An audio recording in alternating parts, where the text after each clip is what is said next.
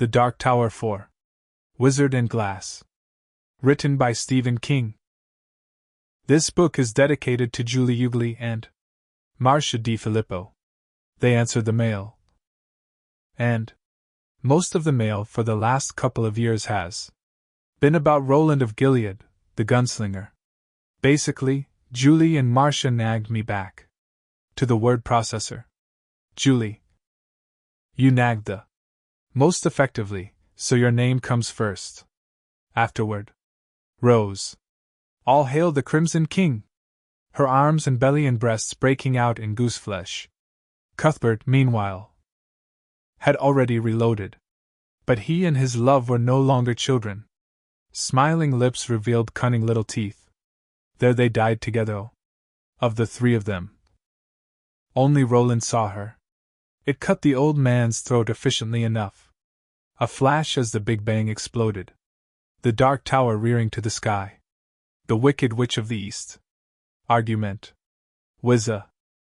R.D. and Glass is the fourth volume of a longer tale inspired by Robert Browning's narrative poem. Childe Roland to the Dark Tower came.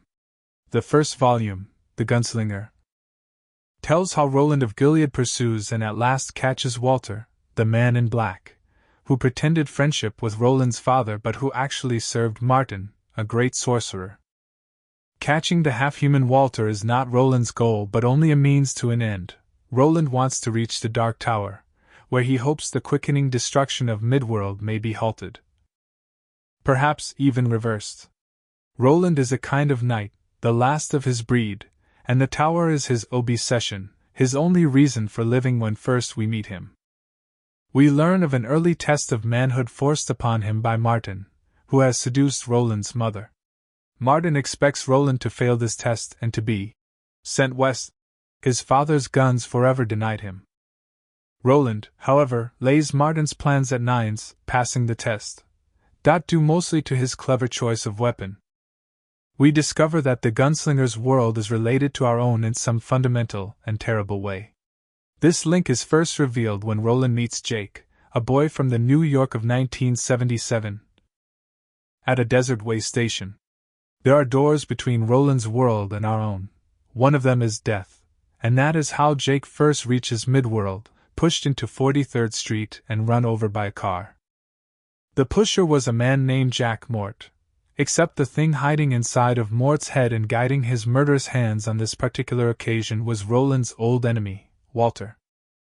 Before Jake and Roland reach Walter, Jake dies again, this time because the gunslinger, faced with an agonizing choice between this symbolic sun and the Dark Tower, chooses the tower. Jake's last words before plunging into the abyss are, "Go, then, there are other worlds than these." The final confrontation between Roland and Walter occurs near the Western Sea. In a long night of palaver, the man in black tells Roland's future with a strange tarot deck. 3 cards, the prisoner, the Lady of the Shadows, and death. But not for you, gunslinger, are especially called to Roland's attention. The second volume, The Drawing of the Three, begins on the edge of the Western Sea not long after Roland awakens from his confrontation with his old nemesis and discovers Walter long dead, only more bones in a place of bones. The exhausted gunslinger is attacked by a horde of carnivorous lobstrosities, and before he can escape them, he has been seriously wounded, losing the first 2 fingers of his right hand. He is also poisoned by their bites, and as he resumes his trek northward along the Western Sea, Roland is sickening, perhaps dying. On his walk he encounters 3 doors standing freely on the beach. These open into our city of New York, at 3 different winds. From 1987, Roland draws Eddie Dean, a prisoner of heroin. From 1964, he draws Odetta Susanna Holmes, a woman who has lost her lower legs in a subway mishap, one that was no accident. She is indeed a lady of shadows, with a vicious second personality hiding within the socially committed young black woman her friends know. This hidden woman, the violent and crafty Detta Walker, is determined to kill both Roland and Eddie when the gunslinger draws her into Midworld. Between these two in time, once again in 1977, Roland enters the hellish mind of Jack Mort, Who has hurt Odetta/Detta not once but twice? Death, the man in black told Roland. But not for you, gunslinger. Nor is Mort the third of whom Walter foretold. Roland prevents Mort from murdering Jake Chambers, and shortly afterward Mort dies beneath the wheels of the same train which took Odetta's legs in 1959. Roland thus fails to draw the psychotic into Midworld, but he thinks, who would want such a being in any case? Yet there's a price to be paid for rebellion against a foretold future. Isn't there always? Maggot, Roland's old teacher Court, might have said, such is the great wheel, and always turns. Be not in front of it when it does, or you too be crushed under it. And so make an end to your stupid brains and useless bags of guts and water. Roland thinks that perhaps he has drawn three in just Eddie and Odetta, since Odetta is a double personality. Yet when Odetta and Detta merge as one in Susanna, thanks in large part to Eddie Dean's love and courage, the gunslinger knows it's not so. He knows something else as well. He is being tormented by thoughts of Jake, the boy who, dying, spoke of other worlds. Half of the gunslinger's mind, in fact, believes there never was a boy. In prevent Jack Mort from pushing Jake in front of the car meant to kill him, Roland has created a temporal paradox which is tearing him apart. And in our world, it is tearing Jake Chambers apart as well. The Wastelands, the third volume of the series, begins with this paradox. After killing a gigantic bear named Ethermere, by the old people who went in fear of it, or Shardik, by the great old ones who built it. For the bear turns out to be a cyborg, Roland, Eddie, and Susanna backtrack the beast and discover Path of the Beam.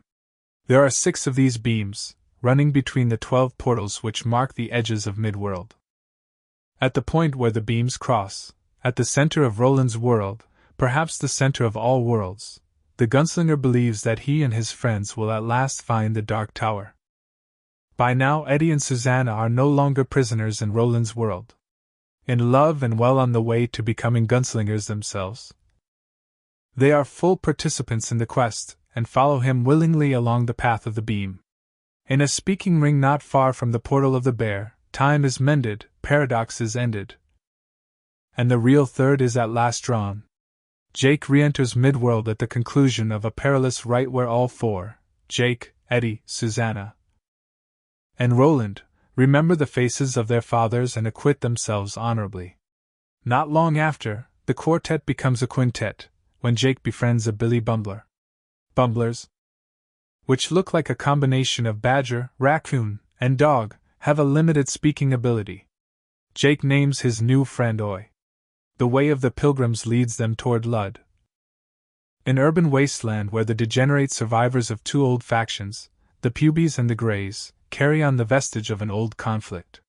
Before reaching the city, they come to a little town called River Crossing, where a few antique residents still remain. They recognize Roland as a remnant of the old days before the world moved on, and honor him and his companions.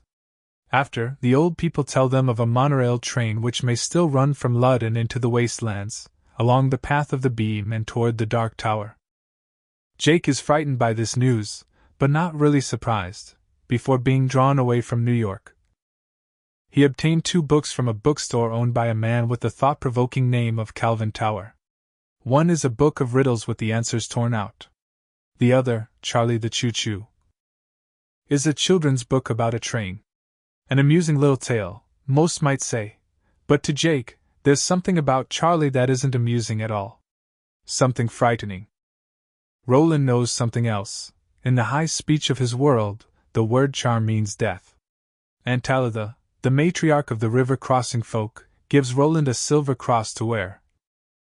And the travelers go their course. Before reaching Lud, they discover a downed plane from our world, a German fighter from the 1930s. Jammed into the cockpit is the mummified corpse of a giant. Almost certainly the half-mythical outlaw David Quick. While crossing the dilapidated bridge which spans the River Send, Jake and Oi are nearly lost in an accident. While Roland, Eddie, and Susanna are distracted by this, the party is ambushed by a dying, and very dangerous, outlaw named Gasher. He abducts Jake and takes him underground to the Tick-Tock Man, the last leader of the Greys. Tick-Tock's real name is Andrew Quick. He is the great-grandson of the man who died trying to land an airplane from another world. While Roland, aided by Oy, goes after Jake, Eddie and Susanna find the Cradle of Lud, where Blaine the Mono awakes. Blaine is the last above-ground tool of the vast computer system which lies beneath the city of Lud, and it has only one remaining interest: riddles. It promises to take the travelers to the monorail's final stop if they can solve a riddle it poses them. Otherwise, Blaine says, the only trip they'll be taking will be to the place where the path ends in the clearing. To their deaths, in other words. In that case, they'll have plenty of company. For Blaine is planning to release stocks of nerve gas which will kill everyone left in Lud, pubies, greys, and gunslingers alike. Roland rescues Jake, leaving the Tick-Tock Man for dead. But Andrew Quick is not dead. Half-blind, hideously wounded about the face, he is rescued by a man who calls himself Richard Fannin. Fannin, however, also identifies himself as the Ageless Stranger, a demon of whom Roland has been warned by Walter. Roland and Jake are reunited with Eddie and Susanna in the Cradle of Lud. And Susanna, with a little help from Dat Bitch, Detta Walker, is able to solve Blaine's riddle. They gain access to the Mono, of necessity ignoring the horrified warnings of Blaine's sane but fatally weak undermind. Eddie calls this voice Little Blaine, only to discover that Blaine means to commit suicide with them aboard. The fact that the actual mind running the Mono exists in computers falling farther and farther behind them, running beneath a city which has become a slaughtering pen, will make no difference when the pink bullet jumps the tracks somewhere along the line at a speed in excess of 800 miles an hour. There is only one chance of survival: Blaine's love of riddles.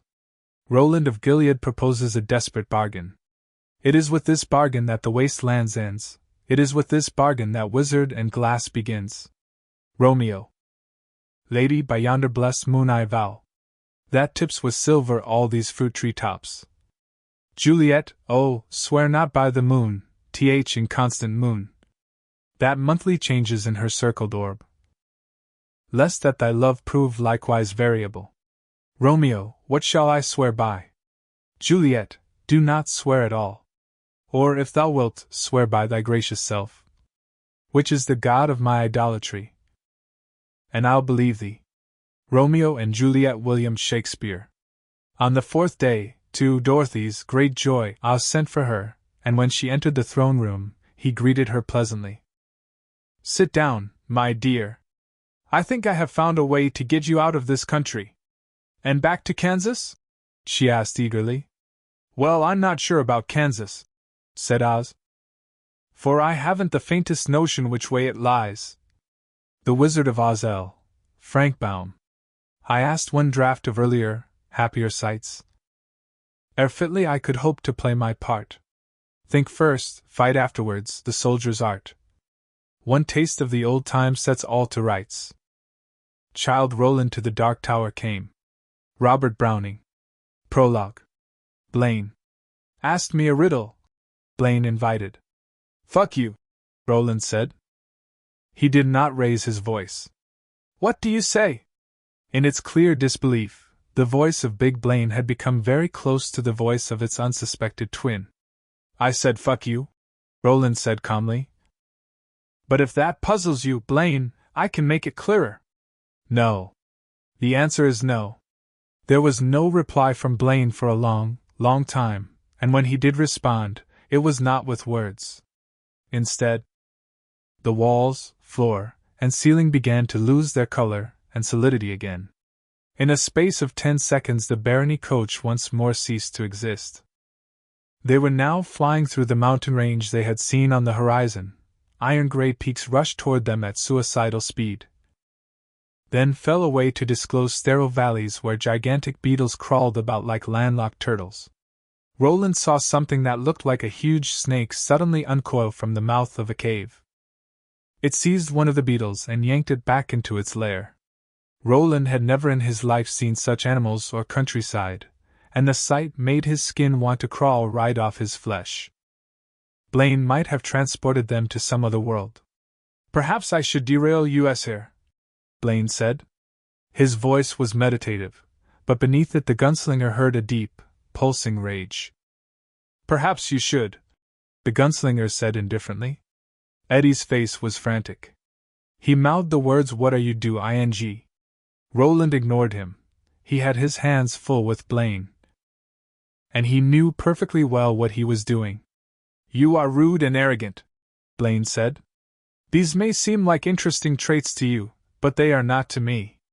"Oh? I can be much ruder than I have been." Roland of Gilead unfolded his hands and got slowly to his feet. He stood on what appeared to be nothing, legs apart, his right hand on his hip and his left on the sandalwood grip of his revolver.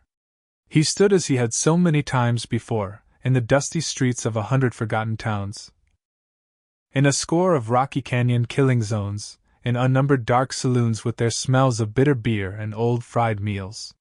It was just another showdown in another empty street. That was all. And that was enough. It was kef, ka, and katet. That the showdown always came was the central fact of his life and the axle upon which his own car revolved. That the battle would be fought with words instead of bullets this time made no difference. It would be a battle to the death, just the same. The stench of killing in the air was as clear and definite as the stench of exploded carrion in a swamp. Then the battle rage descended, as it always did. And he was no longer really there to himself at all. "I can call you a nonsensical, empty-headed, foolish machine. I can call you a stupid, unwise creature whose sense is no more than the sound of a winter wind in a hollow tree." "Stop it," Roland went on in the same serene tone, ignoring Blaine completely. "You're what Eddie calls a gadget. Were you more, I might be ruder yet. I am a great deal more than just. I could call you a sucker of cocks, for instance, but you have no mouth.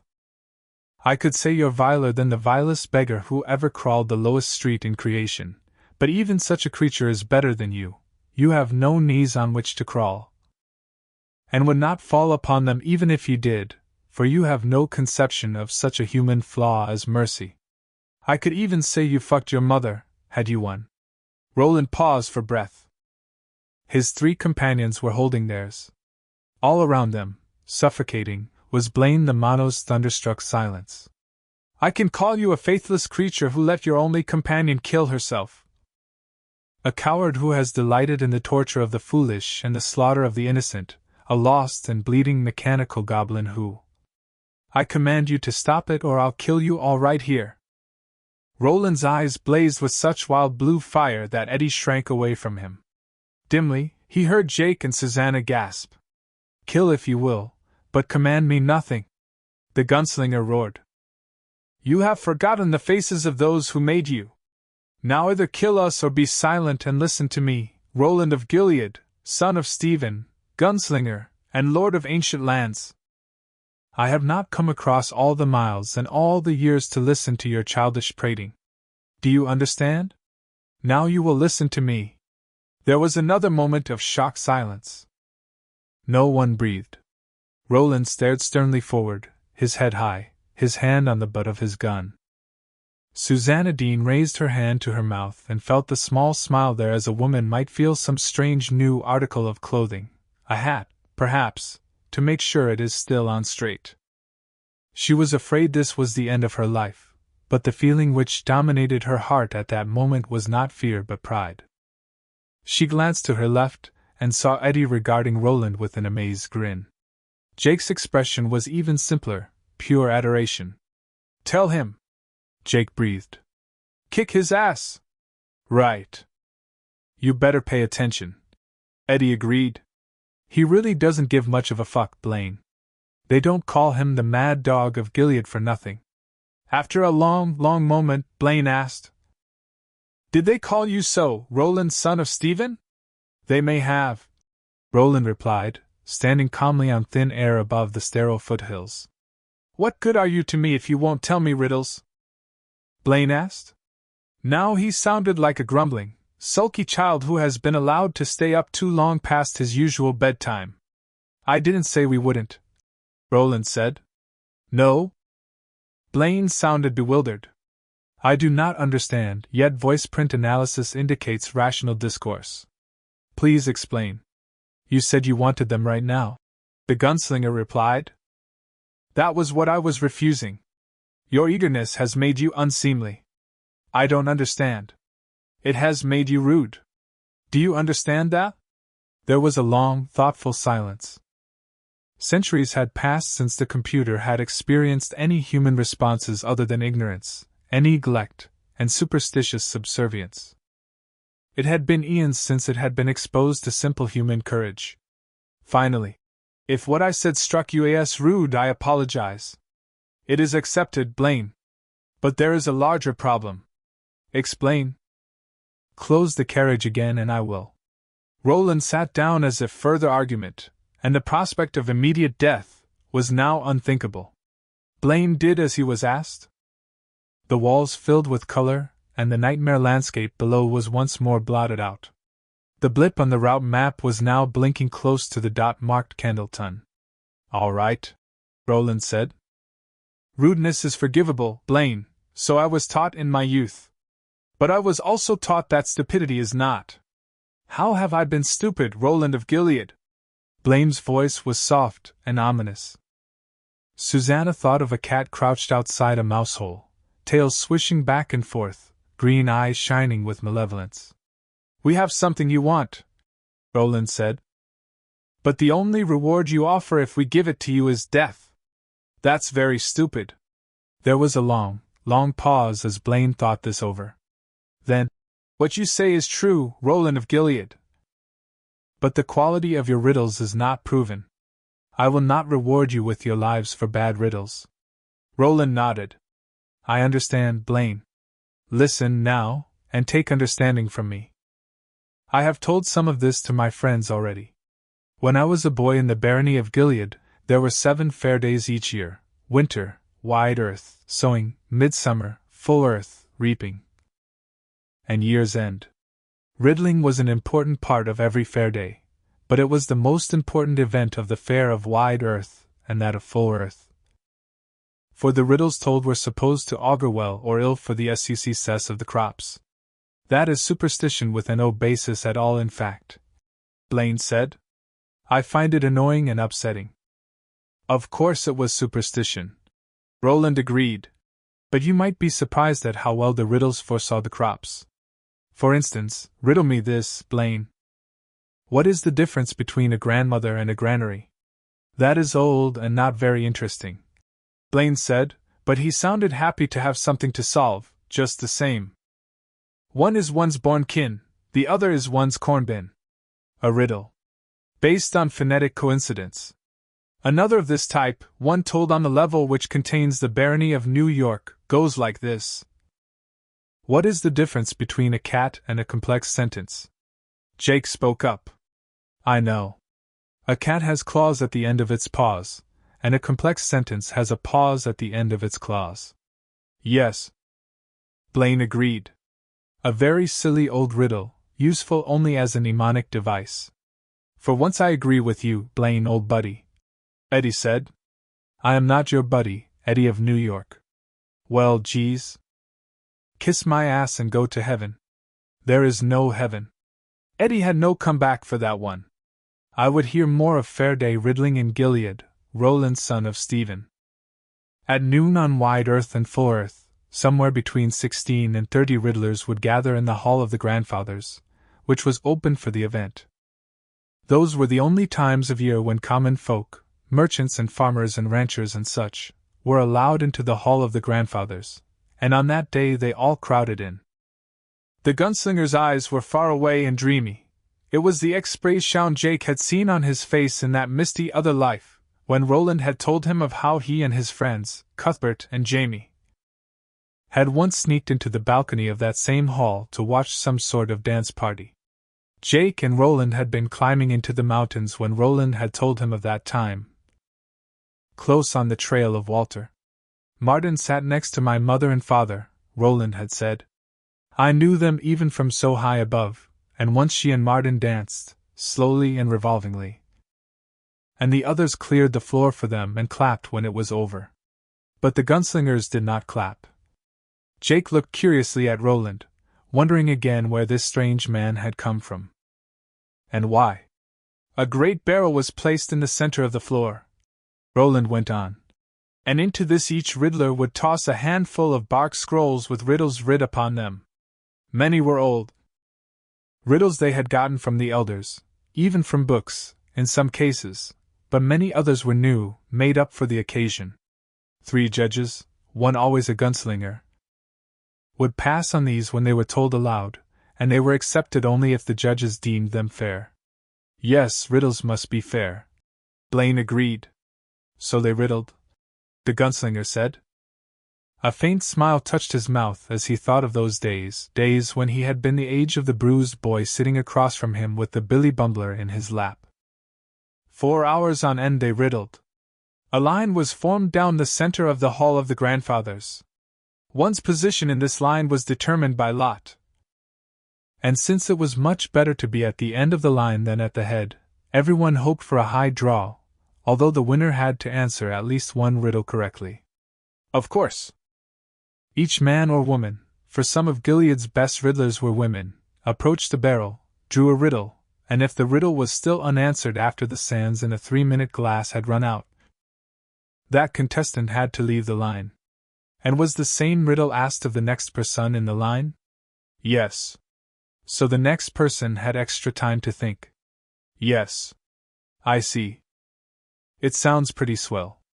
Roland frowned. Swell? He means it sounds like fun, Susanna said quietly. Roland shrugged. It was fun for the onlookers, I suppose. But the contestants took it very seriously.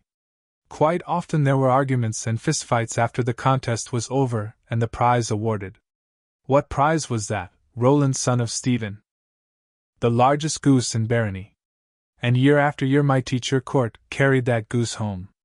I wish he were here, Blaine said respectfully.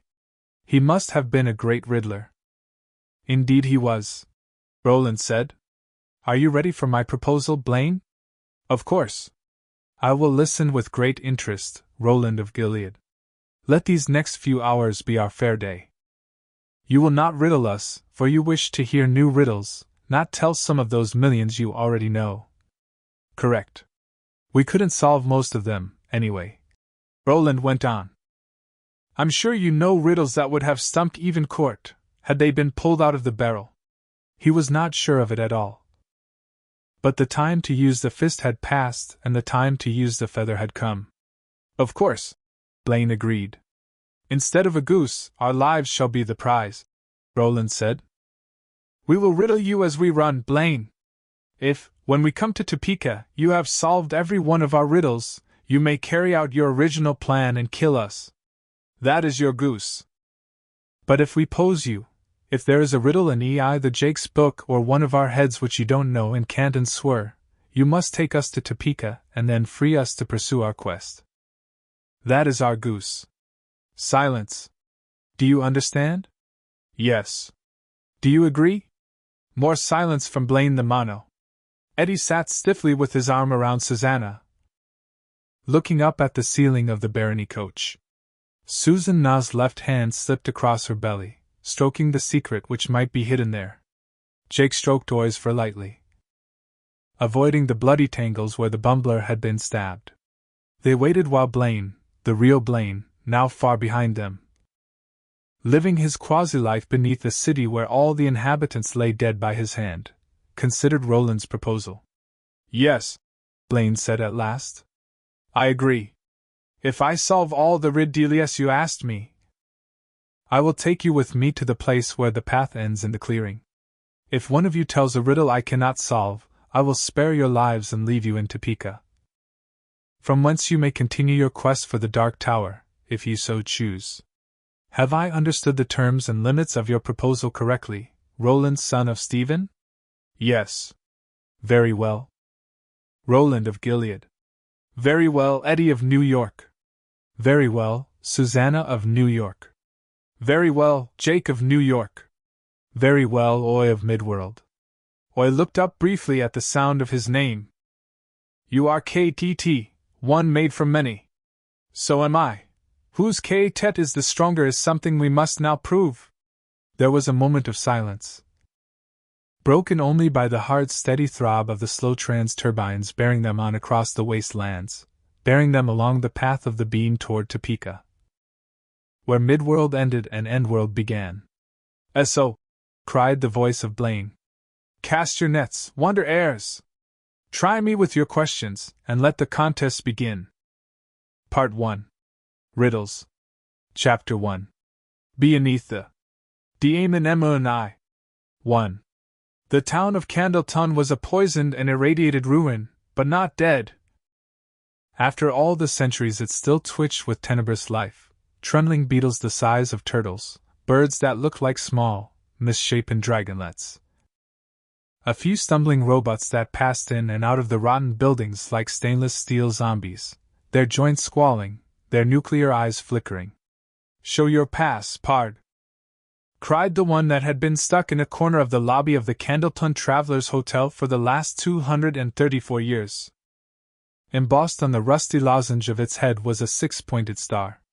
It had over the years managed to dig a shallow concavity in the steel-sheathed wall blocking its way, but that was all. "Show your pass, pard. Elevated radiation levels possible south and east of town. Show your pass, pard. Elevated radiation levels possible south and east of town." A bloated rat, blind and dragging its guts behind it in a sack like a rotten placenta, struggled over the posse robot's feet. The posse robot took no notice, just went on butting its steel head into the steel wall. "Show your pass, pard. Elevated radiation levels possible, dad rat it and gods cuss it." Behind it, in the hotel bar, the skulls of men and women who had come in here for one last drink before the cataclysm caught up with them grinned, as if they had died laughing. Perhaps some of them had. When Blaine the mono bland overhead, running up the night like a bullet running up the barrel of a gun, windows broke, dust sifted down, and several of the skulls disintegrated like ancient pottery vases. Outside, a brief hurricane of radioactive dust blew up the street, and the hitching post in front of the elegant beef and pork restaurant was sucked into the squally updraft like smoke. In the town square, the Candleton fountain split in two, spilling out not water but only dust, snakes, muty scorpions, and a few of the blindly trundling turtle beetles. Then the shape which had hurtled above the town was gone as if it had never been. Candleton reverted to the moldering activity which had been its substitute for life over the last 2.5 centuries. And then the trailing sonic boom caught up, slamming its thunderclap above the town for the first time in 7 years, causing enough vibration to tumble the mercantile store on the far side of the fountain. The posse robot tried to voice one final warning. "Elevated rat," and then quit for good, facing into its corner like a child that has been bad. 200 or 300 wheels outside Candleton. As one traveled along the path of the beam, the radiation levels and concentrations of DP3 in the soil fell rapidly. Here the mono's track swooped down to less than 10 feet off the ground. And here a doe that looked almost normal walked prettily from piney woods to drink from a stream in which the water had 3/4 cleansed itself. The doe was not normal. A stumpish fifth leg dangled down from the center of her lower belly like a teat, waggling bullnously to and fro when she walked. And a blind third eye peered milkily from the left side of her muzzle. Yet she was fertile, and her DNA was in reasonably good order for a 12th-generation mutie. In her 6 years of life she had given birth to 3 live young. 2 of these fawns had been not just viable but normal, threaded stock, and Talitha of River Crossing would have called them. The third, a skinless, bawling horror, had been killed quickly by its sire. The world, this part of it, at any rate, had begun to heal itself. The deer slipped her mouth into the water, began to drink, then looked up, eyes wide, muzzle dripping. Off in the distance she could hear a low humming sound. A moment later it was joined by an eyelash of light. Alarm flared in the doe's nerves, but although her reflexes were fast and the light when first glimpsed was still many wheels away across the desolate countryside, there was never a chance for her to escape. Before she could even begin to fire her muscles, the distant spark had swelled to a searing wolf's eye of light that flooded the stream and the clearing with its glare. With the light came the maddening hum of Blaine's slow trans engines, running at full capacity. There was a blur of pink above the concrete ridge which bore the rail, a rooster tail of dust, stones, small dismembered animals, and whirling foliage followed along after. The doe was killed instantly by the concussion of Blaine's passage. Too large to be sucked in the mono's wake, she was still yanked forward almost 70 yards. With water dripping from her muzzle and hoofs, much of her hide, and the boneless fifth leg, was torn from her body and pulled after Blaine like a discarded garment. There was brief silence, thin as new skin or early ice on a year's end pond, and then the sonic boom came rushing after like some noisy crater late for a wedding feast, tearing the silence apart. Knocking a single mutated bird, it might have been a raven, dead out of the air. The bird fell like a stone and splashed into the stream. In the distance, a dwindling red eye, Blaine's taillight. Overhead, a full moon came out from behind a scrim of cloud, painted the clearing and the stream in the tawdry hues of pawnshop jewelry. There was a face in the moon, but not one upon which lovers would wish to look. It seemed the scant face of a skull, like those in the Candleton Travelers' Hotel. A face which looked upon those few beings still alive and struggling below with the amusement of a lunatic. In Gilead before the world had moved on, the full moon of year's end had been called the demon moon, and it was considered ill luck to look directly at it. Now, however, such did not matter. Now there were demons everywhere. 2. Susanna looked at the route map and saw that the green dot marking their present position was now almost halfway between Candleton and R'lyeh, Blaine's next stop. Except who's stopping? She thought. From the route map she turned to Eddie. His gaze was still directed up at the ceiling of the Barony coach. She followed it, and saw a square which could only be a trapdoor, except when you were dealing with futuristic shit like a talking train. She supposed you called it a hatch, or something even cooler. Stenciled on it was a simple red drawing which showed a man stepping through the opening. Susanna tried to imagine following the implied instruction and popping up through that hatch at over 800 miles an hour. She got a quick but clear image of a woman's head being ripped from her neck like a flower from its stalk. She saw the head flying backward along the length of the Barony coach, perhaps bouncing once, and then disappearing into the dark, eyes staring and hair rippling. She pushed the picture away as fast as she could. The hatch up there was almost certainly locked shut. Anyway, Blaine the Mono had no intention of letting them go. They might win their way out, but Susanna didn't think that was a sure thing even if they managed to stump Blaine with a riddle. Sorry to say this, but you sound like just one more honky motherfucker to me, honey, she thought in a mental voice that was not quite dead a walker's. I don't trust your mechanical ass. You apt to be more dangerous beaten than with the blue ribbon pinned to your memory banks. Jake was holding his tattered book of riddles out to the gunslinger, as if he no longer wanted the responsibility of carrying it. Susanna knew how the kid must feel. Their lives might very well be in those grimy, well-thumbed pages. She wasn't sure she would want the responsibility of holding on to it either. Roland! Jake whispered. Do you want this? O.N.T. I said, giving the gunslinger a forbidding glance. ONTISS. The bumbler fixed his teeth on the book, took it from Jake's hand, and stretched his disproportionately long neck toward Roland, of fearing him riddle-de-dum. Brain twisters and puzzles for everyone. Roland glanced at it for a moment, his face distant and preoccupied, then shook his head. Not yet. He looked forward at the route map. Blaine had no face, so the map had to serve them as a fixing point. The flashing green dot was closer to R'lyeh now. Susanna wondered briefly what the countryside through which they were passing looked like, and decided she didn't really want to know. Not after what they'd seen as they left the city of Lud. Blaine! Roland called. Yes. Can you leave the room? We need to confer. You nuts if you think he's gonna do that. Susanna thought, but Blaine's reply was quick and eager. Yes, gunslinger. I will turn off all my sensors in the barony coach. When your conference is done and you are ready to begin the riddling, I will return. Yeah, you and General MacArthur. Eddie muttered. What did you say, Eddie of New York? Nothing. Talking to myself, that's all. To summon me, simply touch the route map, said Blaine. As long as the map is read, my sensors are off. See you later, alligator. After a while, crocodile. Don't forget to write. A pause. Then, olive oil but not Castoria.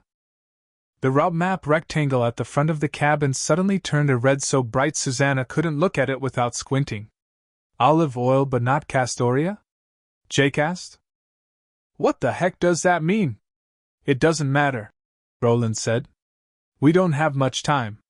The mono travels just as fast toward its point of ending whether Blaine's with us or not.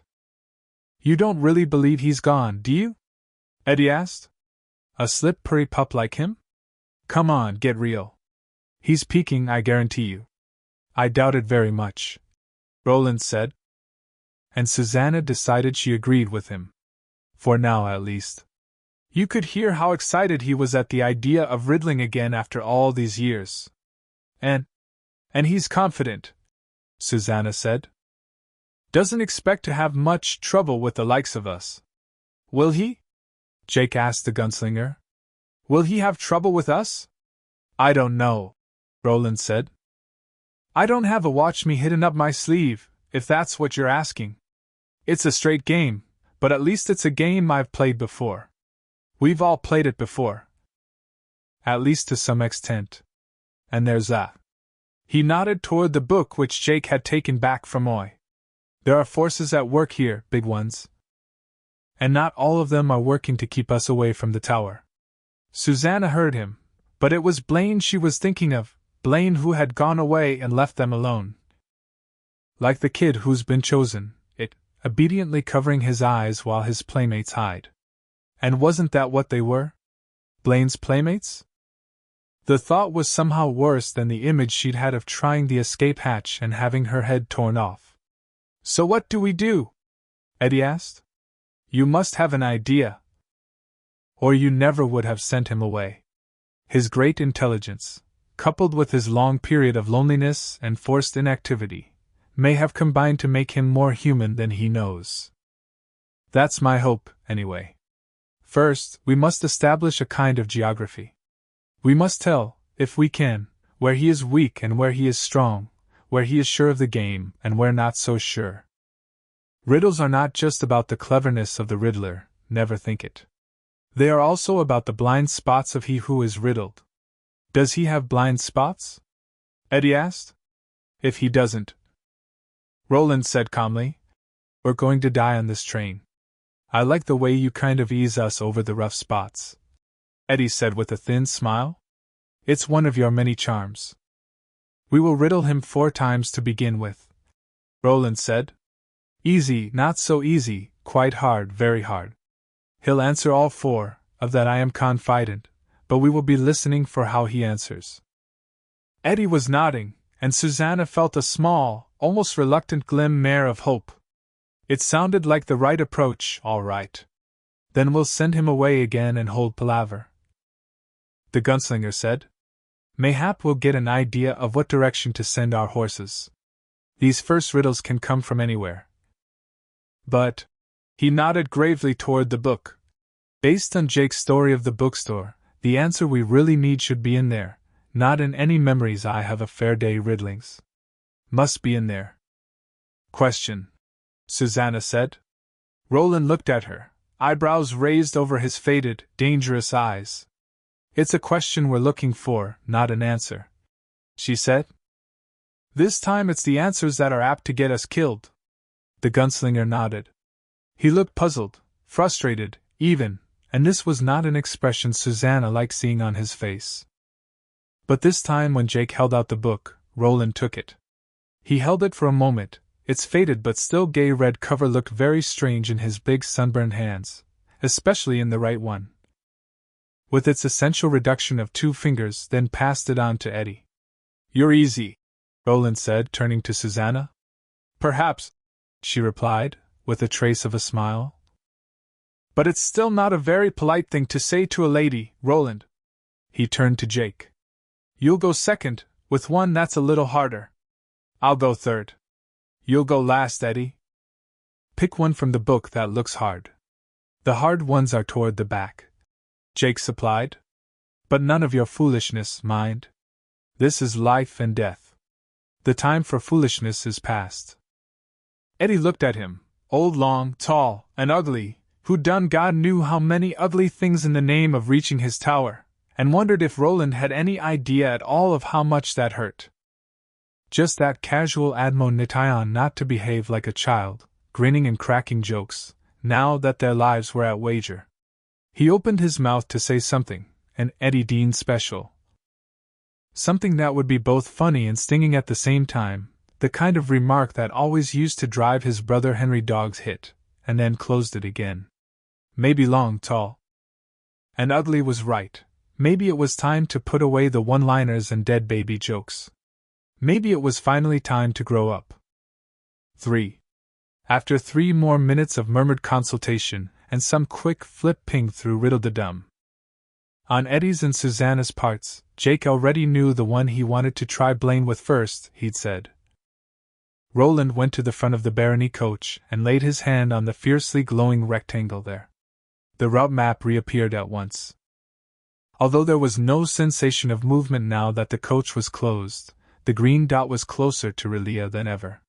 "So, Roland, son of Stephen," Blaine said. To Eddie he sounded more than jovial. He sounded next door to hilarious. "Is your Ted ready to begin?" "Yes." "Susanna of New York will begin the first round." He turned to her. Lowered his voice a little, not that she reckoned that would do much good if Blaine wanted to listen, and said, "You won't have to step forward like the rest of us, because of your legs. But you must speak fair and address him by name each time you talk to him. If, when he answers your riddle correctly, say thanky sigh, Blaine, you have answered true. Then Jake will step into the aisle and have his turn. All right? And if he should get it wrong, or not guess at all?" Roland smiled grimly. "I think that's one thing we don't have to worry about just yet." He raised his voice again. "Blaine?" "Yes, gunslinger." Roland took a deep breath. "It starts now." "Excellent." Roland nodded at Susanna. Eddie squeezed one of her hands, Jake patted the other. Oy gazed at her raptly with his gold-ringed eyes. Susanna smiled at them nervously. Then looked up at the route map. "Hello, Blaine." "Howdy, Susanna of New York." Her heart was pounding, her armpits were damp. And here was something she had first discovered way back in the first grade. It was hard to begin. It was hard to stand up in front of the class and be first with your song, your joke. Your report on how you spent your summer vacation. Or your riddle, for that matter. The one she had decided upon was one from Jake Chambers's crazed English essay, which he had recited to them almost verbatim during their long palaver after leaving the old people of River Crossing. The essay, titled, "My Understanding of Truth," had contained 2 riddles, one of which Eddie had already used on Blaine. "Susanna? Are you there, lil' cowgirl?" Teasing again, but this time the teasing sounded light, good-natured, good-humored. Blaine could be charming when he got what he wanted. Like certain spoiled children she had known. "Yes, Blaine, I am, and here is my riddle. What has 4 wheels and flies?" There was a peculiar click, as if Blaine were mimicking the sound of a man popping his tongue against the roof of his mouth. It was followed by a brief pause. When Blaine replied, most of the jocularity had gone out of his voice. "The town garbage wagon, of course. A child's riddle. If the rest of your riddles are no better, I will be extremely sorry I saved your lives for even a short while." The route map flashed, not red this time but pale pink. "Don't get him mad," the voice of little Blaine begged. Each time it spoke, Susanna found herself imagining a sweaty little bald man whose every movement was a kind of cringe. The voice of Big Blaine came from everywhere, like the voice of God in a Cecil B. DeMille movie, Susanna thought, but lit 3 Blaines from only one, the speaker directly over their heads. Please don't make him angry, fellows. He's already got the mono in the red, speedwise, and the track compensators can barely keep up. The trackage has degenerated terribly since the last time we came out this way. Susanna, who had been on her share of humpy trolleys and subways in her time, felt nothing. The ride was as smooth now as it had been when they had first pulled out of the cradle of Ludd, but she believed little Blaine anyway. She guessed that if they did feel a bump, it would be the last thing any of them would ever feel. Roland poked an elbow into her side, bringing her back to her current situation. "Thanky, Si," she said, and then, as an afterthought, tapped her throat rapidly 3 times with the fingers of her right hand. It was what Roland had done when speaking to Aunt Talitha for the first time. "Thank you for your courtesy," Blaine said. He sounded amused again, and Susanna reckoned that was good even if his amusement was at her expense. "I am not female, however.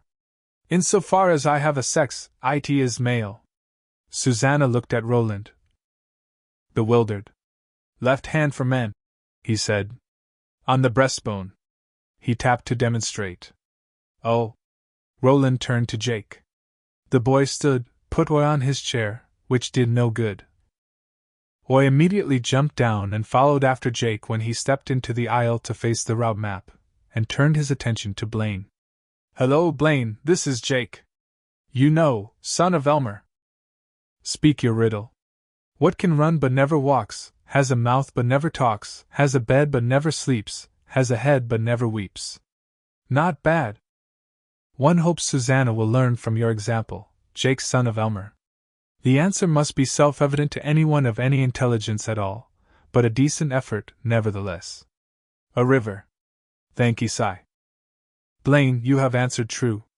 He tapped the bunched fingers of his left hand 3 times against his breastbone and then sat down. Susanna put her arm around him and gave him a brief squeeze.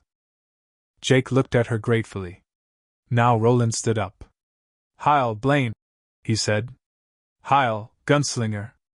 Once again Blaine sounded amused. Possibly by the greeting, which Susanna hadn't heard before. "How what?" she wondered. Hitler came to mind, and that made her think of the downed plane they'd found outside Ludd. A Focke-Wulf, Jake had claimed. She didn't know about that, but she knew it had contained one seriously dead Harrier, too old even to stink. "Speak your riddle, Roland, and let it be handsome. Handsome is as handsome does." Blaine. "In any case, here it is. What has 4 legs in the morning, 2 legs in the afternoon, and 3 legs at night?" "That is indeed handsome." Blaine aloud. "Simple but handsome. Just the same. The answer is a human being, who crawls on hands and knees in babyhood, walks on 2 legs during adulthood, and who goes about with the help of a cane in old age." Blaine sounded positively smug, and Susanna suddenly discovered a mildly interesting fact. She loathed the self-satisfied, murderous thing. Machine or not, it or he, she loathed Blaine. She had an idea she would have felt the same even if he hadn't made them wager their lives in a stupid riddling contest. Roland, however, did not look the slightest put out of countenance. "Thanky, Si. Blaine, you have answered true." He sat down without tapping his breastbone and looked at Eddie. Eddie stood up and stepped into the aisle. "What's happening, Blaine, my man?" he asked. Roland winced and shook his head, putting his mutilated right hand up briefly to shade his eyes. Silence from Blaine. "Blaine? Are you there?" "Yes, but in no mood for frivolity." "Eddie of New York. Speak your riddle. I suspect it will be difficult in spite of your foolish poses. I look forward to it." Eddie glanced at Roland, who waved a hand at him. "Go on. For your father's sake, go on," and then looked back at the route map, where the green dot had just passed the point marked Relia. Susanna saw that Eddie suspected what she herself all but knew. Blaine understood they were trying to test his capabilities with a spectrum of riddles. Blaine knew, and welcomed it. Susanna felt her heart sink as any hopes they might find a quick and easy way out of this disappeared. Well, Eddie said, I don't know how hard it'll seem to you, but it struck me as a toughie. Nor did he know the answer, since that section of Riddle de Dum had been torn out, but he didn't think that made any difference.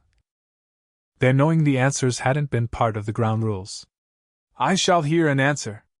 No sooner spoken than broken. What is it? Silence, a thing you know little about, Eddie of New York. Blaine said with no pause at all, and Eddie felt his heart drop a little.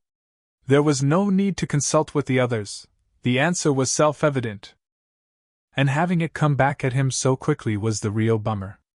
Eddie never would have said so, but he had harbored the hope, almost a secret surety, of bringing Blaine down with a single riddle. Curse mash, all the king's horses and all the king's men couldn't put Blaine together again.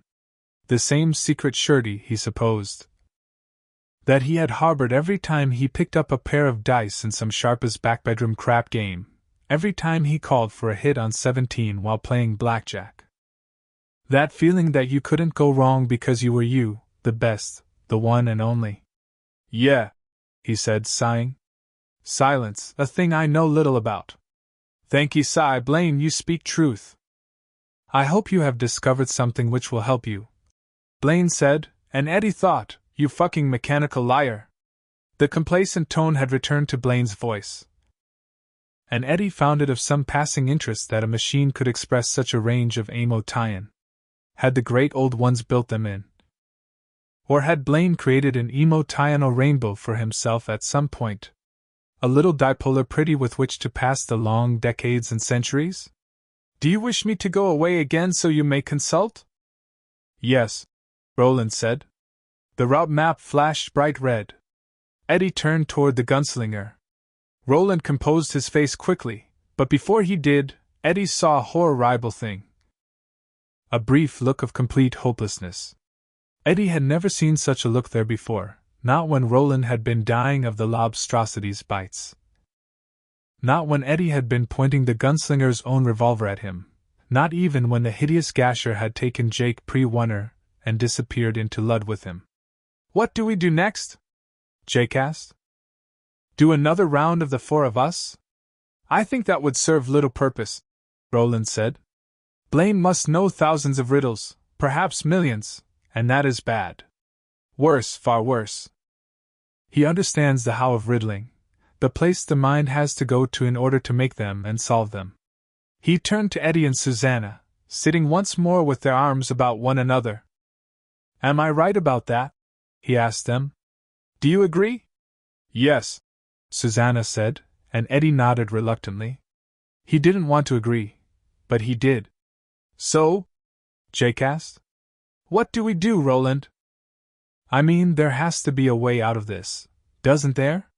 Lie to him, you bastard, Eddie sent fiercely in Roland's direction.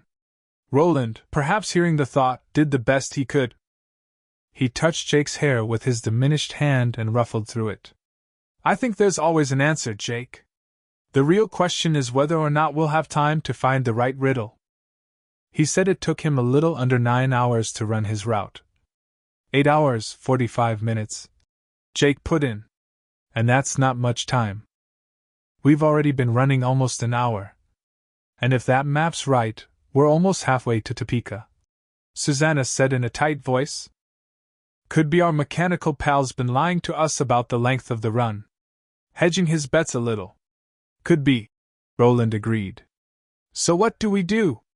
Jake repeated. Roland drew in a deep breath. Held it, let it out. Let me riddle him alone for now. I'll ask him the hardest ones I remember from the fair days of my youth. Then, Jake, if we're approaching Topeka at this same speed with Blaine still unposed, I think you should ask him the last few riddles in your book. The hardest riddles. He rubbed the side of his face distractedly and looked at the eye sculpture. This chilly rendering of his own likeness had now melted to an unrecognizable hulk. I still think the answer must be in the book, Why else would you have been drawn to it before coming back to this world? And us? Susanna asked. What do Eddie and I do? Think, Roland said. Think for your father's sakes. I do not shoot with my hand, Eddie said. He suddenly felt far away, strange to himself. It was the way he'd felt when he had seen first the slingshot and then the key in pieces of wood, just waiting for him to whittle them free. And at the same time this feeling was not like that at all. Roland was looking at him oddly. Yes, Eddie, you say true. A gunslinger shoots with his mind. What have you thought of? Nothing. He might have said more, but all at once a strange image, a strange memory, intervened, Roland hunkering by Jake at one of their stopping points on the way to Lud. Both of them in front of an unlit campfire. Roland once more at his everlasting lessons. Jake's turn this time. Jake with the flint and steel, trying to quicken the fire. Spark after spark licking out and dying in the dark. And Roland had said that he was being silly. That he was just being, well, silly. No, Eddie said. He didn't say that at all. At least not to the kid, he didn't. Eddie?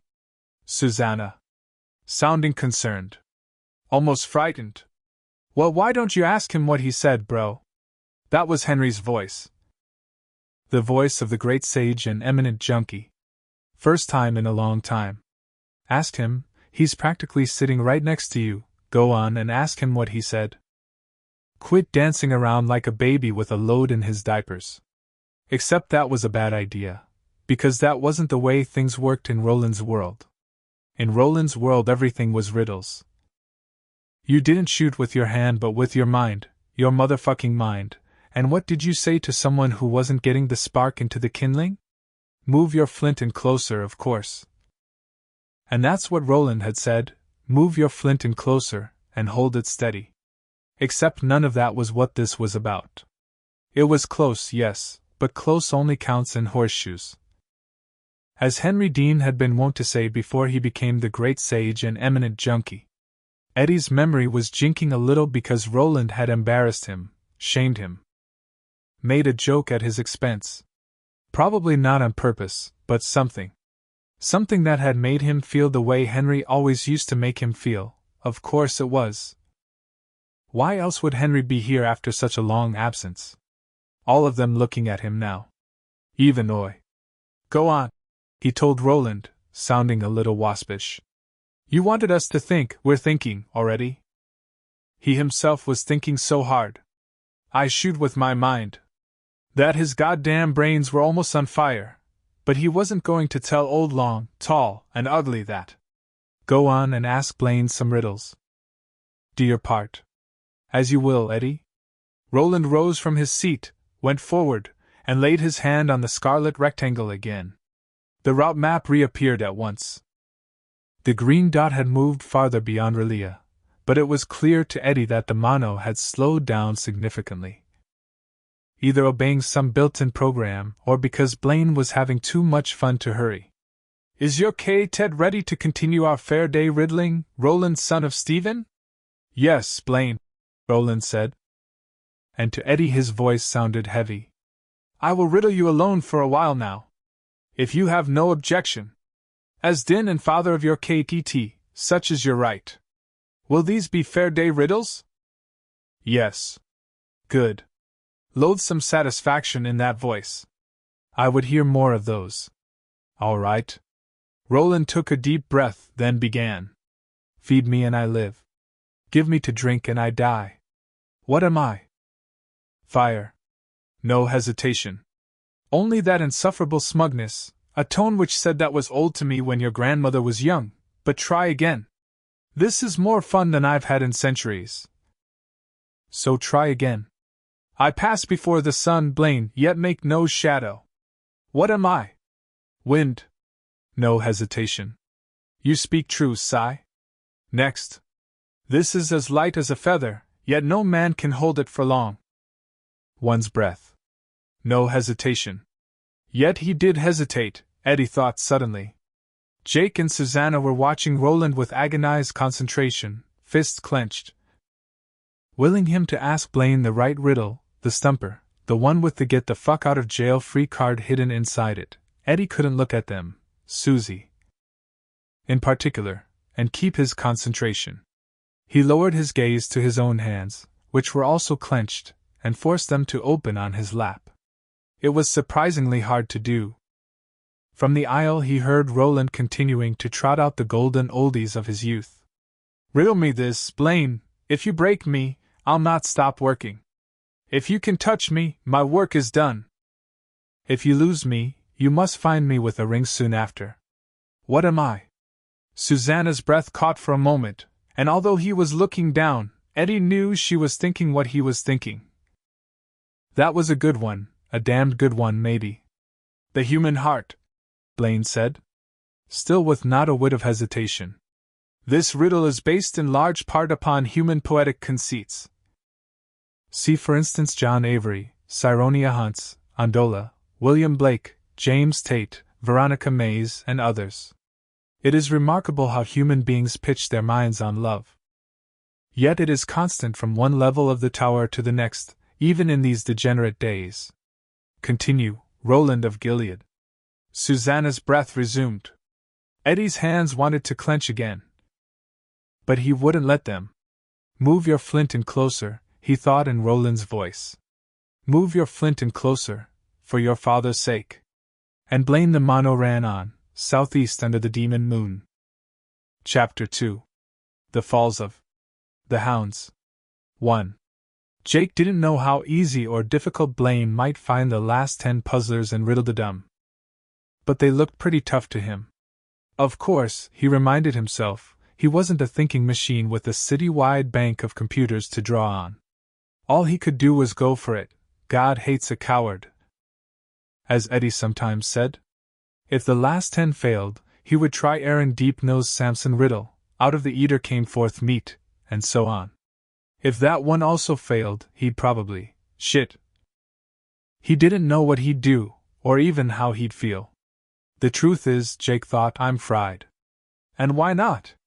He had gone through an extraordinary swarm of emotions in the last 8 hours or so.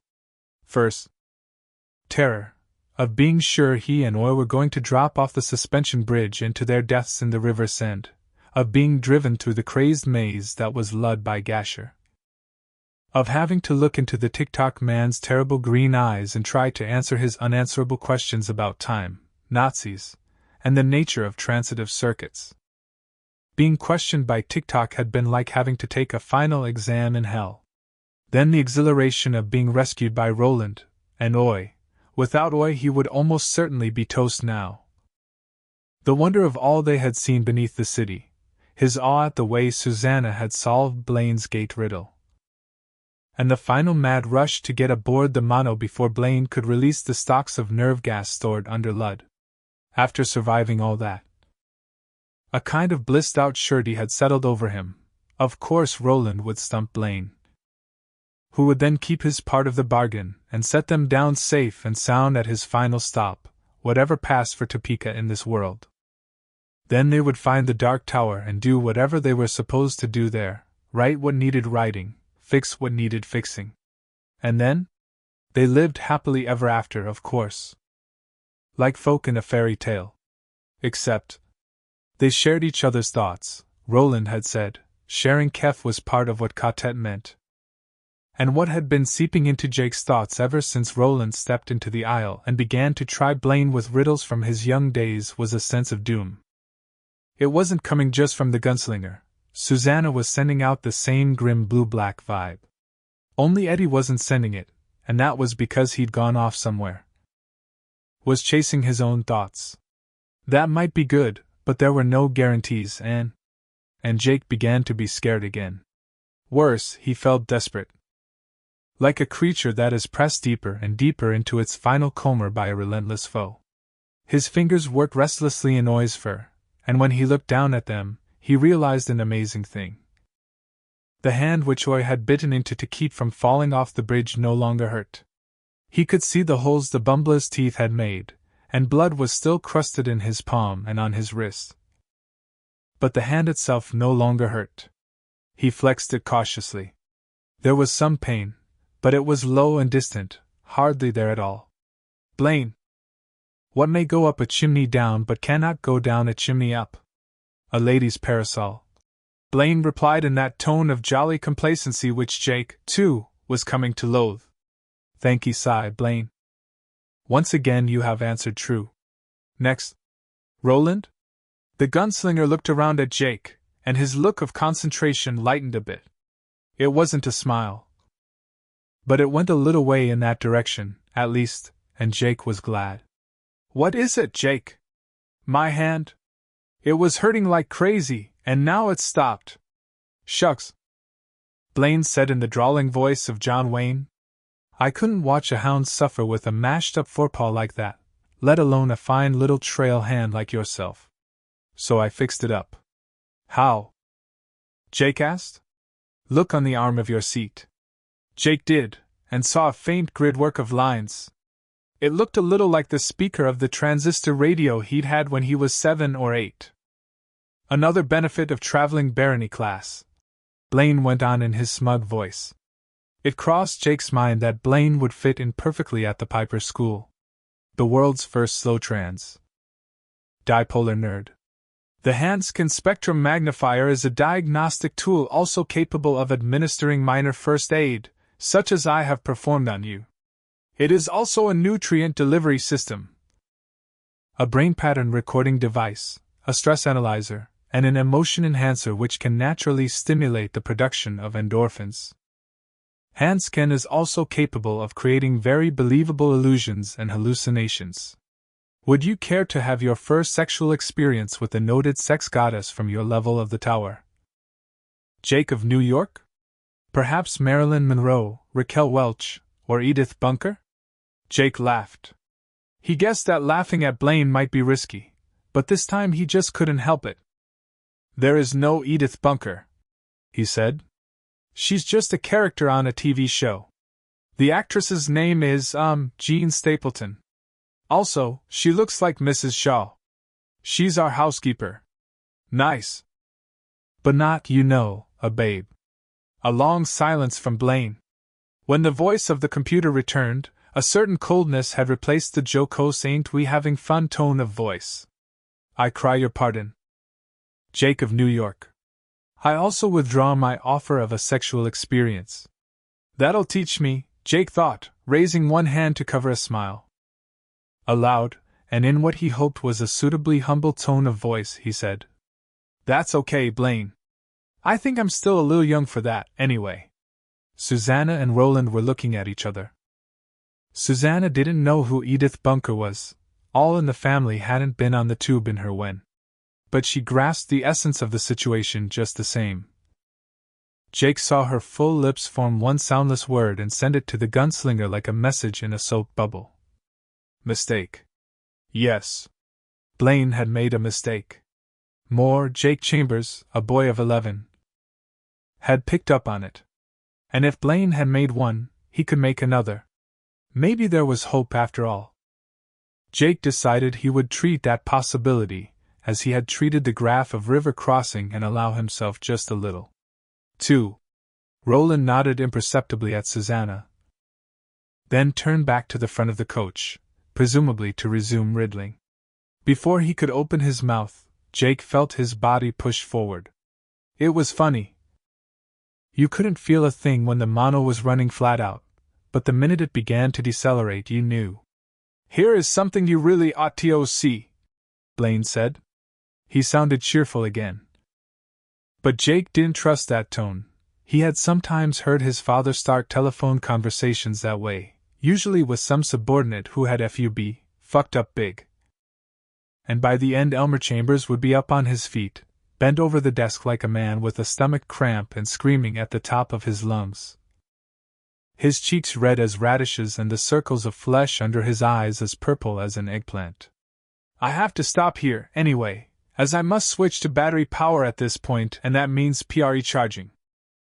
The mono stopped with a barely perceptible jerk. The walls around them once more drained of color, and then became transparent.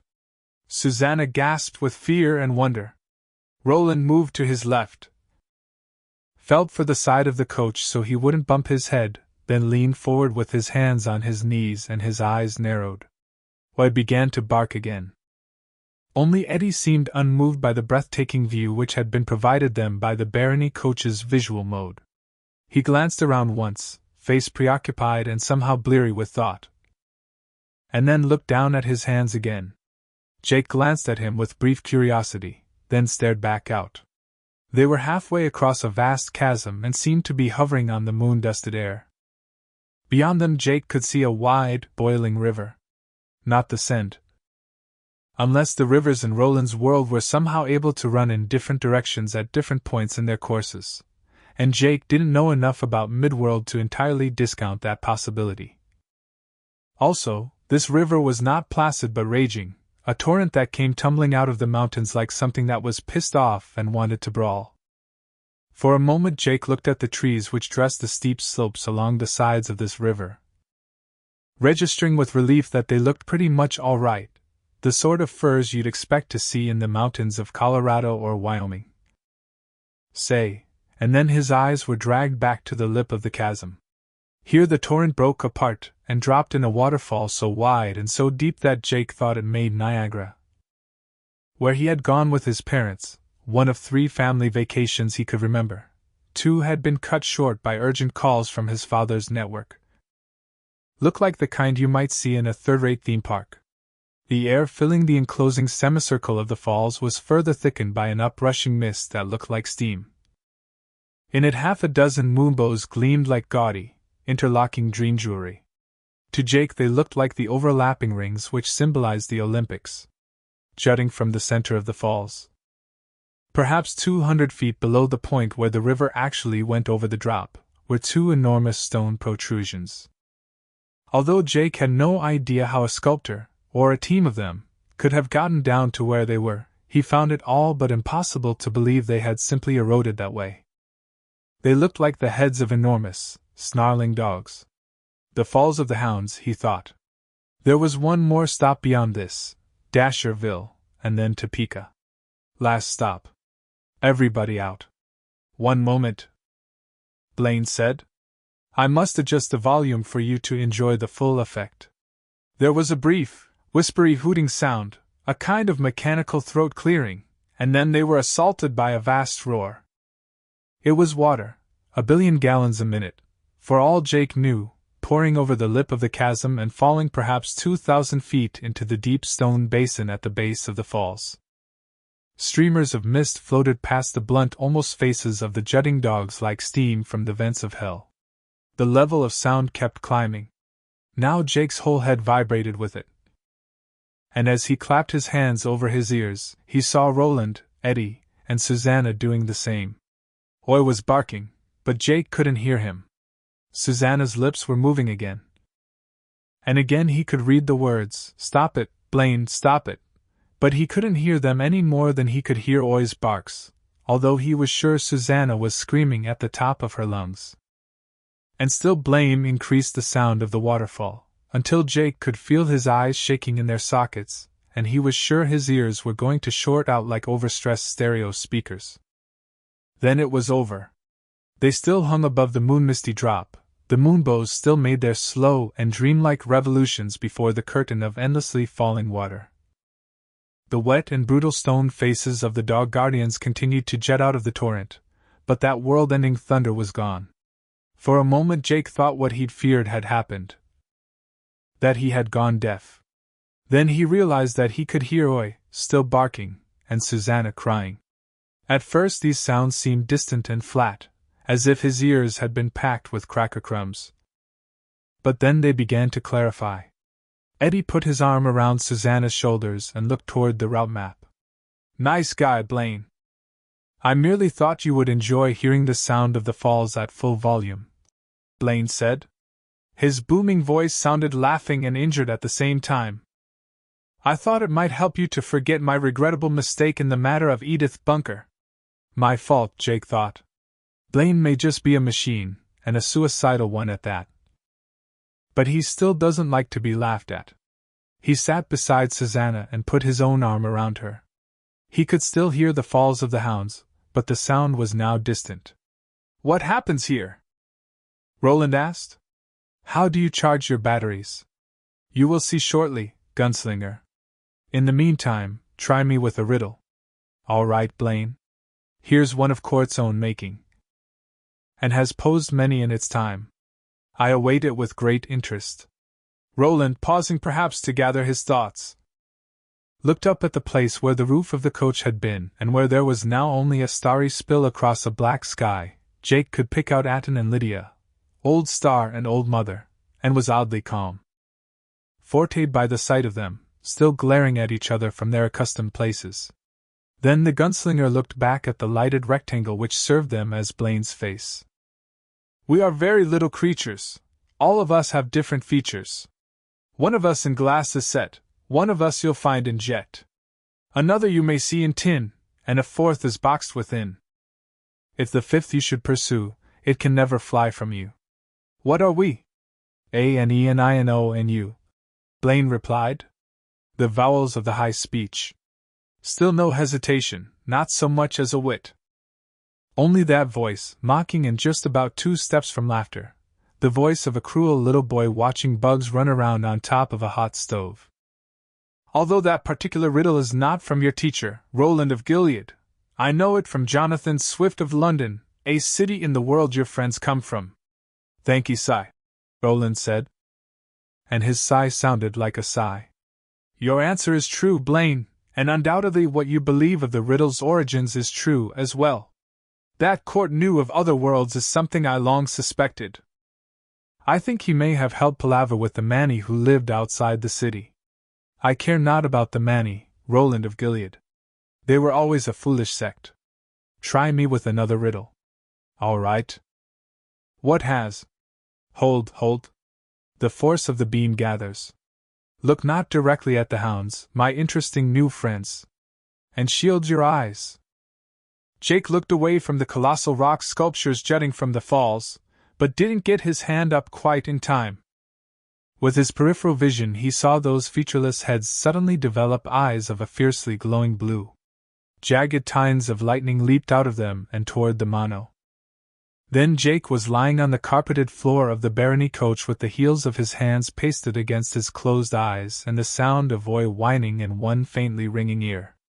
Beyond oi, he heard the crackle of electricity as it stormed around the mono.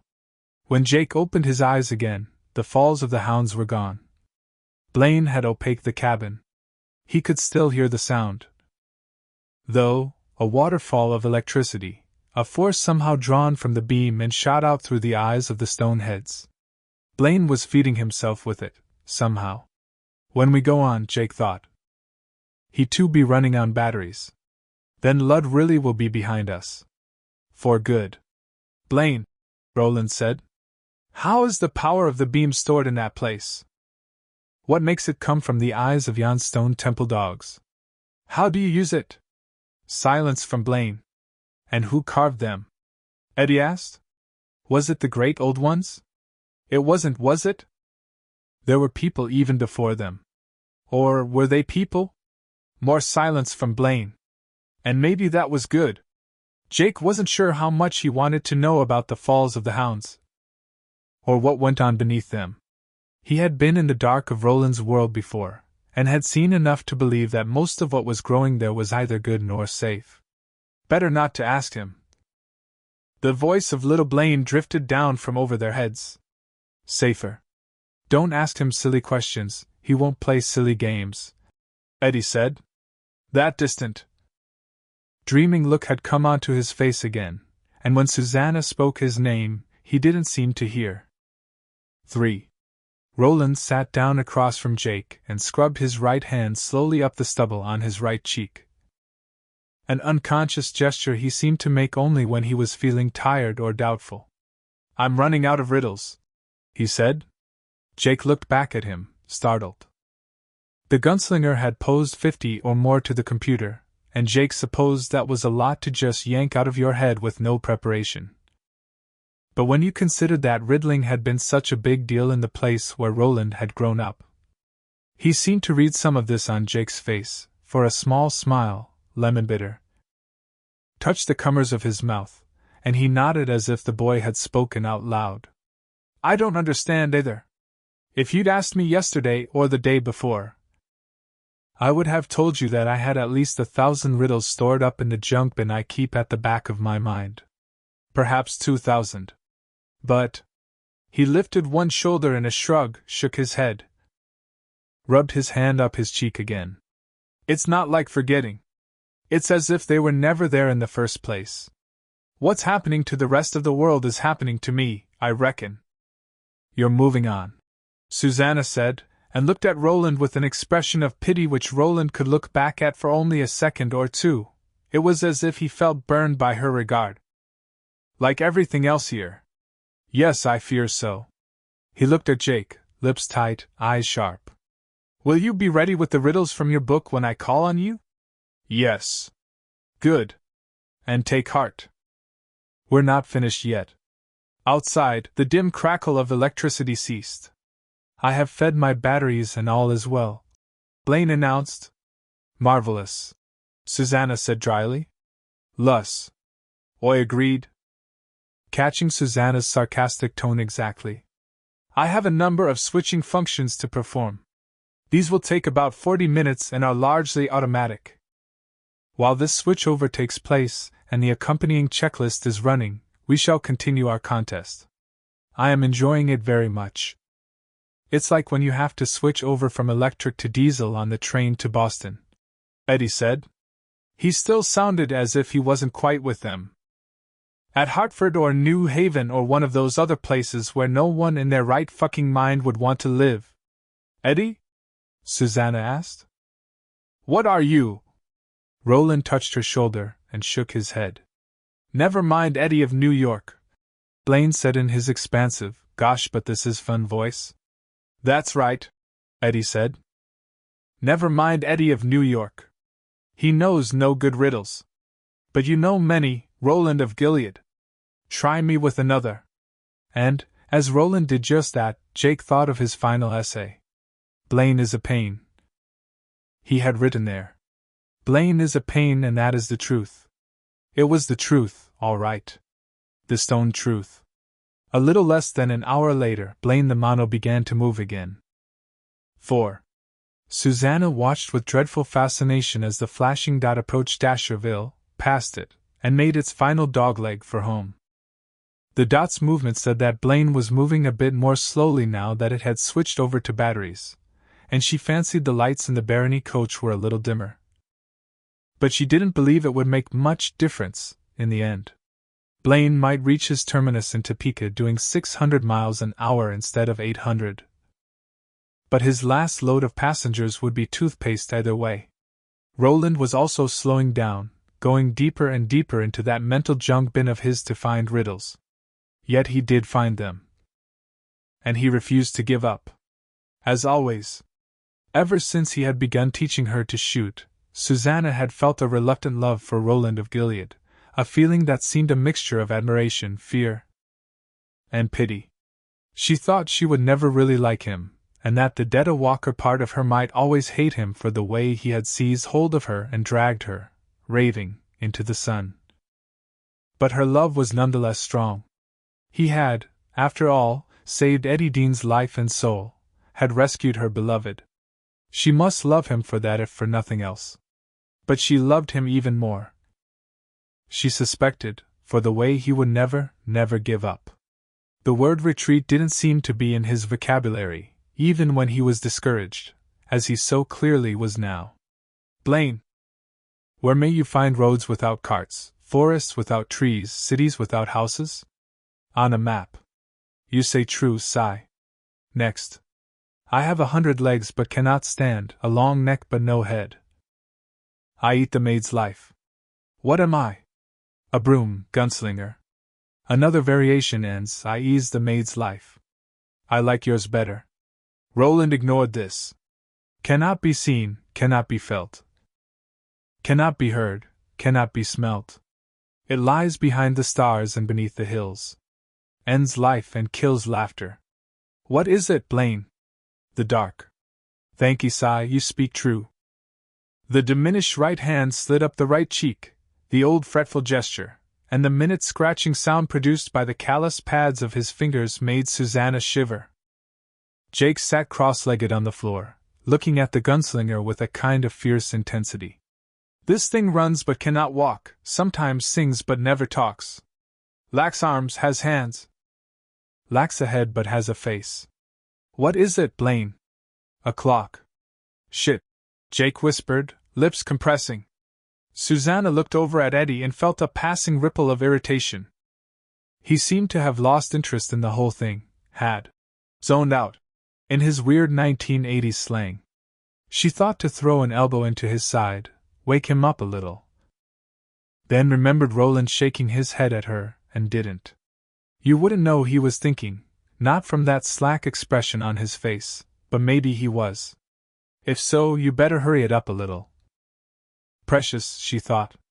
The dot on the route map was still closer to Dasherville than Topeka, but it would reach the halfway point within the next 15 minutes or so. And still the match went on. Roland serving questions, Blaine sending the answers whistling right back at him, low over the net and out of reach. What builds up castles, tears down mountains, makes some blind? Helps others to see? Sand? Thanky sigh. What lives in winter, dies in summer, and grows with its roots upward? An icicle.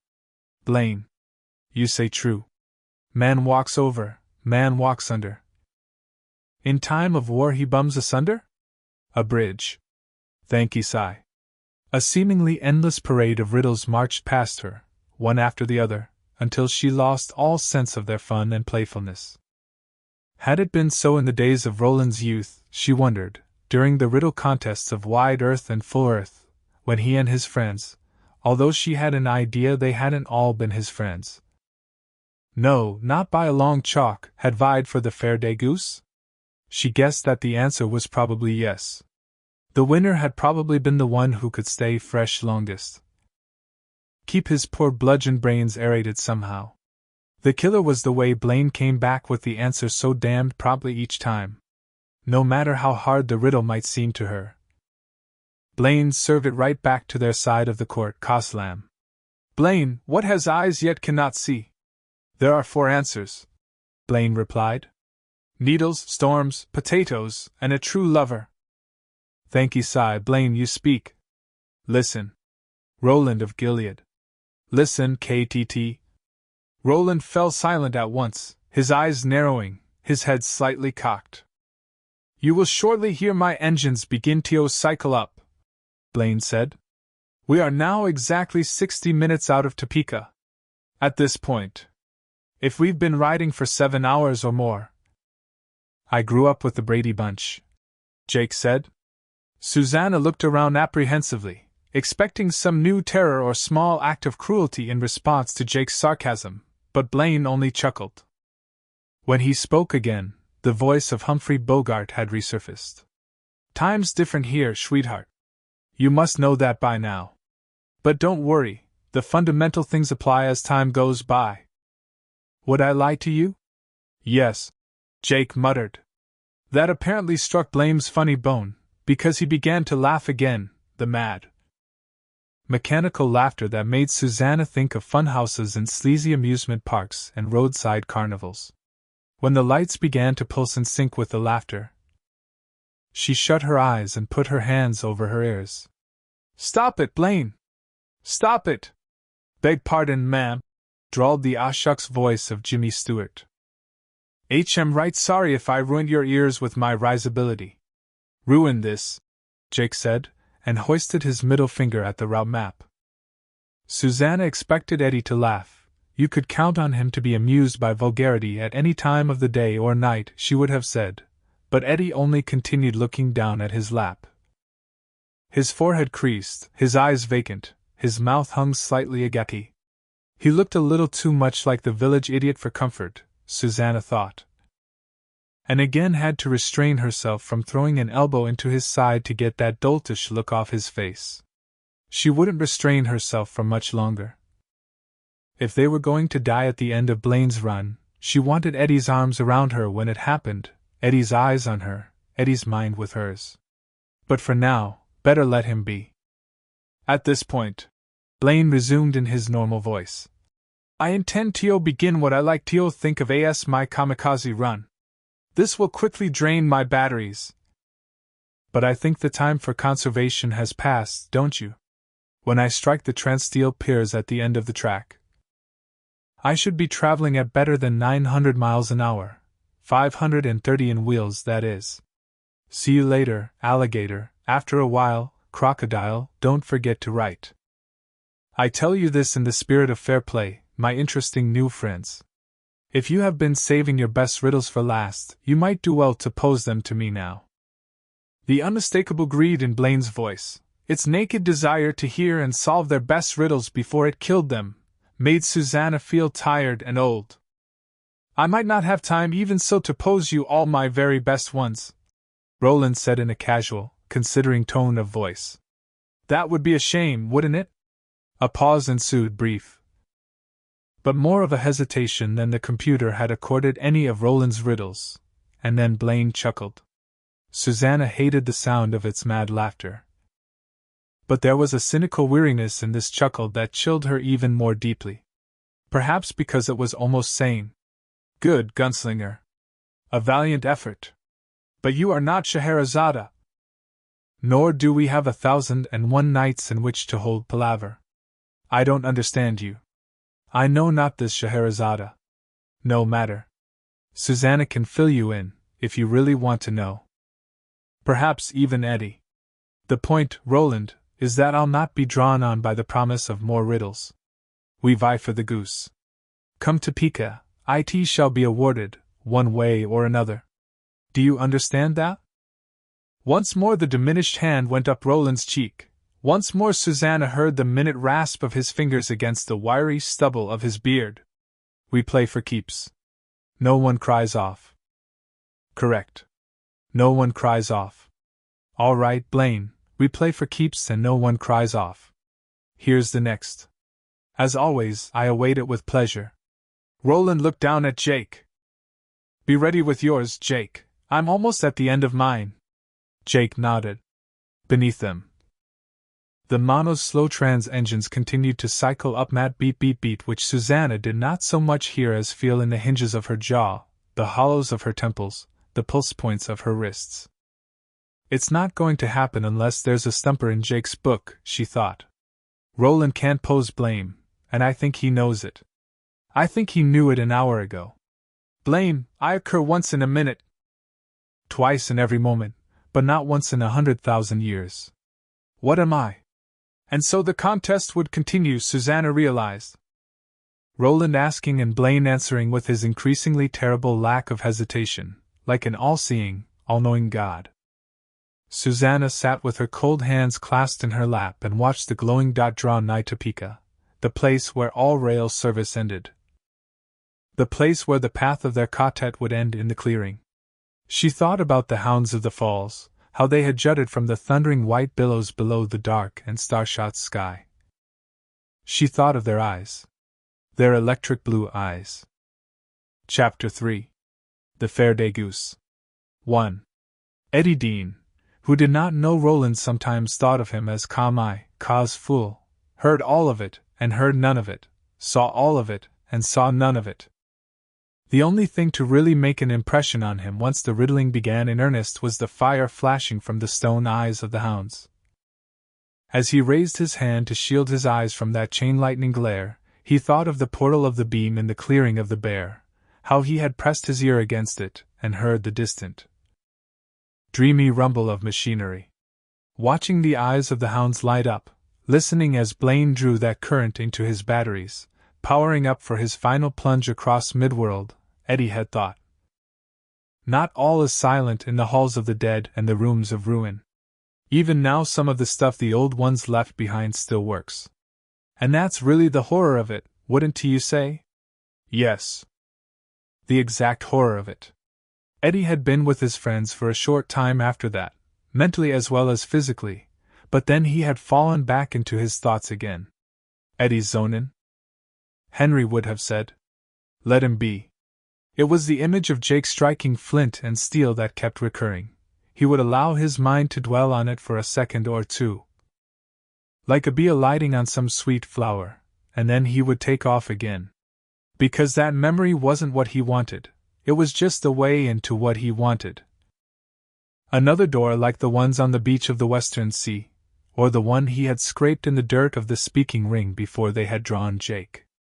Only this door was in his mind. What he wanted was behind it. What he was doing was kind of, well, diddling the lock. Zoning, in Henry speak. His brother had spent most of his time putting Eddie down, because Henry had been afraid of him and jealous of him. Eddie had finally come to realize, but he remembered one day when Henry had stunned him by saying something that was nice. Better than nice, actually, mind-boggling. A bunch of them had been sitting in the alley behind Dolly's, some of them eating popsicles and Hootsie rockets, some of them smoking Kents from a pack Jimmy Polino, Jimmy Polio. They had all called him, because he had that fucked up thing wrong with him, that clubfoot, had hawked out of his mother's dresser drawer. Henry, predictably enough, had been one of the ones smoking. There were certain ways of referring to things in the gang Henry was a part of, and which Eddie, as his little brother, was also a part of, the argot of their miserable little quartet. In Henry's gang, you never beat anyone else up, you sent em home with a fucking rupture. You never made out with a girl, you fucked that skag till she cried. You never got stoned. You went on a fucking bombin' run. And you never brawled with another gang, you got in a fucking pisser. The discussion that day had been about who you'd want with you if you got in a fucking pisser. Jimmy Polio, he got to talk first because he had supplied the cigarettes, which Henry's homeboys called the fucking cancer sticks, opted for Skipper Brannigan, because, he said, Skipper wasn't afraid of anyone. One time, Jimmy said, Skipper got pissed off at this teacher, at the Friday night pal dance, this was, and beat the living shit out of him. Sent the fucking chaperone home with a fucking rupture, if you could dig it. That was his homie Skipper Brannigan. Everyone listened to this solemnly, nodding their heads as they ate their rockets, sucked their popsicles, or smoked their Kents. Everyone knew that Skipper Brannigan was a fucking pussy and Jimmy was full of shit, but no one said so. Christ, no. If they didn't pretend to believe Jimmy Polio's outrageous lies, no one would pretend to believe theirs. Tommy Fredericks opted for John Pirelli. Georgie Pratt went for Csaba Dramnik, also known around the nabe as the Mad Fucking Hungarian.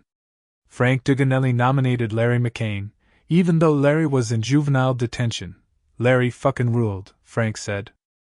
By then it was around to Henry Dean. He gave the question the weighty consideration it deserved, then put his arm around his surprised brother's shoulders. Eddie, he said. My little bro. He's the man. They all stared at him, stunned, and none more stunned than Eddie. His jaw had been almost down to his belt buckle. And then Jimmy Polio said, Come on. Henry, stop fucking around. This a serious question. Who do you want watching your hack if the shit was gonna come down? I am being serious. Henry had replied. Why, Eddie? Georgie Pratt had asked, echoing the question which had been in Eddie's own mind. He couldn't fight his way out of a paper bag. A wet one. So why the fuck? Henry thought some more, not, Eddie was convinced. Because he didn't know why, but because he had to think about how to articulate it. Then he said, because when Eddie's in that fucking zone, he could talk the devil into setting himself on fire. The image of Jake returned, one memory stepping on another. Jake scraping steel on flint, flashing sparks at the kindling of their campfire, sparks that fell short and died before they lit. He could talk the devil into setting himself on fire. Move your flint in closer, Roland said, and now there was a third memory. One of Roland at the door they'd come to at the end of the beach, Roland burning with fever, close to death, shaking like a maraca, coughing, his blue bombardier's eyes fixed on Eddie, Roland saying, Come a little closer, Eddie, come a little closer for your father's sake. Because he wanted to grab me, Eddie thought. Faintly. Almost as if it were coming through one of those magic doors from some other world, he heard Blaine telling them that the endgame had commenced, if they had been saving their best riddles. Now was the time to trot them out. They had an hour. An hour! Only an hour! His mind tried to fix on that, and Eddie nudged it away.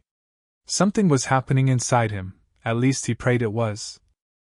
Some desperate game of association, and he couldn't let his mind get fucked up with deadlines and consequences and all that crap. If he did, he'd lose whatever chance he had. It was, in a way, like seeing something in a piece of wood, something you could carve out, a bow, a slingshot, perhaps a key to open some unimaginable door. You couldn't look too long, though, at least to start with. You'd lose it if you did. It was almost as if you had to carve while your own back was turned. He could feel Blaine's engines powering up beneath him. In his mind's eye he saw the flint flash against the steel, and in his mind's ear he heard Roland telling Jake to move the flint in closer. And don't hit it with the steel, Jake, scrape it. Why am I here? If this isn't what I want, why does my mind keep coming back to this place? Because it's as close as I can get and still stay out of the hurt zone. Only a medium-sized hurt. Actually, but it made me think of Henry. Being put down by Henry. Henry said you could talk the devil into setting himself on fire. Yes. I always loved him for that. That was great. And now Eddie saw Roland move Jake's hands, one holding flint and the other steel, closer to the kindling. Jake was nervous. Eddie could see it. Roland had seen it too. And in order to ease his nerves, take his mind off the responsibility of lighting the fire, Roland had. He asked the kid a riddle? Eddie Dean blew breath into the keyhole of his memory. And this time the tumblers turned. 2. The green dot was closing in on Topeka, and for the first time Jake felt vibration. As if the track beneath them had decayed to a point where Blaine's compensators could no longer completely handle the problem. With the sense of vibration there at last came a feeling of speed. The walls and ceiling of the Barony coach were still opaqued, but Jake found he didn't need to see the countryside blurring past to imagine it. Blaine was rolling full out now, leading his last sonic boom across the wastelands to the place where Midworld ended, and Jake also found it easy to imagine the trans-steel piers at the end of the monorail. They would be painted in diagonal stripes of yellow and black. He didn't know how he knew that, but he did.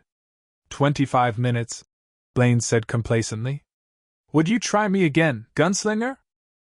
I think not, Blaine. Roland sounded exhausted. I've done with you, you've beaten me. Jake? Jake got to his feet and faced the route map. In his chest his heartbeat seemed very slow but very hard, each pulse like a fist slamming on a drumhead. Roy crouched between his feet, looking anxiously up into his face.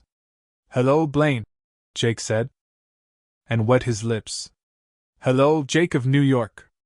The voice was kindly, the voice, perhaps, of a nice old fellow with a habit of molesting the children he from time to time leads into the bushes. Would you try me with riddles from your book? Our time together grows short. Yes, Jake said. I would try you with these riddles.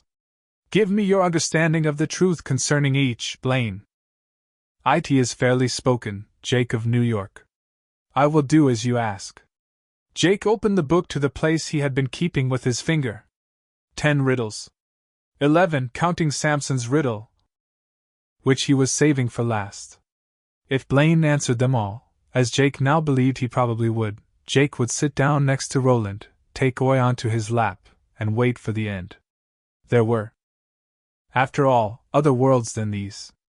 Listen, Blaine, in a tunnel of darkness lies a beast of iron. It can only attack when pulled back. What is it? A bullet. No hesitation. Walk on the living. They don't even mumble. Walk on the dead, they mutter and grumble. What are they? Fallen leaves. No hesitation, and if Jake really knew in his heart that the game was lost, why did he feel such despair, such bitterness, such anger? Because he's a pain, that's why. Blaine is a really big pain, and I'd like to push his face in it, just once. I think even making him stop is second to that on my wish list. Jake turned the page. He was very close to Riddledum's time-out answer section now. He could feel it under his finger. A kind of jagged lump. Very close to the end of the book. He thought of Aaron Deepno in the Manhattan restaurant of the mind, Aaron Deepno telling him to come back any time, play a little chess. And oh, just by the way, old Fatso made a pretty good cup of coffee. A wave of homesickness so strong it was like dying swept over him. He felt he would have sold his soul for a look at New York. Hell, he would have sold it for one deep lung-filling breath of 42nd Street at rush hour. He fought it off and went to the next riddle. I am emeralds and diamonds lost by the moon. I am found by the sun and picked up soon. What am I? Duel. Still relentless. Still unhesitating. The green dot grew closer to Topeka, closing the last of the distance on the route map. One after another, Jake posed his riddles. One after another, Blaine answered them. When Jake turned to the last page, he saw a boxed message from the author or editor or whatever you called someone who put together books like this. We hope you've enjoyed the unique combination of imagination and logic known as riddling. I haven't, Jake thought. I haven't enjoyed it one little bit, and I hope you choke. Yet when he looked at the question above the message, he felt a thin thread of hope. It seemed to him that, in this case, at least, they really had saved the best for last.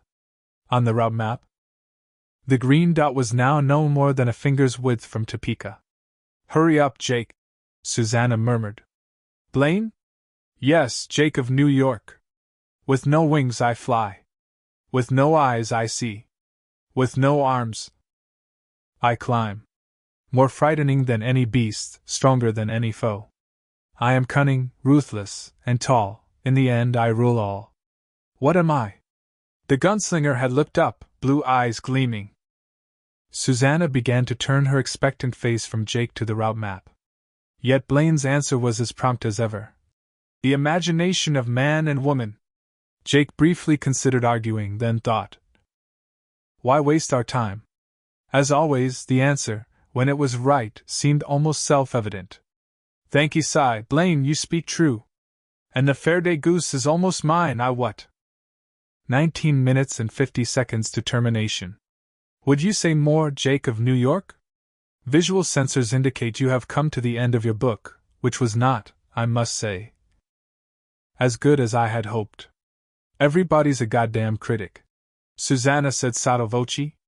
She wiped a tear from the corner of one eye. Without looking directly at her, the gunslinger took her free hand. She clasped it tightly. Yes, Blaine, I have one more, Jake said. Excellent. Out of the eater came forth meat, and out of the strong came sweetness. This riddle comes from the holy book known as Old Testament Bible of King James. Blaine sounded amused, and Jake felt the last of his hopes slip away. He thought he might cry, not so much out of fear as frustration. It was made by Samson the Strong. The eater is a lion, the sweetness is honey, made by bees which hived in the lion's skull. Next?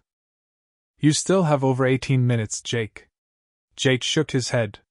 He let go of riddle-de-dum, and smiled when I caught it neatly in his jaws and then stretched his long neck up to Jake, holding it out again.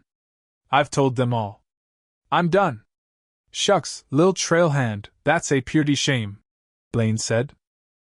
Jake found this drawly John Wayne imitation all but unbearable in their current circumstances.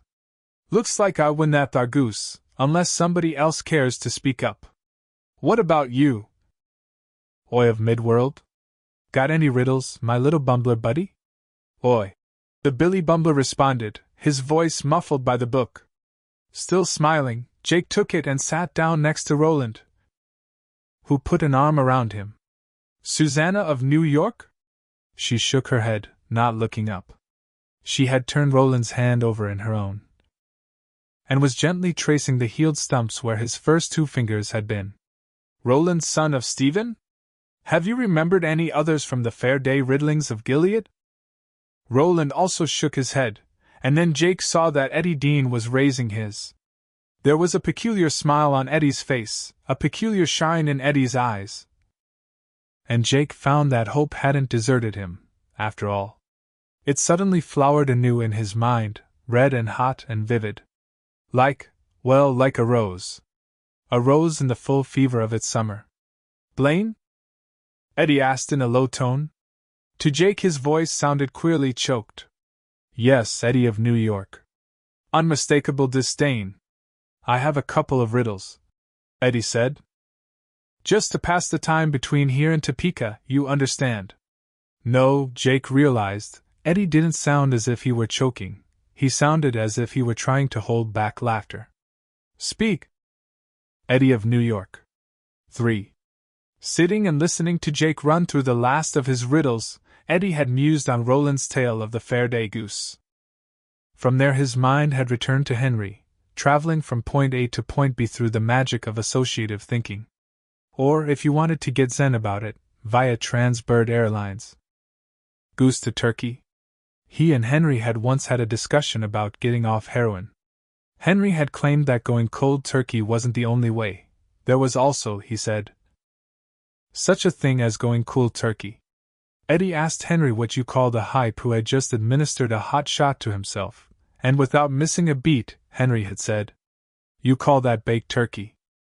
How they had laughed. But now, all this long, strange time later, it looked very much as if the joke was going to be on the younger Dean brother. Not to mention the younger Dean brother's new friends. Looked like they were all going to be baked turkey before much longer. Unless you can yank it out of the zone. Yes.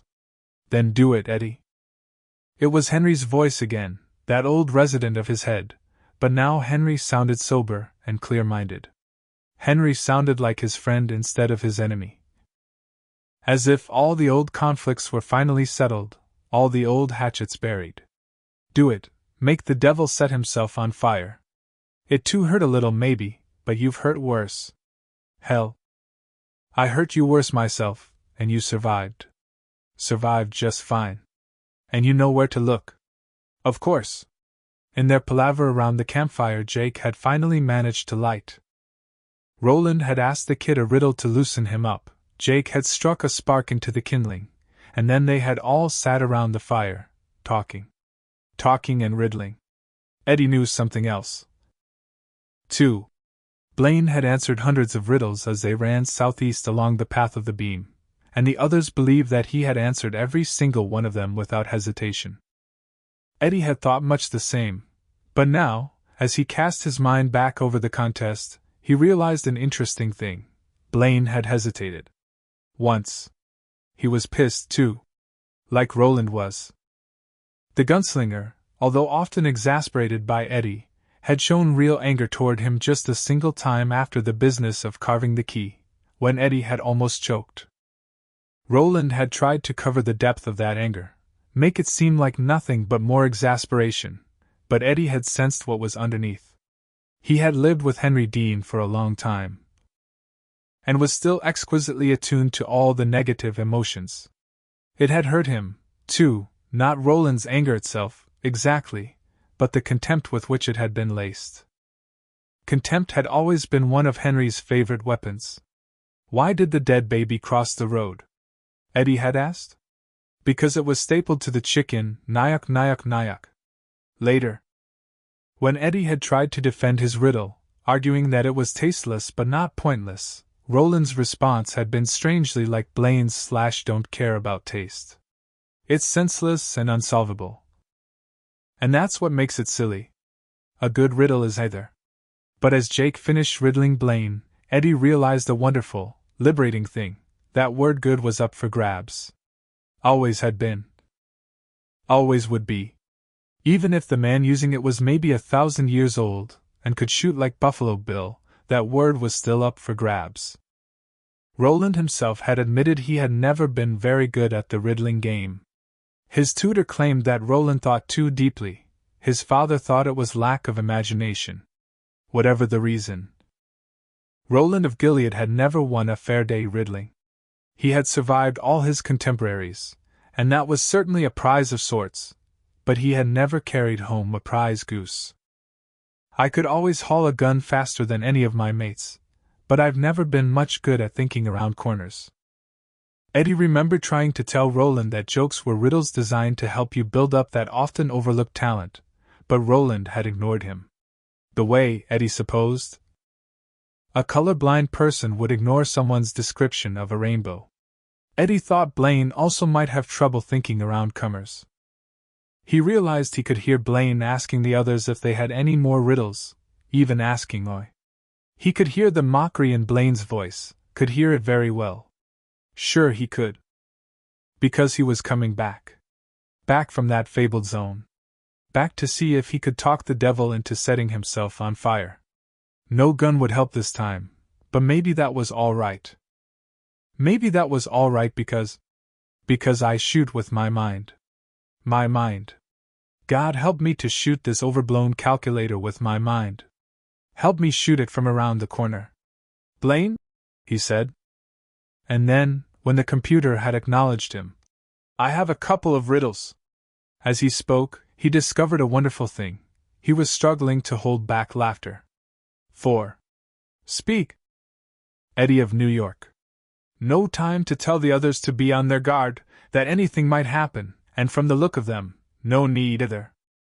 Eddie forgot about them and turned his attention to Blaine. What has 4 wheels and flies? The town garbage wagon, as I have already said. Disapproval and dislike? Yeah. Probably, all but oozing out of that voice. Are you so stupid or inattentive that you do not remember? It was the first riddle you asked me. Yes, Eddie thought. And what we all missed, because we were fixated on stumping you with some brainbuster out of Roland's past or Jake's book, is that the contest almost ended right there. You didn't like that one. Did you, Blaine? I found it exceedingly stupid. Blaine agreed. Perhaps that's why you asked it again. Like calls to like, Eddie of New York, is it not so? A smile lit Eddie's face. He shook his finger at the route map. Sticks and stones may break my bones, but words will never hurt me. Or, as we used to say back in the neighborhood, you can rank me to the dogs and back. But I'll never lose the hard-on I used to fuck your mother. Hurry up. Jake whispered at him. If you can do something, do it. It doesn't like silly questions, Eddie said. It doesn't like silly games. And we knew that. We knew it from Charlie the Choo-Choo. How stupid can you get? Hell, that was the book with the answers, not riddle-de-dum, but we never saw it. Eddie searched for the other riddle that had been in Jake's final essay, found it, posed it. Blaine, when is a door not a door? Once again. For the first time since Susanna had asked Blaine what had 4 legs and flies, there came a peculiar clicking sound, like a man popping his tongue on the roof of his mouth. The pause was briefer than the one which had followed Susanna's opening riddle, but it was still there. Eddie heard it. When it's ajar, of course, Blaine said. He sounded dour, unhappy. 13 minutes and 5 seconds remained before termination. Eddie of New York, would you die with such stupid riddles in your mouth? Eddie sat bolt upright, staring at the route map. And although he could feel warm trickles of sweat running down his back, that smile on his face widened. Quit your whining, pal.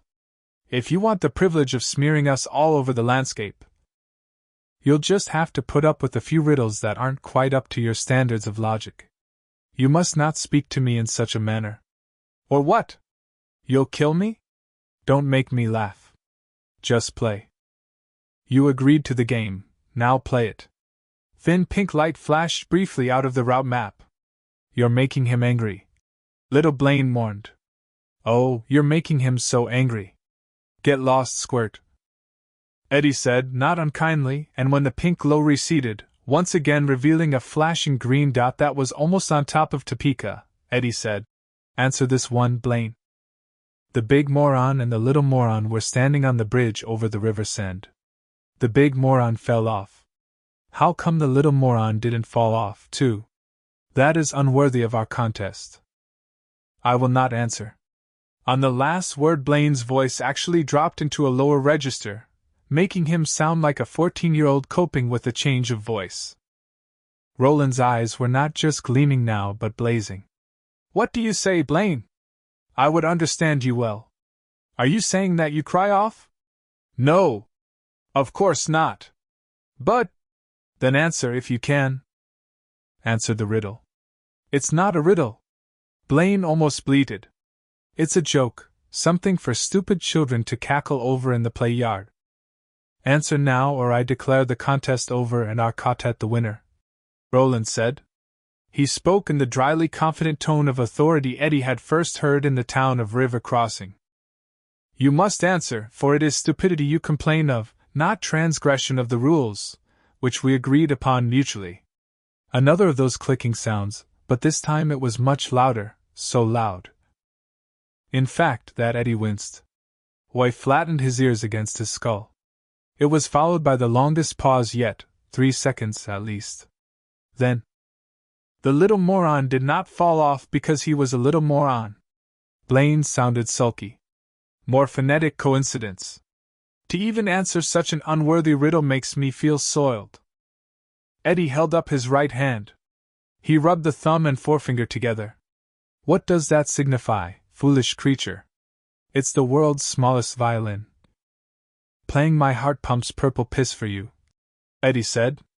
Jake fell into an uncontrollable fit of laughter. But never mind the cheap New York humor. Back to the contest. Why do police lieutenants wear belts?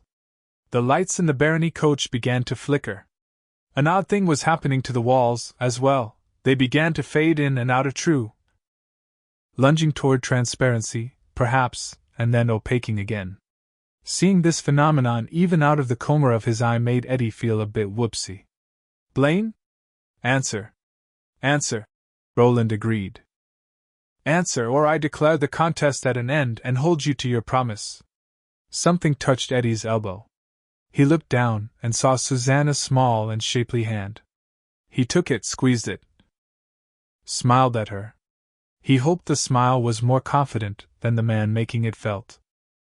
They were going to win the contest, he was almost sure of that, but he had no idea what Blaine would do if, and when they did. To hold up their pants? Blaine's voice firmed, and repeated the question as a statement. To hold up their pants. A riddle based upon the exaggerated simplicity of. Right. Good one, Blaine, but never mind trying to kill time, it won't work. Next. I insist you stop asking these silly. Then stop the mono, Eddie said. If you're that upset, stop right here, and I will. No. Okay, then on we go. What's Irish and stays out in back of the house, even in the rain? There was another of those clicks, this time so loud it felt like having a blunt spike driven against his eardrum. A pause of 5 seconds. Now the flashing green dot on the route map was so close to Topeka that it lit the word like neon each time it flashed. Then, patio furniture. The correct answer to a joke riddle Eddie had first heard in the alley behind Dolly's, or at some similar gathering point. But Blaine had apparently paid a price for forcing his mind into a channel that could conceive it. The barony coach lights were flashing more wildly than ever. And Eddie could hear a low humming from inside the walls, the kind of sound your stereo amp made just before its shit blew up. Pink light stuttered from the route map. Stop! Little Blaine cried. His voice so wavery it sounded like the voice of a character from an old Warner Brothers cartoon. Stop it, you're killing him! What do you think he's trying to do to us, Squirt? Eddie thought. He considered shooting Blaine, one Jake had told while they'd been sitting around the campfire that night. What's green, weighs 100 tons, and lives at the bottom of the ocean. Moby snot. And then didn't. He wanted to stick further inside the bounds of logic than that one allowed, and he could do it. He didn't think he would have to get much more surreal than the level of, say, a third grader with a fair-to-good collection of garbage pail kids cards in order to fuck Blaine up royally, and permanently. Because no matter how many emotions his fancy dipolar circuits had allowed him to mimic, he was still in it, a computer. Even following Eddie this far into Riddledom's twilight zone had caused Blaine's sanity to totter. Why do people go to bed, Blaine? Because. Gods damn you, because. A low squalling started up from beneath them, and suddenly the barony coach swayed violently from right to left. Susanna screamed. Jake was thrown into her lap. The gunslinger grabbed them both. Because the bed won't come to them, gods damn you. 9 minutes and 50 seconds. Give up, Blaine, Eddie said. Stop before I have to blow your mind completely. If you don't quit, it's going to happen. We both know it. No. I got 1,000,000 of these puppies. Been hearing them my whole life. They stick to my mind the way flies stick to flypaper. Hey. With some people it's recipes. So what do you say? Want to give? No. 9 minutes and 30 seconds. Okay, Blaine. You asked for it. Here comes the cruncher. Why did the dead baby cross the road? The mono took another of those gigantic lurches. Eddie didn't understand how it could still stay on its track after that, but somehow it did. The screaming from beneath them grew louder. The walls, floor, and ceiling of the car began to cycle madly between opacity and transparency. At one moment they were enclosed. At the next they were rushing over a gray daylight landscape that stretched flat and featureless to a horizon which ran across the world in a straight line. The voice which came from the speakers was now that of a panicky child. I know it, just a moment, I know it, retrieval in progress, all logic circuits in use. Answer, Roland said. I need more time. You must give it to me. Now there was a kind of cracked triumph in that splintered voice. No temporal limits for answering were set, Roland of Gilead. Hateful gunslinger out of a past that should have stayed dead. No, Roland agreed. No time limits were set, you are quite right. But you may not kill us with a riddle still unanswered, Blaine. And Topeka draws nigh. Answer. The barony coach cycled into invisibility again, and Eddie saw what appeared to be a tall and rusty grain elevator go flashing past. It was in his view barely long enough for him to identify it. Now he fully appreciated the maniacal speed at which they were traveling. Perhaps 300 miles faster than a commercial jet at cruising speed. Let him alone, moaned the voice of little Blaine. You're killing him, I say. Killing him. Isn't that about what he wanted? Susanna asked in the voice of Detta Walker. To die? That's what he said. We don't mind either. You not so bad, little Blaine. But even a world as fucked up as this one has to be better with your big brother gone. It's just him talking us with him we've been objecting to all this time. Last chance? Roland said. Answer or give up the goose, Blaine. You. 16 log 33. All cosine subscripts. Anti. In all these years. Beam. Flood. Pythagorean. Cartesian logic. Can I? Dare I? A peach. Eat a peach. Almond Brothers. Patricia. Crocodile and whiplash smile. Clock of dials. Tick-tock, 11 o'clock. The man's in the moon and he's ready to rock. Incessament, mon cher. Oh my head. Blaine. Blaine dares. Blaine will answer. Blaine. Now screaming in the voice of an infant, lapsed into some other language and began to sing. Eddie thought it was French. He knew none of the words, but when the drums kicked in, he knew the song perfectly well, Velcro Fly, by ZZ Top. The glass over the route map blew out. A moment later, the route map itself exploded from its socket, revealing twinkling lights and a maze of circuit boards behind it. The lights pulsed in time to the drums. Suddenly blue fire flashed out, sizzling the surface around the hole in the wall where the map had been, scorching it black.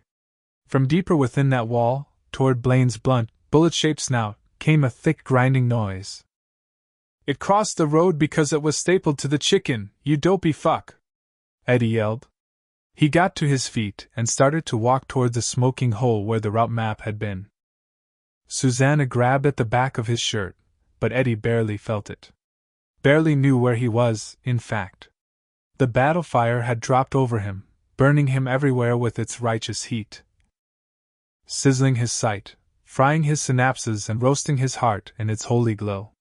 He had Blaine in his sights, and although the thing behind the voice was already mortally wounded, he was unable to stop squeezing the trigger. I shoot with my mind. What's the difference between a truckload of bowling balls and a truckload of dead woodchucks? Eddie raved. You can't unload a truckload of bowling balls with a pitchfork. A terrible shriek of mingled anger and agony issued from the hole where the route map had been. It was followed by a gust of blue fire, as if somewhere forward of Barony coach an electric dragon had exhaled violently. Jake called a warning, but Eddie didn't need it. His reflexes had been replaced with razor blades.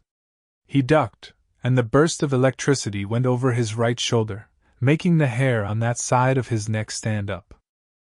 He drew the gun he wore, a heavy .45 with a worn sandalwood grip, one of two revolvers which Roland had brought out of Midworld's ruin. He kept walking as he bore down on the front of the coach. And of course he kept talking.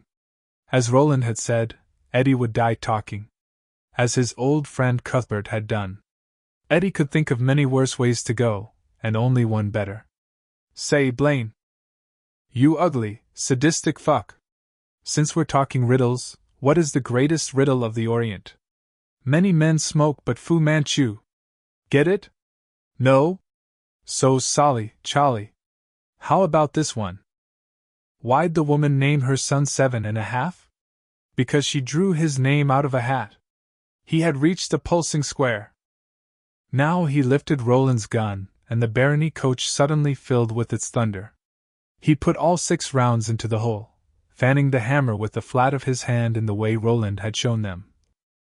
Knowing only that this was right, this was proper, this was Ka, goddammit, fucking Ka, it was the way you ended things if you were a gunslinger. He was one of Roland's tribe, all right. His soul was probably damned to the deepest pit of hell, and he wouldn't have changed it for all the heroin in Asia. I hate you! Blaine cried in his childish voice. The splinters were gone from it now. It was growing soft, mushy. I hate you forever! It's not dying that bothers you, is it? Eddie asked. The lights in the hole where the route map had been were fading. More blue fire flashed, but he hardly had to pull his head back to avoid it. The flame was small and weak. Soon Blaine would be as dead as all the Pubies and Greys in Lud. It's losing that bothers you. Hate. F-O-R-R-R-R-Mar. The word degenerated into a hum. The hum became a kind of stuttery thudding sound. Then it was gone. Eddie looked around. Roland was there, holding Susanna with one arm curved around her but, as one might hold a child. Her thighs clasped his waist. Jake stood on the gunslinger's other side, with Oy at his heel. Drifting out of the hole where the route map had been was a peculiar charred smell. Somehow not unpleasant. To Eddie it smelled like burning leaves in October. Otherwise, the hole was as dead and dark as a corpse's eye. All the lights in there had gone out. Your goose is cooked, Blaine, Eddie thought, and your turkey's baked. Happy fucking Thanksgiving. 5. The shrieking from beneath the mono stopped. There was one final, grinding thud from up front. And then those sounds ceased too. Roland felt his legs and hips sway gently forward and put out his free hand to steady himself. His body knew what had happened before his head did. Blaine's engines had quit. They were now simply gliding forward along the track. But, back, he said. All the way. We're coasting. If we're close enough to Blaine's termination point, we may still crash. He led them past the puddled remains of Blaine's welcoming eye sculpture and to the back of the coach. And stay away from that thing, he said, pointing at the instrument which looked like a cross between a piano and a harpsichord. It stood on a small platform. It may shift. Gods, I wish we could see where we are. Lie down. Wrap your arms over your heads. They did as he told them. Roland did the same. He lay there with his chin pressing into the nap of the royal blue carpet, eyes shut, thinking about what had just happened. I cry your pardon, Eddie, he said. How the wheel of Ka turns! Once I had to ask the same of my friend Cuthbert, and for the same reason. There's a kind of blindness in me. An arrogant blindness. I hardly think there's any need of pardon crying, Eddie said. He sounded uncomfortable. There is. I held your jokes in contempt. Now they have saved our lives. I cry your pardon. I have forgotten the face of my father. You don't need any pardon, and you didn't forget anybody's face, Eddie said. You can't help your nature. Roland. The gunslinger considered this carefully, and discovered something which was wonderful and awful at the same time. That idea had never occurred to him. Not once in his whole life. That he was a captive of Ka, this he had known since earliest childhood. But his nature, his very nature. Thank you, Eddie. I think. Before Roland could say what he thought, Blaine the mono crashed to a final bitter halt. All four of them were thrown violently up Barony Coach's central aisle, Oy in Jake's arms and barking. The cabin's front wall buckled and Roland struck it shoulder first. Even with the padding, the wall was carpeted and, from the feel, undercoat was some resilient stuff. The blow was hard enough to numb him. The chandelier swung forward and tore loose from the ceiling, pelting them with glass pendants. Jake rolled aside, vacating its landing zone just in time. The harpsichord piano flew off its podium, struck one of the sofas, and overturned, coming to rest with a discordant branding sound. The mono tilted to the right, and the gunslinger braced himself, meaning to cover both Jake and Susanna with his own body if it overturned completely. Then it settled back, the floor still a little canted, but at rest. The trip was over. The gunslinger raised himself up. His shoulder was still numb, but the arm below it supported him, and that was a good sign. On his left, Jake was sitting up and picking glass beads out of his lap with a dazed expression. On his right, Susanna was dabbing a cut under Eddie's left eye. All right, Roland said. Who's her? There was an explosion from above them, a hollow pow. That reminded Roland of the Big Banger's Cuthbert, and Alan had sometimes lit and tossed down drains, or into the privies behind the scullery for a prank. And once Cuthbert had shot some Big Bangers with his sling. That had been no prank, no childish folly. That had been. Susanna uttered a short cry, more of surprise than fear, the gunslinger thought, and then hazy daylight was shining down on his face. It felt good. The taste of the air coming in through the blown emergency exit was even better, sweet with the smell of rain and damp earth. There was a bony rattle. And a ladder, it appeared to be equipped with rungs made of twisted steel wire, dropped out of a slot up there. First they throw the chandelier at you, then they show you the door, Eddie said. He struggled to his feet, then got Susanna up. Okay, I know when I'm not wanted. Let's make like bees and buzz off. Sounds good to me. She reached toward the cut on Eddie's face again. Eddie took her fingers, kissed them, and told her to stop poking the merchandise. Jake? The gunslinger asked. Okay? Yes, Jake said. What about you, Oi? Oi. Guess he is, Jake said. He raised his wounded hand and looked at it ruefully. Hurting again, is it? The gunslinger asked. Yeah. Whatever Blaine did to it is wearing off. I don't care. Though, I'm just glad to still be alive. Yes. Life is good. So is Aston. There's some of it left. Aspirin, you mean? Roland nodded. A pill of magical properties. But one of the words from Jake's world he would never be able to say correctly. 9 out of 10 doctors recommend Anacin, honey, Susanna said, and when Jake only looked at her quizzically. Guess they don't use that one anymore in Yowen, huh? Doesn't matter. We're here, sugar pie, right here and just fine, and that's what matters. She pulled Jake into her arms and gave him a kiss between the eyes, on the nose, and then flush on the mouth. Jake laughed and blushed bright red. That's what matters. And right now that's the only thing in the world that does. 6. First aid can wait, Eddie said. He put his arm around Jake's shoulders and led the boy to the ladder. Can you use that hand to climb with? Yes. But I can't bring Oi. Roland, will you? Yes. Roland picked Oi up and tucked him into his shirt as he had while descending a shaft under the city in pursuit of Jake and Gasher. Oi peeked out at Jake with his bright, gold-ringed eyes. Up you go. Jake climbed. Roland followed close enough so that Oi could sniff the kid's heels by stretching out his long neck. Susie? Eddie asked. Need a boost? And get your nasty hands all over my well-turned fanny? Not likely, white boy. Then she dropped him a wink and began to climb. Pulling herself up easily with her muscular arms and balancing with the stumps of her legs. She went fast, but not too fast for Eddie. He reached up and gave her a soft pinch where the pinching was good. Oh, my purity! Susanna cried, laughing and rolling her eyes. Then she was gone. Only Eddie was left. Standing by the foot of the ladder and looking around at the luxury coach which he had believed might well be their quartet's coffin. You did it, kiddo, Henry said. Made him set himself on fire.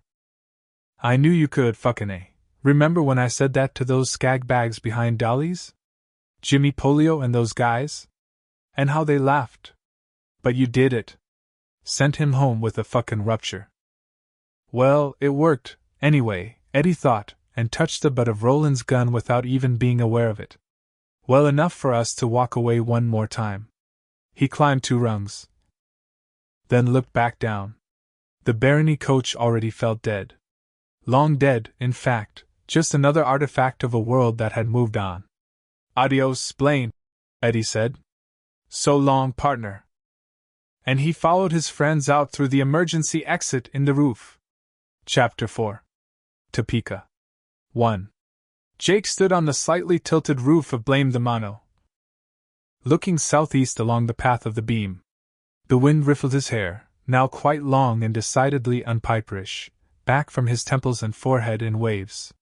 His eyes were wide with surprise. He didn't know what he had expected to see, a smaller and more provincial version of Lud, perhaps, but what he had not expected was what loomed above the trees of a nearby park. It was a green road sign, against the dull gray autumn sky. It almost screamed with color, with a blue shield mounted on it. Roland joined him, lifted Oi gently out of his shirt, and put him down. The humbler sniffed the pink surface of Blaine's roof, then looked toward the front of the mono. Here the train's smooth bullet shape was broken by crumpled metal which had peeled back in jagged wings. 2 dark slashes. They began at the mono's tip and extended to a point about 10 yards from where Jake and Roland stood, gored the roof in parallel lines. At the end of each was a wide, flat metal pole painted in stripes of yellow and black. These seemed to jut from the top of the mono at a point just forward of the barony coach. To Jake they looked a little like football goalposts. Those are the piers he talked about hitting, Susanna murmured. Roland nodded. We got off lucky, big boy, you know it? If this thing had been going much faster. Ka! Eddie said from behind them. He sounded as if he might be smiling. Roland nodded. Just so. Ka! Jake dismissed the transsteel goalposts and turned back toward the sign. He was half convinced it would be gone, or that it would say something else, Midworld Toll Road, perhaps, or Beware of Demons, but it was still there and still said the same thing. Eddie? Susanna? Do you see that? They looked along his pointing finger. For a moment, one long enough for Jake to fear he was having a hallucination, either of them said anything. Then, softly, Eddie said, Holy shit. Are we back home? If we are, where are all the people? And if something like Blaine has been stopping off in Topeka, our Topeka, Kansas. How come I haven't seen anything about it on 60 Minutes? What's 60 Minutes? Susanna asked. She was shading her eyes, looking southeast toward the sign. TV show, Eddie said. You missed it by 5 or 10 years. Old white guys in ties. Doesn't matter. That sign. It's Kansas, all right, Susanna said. Arkansas. I guess. She had spotted another sign, just visible over the trees. Now she pointed until Jake, Eddie, and Roland had all seen it. There are Kansas in your world, Roland? No, Roland replied, looking at the signs. We're far beyond the boundaries of the world I knew. I was far beyond most of the world I knew long before I met you three. This place. He stopped and cocked his head to one side, as if he was listening to some sound almost too distant to hear. And the expression on his face. Jake didn't like it much. Say, kiddies, Eddie said brightly. Today we're studying wacky geography in Midworld. You see, boys and girls, in Midworld you start in New York, travel southeast to Kansas, and then continue along the path of the beam until you come to the Dark Tower, which happens to be smack in the middle of everything. First, fight the giant lobsters. Next, ride the psychotic train. And then, after a visit to our snack bar for a popkin or two. Do you hear anything? Roland broke in. Any of you? Jake listened. He heard the wind combing through the trees of the nearby park. Their leaves had just begun to turn, and he heard the click of Oi's toenails as he strolled back toward them along the roof of the Barony coach. Then Oi stopped, so even that sound. A hand seized him by the arm, making him jump. It was Susanna. Her head was tilted, her eyes wide. Eddie was also listening. Oi, too. His ears were up and he was whining far down in his throat. Jake felt his arms ripple with goose flesh. At the same time he felt his mouth tighten in a grimace. The sound, though very faint, was the auditory version of biting a lemon. And he'd heard something like it before. Back when he was only 5 or 6, there had been a crazy guy in Central Park who thought he was a musician. Well, there were lots of crazy guys in Central Park who thought they were musicians, but this was the only one Jake had ever seen who played a workshop tool. The guy had had a sign beside his upturned hat which read World's Greatest Saw Player. Sounds Hawaiian, doesn't it? Please contribute to my welfare. Greta Shaw had been with Jake the first time he encountered the saw player, and Jake remembered how she had hurried past the guy. Just sitting there like a cellist in a symphony orchestra he'd been. Only with a rust-speckled handsaw spread across his open legs. Jake remembered the expression of comic horror on Mrs. Shaw's face, and the quiver of her pressed-together lips, as if she'd just bitten into a lemon. This sound wasn't exactly like the one. Sounds Hawaiian, doesn't it? The guy in the park had made by vibrating the blade of his saw, but it was close, a wavery, trembly, metallic sound that made you feel like your sinuses were filling up and your eyes would shortly begin to gush water. Was it coming from ahead of them? Jake couldn't tell. It seemed to be coming from everywhere and nowhere.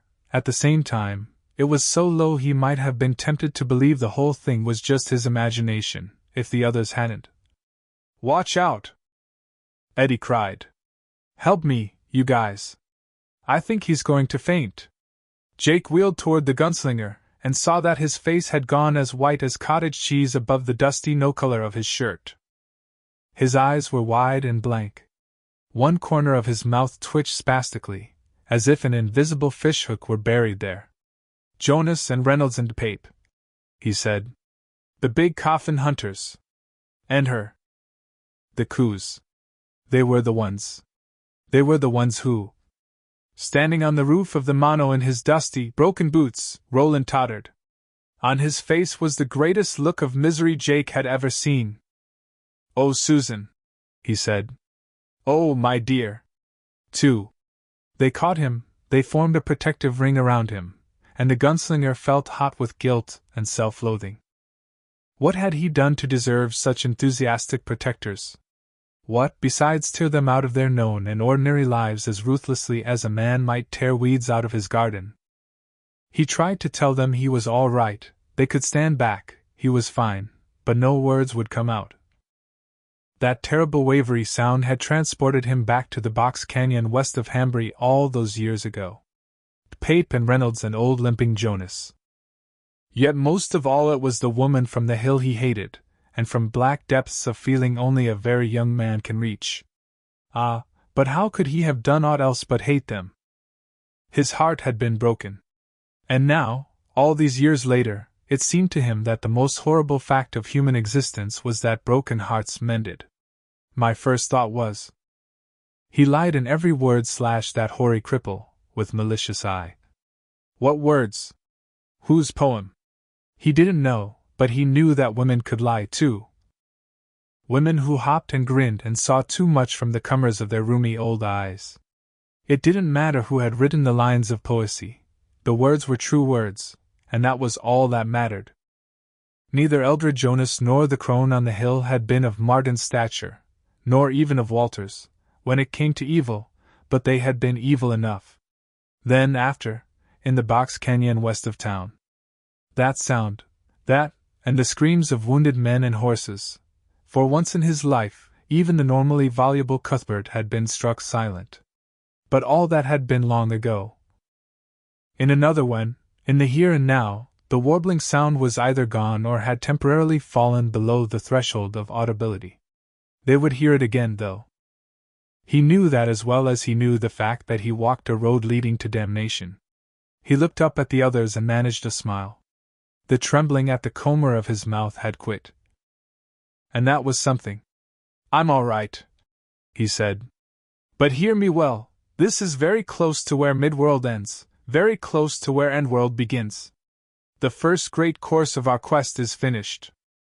We have done well, we have remembered the faces of our fathers, we have stood together and been true to one another. But now we have come to Athene. We must be very careful." "Athene?" Jake asked, looking around nervously. Places where the fabric of existence is almost entirely worn away. There are more since the force of the Dark Tower began to fail. "Do you remember what we saw below us when we left Lud?" They nodded solemnly, remembering ground which had fused to black glass, ancient pipes which gleamed with turquoise witch light, misshapen bird freaks with wings like great leathern sails. Roland suddenly could not bear to have them grouped around him as they were, looking down on him as folk might look down on a rowdy who had fallen in a barroom brawl. He lifted his hands to his friends, his new friends. Eddie took them and helped him to his feet. The gunslinger fixed his enormous wool on, not swaying, and stood steady. "Who was Susan?" Susanna asked. The crease down the center of her forehead suggested she was troubled. And probably by more than a coincidental similarity of names. Roland looked at her, then at Eddie, then at Jake, who had dropped to one knee so he could scratch behind Oi's ears. "I'll tell you," he said, "but this isn't the place or time." "You keep saying that," Susanna said. "You wouldn't just be putting us off again, would you?" Roland shook his head. "You shall hear my tale, this part of it, at least, but not on top of this metal carcass." "Yeah," Jake said. "Being up here is like playing on a dead dinosaur or something. I keep thinking Blaine's going to come back to life and start, I don't know, screwing around with our heads again." "That sound is gone," Eddie said. "The thing that sounded like a wah-wah pedal. It reminded me of this old guy I used to see in Central Park." Jake said. "The man with the saw?" Susanna asked. Jake looked up at her, his eyes round with surprise, and she nodded. "Only he wasn't old when I used to see him. It's not just the geography that's wacky here. Time's kind of funny, too." Eddie put an arm around her shoulders and gave her a brief squeeze. "Amen to that." Susanna turned to Roland. Her look was not accusing, but there was a level and open measurement in her eyes that the gunslinger could not help but admire. "I'm holding you to your promise, Roland. I want to know about this girl that got my name." "You shall hear," Roland repeated. "For now, though, let's get off this monster's back." 3. That was easier said than done. Blaine had come to rest slightly askew in an outdoor version of the Cradle of Lud. A littered trail of torn pink metal lay along one side of this, marking the end of Blaine's last journey, and it was easily 25 feet from the roof of the Barony coach to the cement. If there was a descent ladder, like the one which had popped conveniently through the emergency hatch, it had jammed when they crunched to a halt. Roland unslung his purse, rummaged, and removed the deerskin harness they used for carrying Susanna when the going got too rough for her wheelchair. The chair, at least, would not worry them any more, the gunslinger reflected. They had left it behind in their mad scramble to board Blaine. "What'd you want that for?" Susanna asked truculently. She always sounded truculent when the harness came into view. I hate them honky moffas down in Mississippi worse and I hate that harness, she had once told Eddie in the voice of Detta Walker. But sometimes it be a close thing, sugar. Soft, Susanna Dean, soft, the gunslinger said, smiling a little. He unbraided the network of straps which made up the harness, set the seat piece aside, then pigtailed the straps back together. He wedded this to his last good hank of rope with an old-fashioned sheepbend knot. As he worked, he listened for the warbling of the thinny, as the four of them had listened for the god drums. As he and Eddie had listened for the lobstrosities to begin asking their lawyerly questions. Dadacham? Didachi? Dumachum? As they came tumbling out of the waves each night. Ka is a wheel, he thought. Or, as Eddie liked to say, whatever went around came around. When the rope was finished, he fashioned a loop at the bottom of the braided section. Jake stepped a foot into it with perfect confidence, gripped the rope with one hand, and settled Oi into the crook of his other arm. Oi looked around nervously, whined, stretched his neck. Licked Jake's face. You're not afraid, are you? Jake asked the humbler.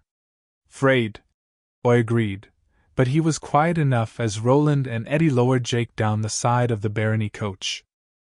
The rope wasn't quite long enough to take him all the way down, but Jake had no trouble twisting his foot free and dropping the last 4 feet. He set Oi down. The bumbler trotted off, sniffing, and lifted his leg against the side of the terminal building. This was nowhere near as grand as the Cradle of Lud, but it had an old-fashioned look that Roland liked: white boards, overhanging eaves, high and narrow windows, what looked like slate shingles. It was a Western look. Written in gold gilt on a sign which stretched above the terminal's line of doors was this message: Atchison, Topeka, and Santa Fe. Towns, Roland supposed, and that last one sounded familiar to him. Had there not been a Santa Fe in the barony of Megis? But that led back towards Susan. Lovely Susan at the window with her hair unbraided and all down her back, the smell of her like jasmine and rose and honeysuckle and old sweet hay. Smells of which the oracle in the mountains had been able to make only the palest mimicry. Susan lying back and looking solemnly up at him, then smiling and putting her hands behind her head so that her breasts rose, as if aching for his hands. If you love me, Roland, then love me, bird and bear and hare and fish. Next? He looked around at Eddie, having to use all of his will to pull himself back from Susan Delgado's when. There were thinnies here in Topeka, all right, and of many sorts. My mind was wandering. Eddie. Cry your pardon. Susanna next? That's what I asked? Roland shook his head. You next, then Susanna. I'll go last. Will you be okay? With your hand and all? I'll be fine. Eddie nodded and stuck his foot into the loop. When Eddie had first come into Midworld, Roland could have lowered him easily by himself, 2 fingers short the full complement, or no. But Eddie had been without his drug for months now, and had put on 10 or 15 pounds of muscle. Roland accepted Susanna's help gladly enough, and together they lowered him down. Now you, lady, Roland said, and smiled at her. It felt more natural to smile these days. Yes. But for the nonce she only stood there, biting her lower lip. What is it? Her hand went to her stomach and rubbed there, as if it ached or griped her. He thought she would speak, but she shook her head and said, Nothing. I don't believe that. Why do you rub your belly? Are you hurt? Were you hurt when we stopped? She took her hand off her tunic as if the flesh just south of her navel had grown hot. No. I'm fine. Are you? Susanna seemed to think this over very carefully. We'll talk, she said at last. We'll palaver, if you like that better. But you were right before, Roland, this isn't the place or time. All 4 of us, or just you and me and Eddie? Just you and me, Roland, she said, and poked the stump of her leg through the loop. Just 1 hen and 1 rooster, at least to start with. Now lower away, if you please.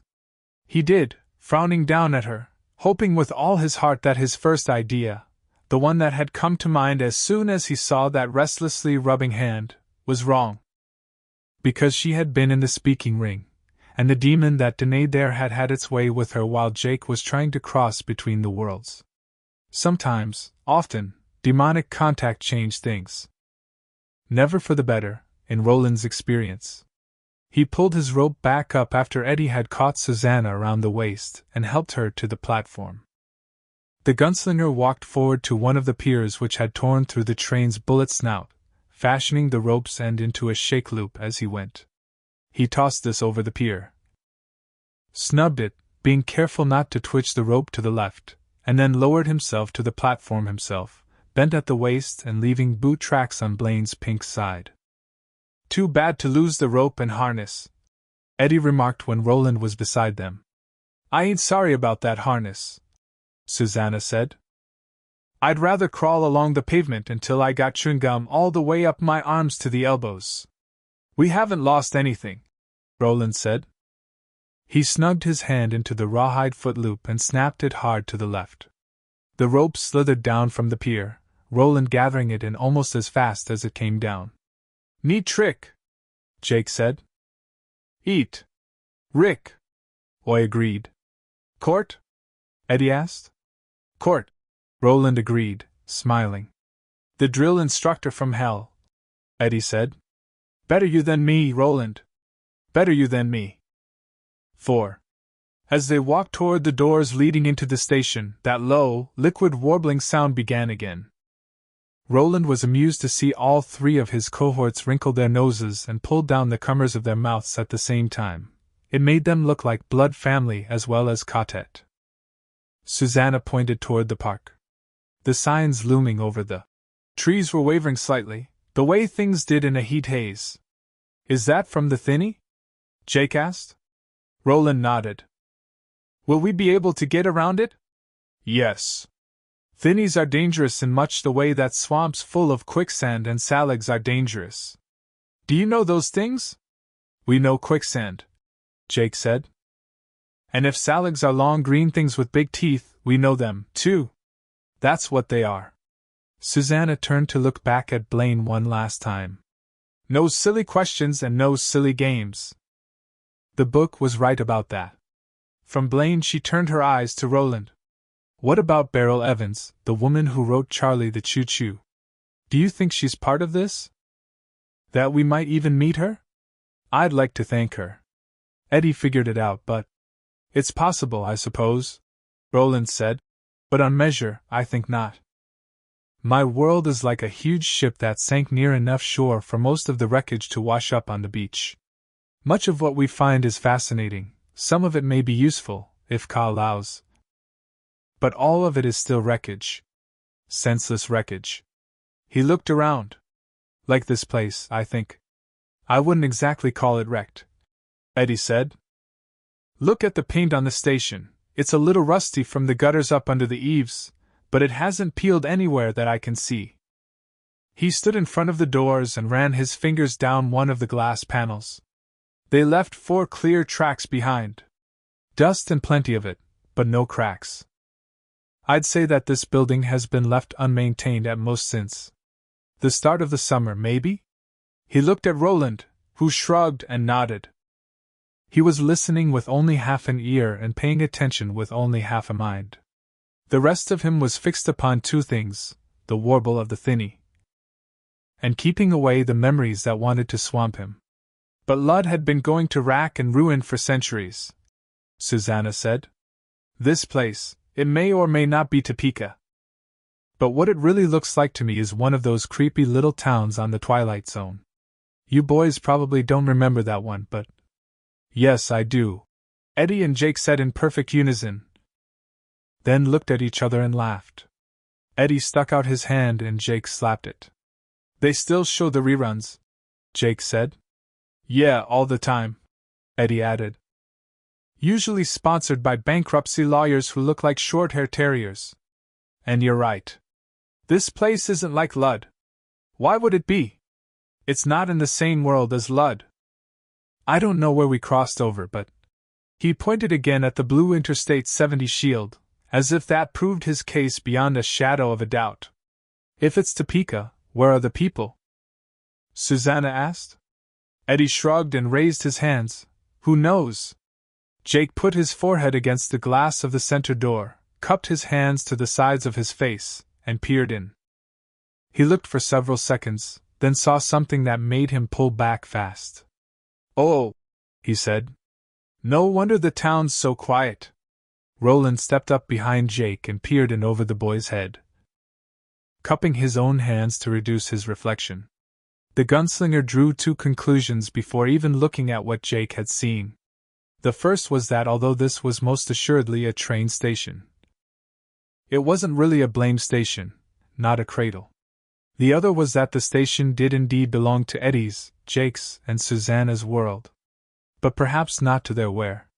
It's the thinny. We'll have to be careful. Two corpses were leaning together on one of the long benches that filled most of the room, but for their hanging, wrinkled faces and black hands, they might have been revelers who had fallen asleep in the station after an arduous party and missed the last train home. On the wall behind them was a board marked Departures, with the names of cities and towns and baronies marching down it in a line. Denver read one. Wichita read another. Omaha read a third. Roland had once known a one-eyed gambler named Omaha. He had died with a knife in his throat at a watch-me table. He had stepped into the clearing at the end of the path with his head thrown back, and his last breath had sprayed blood all the way up to the ceiling. Hanging down from the ceiling of this room, which Roland's stupid and laggard mind insisted on thinking of as a stage rest, as if this were a stop along some half-forgotten road like the one that had brought him to Tull, was a beautiful four-sided clock. Its hands had stopped at 4:14, and Roland supposed they would never move again. It was a sad thought, but this was a sad world. He could not see any other dead people, but experience suggested that where there were two dead, there were likely 4 more dead somewhere out of sight. Or 4 dozen. Should we go in? Eddie asked. Why? The gunslinger countered. We have no business here. It doesn't lie along the path of the beam. You'd make a great tour guide, Eddie said sourly. Keep up, everyone. And please don't go wandering off into the... Jake interrupted with a request Roland didn't understand. Do either of you guys have a quarter? The boy was looking at Eddie and Susanna. Beside him was a square metal box. Written on it in blue was, "The Topeka Capital Journal covers Kansas like no other. Your hometown paper. Read it every day." Eddie shook his head, amused. Lost all my change at some point. Probably climbing a tree, just before you joined us, in an all-out effort to avoid becoming snack food for a robot bear. Sorry. Wait a minute. Susanna had her purse open and was rummaging through it in a way that made Roland grin broadly in spite of all his preoccupations. It was so damned womanly, somehow. She turned over crumpled Kleenex, shook them to make sure there was nothing caught inside, fished out a compact, looked at it, dropped it back, came up with a comb. Drop that back. She was too absorbed to look up as Roland strode past her, drawing his gun from the docker's clutch he had built her as he went. He fired a single time. Susanna let out a little scream, dropping her purse and slapping at the empty holster high up under her left breast. Honky, you scared the living Jesus out of me. Take better care of your gun. Susanna, or the next time someone takes it from you, the hole may be between your eyes instead of in a... What is it, Jake? A news-telling device of some kind? Or does it hold paper? Both. Jake looked startled. I had withdrawn halfway down the platform and was looking at Roland mistrustfully. Jake poked his finger at the bullet hole in the center of the newspaper box's locking device. A little curl of smoke was drifting from it. Go on, Roland said. Open it. Jake pulled the handle. It resisted for a moment, then a piece of metal clunked down somewhere inside, and the door opened. The box itself was empty. The sign on the back wall read, "When all papers are gone, please take display copy." Jake worked it out of its wire holder, and they all gathered round. What in God's name? Susanna's whisper was both horrified and accusing. What does it mean? What in God's name happened, Carrot? Below the newspaper's name, taking up most of the front page's top half, were screaming black letters. Captain Trips. Superflu rages unchecked. Government. Leaders may have fled country. Topeka hospitals jammed with sick dying. Millions pray for cure. Read it aloud, Roland said. The letters are in your speech, I cannot make them all out. And I would know this story very well. Jake looked at Eddie, who nodded impatiently. Jake unfolded the newspaper, revealing a dot picture. Roland had seen pictures of this type. They were called photographs, which shocked them all. It showed a lakeside city with its skyline in flames. Cleveland fires burn unchecked, the caption beneath read. Read, kid! Eddie told him. Susanna said nothing. She was already reading the story, the only one on the front page, over his shoulder. Jake cleared his throat as if it were suddenly dry, and began. 5. The byline says John Corcoran, plus staff and AP reports. That means a lot of different people worked on it, Roland. Okay. Here goes. America's greatest crisis, and the world's. Perhaps, deepened overnight as the so-called superflu, known as tubeneck in the Midwest and Captain Trips in California, continues to spread. Although the death toll can only be estimated. Medical experts say the total at this point is horrible beyond comprehension. 20 to 30 million dead in the continental U.S. alone is the estimate given by Dr. Morris Hackford of Topeka's St. Francis Hospital and Medical Center.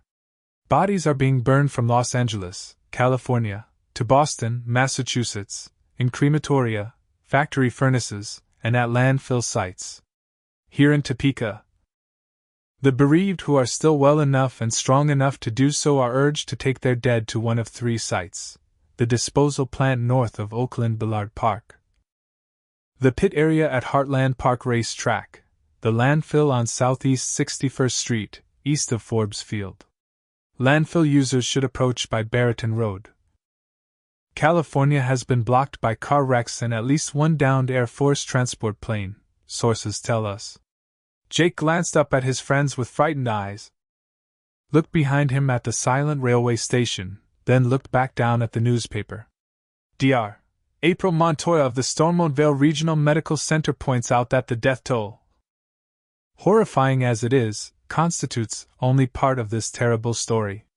For every person who has died so far as a result of this new flu strain, Montoya said, there are another 6 who are lying ill in their homes, perhaps as many as a dozen. And so far as we have been able to determine, the recovery rate is 0. Coughing, she then told this reporter. Speaking personally, I'm not making any plans for the weekend. In other local developments, all commercial flights out of Forbes and Philip Ballard have been cancelled. All Amtrak rail travel has been suspended, not just in Topeka but across all of Kansas. The Gage Boulevard Amtrak station has been closed until further notice. All Topeka schools have also been closed until further notice. This includes Districts 437, 345, 450, Shawnee Heights, 372, and 501, Metro Topeka. Topeka Lutheran and Topeka Technical College are also closed, as is KU at Lawrence. Topekans must expect brownouts and perhaps blackouts in the days and weeks ahead. Kansas Power and Light has announced a slow shutdown of the Coal River nuclear plant in Wamego. Although no one in Kanuck's Office of Public Relations answered this newspaper's calls. A recorded announcement cautions that there is no plant emergency, that this is a safety measure only. Kanuck will return to online status, the announcement concludes, when the current crisis is past. Any comfort afforded by this statement is in large part negated by the recorded statement's final words, which are not goodbye or thank you for calling, but God will help us through our time of trial. Jake paused, following the story to the next page, where there were more pictures. A burned-out panel truck overturned on the steps of the Kansas Museum of Natural History, traffic on San Francisco's Golden Gate Bridge stalled bumper to bumper, piles of corpses in Times Square. One body Susanna saw had been hung from a lamppost, and that brought back nightmarish memories of the run for the cradle of Lud she and Eddie had made after parting from the gunslinger. Memories of Luster and Winston and Jeeves and Maud. When the goddrum started up this time, it was Spanker's stone what came out of the hat, Maud had said. We set him to dance. Except, of course. What she'd meant was that they had set him to hang. As they had hung some folks, it seemed, back home in little old New York. When things got weird enough, someone always found a lynch rope, it seemed. Echoes. Everything echoed now. They bounced back and forth from one world to the other, not fading as ordinary echoes did but growing and becoming more terrible. Like the goddrums, Susanna thought. And shuddered. In National Developments, Jake read, conviction continues to grow that, after denying the superflu's existence during its early days, when quarantine measures might still have had some effect, national leaders have fled to underground retreats which were created as brain trust shelters in case of nuclear war. Vice President Bush and key members of the Reagan cabinet have not been seen during the last 48 hours. Reagan himself has not been seen since Sunday morning, when he attended prayer services at Green Valley Methodist Church in San Simeon. They have gone to the bunkers like Hitler and the rest of the Nazi sewer rats at the end of World War II, said Representative Steve Sloan. When asked if he had any objection to being quoted by name, Kansas's first-term representative, a Republican, laughed and said, "Why should I? I've got a real fine case myself. I'll be so much dust in the wind come this time next week." Fires, most likely set, continue to ravage Cleveland, Indianapolis, and Terre Haute. A gigantic explosion centered near Cincinnati's Riverfront Stadium was apparently not nuclear in nature, as was first feared, but occurred as the result of a natural gas buildup caused by unsupervised. Jake let the paper drop from his hands. A gust of wind caught it and blew it the length of the platform, the few folded sheets separating as they went. Hoy stretched his neck and snagged one of these as it went by. He trotted toward Jake with it in his mouth, as obedient as a dog with a stick. "No, Hoy. I don't want it," Jake said. He sounded ill and very young. "At least we know where all the folks are," Susanna said, bending and taking the paper from Hoy. It was the last 2 pages. They were crammed with obituaries printed in the tiniest type she had ever seen. No pictures, no causes of death, no announcement of burial services. Just this one died, beloved of so-and-so. That one died, beloved of Jill and Joe, t'other one died, beloved of them and those. All in that tiny, not quite even type. It was the jaggedness of the type which convinced her it was all real. But how hard they tried to honor their dead, even at the end, she thought, and a lump rose in her throat. How hard they tried. She folded the quarto together and looked on the back, the last page of the Capital Journal. It showed a picture of Jesus Christ, eyes sad, hands outstretched, forehead marked from his crown of thorns. Below it, 3 stark words in huge type. "Pray for U.S." She looked up at Eddie, eyes accusing. Then she handed him the newspaper, one brown finger tapping the date at the top. It was June 24, 1986. Eddie had been drawn into the gunslinger's world a year later. He held it for a long time, fingers slipping back and forth across the date, as if the passage of his finger would somehow cause it to change. Then he looked up at them and shook his head. "No. I can't explain this town, this paper, or the dead people in that station, but I can set you straight about one thing. Everything was fine in New York when I left. Wasn't it, Roland?" The gunslinger looked a trifle sour.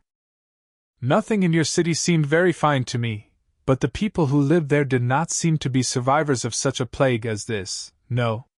There was something called Legionnaire's disease," Eddie said. "And AIDS, of course. That's the sex one, right?" Susanna asked.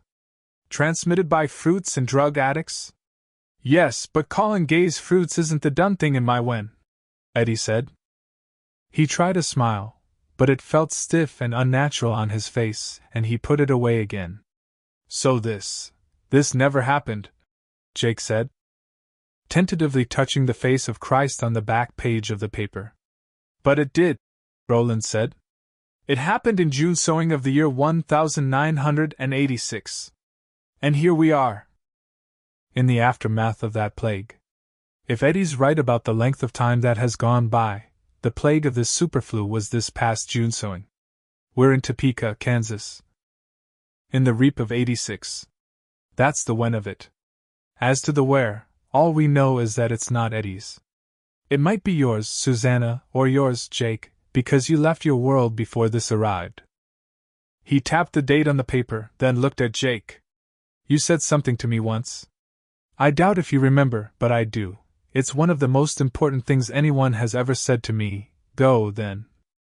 There are other worlds than these. More riddles?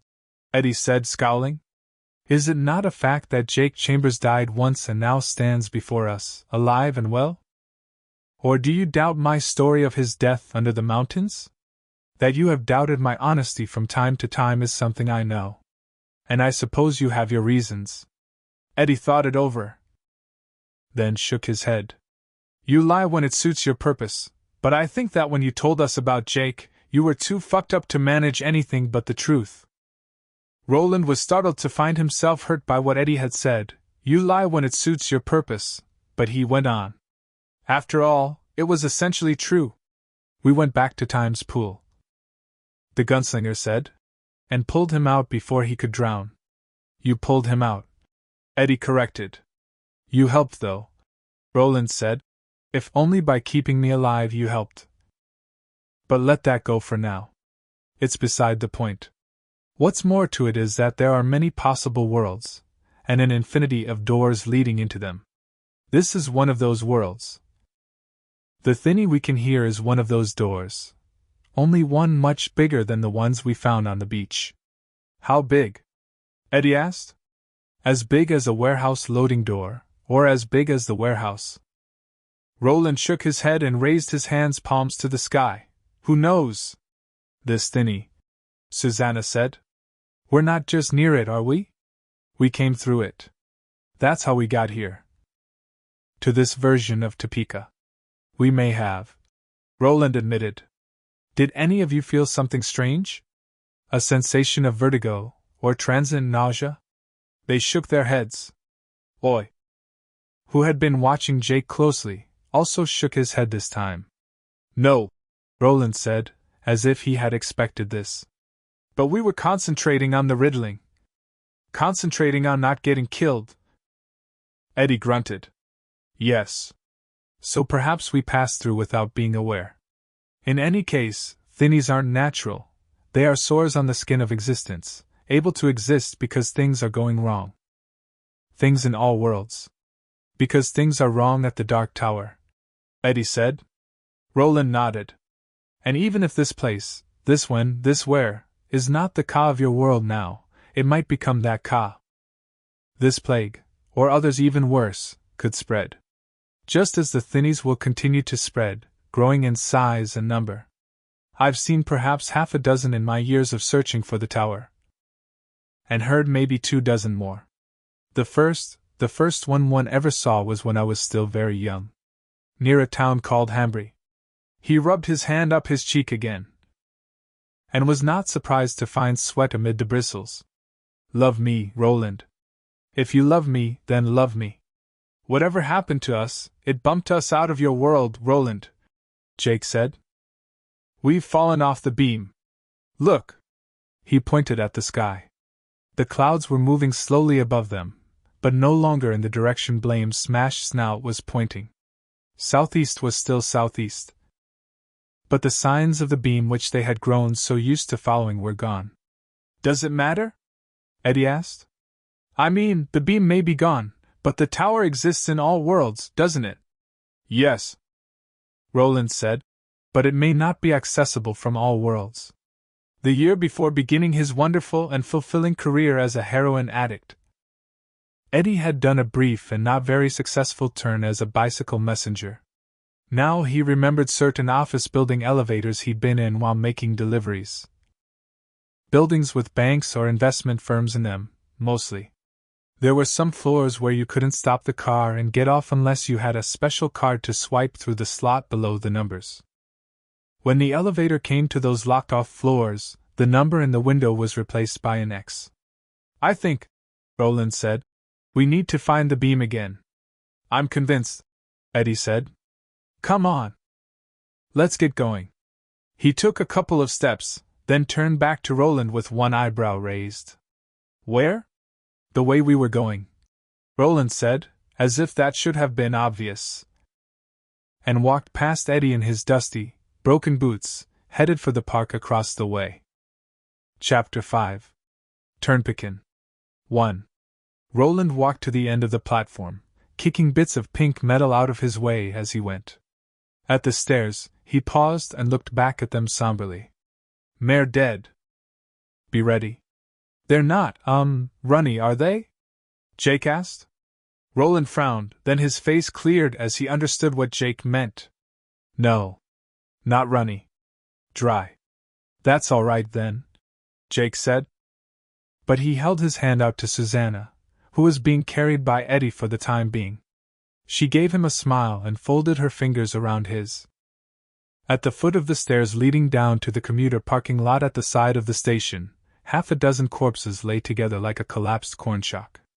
2 were women, 3 were men. The 6th was a child in a stroller. A summer spent dead in the sun and rain and heat, not to mention at the mercy of any stray cats, coons, or woodchucks that might be passing, had given the toddler a look of ancient wisdom and mystery, like a child mummy discovered in an Incan pyramid. Jake supposed from the faded blue outfit it was wearing that it had been a boy, but it was impossible to tell for sure. Eyeless, lipless, its skin faded to dusky gray. It made a joke of gender. Why did the dead baby cross the road? Because it was stapled to the superflu.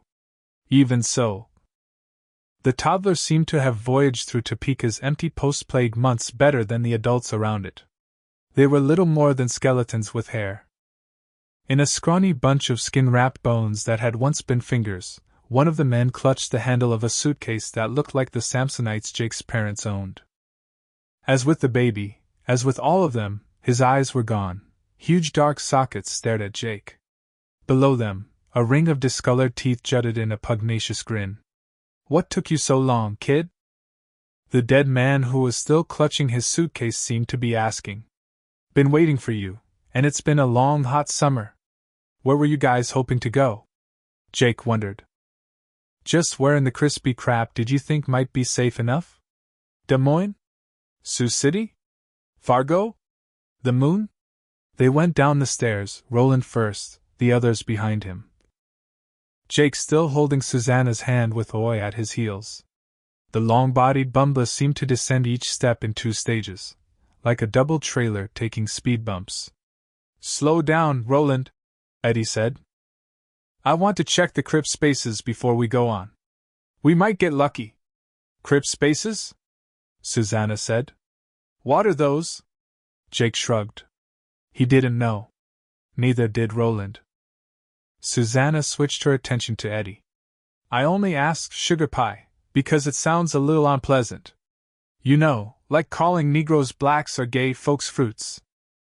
I know I'm just a poor ignorant pickaninny from the dark ages of 1964, but there." Eddie pointed at a rank of signs marking the parking row closest to the station. There were actually 2 signs to a post, the top of each pair blue and white, the bottom red and white. When they drew a little closer, Jake saw the one on top was a wheelchair symbol. The one on the bottom was a warning, $200 fine for improper use of handicapped parking space. Strictly enforced by Topeka PD. "See there!" Susanna said triumphantly. "They should have done that a long time ago. Why, back in my when, you're lucky if you can get your damn wheelchair through the doors of anything smaller than the shop and save. Hell, lucky if you can get it up over the curbs. And special parking? Forget it, sugar. The lot was jammed almost to capacity, but even with the end of the world at hand, Only 2 cars that didn't have little wheelchair symbols on their license plates were parked in the row Eddie had called the crib spaces. Jake guessed that respecting the crib spaces was just one of those things that got a mysterious lifelong hold on people, like putting zip codes on letters, parting your hair, or brushing your teeth before breakfast. And there it is! Eddie cried. Hold your cards, folks, but I think we have a bingo! Still carrying Susanna on his hip, a thing he would have been incapable of doing for any extended period of time even a month ago, Eddie hurried over to a boat of a Lincoln. Strapped on the roof was a complicated-looking racing bicycle. Poking out of the half-open trunk was a wheelchair. Nor was this the only one, scanning the row of crib spaces. Jake saw at least 4 more wheelchairs, most strapped to roof racks, some stuffed into the backs of vans or station wagons. One, it looked ancient and fearsomely bulky, thrown into the bed of a pickup truck. Eddie set Susanna down and bent to examine the rig holding the chair and the trunk. There were a lot of crisscrossing elastic cords, plus some sort of locking bar. Eddie drew the Ruger Jake had taken from his father's desk drawer. "Fire in the hole," he said cheerfully. And before any of them could even think of covering their ears, he pulled the trigger and blew the lock off the security bar. The sound went rolling into the silence, then echoed back. The warbling sound of the thinny returned with it, as if the gunshot had snapped it awake. Sounds Hawaiian, doesn't it? Jake thought, and grimaced with distaste.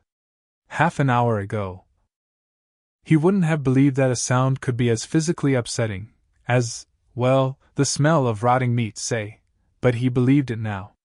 He looked up at the turnpike signs. From this angle he could see only their tops, but that was enough to confirm that they were shimmering again. It throws some kind of field, Jake thought. The way mixers and vacuum cleaners make static on the radio or TV, or the way that cyclotron gadget made the hair on my arms stand up when Mr. Kingery brought it to class and then asked for volunteers to come up and stand next to it. Eddie wrenched the locking bar aside, and used Roland's knife to cut the elastic cords. Then he drew the wheelchair out of the trunk, examined it, unfolded it, and engaged the support which ran across the back at seat level. "Voila!" he said. Susanna had propped herself on one hand. Jake thought she looked a little like the woman in this Andrew Wyeth painting he liked, Christina's World, and was examining the chair with some wonder. "God almighty, it looks so little and light! Modem technology at its finest, darlin'," Eddie said. "It's what we fought Vietnam for. Hop in." He bent to help her. She didn't resist him, but her face was set and frowning as he lowered her into the seat. Like she expected the chair to collapse under her, Jake thought, as she ran her hands over the arms of her new ride. Her face gradually relaxed. Jake wandered off a little, walking down another row of cars, running his fingers over their hoods, leaving trails of dust. Oi padded after him, pausing once to lift his leg and squirt a tire, as if he had been doing it all his life. "Make you homesick, honey?" Susanna asked from behind Jake. "Probably thought you'd never see an honest-to-God American automobile again, am I right?"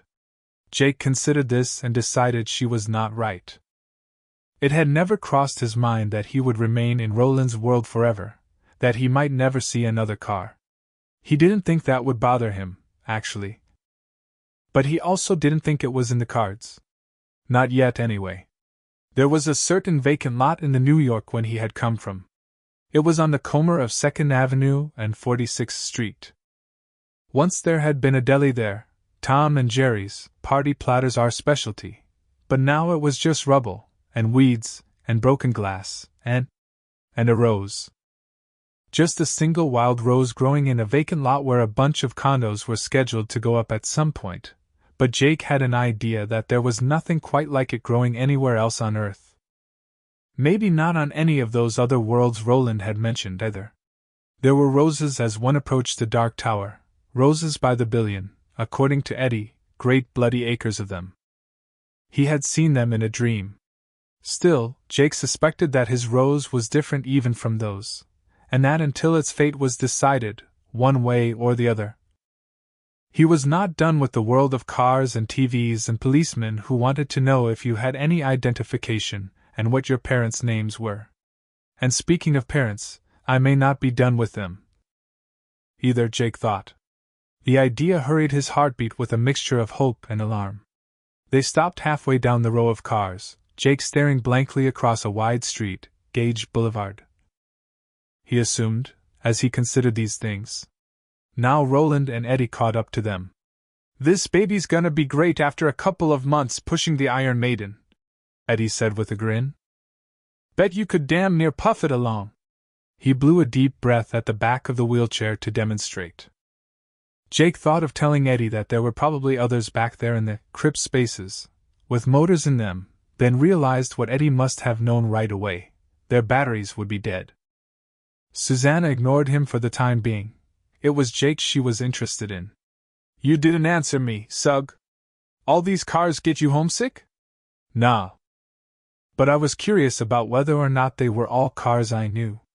I thought maybe, if this version of 1986 grew out of some other world than my 1977, there'd be a way to tell.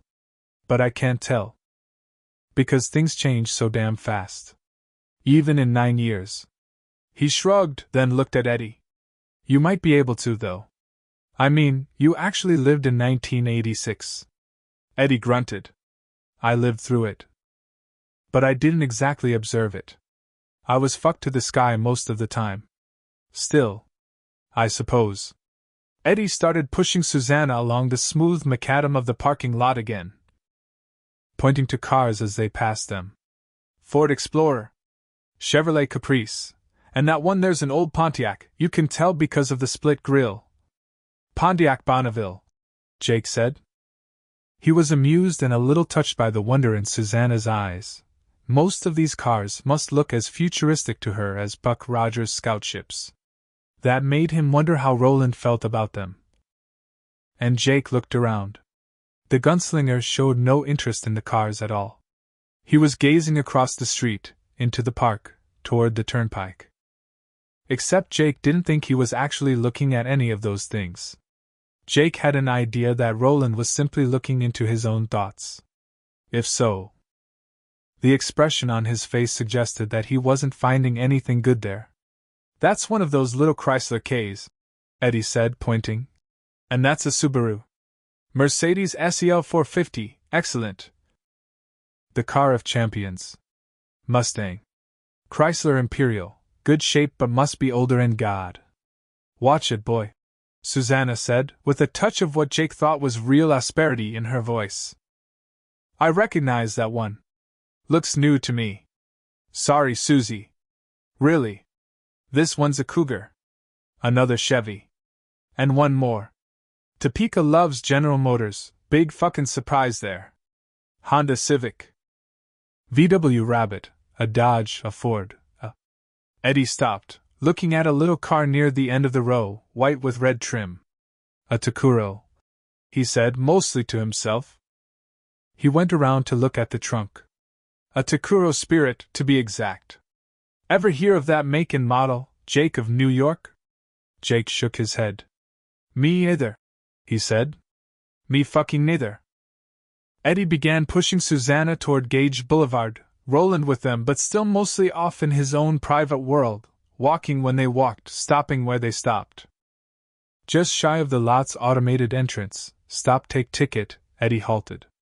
"At this rate, we'll be old before we get to yonder park and dead before we raise the turnpike," Susanna said.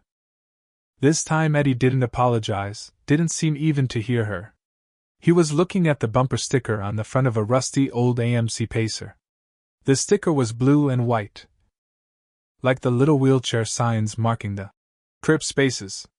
Jake squatted for a better look, and when Oi dropped his head on Jake's knee, the boy stroked him absently.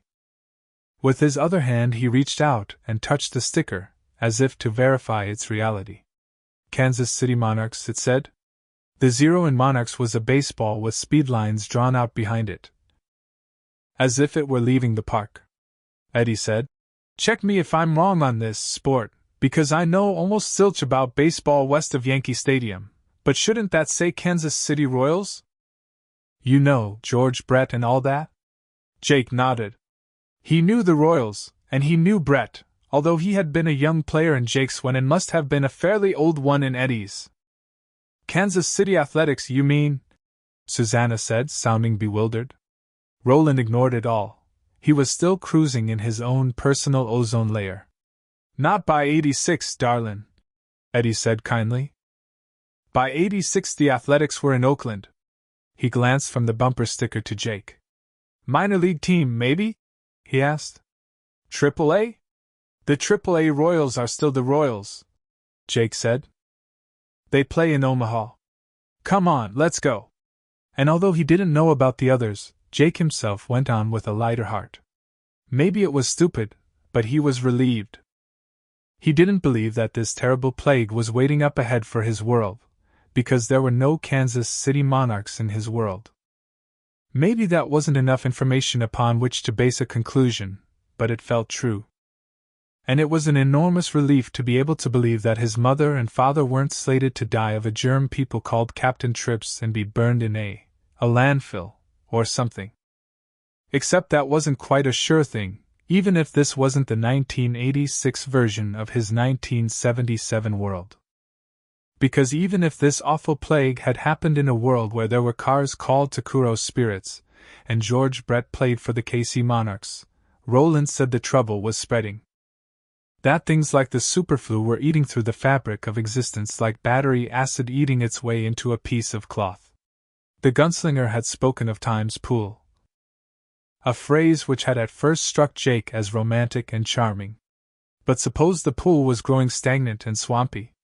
And suppose these Bermuda Triangle-type things Roland called thinnies, once great rarities, were becoming the rule rather than the exception? Suppose, and here was a hideous thought, one guaranteed to keep you lying awake until way past 3, all of reality was sagging as the structural weaknesses of the Dark Tower grew? Suppose there came a crash. One level falling down into the next, and the next, and the next, until... When Eddie grasped his shoulder and squeezed, Jake had to bite his tongue to keep from screaming. You're giving yourself the hoodoos, Eddie said. What do you know about it? Jake asked. That sounded rude, but he was mad. From being scared or being seen into? He didn't know. Didn't much care. Either. When it comes to the hoodoos, I'm an old hand, Eddie said. I don't know exactly what's on your mind, but whatever it is, this would be an excellent time to stop thinking about it. That, Jake decided, was probably good advice. They walked across the street together, toward Gage Park and one of the greatest shocks of Jake's life. 2. Passing under the wrought iron arch with Gage Park written on it in old-fashioned, curlicued letters, they found themselves on a brick path leading through a garden that was half English formal and half Ecuadorian jungle. With no one to tend it through the hot Midwestern summer, it had run to riot. With no one to tend it this fall, it had run to seed. A sign just inside the arch proclaimed this to be the Rhinish Rose Garden, and there were roses, all right, roses everywhere. Most had gone over. But some of the wild ones still throve, making Jake think of the rose in the vacant lot at 46th and 2nd with a longing so deep it was an ache. Off to one side as they entered the park was a beautiful old-time carousel, its prancing steeds and racing stallions now still on their posts. The carousel's very silence, its flashing lights and steamy calliope music stilled forever, gave Jake a chill. Hung over the neck of one horse, dangling from a rawhide strip, was some kid's baseball glove.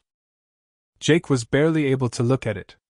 Beyond the carousel, the foliage grew even thicker, strangling the path until the travelers edged along single file, like lost children in a fairy tale wood. Thorns from overgrown and unpruned rose bushes tore at Jake's clothes. He had somehow gotten into the lead, probably because Roland was still deep inside his own thoughts.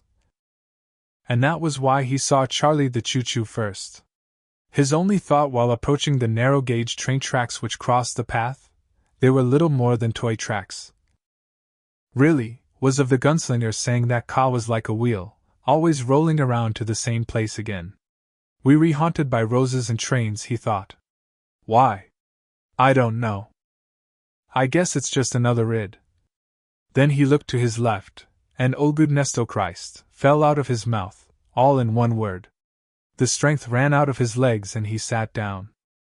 His voice sounded watery and distant to his own ears. He didn't quite faint. But the color drained out of the world until the running to riot foliage on the west side of the park looked almost as gray as the autumn sky overhead. "Jake! Jake, what's wrong?" It was Eddie.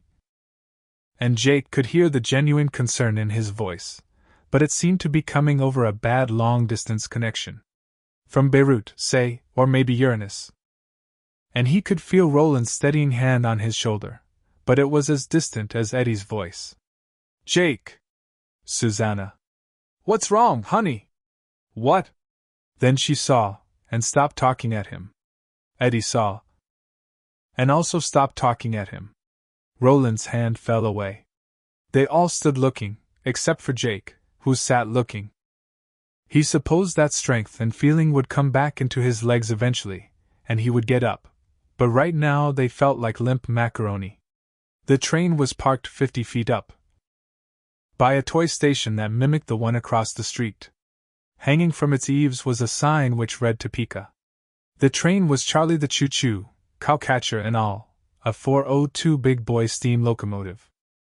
And Jake knew, if he found enough strength to get up on his feet and go over there, he would find a family of mice nested in the seat where the engineer, whose name had undoubtedly been Bob something or other, had once sat. There would be another family, this one of swallows, nested in the smokestack. And the dark, oily tears, Jake thought, looking at the tiny train waiting in front of its tiny station with his skin crawling all over his body, and his balls hard and his stomach in a knot. At night it cries those dark, oily tears, and they're rusting the hell out of his fine Stratham headlight. But in your time, Charlie boy, you pulled your share of kids, right? Around and around Gage Park you went, and the kids laughed. Except some of them weren't really laughing. Some of them, the ones who were wise to you, were screaming. The way I'd scream now, if I had the strength. But his strength was coming back. And when Eddie put a hand under one of his arms and Roland put one under the other, Jake was able to get up. He staggered once, then stood steady. "Just for the record, I don't blame you," Eddie said. His voice was grim, so was his face. "I feel a little like falling over myself." "That's the one in your book, that's it to the life." "So now we know where Miss Beryl Evans got the idea for Charlie the Choo-Choo," Susanna said. "Either she lived here, or sometime before 1942, when the damn thing was published. She visited Topeka, and saw the kids' train that goes through Rhinish Rose Garden and around Gage Park," Jake said. He was getting over his scare now. And he, not just an only child but for most of his life a lonely child, felt a burst of love and gratitude for his friends. They had seen what he had seen, they had understood the source of his fright. Of course, they were quartet. "It won't answer silly questions, it won't play silly games," Roland said musingly. "Can you go on, Jake?" "Yes." "You sure?" Eddie asked, and when Jake nodded, Eddie pushed Susanna across the tracks. Roland went next. Jake paused a moment, remembering a dream he'd had. He and Oy had been at a train crossing, and the bumbler had suddenly leaped onto the tracks, barking wildly at the oncoming headlight. Now Jake bent and scooped Oy up. He looked at the rusting train standing silently in its station, its dark headlamp like a dead eye. "I'm not afraid," he said in a low voice. "Not afraid of you." The headlamp came to life and flashed at him once, brief but glare-bright, emphatic. "I know different. I know different, my dear little squint." Then it went out. None of the others had seen. Jake glanced once more at the train, expecting the light to flash again, maybe expecting the cursed thing to actually start up and make a run at him, but nothing happened. Heart thumping hard in his chest, Jake hurried after his companions. 3. The Topeka Zoo, the world-famous Topeka Zoo, according to the signs, was full of empty cages and dead animals. Some of the animals that had been freed were gone, but others had died near to hand. The big apes were still in the area marked gorilla habitat, and they appeared to have died hand in hand. That made Eddie feel like crying somehow. Since the last of the heroin had washed out of his system, his emotions always seemed on the verge of blowing up into a cyclone. His old pals would have laughed. Beyond gorilla habitat, a gray wolf lay dead on the path. Oi approached it carefully, sniffed, then stretched out his long neck and began to howl. "Make him quit that." "Jake, you hear me?" Eddie said gruffly. He suddenly realized he could smell decaying animals. The aroma was faint, mostly boiled off over the hot days of the summer just past. But what was left made him feel like upchucking. Not that he could precisely remember the last time he'd eaten. "Oi! To me!" Oi howled one final time, then returned to Jake. He stood on the kid's feet, looking up at him with those spooky wedding ring eyes of his. Jake picked him up, took him in a circle around the wolf, and then set him down again on the brick path. The path led them to a steep set of steps. Weeds had begun to push through the stonework already, and at the top Roland looked back over the zoo and the gardens. From here they could easily see the circuit the toy train tracks made, allowing Charlie's riders to tour the entire perimeter of Gage Park. Beyond it, fallen leaves clattered down Gage Boulevard before a rush of cold wind. "So fell Lord Perth," murmured Roland. "And the countryside did shake with that thunder," Jake finished. Roland looked down at him with surprise, like a man awakening from a deep sleep, then smiled and put an arm around Jake's shoulders. "I have played Lord Perth in my time," he said. "Have you?" "Yes." "Very soon now you shall hear." 4. Beyond the steps was an aviary full of dead exotic birds. Beyond the aviary was a snack bar advertising, perhaps heartlessly, given the location, Topeka's best buffalo burger. Beyond the snack bar was another wrought iron arch with a sign reading "Come back to Gage Park real soon." Beyond this was the curving upslope of a limited-access highway entrance ramp. Above it, the green signs they had first spotted from across the way stood clear. "Tumpican again," Eddie said in a voice almost too low to hear. "Goddamn." Then he sighed. "What's Tumpican, Eddie?" Jake didn't think Eddie was going to answer. When Susanna craned around to look at him as he stood with his fingers wrapped around the handles of the new wheelchair, Eddie looked away. Then he looked back, first at Susanna, then at Jake. "It's not pretty. Not much about my life before Gary Cooper here yanked me across the Great Divide was. You don't have to. It's also no big deal. A bunch of us would get together, me, my brother Henry, Bum O'Hara, usually, 'cause he had a car, Sandra Corbett, and maybe this friend of Henry's we called Jimmy Polio, and we'd stick all our names in a hat. The one we drew out was the trip guide, Henry used to call him. He, she, if it was Sandy, had to stay straight. Relatively, anyway. Everyone else got seriously goobered. Then we'd all pile into Bum's Chrysler and go up 1 to 95 into Connecticut, or maybe take the Taconic Parkway into upstate New York. Only we called it the Catatonic Parkway. Listen to Creedence or Marvin Gaye or maybe even Elvis' greatest hits on the tape player. It was better at night, best when the moon was full. We'd cruise for hours sometimes with our heads stuck out the windows like dogs do when they're riding, looking up at the moon and watching for shooting stars. We called it Tumpican. Eddie smiled. It looked like an effort. "A charming life, folks. It sounds sort of fun," Jake said. "Not the drug part, I mean, but riding around with your pals at night, looking at the moon and listening to the music. That sounds excellent." "It was, actually," Eddie said. "Even stuffed so full of reds we were as apt to pee on our own shoes as in the bushes. It was excellent." He paused. "That's the horrible part, don't you get it?" "Tumpican," the gunslinger said. "Let's do some." They left Gage Park and crossed the road to the entrance ramp. 5. Someone had spray-painted over both signs marking the ramp's ascending curve. On the one reading St. Louis 215, someone had slashed In black. On the one marked next rest area 10 miles. Had been written in fat red letters.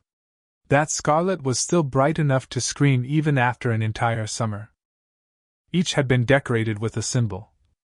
"Do you know what any of that truck means, Roland?" Susanna asked. Roland shook his head, but he looked troubled. And that introspective look never left his own eyes. They went on. 6. At the place where the ramp merged with the turnpike, the two men, the boy, and the bumbler clustered around Susanna in her new wheelchair. All of them looked east. Eddie didn't know what the traffic situation would be like once they cleared Topeka, but here all the lanes, those headed west as well as the eastbound ones on their side, were crammed with cars and trucks. Most of the vehicles were piled high with possessions gone rusty with a season's worth of rain. But the traffic was the least of their concerns as they stood there, looking silently eastward. For half a mile or so on either side of them, the city continued.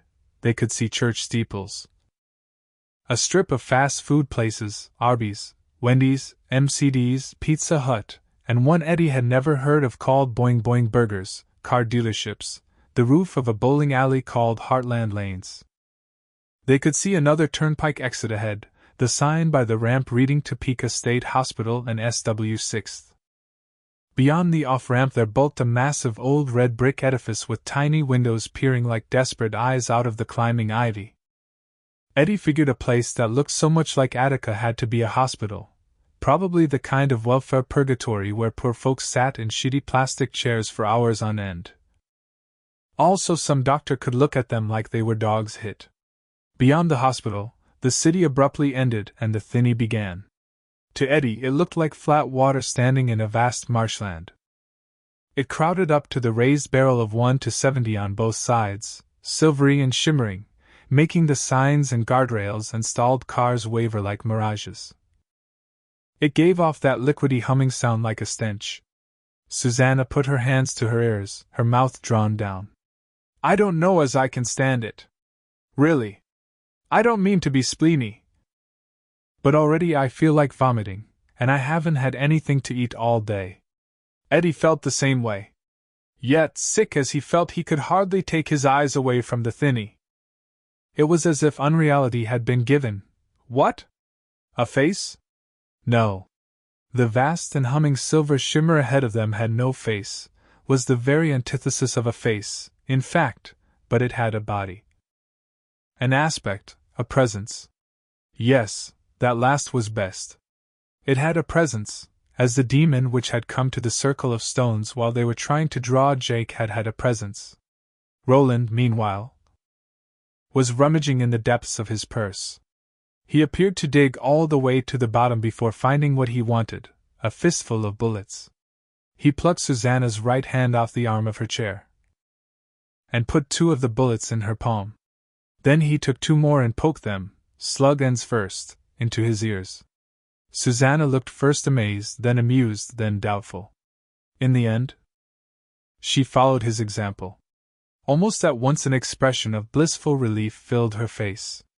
Eddie unshouldered the pack he wore and pulled out the half-full box of .44s that went with Jake's Ruger. The gunslinger shook his head and held out his hand. There were still 4 bullets in it, 2 for Eddie and 2 for Jake. "What's wrong with these?" Eddie shook a couple of shells from the box that had come from behind the hanging files in Elmer Chambers's desk drawer. "They're from your world and they won't block out the sound." "Don't ask me how I know that, I just do. Try them if you want, but they won't work." Eddie pointed at the bullets Roland was offering. "Those are from our world, too. The gun shop on 7th and 49th. Clements, wasn't that the name? These didn't come from there. These are mine, Eddie, reloaded often but originally brought from the Green Land. From Gilead." "You mean the wets?" Eddie asked incredulously. "The last of the wet shells from the beach? The ones that really got soaked?" Roland nodded. "You said those would never fire again. No matter how dry they got. That the powder had been. What did you say? Flattened." Roland nodded again. "So why'd you save them? Why bring a bunch of useless bullets all this way?" What did I teach you to say after a kill, Eddie? In order to focus your mind? Father, guide my hands and heart so that no part of the animal will be wasted. Roland nodded a third time. Jake took 2 shells and put them in his ears. Eddie took the last 2, but first he tried the ones he'd shaken from the box. They muffled the sound of the thinny, but it was still there, vibrating in the center of his forehead, making his eyes water the way they did when he had a cold, making the bridge of his nose feel like it was going to explode. He picked them out and put the bigger slugs, the ones from Roland's ancient revolvers, in their place.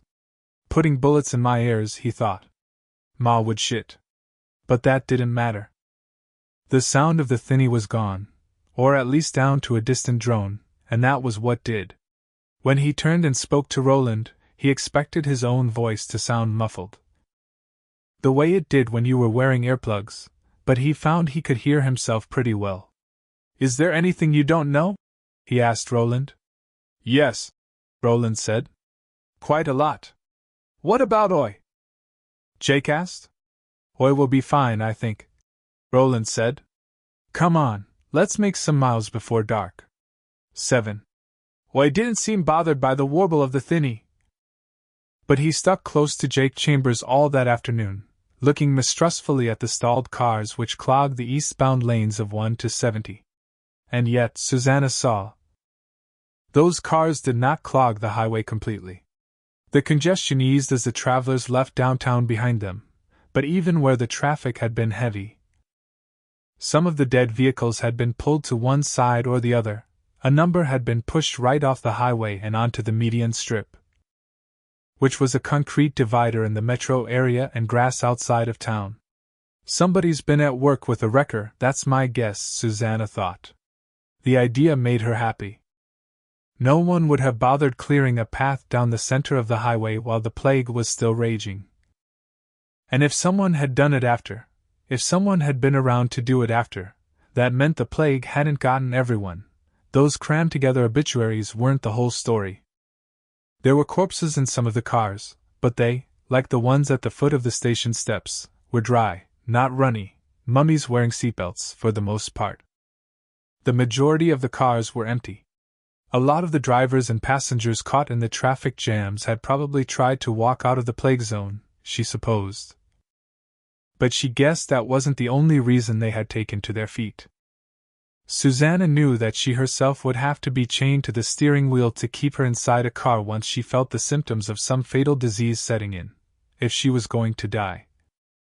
She would want to do it in God's open air. A hill would be best, someplace with a little elevation, but even a wheat field would do, came it to that. Anything but coughing your last while smelling the air freshener dangling from the rearview mirror. At one time Susanna guessed they would have been able to see many of the corpses of the fleeing dead, but not now. Because of the thinny. They approached it steadily. And she knew exactly when they entered it. A kind of tingling shudder ran through her body, making her draw her shortened legs up, and the wheelchair stopped for a moment.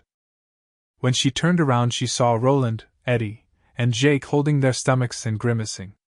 They looked as if they had all been stricken with the bellyache at the same time. Then Eddie and Roland straightened up. Jake bent to stroke Oi, who had been staring at him anxiously. You boys all right? Susanna asked.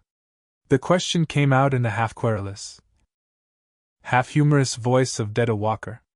Using that voice was nothing she planned, sometimes it just came out. Yeah, Jake said. Feels like I got a bubble in my throat, though. He was staring uneasily at the thinny.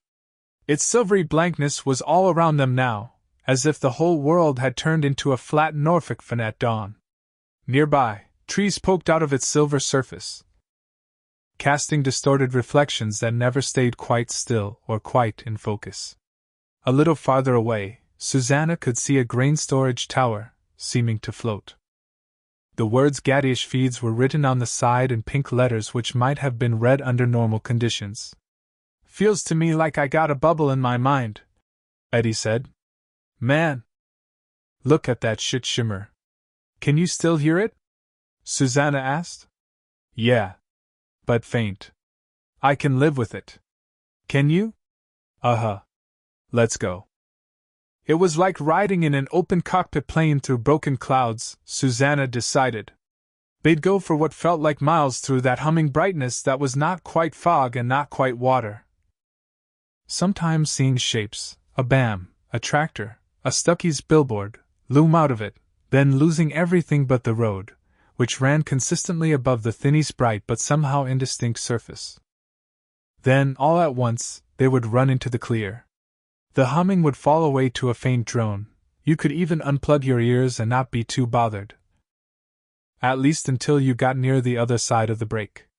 Once again there were vistas. Well, no, that was too grand. Kansas didn't exactly have vistas. But there were open fields and the occasional copse of autumn-bright trees marking a spring or cowpond. No Grand Canyon or surf crashing on Portland Headlight. At least you could see a by-God horizon off in the distance, and lose some of that unpleasant feeling of entombment. Then, back into the goop you went. Jake came closest to describing it. She thought, when he said that being in the thinny was like finally reaching the shining water mirage you could often see far up the highway on hot days. Whatever it was and however you described it.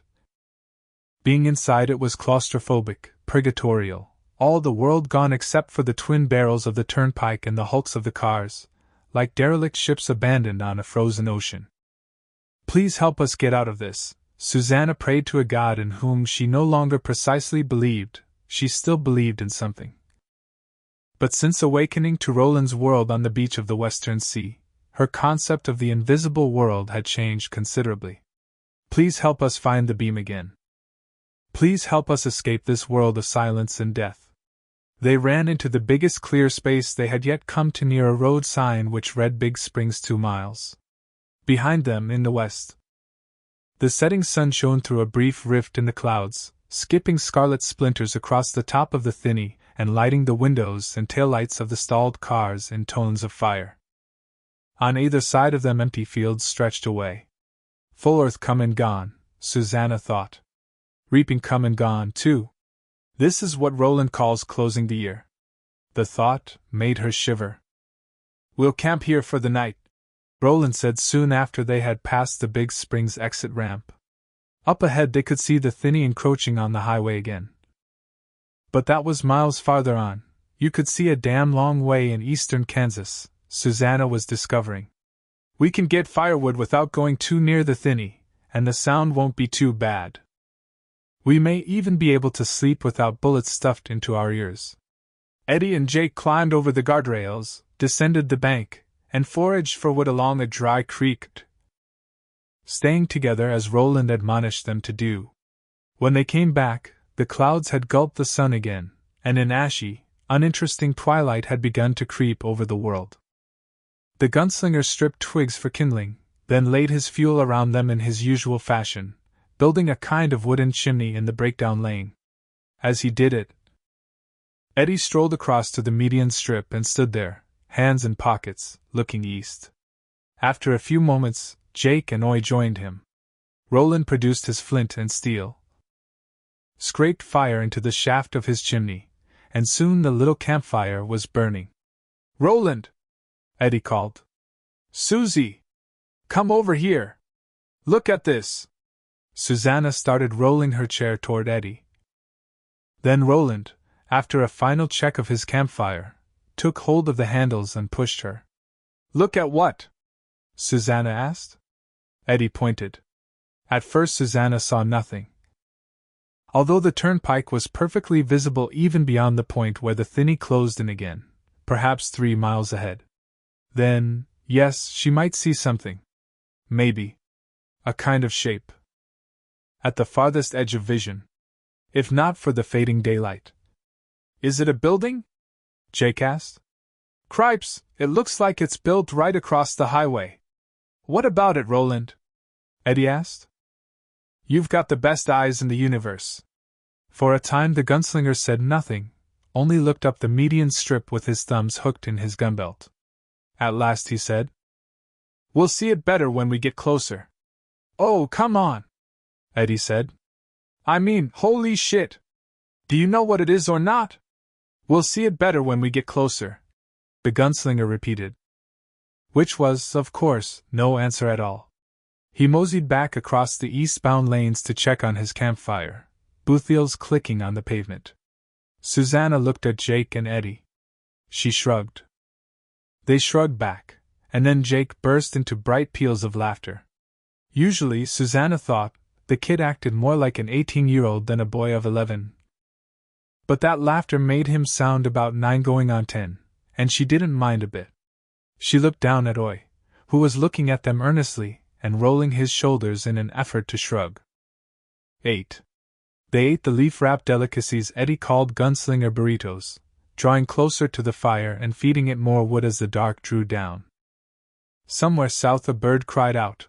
It was just about the loneliest sound he had ever heard in his life, Eddie reckoned. None of them talked much, and it occurred to him that, at this time of their day, hardly anyone ever did. As if the time when the earth swapped day for dark was special, a time that somehow closed them off from the powerful fellowship Roland called quartet. Jake fed Oi small scraps of dried deer meat from his last burrito. Susanna sat on her bedroll, legs crossed beneath her hide smock, looking dreamily into the fire. Roland lay back on his elbows, looking up at the sky, where the clouds had begun to melt away from the stars. Looking up himself, Eddie saw that Old Star and Old Mother were gone, their places taken by Polaris and the Big Dipper. This might not be his world. Takuro Automobiles, the Kansas City Monarchs, and a food franchise called Boing Boing Burgers all suggested it wasn't, but Eddie thought it was too close for comfort. Maybe, he thought, the world next door. When the bird cried in the distance again, he roused himself and looked at Roland. You had something you were going to tell us, he said. A thrilling tale of your youth, I believe. Susan, that was her name, wasn't it? For a moment longer the gunslinger continued to look up at the sky. Now it was Roland who must find himself adrift in the constellations, Eddie realized, and then he shifted his gaze to his friends. He looked strangely apologetic, strangely uneasy. Would you think I was cousining? He said. If I asked for one more day to think of these things? Or perhaps it's a night to dream of them that I really want. They are old things, dead things, perhaps, but I... He raised his hands in a kind of distracted gesture. Some things don't rest easy even when they're dead. Their bones cry out from the ground. There are ghosts, Jake said. And in his eyes Eddie saw a shadow of the horror he must have felt inside the house in Dutch Hill. The horror he must have felt when the doorkeeper came out of the wall and reached for him. Sometimes there are ghosts, and sometimes they come back. Yes, Roland said. Sometimes there are, and sometimes they do. Maybe it's better not to brood, Susanna said. Sometimes, especially when you know a thing's going to be hard, it's better just to get on your horse and ride. Roland thought this over carefully, then raised his eyes to look at her. At tomorrow night's fire I will tell you of Susan, he said. This I promise on my father's name. Do we need to hear? Eddie asked abruptly.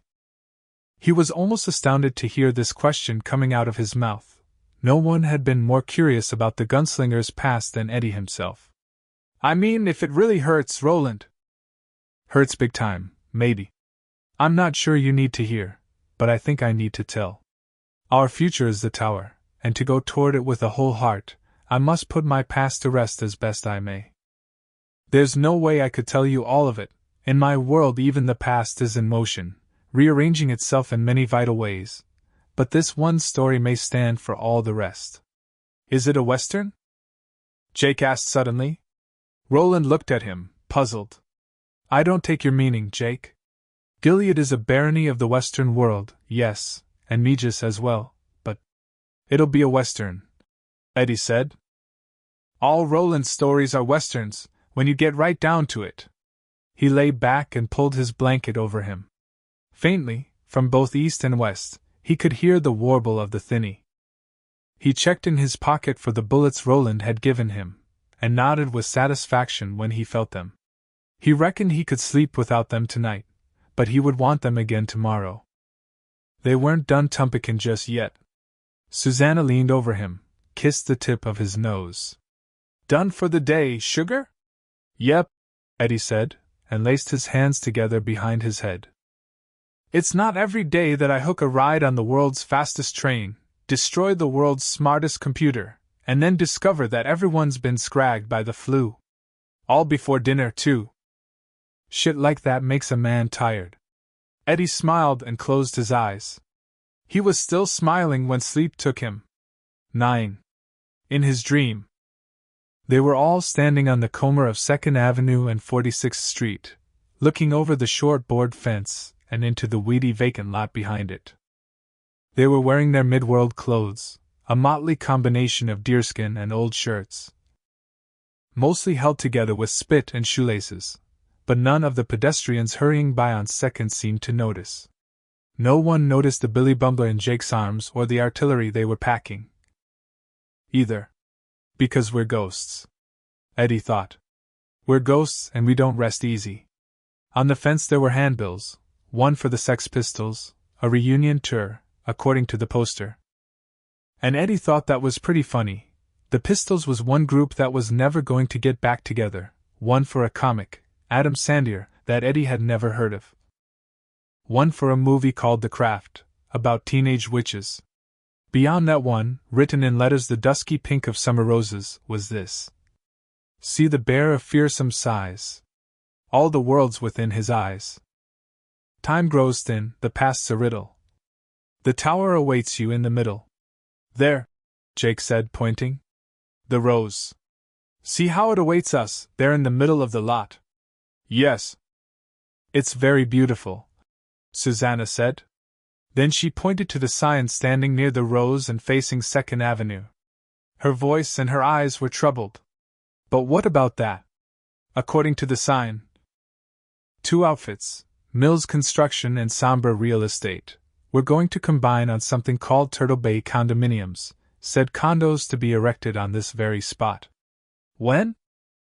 Coming soon was all the sign had to say in that regard. I wouldn't worry about that, Jake said.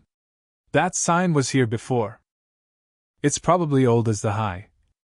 At that moment the revving sound of an engine tore into the air. From beyond the fence, on the 46th Street side of the lot, chugs of dirty brown exhaust ascended like bad news smoke signals.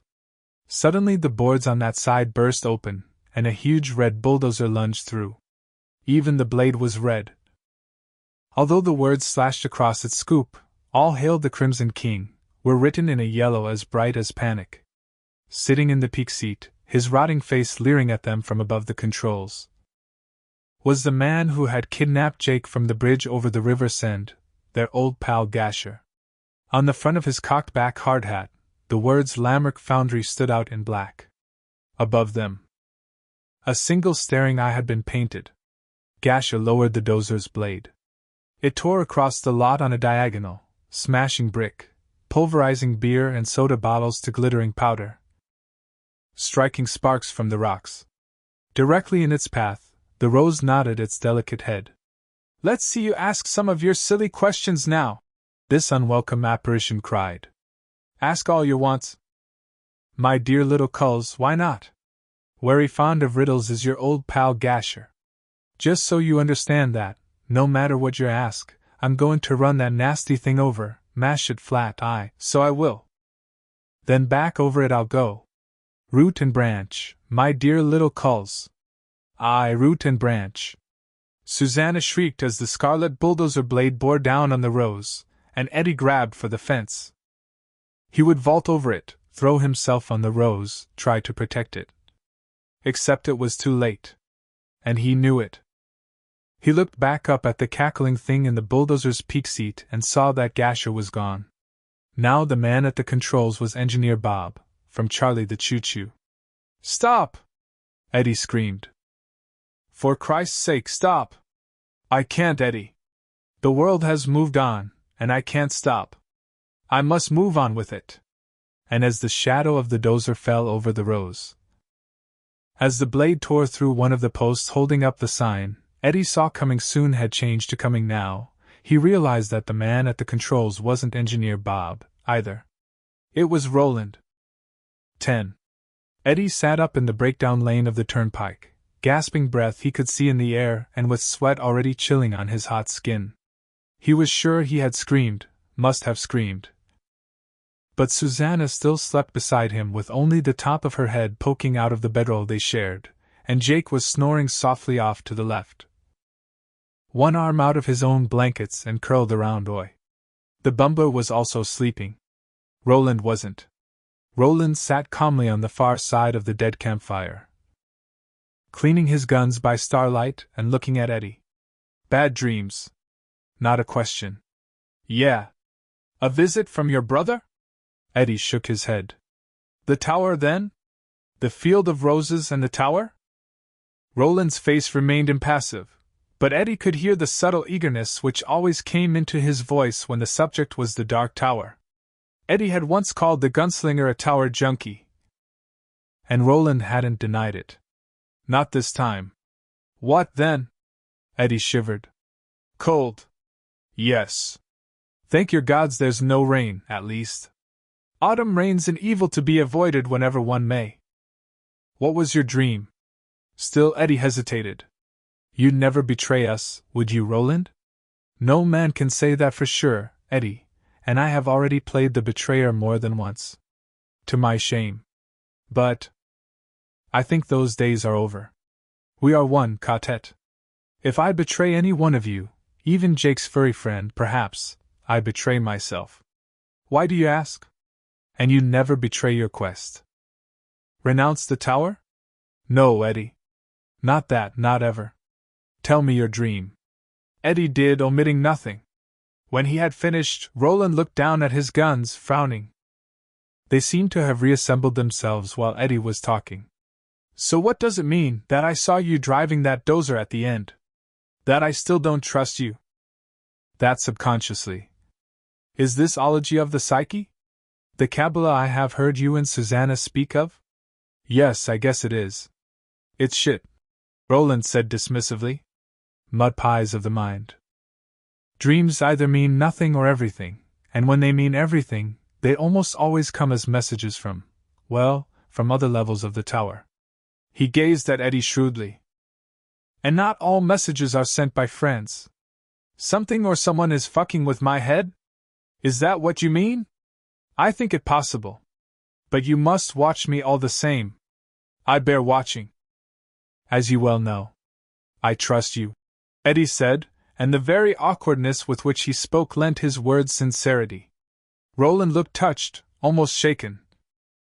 And Eddie wondered how he ever could have thought this man an emotionless robot.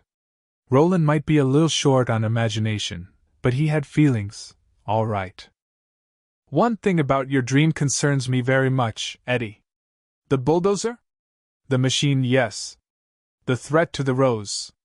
Jake saw the rose, Roland. It was fine. Roland nodded. In his when? The when of that particular day, the rose was thriving. But that doesn't mean it will continue to do so. If the construction the sign spoke of comes, if the bulldozer comes. There are other worlds than these, Eddie said. Remember? Some things may exist only in one. In one where, in one when. Roland lay down and looked up at the stars. We must protect that rose, he said. We must protect it at all costs. You think it's another door, don't you? One that opens on the Dark Tower. The gunslinger looked at him from eyes that ran with starshine. I think it may be the tower, he said. And if it's destroyed. His eyes closed. He said no more. Eddie lay awake late. 11. The new day dawned clear and bright and cold. In the strong morning sunlight, the thing Eddie had spotted the evening before was more clearly visible. But he still couldn't tell what it was. Another riddle. And he was getting damned sick of them. He stood squinting at it, shading his eyes from the sun, with Susanna on one side of him and Jake on the other. Roland was back by the campfire, packing what he called their gana, a word which seemed to mean all their worldly goods. He appeared not to be concerned with the thing up ahead, or to know what it was. How far away? 30 miles? 50? The answer seemed to depend on how far could you see in all this flat land, and Eddie didn't know the answer. One thing he felt quite sure of was that Jake had been right on at least 2 counts. It was some kind of building, and it sprawled across all 4 lanes of the highway. It must. How else could they see it? It would have been lost in the thinny, wouldn't it? Maybe it's standing in one of those open patches, what Susie calls the holes in the clouds. Or maybe the thinny ends before we get that far.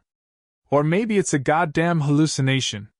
In any case, you might as well put it out of your mind for the time being. Got a little more turnpicking to do. Still, the building held him. It looked like an airy Arabian Nights confection of blue and gold. Except Eddie had an idea that the blue was stolen from the sky and the gold from the newly risen sun. "Roland, come here a second!" At first he didn't think the gunslinger would. But then Roland cinched a rawhide lace on Susanna's pack, rose, put his hands in the small of his back, stretched, and walked over to them. "Gods! One would think no one in this band has the wit to housekeep but me," Roland said. "We'll pitch in," Eddie said. "We always do, don't we? But look at that thing first." Roland did.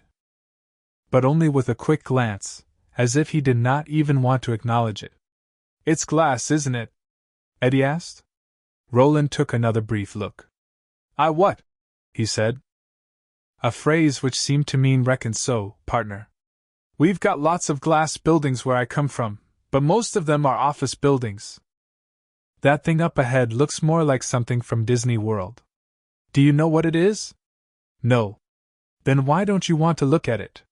Susanna asked. Roland did take another look at the distant blaze of light on glass, but once again it was quick, little more than a peek. "Because it's trouble," Roland said. "And it's in our road. We'll get there in time. No need to live in trouble until trouble comes." "Will we get there today?" Jake asked. Roland shrugged, his face still closed. "There'll be water if God wills it," he said. "Christ, you could have made a fortune writing fortune cookies," Eddie said. He hoped for a smile, at least, but got none. Roland simply walked back across the road, dropped to one knee, shouldered his purse and his pack, and waited for the others. When they were ready, the pilgrims resumed their walk east along Interstate 70. The gunslinger led, walking with his head down and his eyes on the toes of his boots. 12. Roland was quiet all day, and as the building ahead of them neared trouble, and in our road, he had said, Susanna came to realize it wasn't grumpiness they were seeing, or worry about anything which lay any farther ahead of them than tonight. It was the story he'd promised to tell them that Roland was thinking about, and he was a lot more than worried. By the time they stopped for their noon meal, they could clearly see the building ahead, a many-turreted palace which appeared to be made entirely of reflective glass. The thinny lay close around it, but the palace rose serenely above all, its turrets trying for the sky. Madly strange here in the flat countryside of eastern Kansas, of course it was, but Susanna thought it the most beautiful building she had ever seen in her life. Even more beautiful than the Chrysler Building, and that was going some. As they drew closer, she found it more and more difficult to look elsewhere. Watching the reflections of the puffy clouds sailing across the glass castle's blue sky vanes and walls was like watching some splendid illusion, yet there was a solidity to it, as well. An inarguability. Some of that was probably just the shadow it threw. Mirages did not, so far as she knew, create shadows, but not all. It just was. She had no idea what such a fabulosity was doing out here in the land of Stuckies and Hardys, not to mention Boing Boing Burgers, but there it was. She reckoned that time would tell the rest. 13. They made camp in silence, watched Roland build the wooden chimney that would be their fire in silence, then sat before it in silence, watching the sunset turn the huge glass edifice ahead of them into a castle of fire. Its towers and battlements glowed first a fierce red, then orange, then a gold which cooled rapidly to ochre as Old Star appeared in the firmament above them. No, she thought in Delta's voice. Ain't dat one girl? Not tall. That's the North Star. Same one you seen back home, sittin' on yo' daddy's lap. But it was Old Star she wanted, she discovered, Old Star and Old Mother. She was astounded to find herself homesick for Roland's world. And then wondered why she should be so surprised. It was a world, after all, where no one had called her a nigger bitch, at least not yet, a world where she had found someone to love. And made good friends as well. That last made her feel a little bit like crying, and she hugged Jake to her. He let himself be hugged, smiling, his eyes half closed. At some distance, unpleasant but bearable even without bullet earplugs, the thinny warbled its moaning song. When the last traces of yellow began to fade from the castle up the road, Roland left them to sit in the turnpike travel lane and returned to his fire. He cooked more leaf-wrapped deer meat, and handed the food around. They ate in silence. Roland actually ate almost nothing, Susanna observed. By the time they were finished, they could see the Milky Way scattered across the walls of the castle ahead of them. Fierce points of reflection that burned like fire in still water. Eddie was the one who finally broke the silence. "You don't have to," he said. "You're excused. Or absolved. Or whatever the hell it is you need to take that look off your face." Roland ignored him. He drank, tilting the waterskin up on his elbow like some hick drinking moonshine from a jug, head back. Eyes on the stars. The last mouthful he spat to the roadside. "Life for your crop," Eddie said. He did not smile. Roland said nothing, but his cheek went pale, as if he had seen a ghost. Or heard one. 14. The gunslinger turned to Jake, who looked back at him seriously. "I went through the trial of manhood at the age of 14, the youngest of my cartel, of my class. You would say, and perhaps the youngest ever. I told you some of that, Jake. Do you remember?" "You told all of us some of that," Susanna thought, but kept her mouth shut, and warned Eddie with her eyes to do the same. Roland hadn't been himself during that telling. With Jake both dead and alive within his head, the man had been fighting madness. "You mean when we were chasing Walter?" Jake said. "After the way station, but before I took my fall." "That's right. I remember a little, but that's all." "The way you remember the stuff you dream about." Roland nodded. "Listen, then. I would tell you more this time, Jake, because you are older. I suppose we all are." Susanna was no less fascinated with the story the second time, how the boy Roland had chanced to discover Martin, his father's advisor, his father's wizard, in his mother's apartment. Only none of it had been by chance, of course. The boy would have passed her door with no more than a glance had Martin not opened it and invited him in. Martin had told Roland that his mother wanted to see him. But one look at her rueful smile and downcast eyes as she sat in her low-backed chair told the boy he was the last person in the world Gabrielle Deschain wanted to see just then. The flush on her cheek and the love bite on the side of her neck told him everything else. Thus had he been goaded by Martin into an early trial of manhood. And by employing a weapon his teacher had not expected, his hawk, David, Roland had defeated Court, taken his stick, and made the enemy of his life in Martin Broadcloak. Beaten badly. Face swelling into something that looked like a child's goblin mask, slipping toward a coma, Court had fought back unconsciousness long enough to offer his newest apprentice gunslinger counsel. "Stay away from Martin yet a while," Court had said. "He told me to let the story of our battle grow into a legend." The gunslinger told Eddie, Susanna, and Jake to wait until my shadow had grown hair on its face and haunted Martin in his dreams. "Did you take his advice?" Susanna asked. "I never got a chance," Roland said. His face cracked in a rueful, painful smile. "I meant to think about it, and seriously, but before I even got started on my thinking, things changed." "They have a way of doing that, don't they?" Eddie said. "My goodness, yes. I buried my hawk, the first weapon I ever wielded, and perhaps the finest. Then, and this part I'm sure I didn't tell you before, Jake, I went into the lower town. That summer's heat broke in storms full of thunder and hail, and in a room above one of the brothels where Court had been wont to roister, I lay with a woman for the first time. He poked a stick thoughtfully into the fire, seemed to become aware of the unconscious symbolism in what he was doing, and threw it away with a lopsided grin. It landed, smoldering, near the tire of an abandoned Dodge Aspen and went out. It was good. The sex was good. Not the great thing I and my friends had thought about and whispered about and wondered about. Of course. I think store-bought pussy tends to be overrated by the young sugar, Susanna said. I fell asleep listening to the sots downstairs singing along with the piano and to the sound of hail on the window.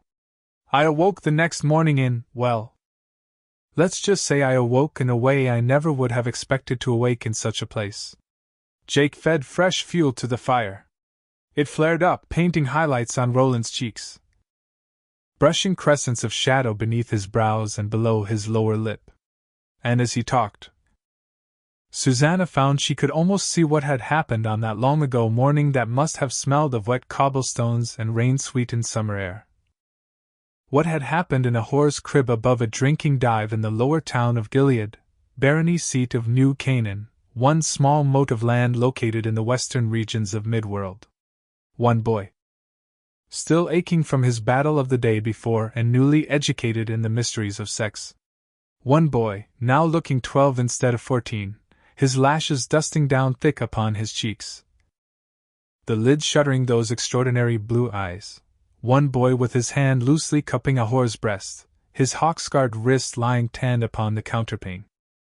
One boy in the final instance of his life's last good sleep, one boy who will shortly be in motion, who will be falling as a dislodged pebble falls on a steep and broken slope of scree. A falling pebble that strikes another, and another, and another, those pebbles striking yet more, until the whole slope is in motion and the earth shakes with the sound of the landslide. One boy. One pebble on a slope loose and ready to slide. A knot exploded in the fire. Somewhere in this stream of Kansas, an animal yipped. Susanna watched sparks swirl up past Roland's incredibly ancient face, and saw in that face the sleeping boy of a summer's mom, lying in a bod's bed. And then she saw the door crash open, ending Gilead's last troubled dream. 15. The man who strode in, crossing the room to the bed before Roland could open his eyes, and before the woman beside him had even begun to register the sound, was tall, slim, dressed in faded jeans and a dusty shirt of blue chambray. On his head was a dark gray hat with a snakeskin band. Lying low on his hips were two old leather holsters. Jutting from them were the sandalwood grips of the pistols the boy would someday bear to lands of which this scowling man with the furious blue eyes would never dream. Roland was in motion even before he was able to unseal his eyes, rolling to the left, groping beneath the bed for what was there. He was fast, so fast it was scary, but, and Susanna saw this too. Saw it clearly, the man in the faded jeans was faster yet. He grabbed the boy's shoulder and yanked, turning him naked out of bed and onto the floor. The boy sprawled there, reaching again for what was beneath the bed, lightning quick. The man in the jeans stamped down on his fingers before they could grasp. "Bastard!" the boy gasped. "Oh, you bah!" But now his eyes were open, he looked up, and saw that the invading bastard was his father. The whore was sitting up now, her eyes puffy, her face slack and petulant. "Here!" she cried. "Here, here! You can't just be a-comin' in like that, so you can't! Why, if I was to raise my voice—" Ignoring her, the man reached beneath the bed and dragged out two gunbelts. Near the end of each was a bolstered revolver. They were large, and amazing in this largely gunless world, but they were not so large as those worn by Roland's father. And the grips were eroded metal plates rather than inlaid wood. When the whore saw the guns on the invader's hips and the ones in his hands, the ones her young customer of the night before had been wearing until she had taken him upstairs and divested him of all weapons save for the one with which she was most familiar, the expression of sleepy petulance left her face. What replaced it was the fox-like look of a born survivor. She was up out of bed. Across the floor, and out the door before her bare bum had more than a brief moment to twinkle in the morning sun. Neither the father standing by the bed nor the son lying naked upon the floor at his feet so much as looked at her. The man in the jeans held out the gunbelts which Roland had taken from the fuser beneath the apprentices' barracks on the previous afternoon, using Court's key to open the arsenal door. The man shook the belts under Roland's very nose, as one might hold a torn garment beneath the nose of a feckless puppy that has chewed. He shook them so hard that one of the guns tumbled free. Despite his stupefaction, Roland caught it in midair. "I thought you were in the West," Roland said. "In Crescia." After Farson and his. Roland's father slapped him hard enough to send the boy tumbling across the room and into a corner with blood pouring from one corner of his mouth. Roland's first appalling instinct was to raise the gun he still held. Stephen Deschain looked at him, hands on hips, reading this thought even before it was fully formed. His lips pulled back in a singularly mirthless grin, one that showed all of his teeth and most of his gums. "Shoot me if you will. Why not? Make this abortion complete. Ah, gods, I'd welcome it." Roland laid the gun on the floor and pushed it away, using the back of his hand to do it. All at once he wanted his fingers nowhere near the trigger of a gun. They were no longer fully under his control, those fingers. He had discovered that yesterday, right around the time he had broken Court's nose. "Father, I was tested yesterday.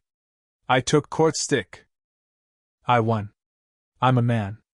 "You're a fool," his father said. His grin was gone now. He looked haggard and old. He sat down heavily on the horse bed, looked at the gunbelts he still held, and dropped them between his feet. "You're a 14-year-old fool, and that's the worst, most desperate kind." He looked up, angry all over again, but Roland didn't mind. Anger was better than that look of weariness. That look of age. "I've known since you toddled that you were no genius, but I never believed until yestereve that you were an idiot. To let him drive you like a cow in a chute. Gods! You have forgotten the face of your father. Say it." And that sparked the boy's own anger. Everything he had done the day before he had done with his father's face firmly fixed in his mind. "That's not true!" he shouted from where he now sat with his bare butt on the splintery boards of the horse crib and his back against the wall, the sun shining through the window and touching the fuzz on his fair, unscarred cheek. "It is true, you whelp! Foolish whelp! Say your atonement, or I'll strip the hide from your very." "They were together," he burst out. "Your wife and your minister, your magician." I saw the mark of his mouth on her neck. On my mother's neck. He reached for the gun and picked it up, but even in his shame and fury was still careful not to let his fingers stray near the trigger. He held the apprentice's revolver only by the plain, undecorated metal of its barrel. "Today I end his treacherous seducer's life with this, and if you aren't man enough to help me, at least you can stand aside and let him." One of the revolvers on Stephen's hip was out of its holster, and in his hand before Roland's eyes saw any move. There was a single shot. Deafening as thunder in the little room. It was a full minute before Roland was able to hear the babble of questions and commotion from below. The prentice gun, meanwhile, was long gone. Blown out of his hand and leaving nothing behind but a kind of buzzing tingle.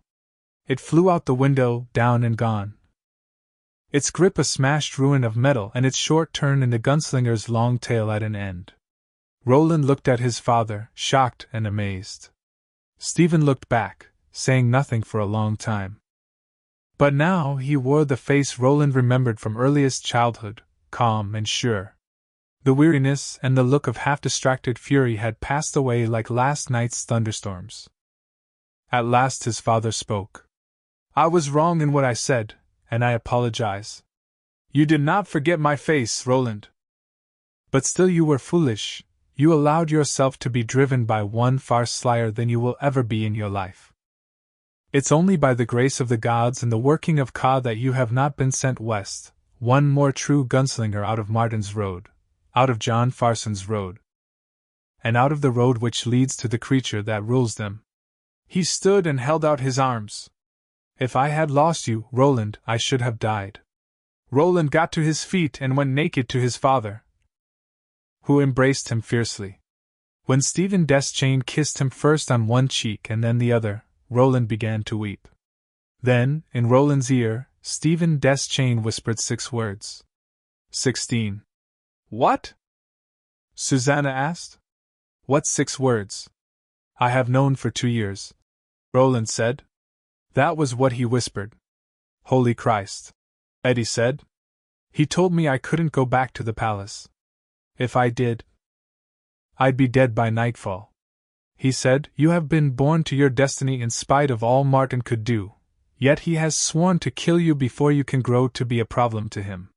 It seems that, winner in the test or no, you must leave Gilead anyway. For only a while though, and you'll go east instead of west. I'd not send you alone, either, or without a purpose. Then, almost as an afterthought, he added, or with a pair of sorry prentice revolvers. What purpose? Jake asked. He had clearly been captivated by the story. His eyes shone nearly as bright as Oi's. And which friends? These things you must now hear, Roland said, and how you judge me will come in time. He fetched a sigh, the deep sigh of a man who contemplates some arduous piece of work, and then tossed fresh wood on the fire. As the flames flared up, driving the shadows back a little way, he began to talk. All that queerly long night he talked, not finishing the story of Susan Delgado until the sun was rising in the east and painting the glass castle yonder with all the bright hues of a fresh day, and a strange green cast of light which was its own true color. Part 2. Susan. Chapter 1. Beneath the Kissing Moon. 1. A perfect disk of silver, the kissing moon, as it was called in full earth, hung above the ragged hill 5 miles east of Hambry and 10 miles south of Eyebolt Canyon. Below the hill the late summer heat still held, suffocating even 2 hours after sundown, but atop the Coos it was as if reap had already come, with its strong breezes and frost-pinched air. For the woman who lived here with no company but a snake and one old muty cat, it was to be a long night. Never mind, though, never mind, my dear. Busy hands are happy hands. So they are. She waited until the hoofbeats of her visitors' horses had faded, sitting quietly by the window in the hut's large room. There was only one other, a bedroom little bigger than a closet. Musty, the 6-legged cat, was on her shoulder. Her lap was full of moonlight. 3 horses, bearing away 3 men. The big coffin hunters, they called themselves. She snorted. Men were funny, aye. So they were, and the most amusing thing about them was how little they knew it. Men, with their swaggering, belt-hitching names for themselves. Men so proud of their muscles, their drinking capacities, their eating capacities, so everlastingly proud of their pricks. Yes, even in these times, when a good many of them could shoot nothing but strange, bent seed that produced children fit only to be drowned in the nearest well. Ah, but it was never their fault, was it, dear? No, always it was the woman, her womb, her fault. Men were such cowards. Such grinning cowards. These 3 had been no different from the general run. The old one with the limp might bear watching, aye, so he might. A clear and overly curious pair of eyes had looked out at her from his head, but she saw nothing in them she could not deal with, came it to that. Men! She could not understand why so many women feared them. Hadn't the gods made them with the most vulnerable part of their guts hanging right out of their bodies, like a misplaced bit of bowel? Kick them there, and they curled up like snails. Caress them there, and their brains melted. Anyone who doubted that second bit of wisdom need only look at her night's second bit of business. The one which still lay ahead. Thorin, Mayor of Hambry, Chief Guard o' Barony. No fool like an old fool. Yet none of these thoughts had any real power over her or any real malice to them. At least not now. The 3 men who called themselves the Big Coffin Hunters had brought her a marvel, and she would look at it, aye, fill up her eyes with it, so she would. The gimp Jonas had insisted she put it away. He had been told she had a place for such things, not that he wanted to see it himself, not any of her secret places. Gods forbid! At this Sally Depape and Reynolds had laughed like trolls, and so she had, but the hoofbeats of their horses had been swallowed by the wind now, and she would do as she liked. The girl whose tits had stolen what little there was of Hart Thorin's mind would not be here for another hour. At least, the old woman had insisted that the girl walk from town, citing the purification value of such a moonlit Heelanto, actually just wanting to put a safe bumper of time between her two appointments, and during that hour she would do as she liked. "Oh, it's beautiful, I'm sure 'tis," she whispered. And did she feel a certain heat in that place where her ancient bowlegs came together? A certain moisture in the dry creek which hid there? Gods! Even through the box where they hid it I felt its glam. So beautiful, musty, like you. She took the cat from her shoulder and held it in front of her eyes. The old torn purred and stretched out its pug of a face toward hers. She kissed its nose. The cat closed its milky gray-green eyes in ecstasy. So beautiful, like you, so why are. He! She put the cat down. It walked slowly toward the hearth, where a late fire blazed, desultorily eating at a single log. Musty's tail, split at the tip so it looked like the forked tail of a devil in an old drawing, switched back and forth in the room's dim, orange air. Its extra legs, dangling from its sides, twitched dreamily. The shadow which trailed across the floor and grew up the wall was a horror, a thing that looked like a cat crossed with a spider. The old woman rose and went into her sleeping closet, where she had taken the thing Jonas had given her. "Lose that and you'll lose your head," he'd said. "Never fear me, my good friend," she'd replied, directing a cringing Serval smile back over her shoulder, all the while thinking, men. Foolish strutting creatures they were. Now she went to the foot of her bed, knelt, and passed one hand over the earth floor there. Lines appeared in the sour dirt as she did. They formed a square. She pushed her fingers into one of these lines, it gave before her touch.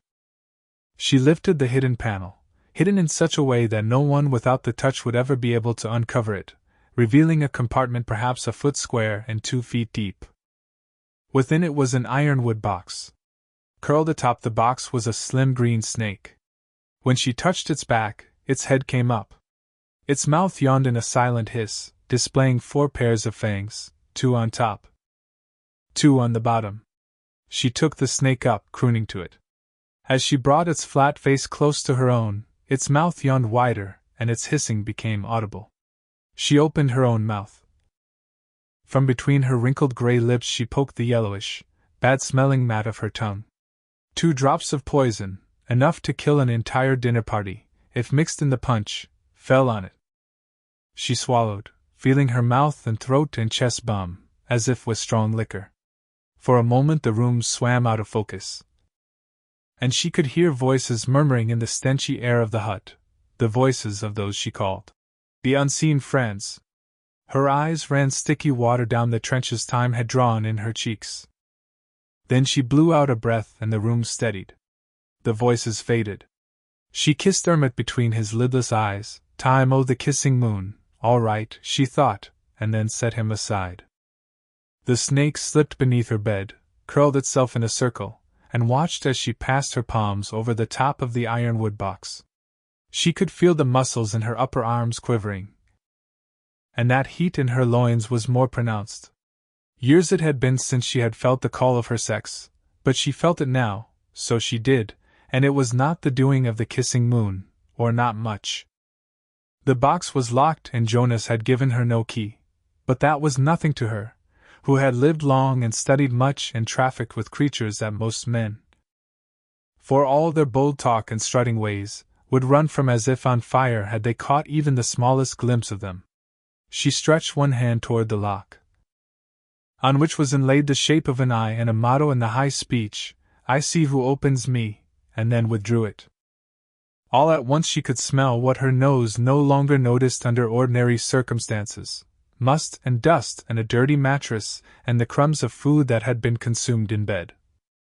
The mingled stench of ashes and ancient incense, the odor of an old woman with wet eyes and, ordinarily, at least, a dry pussy. She would not open this box and look at the wonder it contained in here. She would go outside, where the air was clean and the only smells were sage and mesquite. She would look by the light of the kissing moon. Rhea of Coos Hill pulled the box from its hole with a grunt, rose to her feet with another grunt, this one from her nether regions, tucked the box under her arm, and left the room. 2. The hut was far enough below the brow of the hill to block off the bitterest gusts of the winter wind which blew almost constantly in these highlands from reaping until the end of wide earth. A path led to the hill's highest vantage. Beneath the full moon it was a ditch of silver. The old woman toiled up it, puffing, her white hair standing out around her head in dirty clumps. Her old dug swaying from side to side under her black dress. The cat followed in her shadow, still giving off its rusty purr like a stink. At the top of the hill, the wind lifted her hair away from her ravaged face and brought her the moaning whisper of the thinny which had eaten its way into the far end of Eyebolt Canyon. It was a sound few cared for. She knew, but she herself loved it. To Rhea of the Coos, it sounded like a lullaby. Overhead rode the moon, the shadows on its bright skin sketching the faces of lovers kissing. If you believed the ordinary fools below, that was. The ordinary fools below saw a different face or set of faces in each full moon, but the hag knew there was only one, the face of the demon. The face of death. She herself, however, had never felt more alive. "Oh, my beauty!" she whispered, and touched a lock with her gnarled fingers. A faint glimmer of red light showed between her bunched knuckles, and there was a click. Breathing hard, like a woman who has run a race, she put the box down and opened it. Rose-colored light, dimmer than that thrown by the kissing moon but infinitely more beautiful, spilled out. It touched the ruined face hanging above the box, and for a moment made it the face of a young girl again. Musty sniffed, head stretched forward, ears laid back, old eyes rimmed with that rose light. Rhea was instantly jealous. "Get away, foolish! 'Tis not for the likes of you!" She swatted the cat. Musty shied back, hissing like a kettle, and stalked in dudgeon to the hummock which marked the very tip of Coos Hill. There he sat, affecting disdain and licking one paw as the wind combed ceaselessly through his fur. Within the box, peeping out of a velvet drawstring bag, was a glass globe. It was filled with that rosy light. It flowed in gentle pulses, like the beat of a satisfied heart. "Oh, my lovely one!" she murmured, lifting it out. She held it up before her.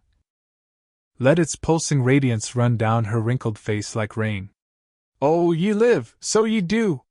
Suddenly the color within the globe darkened toward scarlet. She felt it thrum in her hands like an immensely powerful motor, and again she felt that amazing wetness between her legs, that tidal tug she believed had been left behind long ago. Then the thrumming died, and the light in the globe seemed to furl up like petals. Where it had been there was now a pinkish gloom, and 3 riders coming out of it. At first she thought it was the men who had brought her the globe, Jonas and the others. But no, these were younger, even younger than De Pape, who was about 25. The one on the left of the trio appeared to have a bird's skull mounted on the pommel of his saddle, strange but true. Then that one and the one on the right were gone, darkened away somehow by the power of the glass, leaving only the one in the middle. She took in the jeans and boots he wore, the flat-brimmed hat that hid the upper half of his face, the easy way he sat his horse, and her first alarmed thought was gunslinger. Come east from the inner baronies, aye, perhaps from Gilead itself. But she did not have to see the upper half of the rider's face to know he was little more than a child, and there were no guns on his hips. Yet she didn't think the youth came unarmed. If only she could see a little better. She brought the glass almost to the tip of her nose and whispered, "Closer, lovey! Closer still!" She didn't know what to expect.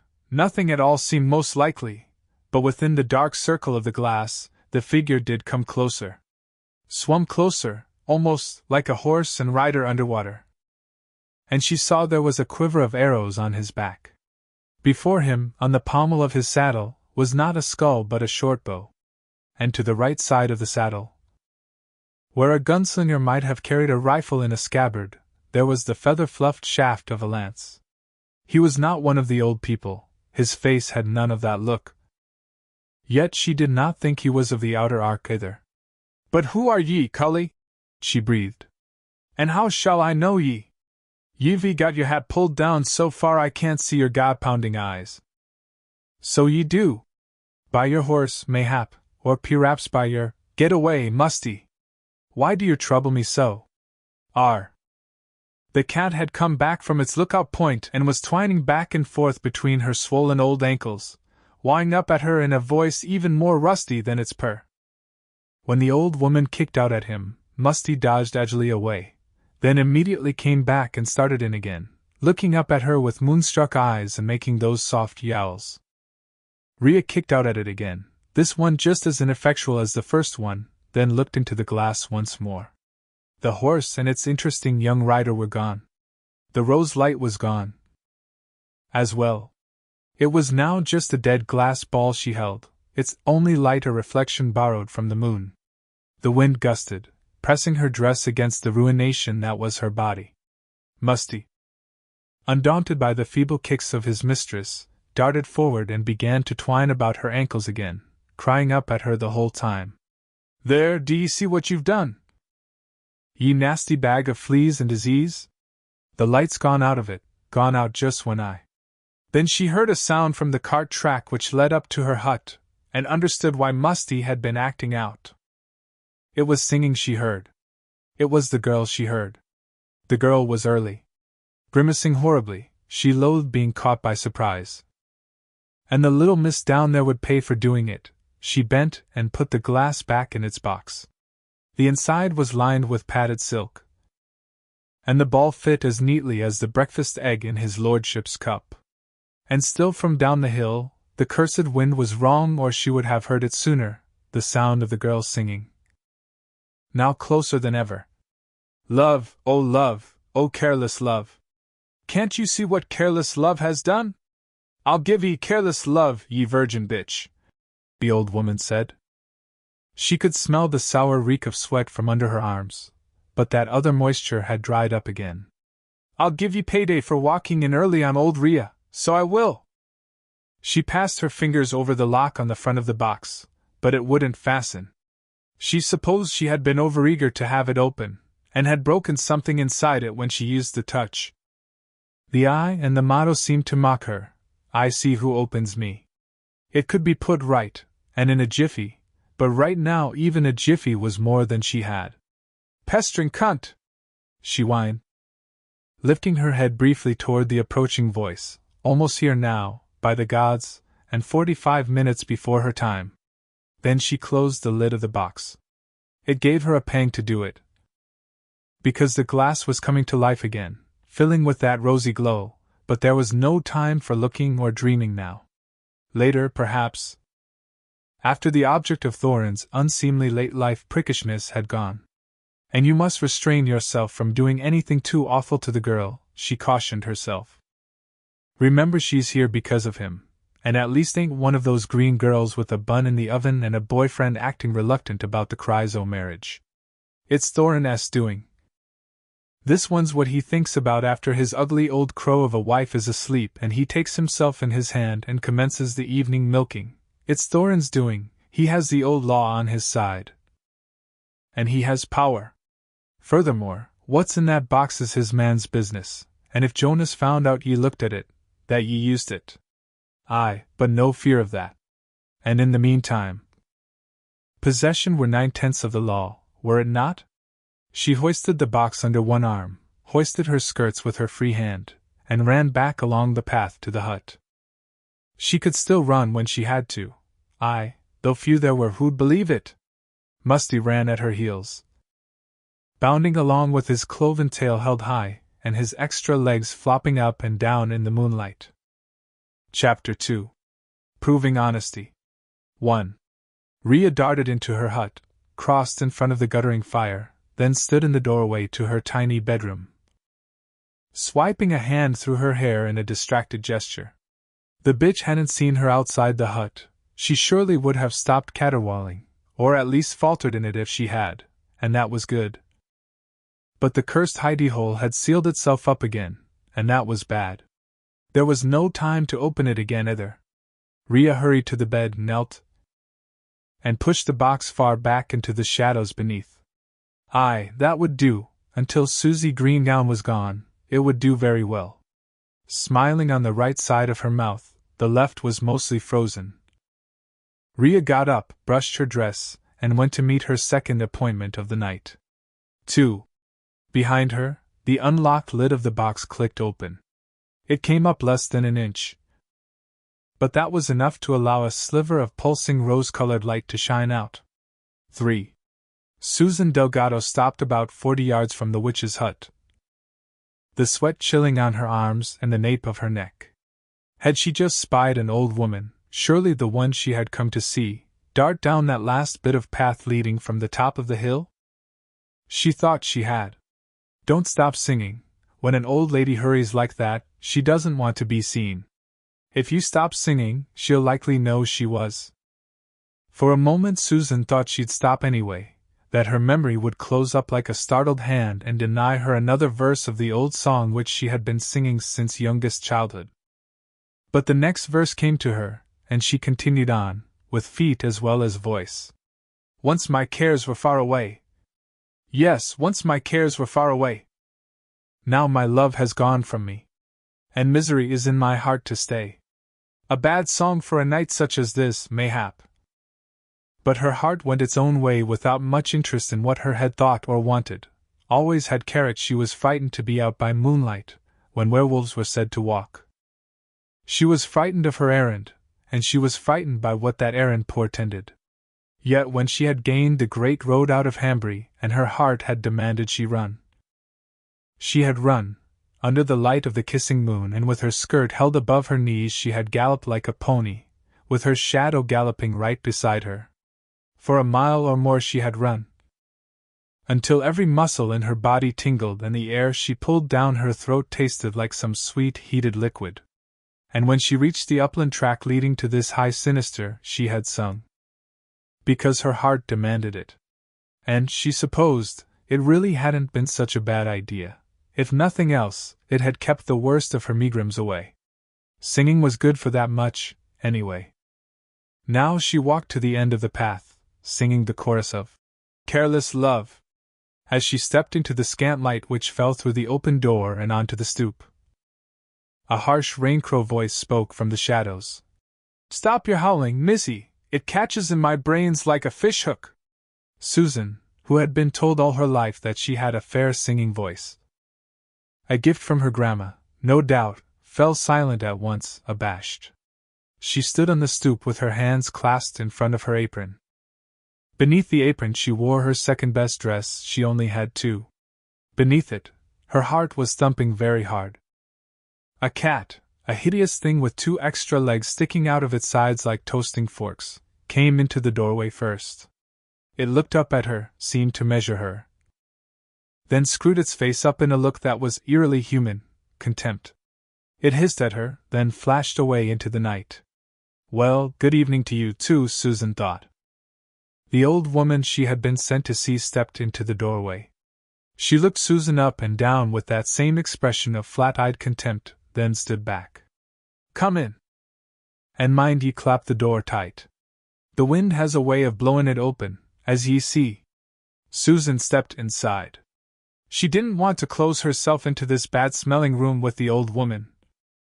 But when there was no choice, hesitation was ever a fault. So her father had said. Whether the matter under discussion was sums and subtractions or how to deal with boys at barn dances when their hands became overly adventurous. She pulled the door firmly to, and heard it latch. And here we are, the old woman said, and offered a grotesque smile of welcome. It was a smile guaranteed to make even a brave girl think of stories told in the nursery, winter's tales of old women with snaggle teeth and bubbling cauldrons full of toad-green liquid. There was no cauldron over the fire in this room, nor was the fire itself much of a shake, in Susan's opinion, but the girl guessed there had been, betimes, and things in it of which it might be better not to think. That this woman was a real witch, and not just an old lady posing as one, was something Susan had felt sure of from the moment she had seen Rhea darting back inside her hut with the malformed cat at her heels. It was something you could almost smell, like the reeky aroma rising off the hag's skin. "Yes," she said, smiling. She tried to make it a good one, bright and unafraid. "Here I am. And it's early YR, my little sweeting. Early YR. I ran partway. The moon got into my blood, I suppose? That's what Maida would have said." The old woman's horrible smile widened into something that made Susan think of the way eels sometimes seem to grin, after death and just before the pot. "Aye, but dead he is. Dead these 5 years, Pat Delgado of the red hair and beard, the life mashed out of him by his own horse, aye. And went into the clearing at the end of the path with the music of his own snapping bones in his ears, so he did." The nervous smile slipped from Susan's face as if slapped away. She felt tears, always close at the mere mention of her da's name, bum at the back of her eyes. But she would not let them fall. Not in this heartless old crow's sight, she wouldn't. "Let our business be quick and be done," she said in a dry voice that was far from her usual one. That voice was usually cheery and merry and ready for fun. But she was Pat Delgado's child, daughter of the best drover ever to work the Western Drop, and she remembered his face very well. She could rise to a stronger nature if required, as it now clearly was. The old woman had meant to reach out and scratch as deep as she could, and the more she saw that her efforts were succeeding, the more she would redouble them. The hag, meanwhile, was watching Susan shrewdly, her bunch-knuckled hands planted on her hips while her cat twined around her ankles. Her eyes were rheumy, but Susan saw enough of them to realize they were the same gray-green shade as the cat's eyes, and to wonder what sort of fell magic that might be. She felt an urge, a strong one, to drop her eyes, and would not. It was all right to feel fear, but sometimes a very bad idea to show it. "You look at me pert, missy," Rhea said at last. Her smile was dissolving slowly into a petulant frown. "Nay, old mother," Susan replied evenly. "Only as one who wishes to do the business she came for and be gone. I have come here at the wish of my Lord Mayor of Megis, and at that of my Aunt Cordelia, sister of my father. My dear father, of whom I would hear no ill spoken. I speak as I do," the old woman said. The words were dismissive, yet there was a trace of fawning servility in the hag's voice. Susan set no importance on that. It was a tone such a thing as this had probably adopted her whole life, and came as automatically as breath. "I've lived alone a long time, with no mistress but myself, and once it begins, my tongue goes where it will. Then sometimes it might be best not to let it begin at all." The old woman's eyes flashed uglily. "Curb your own, stripling girl, lest you find it dead in your mouth, where it will rot and make the mayor think twice about kissing you when he smells it stink. Aye, even under such a moon as this." Susan's heart filled with misery and bewilderment. She'd come up here intent on only one thing, getting the business done as quickly as possible, a barely explained right that was apt to be painful and sure to be shameful. Now this old woman was looking at her with flat and naked hatred. How could things have gone wrong with such suddenness? Or was it always this way with witches? "We have begun badly. Mistress, can we start over?" Susan asked suddenly, and held out her hand. The hag looked startled, although she did reach out and make brief contact, the wrinkled tips of her fingers touching the short-nailed lingers of the 16-year-old girl who stood before her with her clear-skinned face shining and her long hair braided down her back. Susan had to make a real effort not to grimace at the touch, brief as it was. The old woman's fingers were as chilly as those of a corpse, but Susan had touched chilly fingers before. Cold hands, warm heart, Aunt Cord sometimes said. The real unpleasantness was in the texture, the feel of cold flesh spongy and loose on the bones. as if the woman to whom they were attached had drowned and lain long in some pool. Nay, nay, there's no starting over, the old woman said. Yet mayhap we'll go on better than we've begun. Ye've a powerful friend in the mayor, and I'd not have him for my enemy. She's honest, at least, Susan thought, then had to laugh at herself. This woman would be honest only when she absolutely had to be. Left to her own devices and desires, she'd lie about everything, the weather, the crops, the flights of birds come reaping. Ye came before I expected ye, and it's put me out of temper, so it has. Have ye brought me something, missy? Ye have, I'll warrant. Her eyes were glittering once more, this time not with anger. Susan reached beneath her apron, so stupid, wearing an apron for an errand on the backside of nowhere, but it was what custom demanded, and into her pocket. There, tied to a string so it could not be easily lost, by young girls suddenly moved to run in the moonlight, perchance, was a cloth bag. Susan broke the binding string and brought the bag out. She put it in the outstretched hand before her, the palms so worn that the lines marking it were now little more than ghosts. She was careful not to touch Rhea again, although the old woman would be touching her again, and soon. Is it the sound o' the wind makes ye shiver? Rhea asked, although Susan could tell her mind was mostly fixed on the little bag. Her fingers were busy tugging out the knot in the drawstring. Yes, the wind. And so it should. 'Tis the voices of the dead you hear in the wind, and when they scream so, 'tis because they regret, ah. The knot gave. She loosened the drawstring and tumbled 2 gold coins into her hand. They were unevenly milled and crude, no one had made such for generations, but they were heavy, and the eagles engraved upon them had a certain power. Rhea lifted one to her mouth, pulled back her lips to reveal a few gruesome teeth, and bit down. The hag looked at the faint indentations her teeth had left in the gold. For several seconds she gazed, rapt, then closed her fingers over them tightly, while Rhea's attention was distracted by the coins. Susan happened to look through the open door to her left, and into what she assumed was the witch's bedchamber. And here she saw an odd and disquieting thing, a light under the bed. A pink, pulsing light. It seemed to be coming from some kind of box, although she could not quite. The witch looked up, and Susan hastily moved her eyes to a corner of the room, where a net containing 3 or 4 strange white fruits hung from a hook. Then, as the old woman moved and her huge shadow danced ponderously away from that part of the wall, Susan saw they were not fruits at air, but skulls. She felt a sickish drop in her stomach. The fire needs building up, missy.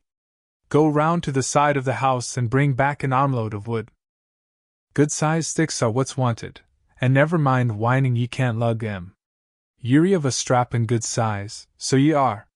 Susan, who had quit whining about chores around the time she had quit pissing into her clouts, said nothing, although it did cross her mind to ask Rhea if everyone who brought her gold was invited to lug her wood. In truth, she didn't mind. The air outside would taste like wine after the stench of the hut.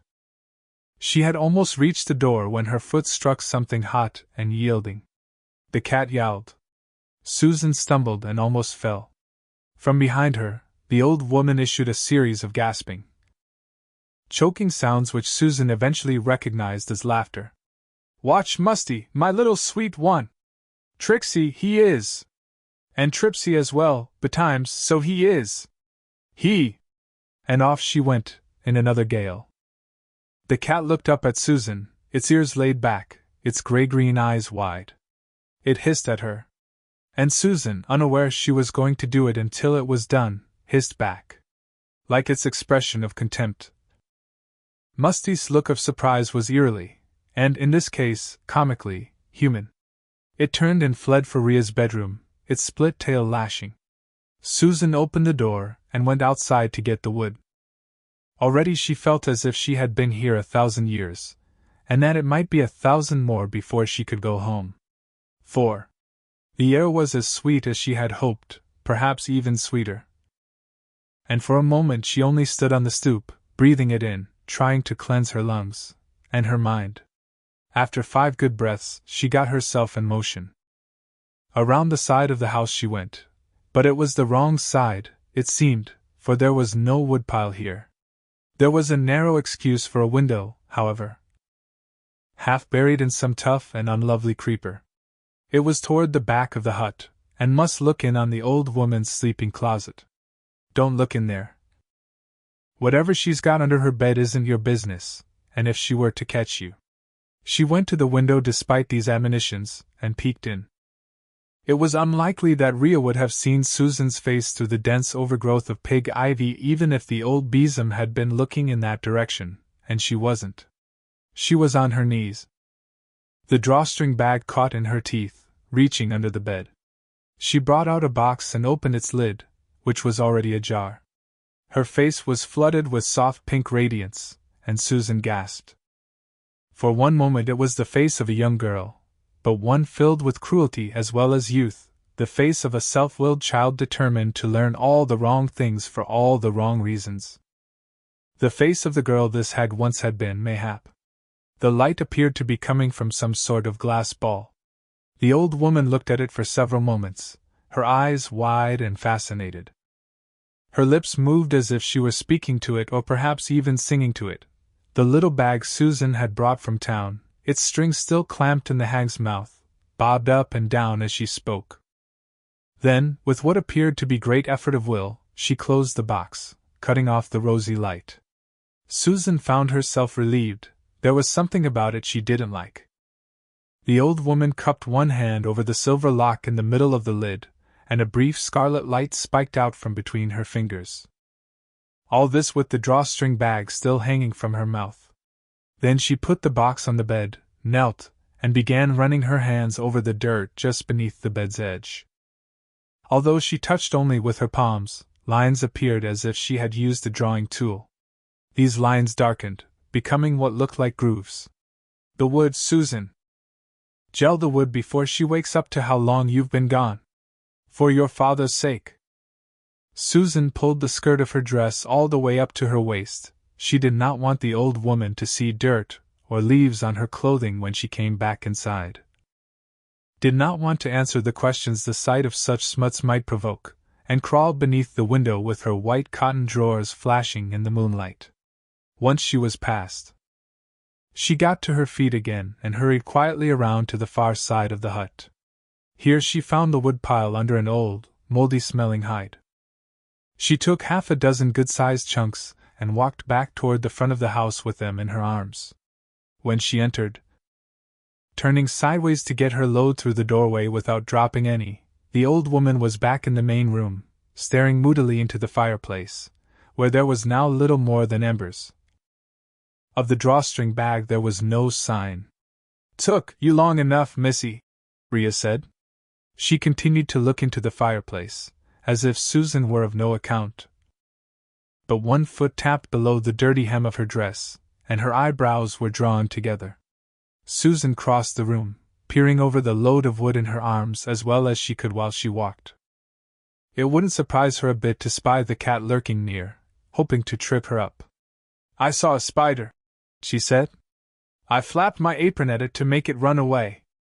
I hate the look of them, so I do."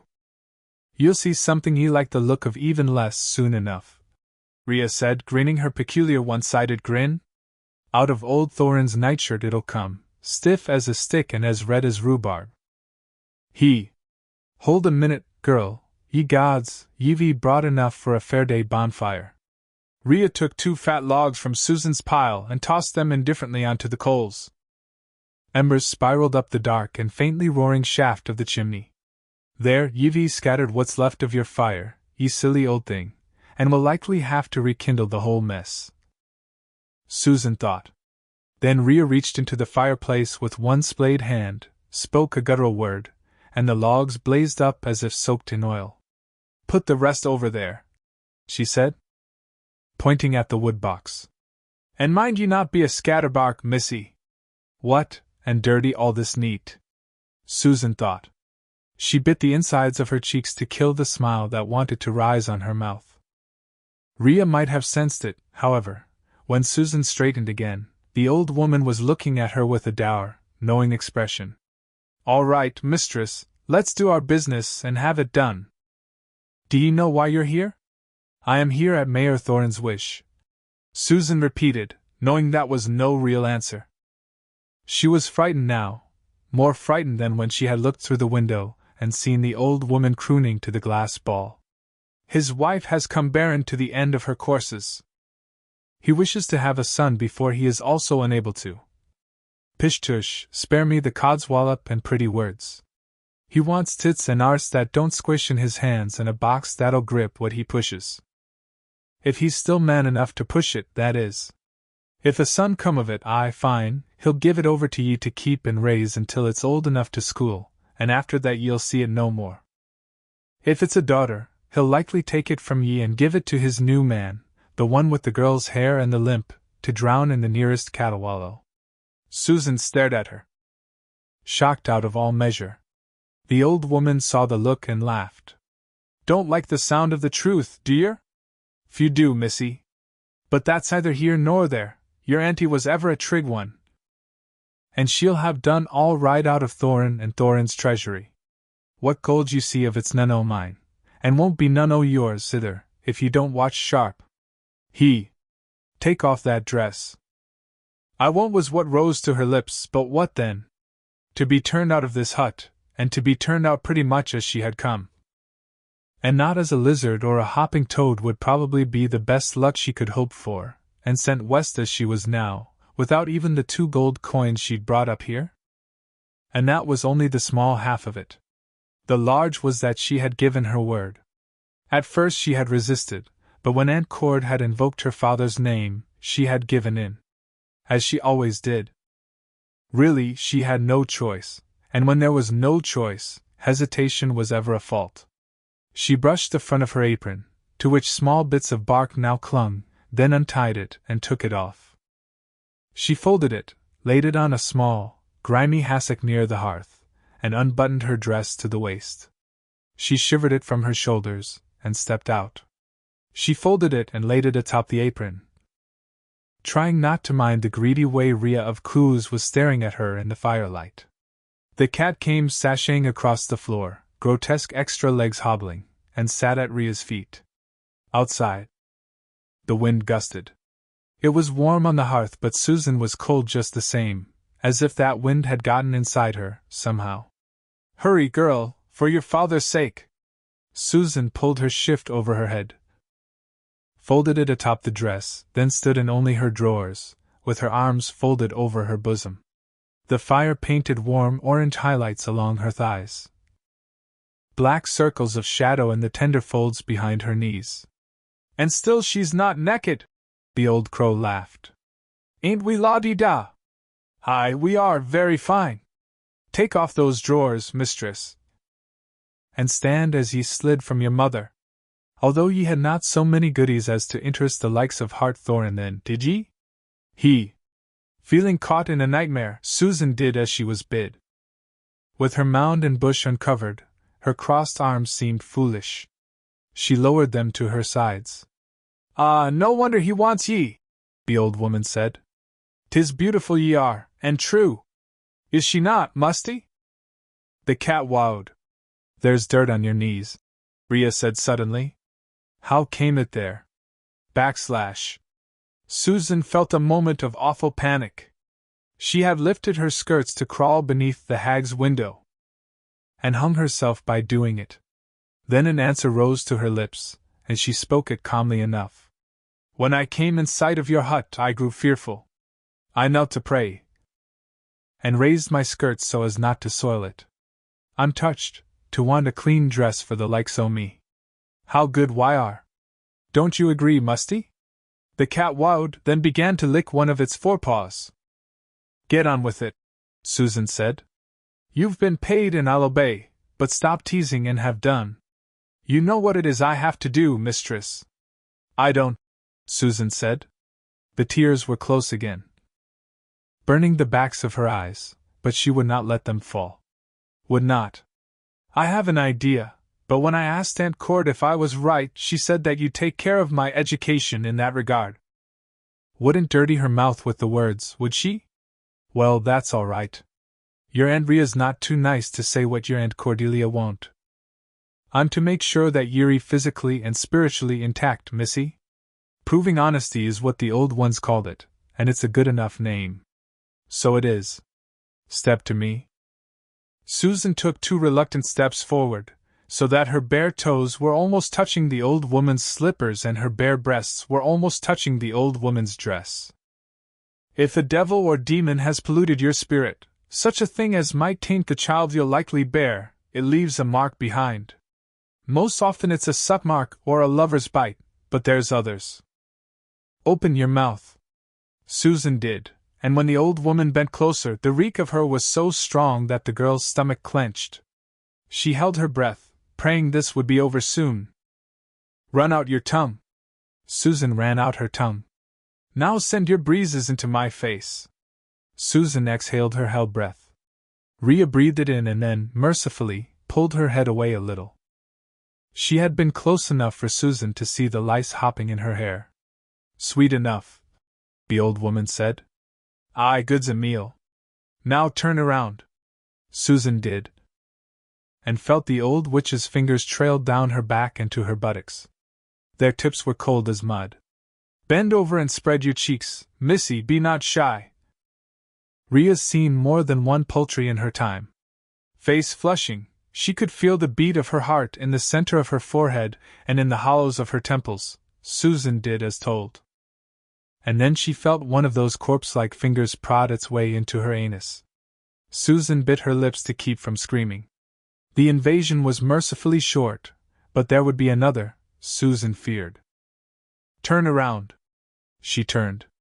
The old woman passed her hands over Susan's breasts, flicked lightly at the nipples with her thumbs, then examined the undersides carefully.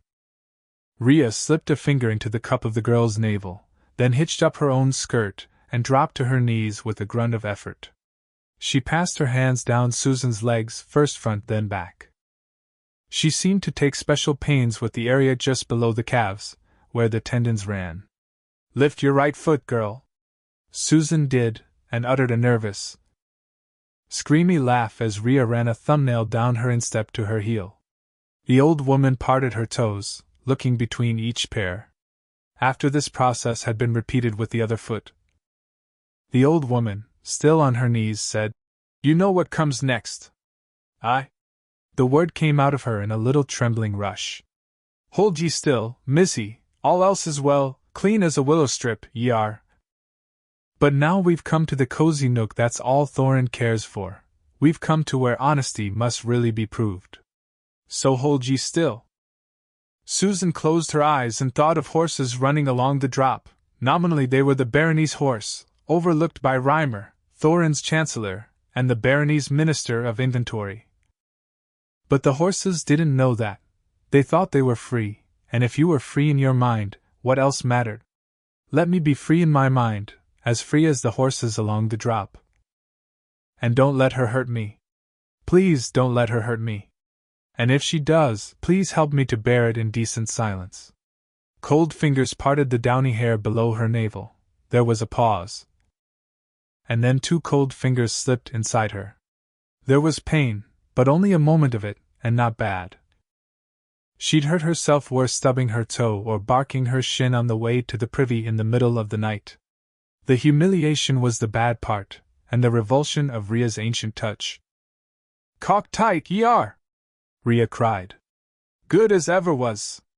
But Thorin'll see to that, so he will. As for you, my girl, I'll tell you a secret your prissy aunt with her long nose and tight purse and little goosebump tits never knew. Even a girl who's intact don't need to lack for a shiver now and then, if she knows how. The hag's withdrawing fingers closed gently around the little nubbin of flesh at the head of Susan's cleft. For one terrible second Susan thought they would pinch that sensitive place, which sometimes made her draw in a breath if it rubbed just so against the pommel of her saddle when she was riding, but instead the fingers caressed, then pressed. And the girl was horrified to feel a heat which was far from unpleasant kindle in her belly. Like a little bud o' silk, the old woman crooned, and her meddling fingers moved faster. Susan felt her hips sway forward, as if with a mind and life of their own, and then she thought of the old woman's greedy, self-willed face. Pink as the face of a whore by gaslight as it hung over the open box. She thought of the way the drawstring bag with the gold pieces in it had hung from the wrinkled mouth like some disgorged piece of flesh, and the heat she felt was gone. She drew back, trembling, her arms and belly and breasts breaking out in gooseflesh. "You've finished what you were paid to do," Susan said. Her voice was dry and harsh. Ria's face nodded. "You'll not tell me I know, yes? Or maybe, impudent stripling of a girl. I know when I'm done, Ria, the weirding of coos, and be still, and be on your feet before I kick you into the fire, unnatural thing."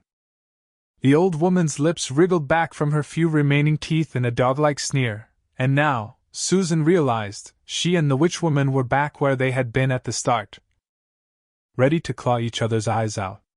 "Raise hand or foot to me, you impudent cunt, and what leaves my house will leave handless, footless, and blind of eye. I do not much doubt you could do it." "But Thorin should be vexed," Susan said.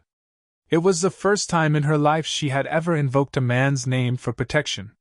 Realizing this made her feel ashamed, small somehow. She didn't know why that should be, especially since she had agreed to sleep in his bed and bear his child, but it was. The old woman stared, her seamed face working until it folded into a parody of a smile that was worse than her snarl. Puffing and pulling at the arm of her chair, Ria got to her feet. As she did, Susan quickly began to dress.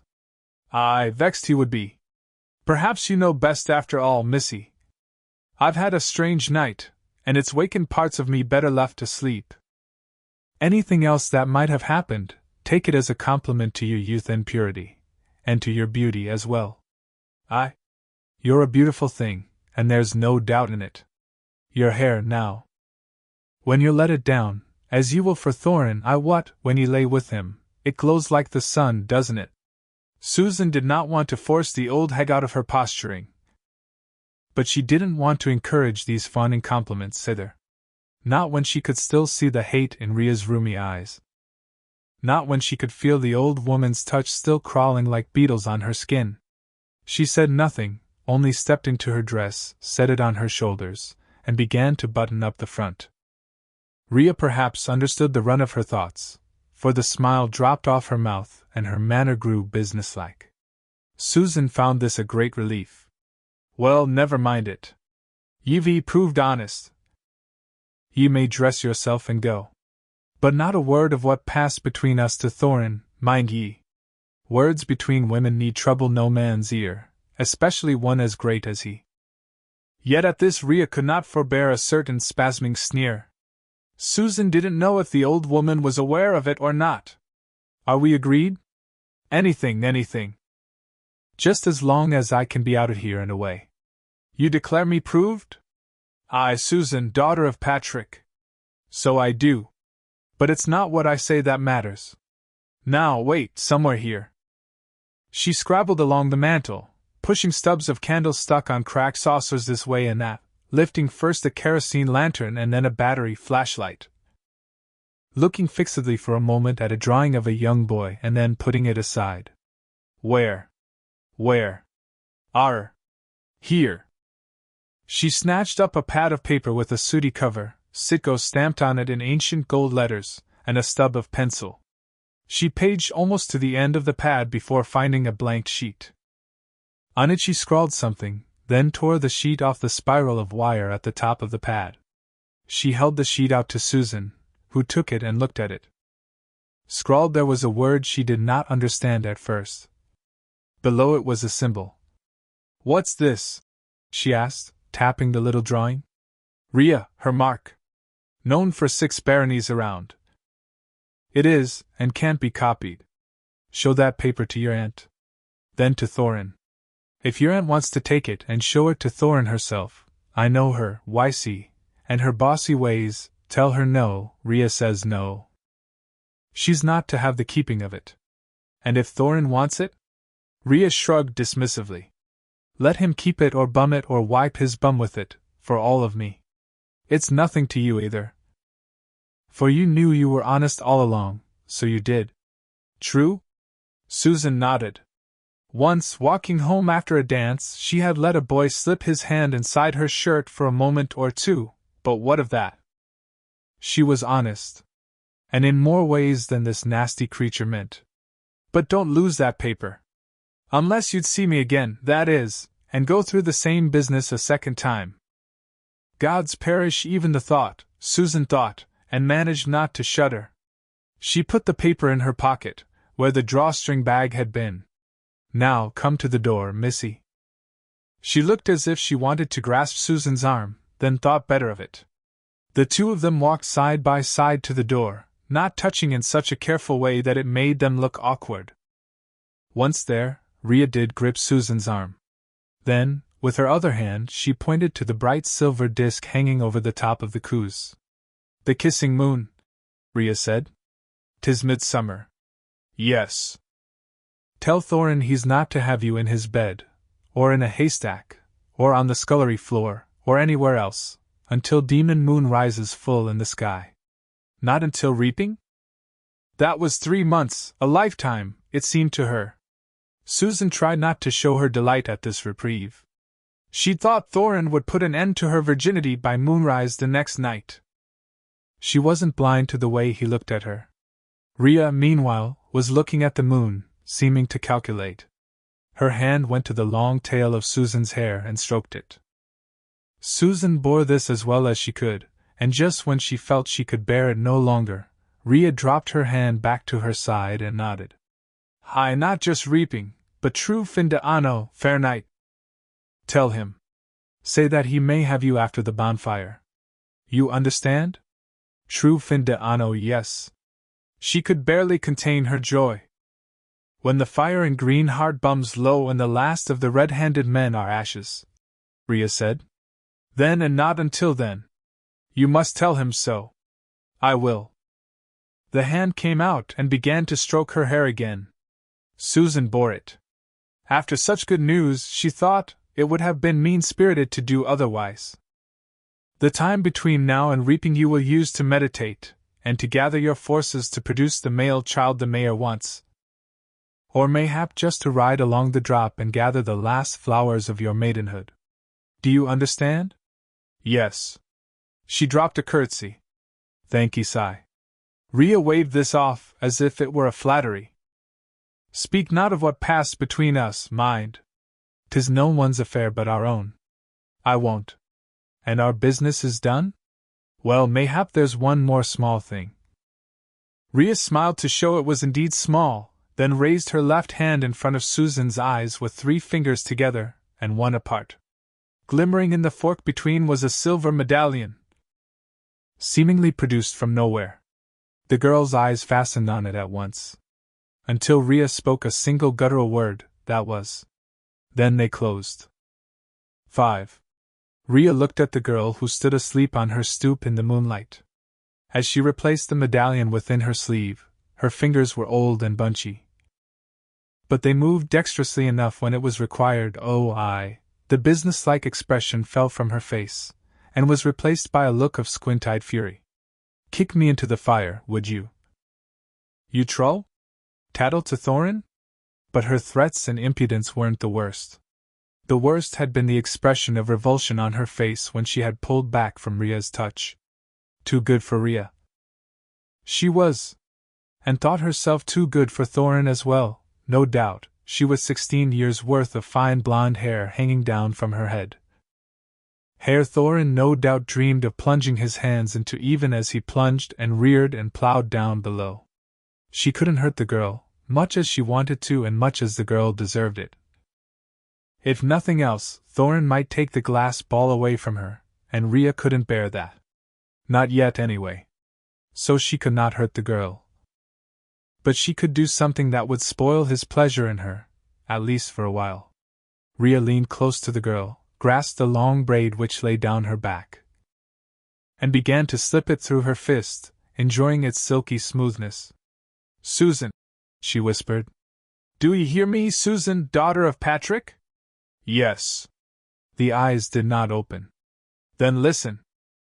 The light of the kissing moon fell on Rhea's face and turned it into a silver skull. Listen to me well, and remember. Remember in the deep cave where your waking mind never goes. She pulled the braid through her hand again and again. Silky and smooth, like the little bud between her legs. Remember, the girl in the doorway said. There's something you'll do after he takes your virginity. You'll do it right away, without even thinking about it. Now listen to me, Susan, daughter of Patrick, and hear me very well. Still stroking the girl's hair, Rhea put her wrinkled lips to the smooth cup of Susan's ear and whispered in the moonlight. Chapter 3. A meeting on the road. 1. She had never in her life had such a strange night. And it was probably not surprising that she didn't hear the rider approaching from behind until he was almost upon her. The thing that troubled her most as she made her way back toward town was her new understanding of the compact she had made. It was good to have a reprieve, months yet before she would have to live up to her end of the bargain, but a reprieve didn't change the basic fact: when the demon moon was full, she would lose her virginity to Mayor Thorin, a skinny, twitchy man with fluffy white hair rising like a cloud around the bald spot on top of his head. A man whose wife regarded him with a certain weary sadness that was painful to look at. Hart Thorin was a man who laughed uproariously when a company of players put on an entertainment involving head-knocking or pretend punching or rotten fruit-throwing, but who only looked puzzled at a story which was pathetic or tragical. A knuckle-cracker, a back-slapper, a dinner-table belcher. A man who had a way of looking anxiously toward his chancellor at almost every other word, as if to make sure he hadn't offended Reimer in some way. Susan had observed all these things often. Her father had for years been in charge of the barony's horse and had gone to seafront often on business. Many times he had taken his much-loved daughter with him. Oh, she had seen a lot of Hart Thorin over the years, and he had seen a lot of her, as well. Too much, mayhap. For what now seemed the most important fact about him was that he was almost 50 years older than the girl who would perhaps bear his son. She had made the bargain lightly enough. No, not lightly. That was being unfair to herself, but she had lost little sleep over it, that much was true. She had thought, after listening to all Aunt Cord's arguments, well, it's little enough, really. To have the indenture off the lands, to finally own our little piece of the drop in fact as well as in tradition, to actually have papers, one in our house and one in Reimer's files, saying it's ours. Aye, and to have horses again.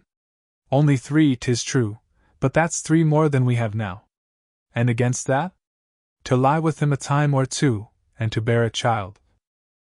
Which millions of women have done before me with no harm. 'Tis not, after all, a mutant or a leper I'm being asked to partner with, but just an old man with noisy knuckles.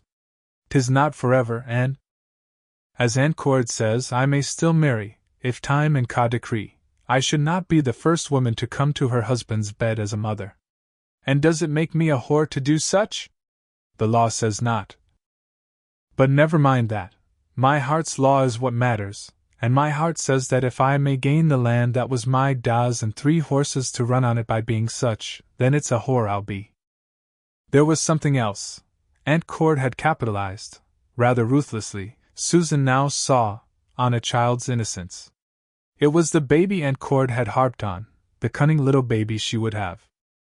Aunt Cord had known that Susan, the dolls of her childhood put aside not all that long ago, would love the idea of her own baby. A little living doll to dress and feed and sleep with in the heat of the afternoon. What Cordelia had ignored, perhaps she's too innocent even to have considered it, Susan thought.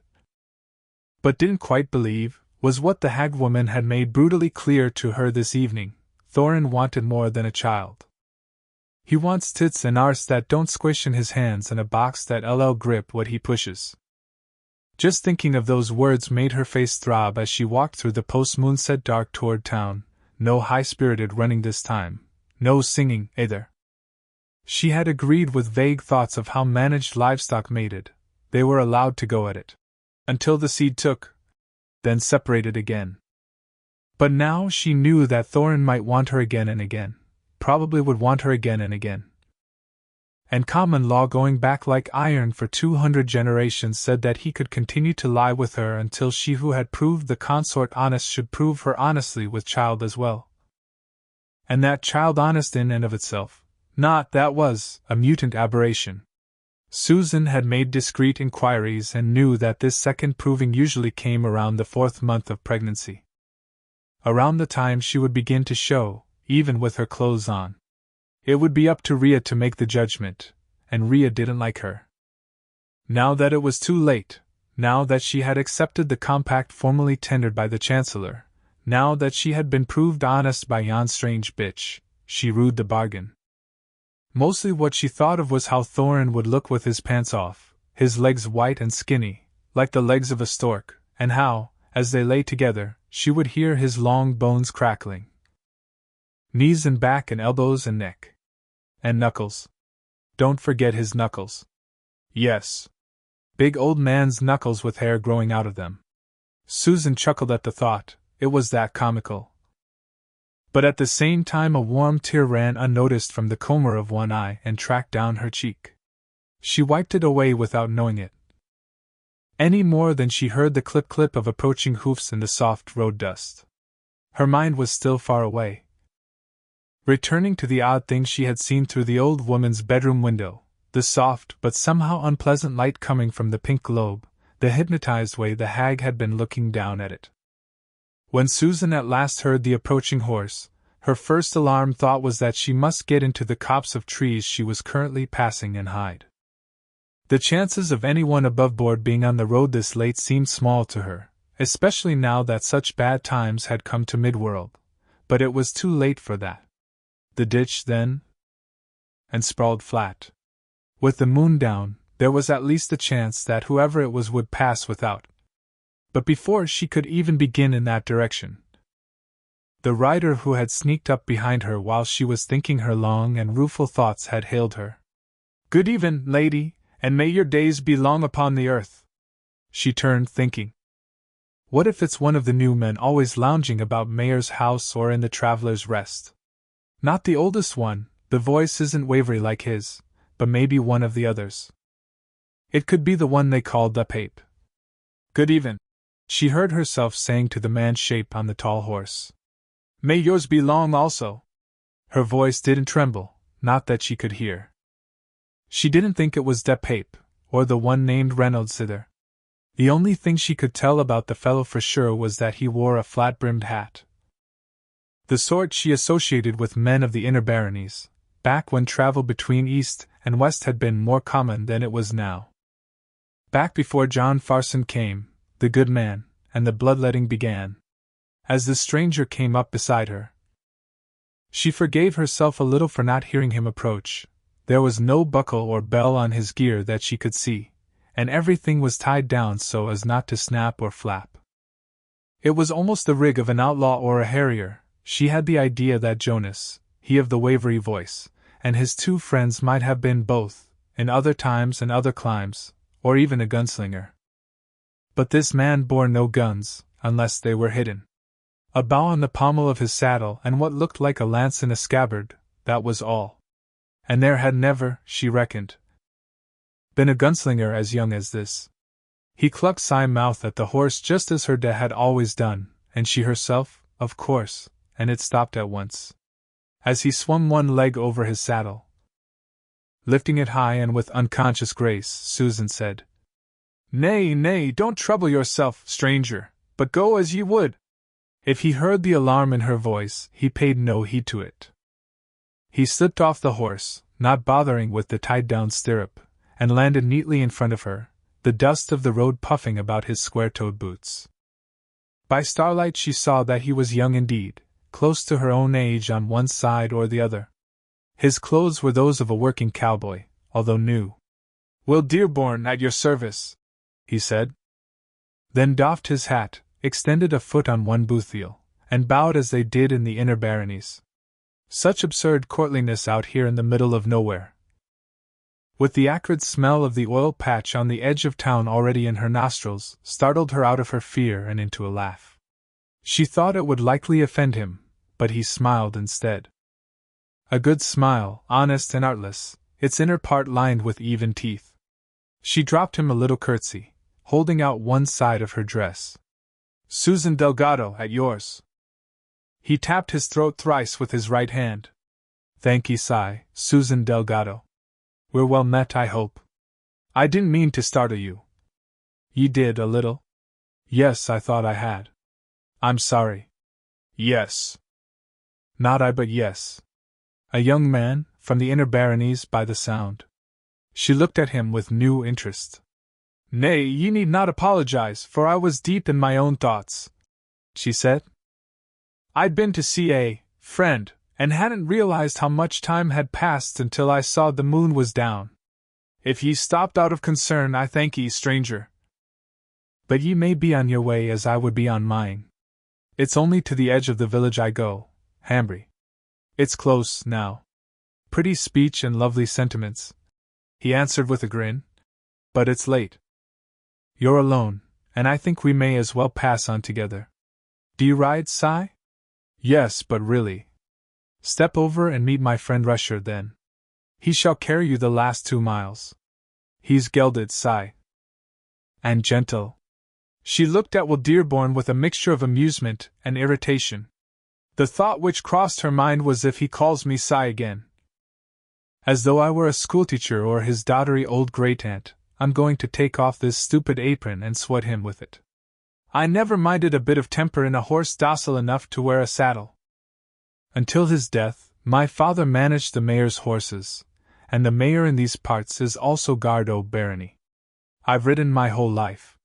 She thought he might apologize, perhaps even stutter.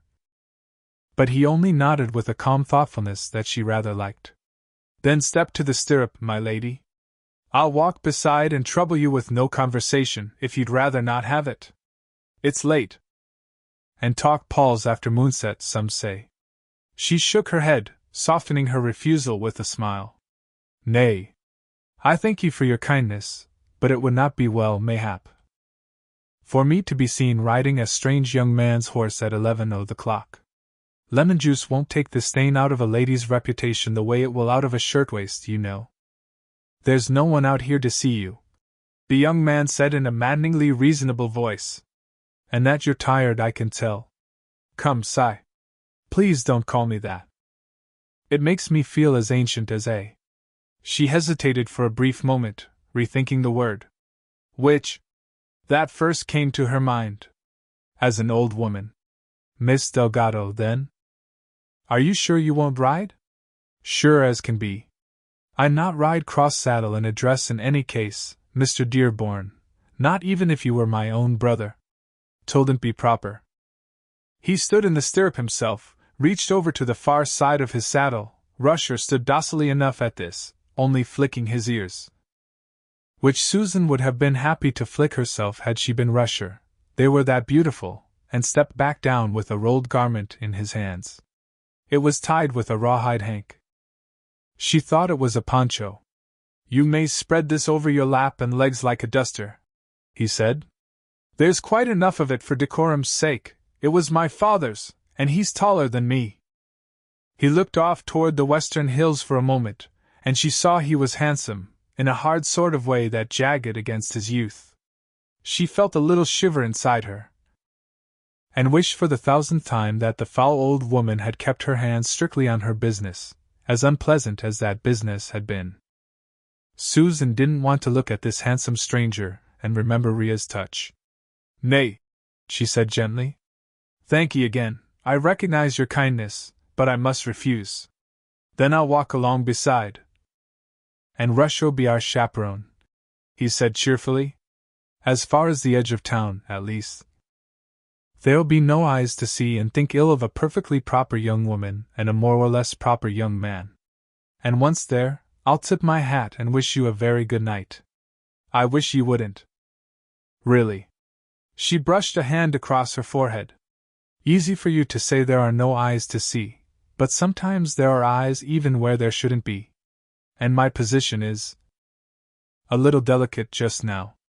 I'll walk with you, however," he repeated, and now his face was somber. "These are not good times, Miss Delgado. Here in Megis you are far from the worst of the troubles. But sometimes trouble reaches out. She opened her mouth, to protest again, she suppose.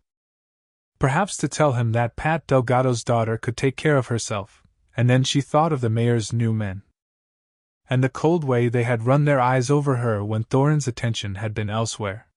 She had seen those three this very night as she left on her way to the witch's hut. Them she had heard approaching, and in plenty of time for her to leave the road and rest behind a handy pinyon tree. She refused to think of it as hiding, exactly. Back toward town they had gone. And she supposed they were drinking at the Traveler's Rest right now, and would continue to until Stanley Rees closed the bar. But she had no way of knowing that for sure. They could come back. "If I can't dissuade ye, very well," she said, sighing with a vexed resignation she didn't really feel. "But only to the first mailbox, Mrs. Beach's. That marks the edge of town." He tapped his throat again, and made another of those absurd, enchanting bows, foot stuck out as if he would trip someone, heel planted in the dirt. "Thank ye, Miss Delgado. At least he didn't call me Si," she thought. "That's a start." 2. She thought he'd chatter away like a magpie in spite of his promise to be silent. Because that was what boys did around her. She was not vain of her looks, but she thought she was good-looking. If only because the boys could not shut up or stop shuffling their feet when they were around her. And this one would be full of questions the town boys didn't need to ask. How old was she? Had she always lived in Hambry? Were her parents alive? 100 others just as boring. But they would all circle in on the same one. Did she have a steady fellow? But Will Dearborn of the Inner Baronies didn't ask her about her schooling or family or friends, the most common way of approaching any romantic rivals she had found. Will Dearborn simply walked along beside her, one hand wrapped around Rusher's bridle, looking off east toward the clean sea. They were close enough to it now so that the teary smell of salt mingled with the tarry stench of oil, even though the wind was from the south. They were passing Sitco now. And she was glad for Will Dearborn's presence, even if his silence was a little irritating. She had always found the oil patch, with its skeletal forest of gantries, a little spooky. Most of those steel towers had stopped pumping long since, and there was neither the parts, the need, nor the understanding to repair them. And those which did still labor along, 19 out of about 200, could not be stopped. They just pumped and pumped, the supplies of oil beneath them seemingly inexhaustible. A little was still used, but a very little, most simply ran back down into the wells beneath the dead pumping stations. The world had moved on. And this place reminded her of a strange mechanical graveyard where some of the corpses hadn't quite. Something cold and smooth nuzzled the small of her back. And she wasn't quite able to stifle a little shriek. Will Dearborn wheeled toward her, his hands dropping toward his belt. Then he relaxed and smiled. Rusher's way of saying he feels ignored. "I'm sorry, Miss Delgado." She looked at the horse. Rusher looked back mildly, then dipped his head as if to say he was also sorry for having startled her. Foolishness, girl, she thought. Hearing the hearty, no-nonsense voice of her father. He wants to know why you're being so standoffy, that's all. And so do I. 'Tisn't like you, so it's not. Mr. Dearborn, I've changed my mind, she said. I'd like to ride. 3. He turned his back and stood looking out at Sitco with his hands in his pockets while Susan first laid the poncho over the cantle of the saddle, the plain black saddle of a working cowboy. Without a barony brand or even a ranch brand to mark it, and then mounted into the stirrup. She lifted her skirt and glanced around sharply, sure he would be stealing a peek. But his back was still to her. He seemed fascinated with the rusty oil derricks. What's so interesting about them, Cully? She thought. A trifle crossly, it was the lateness of the hour and the residue of her stirred-up emotions, she supposed. Filthy old things have been there 6 centuries and more. And I've been smelling their stink my whole life. Stand easy now, my boy, she said once she had her foot fixed in the stirrup. One hand held the top of the saddle's pommel, the other the reins. Rusher, meanwhile, flicked his ears as if to say he would stand easy all night, Were that what she required? She swung up, one long bare thigh flashing in the starlight, and felt the exhilaration of being horse that she always felt. Only tonight it seemed a little stronger, a little sweeter, a little sharper. Perhaps because the horse was such a beauty. Perhaps because the horse was a stranger. Perhaps because the horse's owner is a stranger, she thought, and fair. That was nonsense, of course, and potentially dangerous nonsense. Yet it was also true. He was fair. As she opened the poncho and spread it over her legs, Dearborn began to whistle. And she realized, with a mixture of surprise and superstitious fear, what the tune was. Careless Love. The very lay she had been singing on her way up to Ria's hut. Mayhap it's Ka girl, her father's voice whispered. No such thing, she thought right back at him. I'll not see Ka in every passing wind and shadow, like the old ladies who gather in green heart of a summer's evening. It's an old tune, everyone knows it. Mayhap better if you're right. Pat Delgado's voice returned. For if it's Ka, it too come like a wind, and your plans will stand before it no more than my Dow's barn stood before the cyclone when it came. Not Ka. She would not be seduced by the dark and the shadows and the grim shapes of the oil derricks into believing it was. Not Ka, but only a chance meeting with a nice young man on the lonely road back to town. I've made myself decent, she said in a dry voice that didn't sound much like her own. You may turn back if you like, Mr. Dearborn. He did turn and gazed at her. For a moment he said nothing, but she could see the look in his eyes well enough to know that he found her fair as well. And although this disquieted her, perhaps because of what he'd been whistling, she was also glad. Then he said, You look well up there. You sit well. And I shall have horses of my own to sit before long, she said. Now the questions will come, she thought. But he only nodded, as though he had known this about her already, and began to walk toward town again. Feeling a little disappointed and not knowing exactly why, she clucked side mouth at Rusher and twitched her knees at him. He got moving, catching up with his master, who gave Rusher's muzzle a companionable little caress. What do they call that place yonder? He asked, pointing at the derricks. The oil patch? Sitco. Some of the derricks still pump? Aye, and no way to stop them. Not that anyone still knows. Oh, he said, and that was all, just oh. But he left his place by Rusher's head for a moment, when they came to the weedy track leading into Sitco, walking across to look at the old disused guard hut. In her childhood there had been a sign on it reading Authorized Personnel Only, but it had blown away in some windstorm or other. Will Dearborn had his look, and then came ambling back to the horse, boots puffing up summer dust, easy in his new clothes. They went toward town, a young walking man in a flat-crowned hat, a young riding woman with a poncho spread over her lap and legs. The starlight rained down on them as it has on young men and women since time's first hour. And once she looked up and saw a meteor flash overhead, a brief and brilliant orange streak across the vault of heaven. Susan thought to wish on it, and then, with something like panic, realized she had no idea what to wish for. None at all.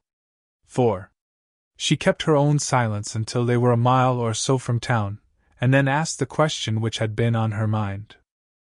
She had planned to ask hers after he had begun asking his, and it irked her to be the one to break the silence, but in the end her curiosity was too much.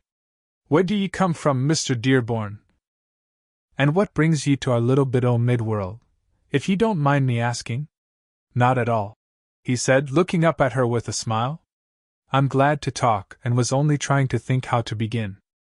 Talk's not a specialty of mine. Then what is? Will Dearborn? She wondered.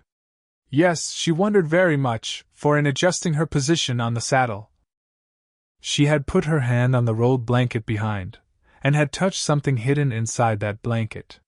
Something that felt like a gun. It didn't have to be, of course. But she remembered the way his hands had dropped instinctively toward his belt when she had cried out in surprise. I come from the in-world. I've an idea you probably guessed that much on your own. We have our own way of talking. Which barony is your home, might I ask? New Canaan. She felt a flash of real excitement at that. New Canaan! Center of the affiliation! That did not mean all it once had, of course, but still. Not Gilead? She asked, detesting the hint of a girlish gush she heard in her voice. And more than just a hint, mayhap. No, he said with a laugh. Nothing so grand as Gilead.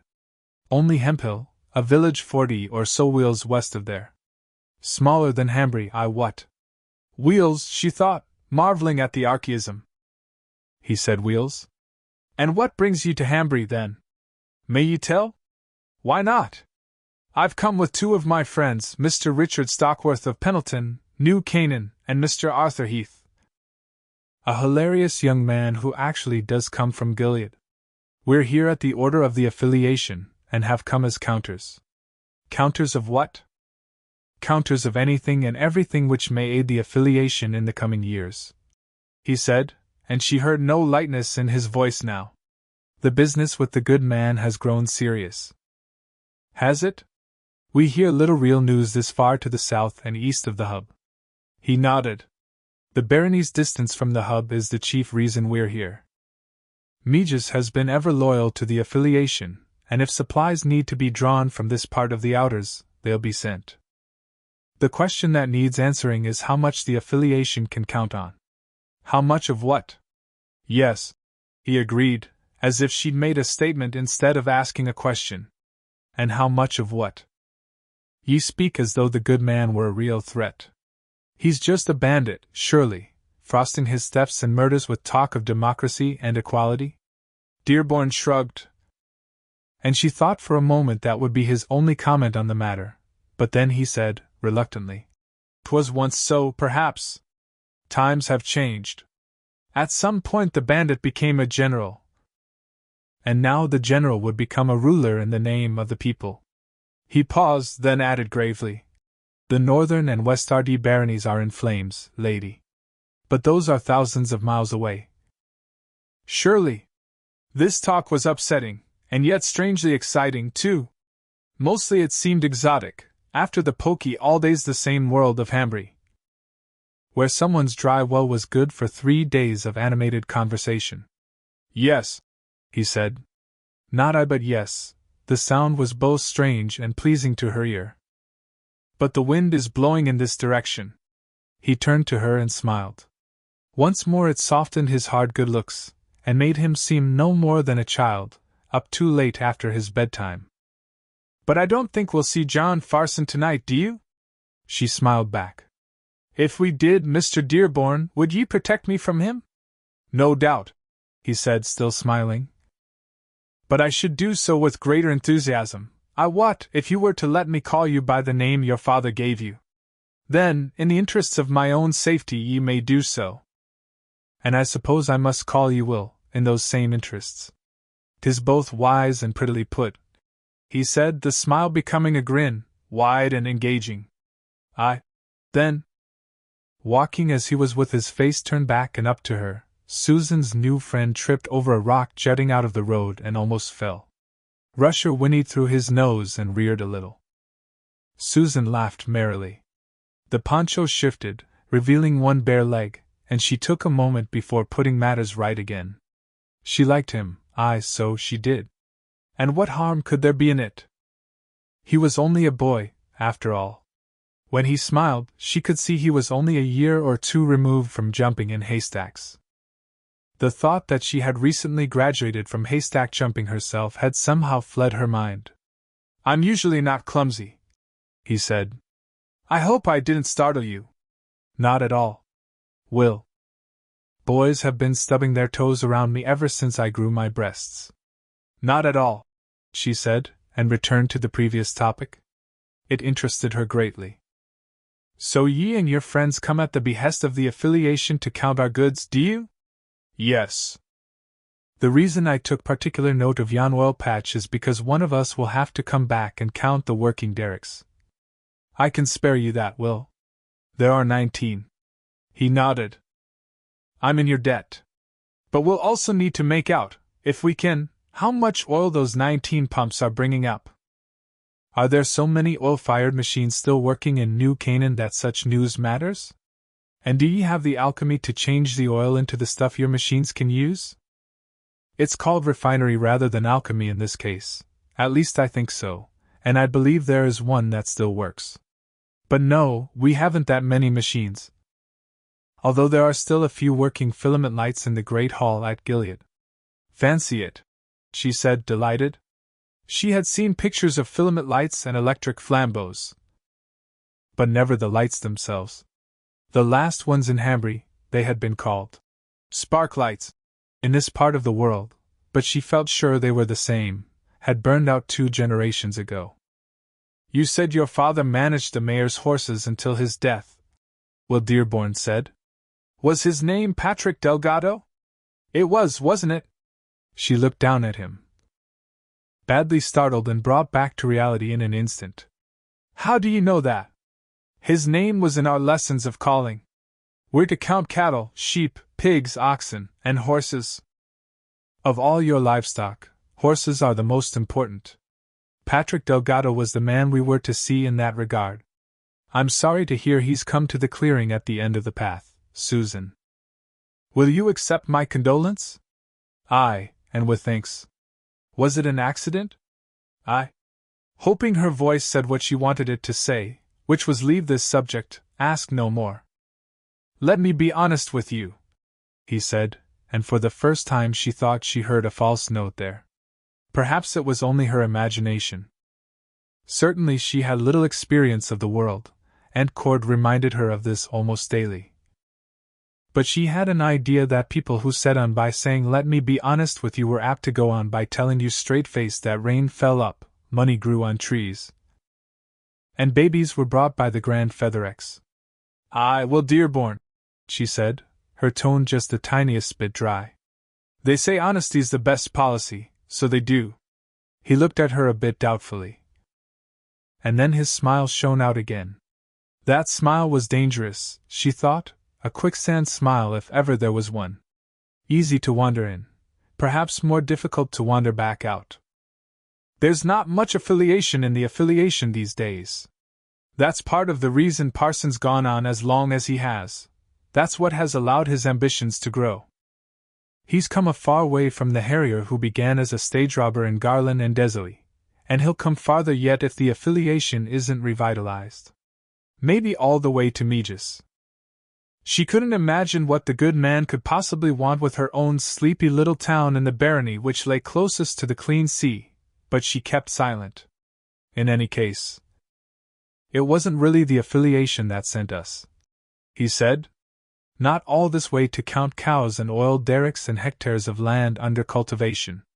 He paused a moment, looking down at the road, as if from more rocks in the way of his boots, and stroking Rusher's nose with absent-minded gentleness.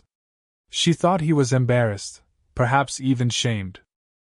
We were sent by our fathers. Then she understood. Bad boys they were, sent out on a make-work quest that wasn't quite exile. She guessed their real job in Hambry might be to rehabilitate their reputations. Well, she thought, it certainly explains the quicksand smile, doesn't it? Wear this one, Susan. He's the sort to burn bridges and upset mail carts, then go on his merry way without a single look back. Not in meanness but in plain old boy carelessness. That made her think of the old song again. The one she'd been singing, the one he'd been whistling. Our fathers, yes. Susan Delgado had cut a caper or two, or perhaps it was 24, other own in her time. And she felt sympathy for Will Dearborn as well as caution. And interest. Bad boys could be amusing, up to a point. The question was, how bad had Will and his cronies been? Helling? She asked. Helling, he agreed, still sounding glum but perhaps brightening just a bit about the eyes and mouth. We were warned, yes, warned very well. There was a certain amount of drinking. And a few girls to squeeze with the hand not busy squeezing the ale pot? It was a question no nice girl could outright ask, but one that couldn't help occurring to her mind.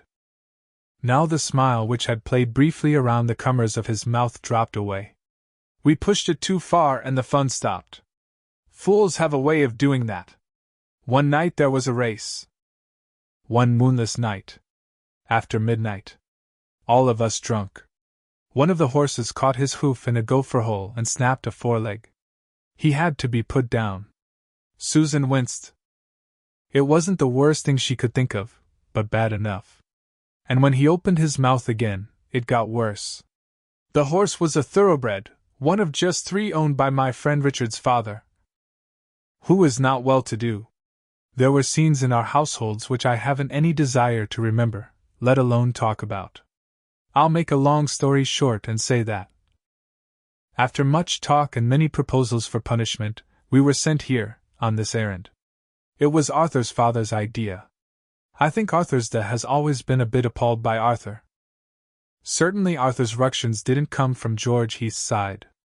Susan smiled to herself, thinking of Aunt Cordelia saying, "She certainly doesn't get it from our side of the family." Then the calculated pause followed by, "She had a great aunt on her mother's side who ran crazy. You didn't know?" "Yes." Set herself on fire and threw herself over the drop. In the year of the comet, it was. Anyway, Will resumed, Mr. Heath set us on with a saying from his own father, one should meditate in purgatory. And here we are. Hambry's far from purgatory. He sketched his funny little how again. If it were, all should want to be bad enough to come here and meet the pretty denizens. Work on that one a bit, she said in her driest voice. It's still rough, one fear. Perhaps. She fell silent as a dismaying realization occurred to her. She was going to have to hope this boy would enter into a limited conspiracy with her. Otherwise, she was apt to be embarrassed. Susan? I was just thinking. Are you here yet, Will? Officially, I mean?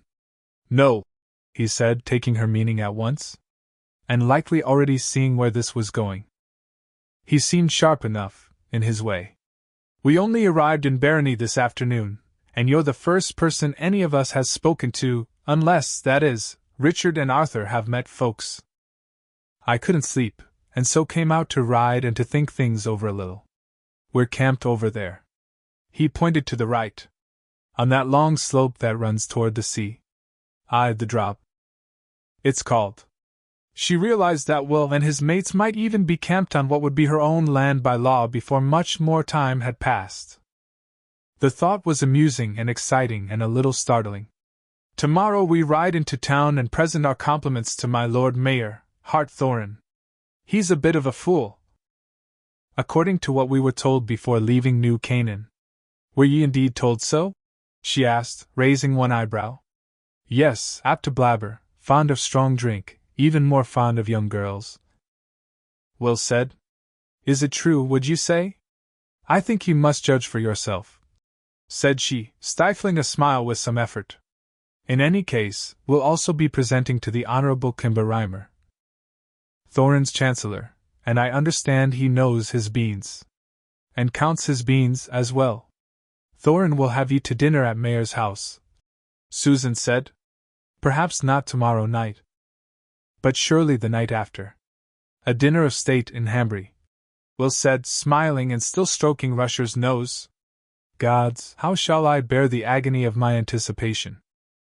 Never mind your nettlesome mouth, she said, but only listen, if I'd be my friend. This is important. His smile dropped away, and she saw again, as she had for a moment or two before, the man he'd be before too many more years had passed. The hard face, the concentrated eyes, the merciless mouth. It was a frightening face. In a way, a frightening prospect, and yet, still, the place the old hag had touched felt warm, and she found it difficult to take her eyes off him. What, she wondered, was his hair like under that stupid hat he wore? Tell me, Susan. If you and your friends come to table at Thorin's, ye may see me. If ye see me, Will, see me for the first time. See Miss Delgado, as I shall see Mr. Dearborn. Do ye take my meaning? To the letter. He was looking at her thoughtfully. Do you serve? Surely if your father was the barony's chief drover. You do not. Never mind what I do or don't do. Just promise that if we meet at seafront, we meet for the first time. I promise. But, no more questions. We've nearly come to the place where we must part ways, and I want to give ye a warning, fair payment for the ride on this nice mount of yours, mayhap. If ye dine with Thorin and Reimer, you'll not be the only new folk at his table. There'll likely be 3 others, men Thorin has hired to serve as private guards o' the house. Not as sheriff as deputies? Nay. They answer to none but Thorin, or, mayhap, to Reimer. Their names are Jonas, de Pape, and Reynolds. They look like hard boys to me. Although Jonas's boyhood is so long behind him that I imagine he's forgot he ever had one. Jonas is the leader? Aye. He limps, has hair that falls to his shoulders pretty as any girl's, and the quavery voice of an old gaffer who spends his days polishing the chimney-comber. But I think he's the most dangerous of the 3 all the same. I'd guess these 3 have forgot more about Helling than you and your friends will ever learn. Now why had she told him all that? She didn't know, exactly. Gratitude, perhaps. He had promised to keep the secret of this late-night meeting, and he had the look of a promise-keeper, in hack with his father or not. I'll watch them. And I thank you for the advice. They were now climbing a long, gentle slope. Overhead, Old Mother blazed relentlessly. Bodyguards, he mused. Bodyguards in sleepy little Hambry. It's strange times, Susan. Strange indeed. She had wondered about Jonas, de Pape, and Reynolds herself, and could think of no good reason for them to be in town. Had they been Reimer's doing? Reimer's decision? It seemed likely. Thorin wasn't the sort of man to even think about bodyguards, she would have said. The High Sheriff had always done well enough for him, but still, why? They breasted the hill. Below them lay a nestle of buildings, the village of Hambry. Only a few lights still shone. The brightest cluster marked the traveler's rest. From here, on the warm breeze, she could hear the piano beating out, "Hey Jude," and a score of drunken voices gleefully murdering the chorus. Not the 3 men of whom she had warned Will Dearborn, though. They would be standing at the bar, watching the room with their flat eyes. Not the singing type were those 3. Each had a small blue coffin shape tattooed on his right hand, burned into the webbing between thumb and forefinger. She thought to tell Will this, then realized he'd see for himself soon enough. Instead, she pointed a little way down the slope, at a dark shape which overhung the road on a chain. "Do ye see that?" "Yes." He heaved a large and rather comical sigh. "Is it the object I fear beyond all others? Is it the dread shape of Mrs. Beech's mailbox?" "Aye. And it's there we must part. If you say we must, we must. Yet I wish." Just then the wind shifted, as it sometimes did in the summer, and blew a strong gust out of the west. The smell of sea salt was gone in an instant, and so was the sound of the drunken, singing voices. What replaced them was a sound infinitely more sinister, one that never failed to produce a scud of goose flesh up her back, a low, atonal noise, like the warble of a siren being turned by a man without much longer to live. Will took a step backward, eyes widening, and again she noticed his hands take a dip toward his belt, as if reaching for something not there. "What in God's name is that?" "It's a thinny," she said quietly. "In Eyebolt Canyon." "Have you never heard of such?" "Heard of, yes, but never heard until now." "Gods, how do you stand it? It sounds alive." She had never thought of it quite like that, but now, in a way listening with his ears instead of her own, she thought he was right. It was as if some sick part of the night had gained a voice and was actually trying to sing. She shivered. Rusher felt the momentary increased pressure of her knees and whickered softly, craning his head around to look at her. "We don't often hear it so clearly at this time of year," she said. "In the fall, the men bum it to quiet. I don't understand." Who did? Who understood anything anymore? Gods, they couldn't even turn off the few oil pumps in Sitco that still worked, although half of them squealed like pigs in a slaughtering chute. These days you were usually just grateful to find things that still worked at all. In the summer, when there's time, drovers and cowboys drag loads of brush to the mouth of Eyebolt," she said. "Dead brush is all right, but live is better, for it's smoke that's wanted, and the heavier the better." Eyebolt's a box canyon, very short and steep-walled. Almost like a chimney lying on its side, you see? Yes. The traditional time for burning is Reap Mom, the day after the fair and the feast and the fire. The first day of winter. Although in these parts it doesn't feel like winter so soon. In any case, it's no tradition. The brush is sometimes lit sooner, if the winds have been prankish or if the sound's particularly strong. It upsets the livestock. You know, cows give poorly when the noise of the thinny's strong, and it makes sleep difficult. I should think it would. Will was still looking north, and a stronger gust of wind blew his hat off. It fell to his back, the rawhide tugstring pulling against the line of his throat. The hair so revealed was a little long, and as black as a crow's wing. She felt a sudden, greedy desire to run her hands through it, to let her fingers tell its texture, rough or smooth or silky? And how would it smell? At this she felt another shiver of heat down low in her belly. He turned to her as though he had read her mind, and she flushed, grateful that he wouldn't be able to see the darkening of her cheek. "How long has it been there?" "Since before I was born," she said. "But not before Mida was born. He said that the ground shook in an earthquake just before it came. Some say the earthquake brought it, some say that's superstitious nonsense. All I know is that it's always been there. The smoke quiets it a while, the way it will quiet a hive of bees or wasps, but the sound always comes back. The brush piled at the mouth helps to keep any wandering livestock out, too. Sometimes they're drawn to it, gods know why. But if a cow or sheep does happen to get in, after the burning and before the next year's pile has started to grow, mayhap, it doesn't come back out. Whatever it is, it's hungry." She put his poncho aside, lifted her right leg over the saddle without so much as touching the horn, and slipped off Rusher, all this in a single liquid movement. It was a stunt made for pants rather than a dress, and she knew from the further widening of his eyes that he'd seen a good lot of her. But nothing she had to wash with the bathroom door closed. So what of that? And that quick dismount had ever been a favorite trick of hers when she was in a show-offy mood. "Pretty!" he exclaimed. "I learned it from my she said, responding to the more innocent interpretation of his compliment. Her smile as she handed him the reins, however, suggested that she was willing to accept the compliment any way it was meant. "Susan? Have you ever seen the Thinny?" "Aye, once or twice. From above." "What does it look like?" "Ugly," she responded at once. "Until tonight." When she had observed Rhea's smile up close and endured her twiddling, meddling fingers, she would have said it was the ugliest thing she had ever seen. "It looks a little like a slow-burning peat fire, and a little like a swamp full of scummy green water. There's a mist that rises off it. Sometimes it looks like long, skinny arms, with hands at the end of them. Is it growing? Aye, they say it is, that every thinny grows, but it grows slowly.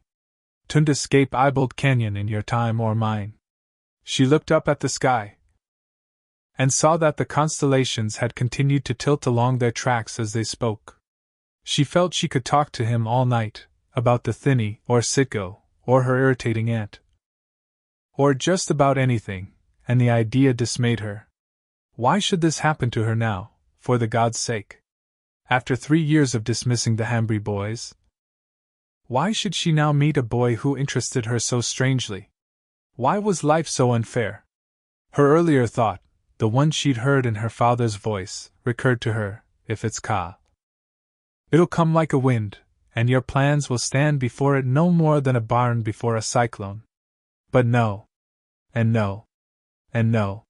So set she, with all her considerable determination. Her mind against the idea. This was no bam, this was her life. Susan reached out and touched the rusty tin of Mrs. Beech's mailbox, as if to steady herself in the world.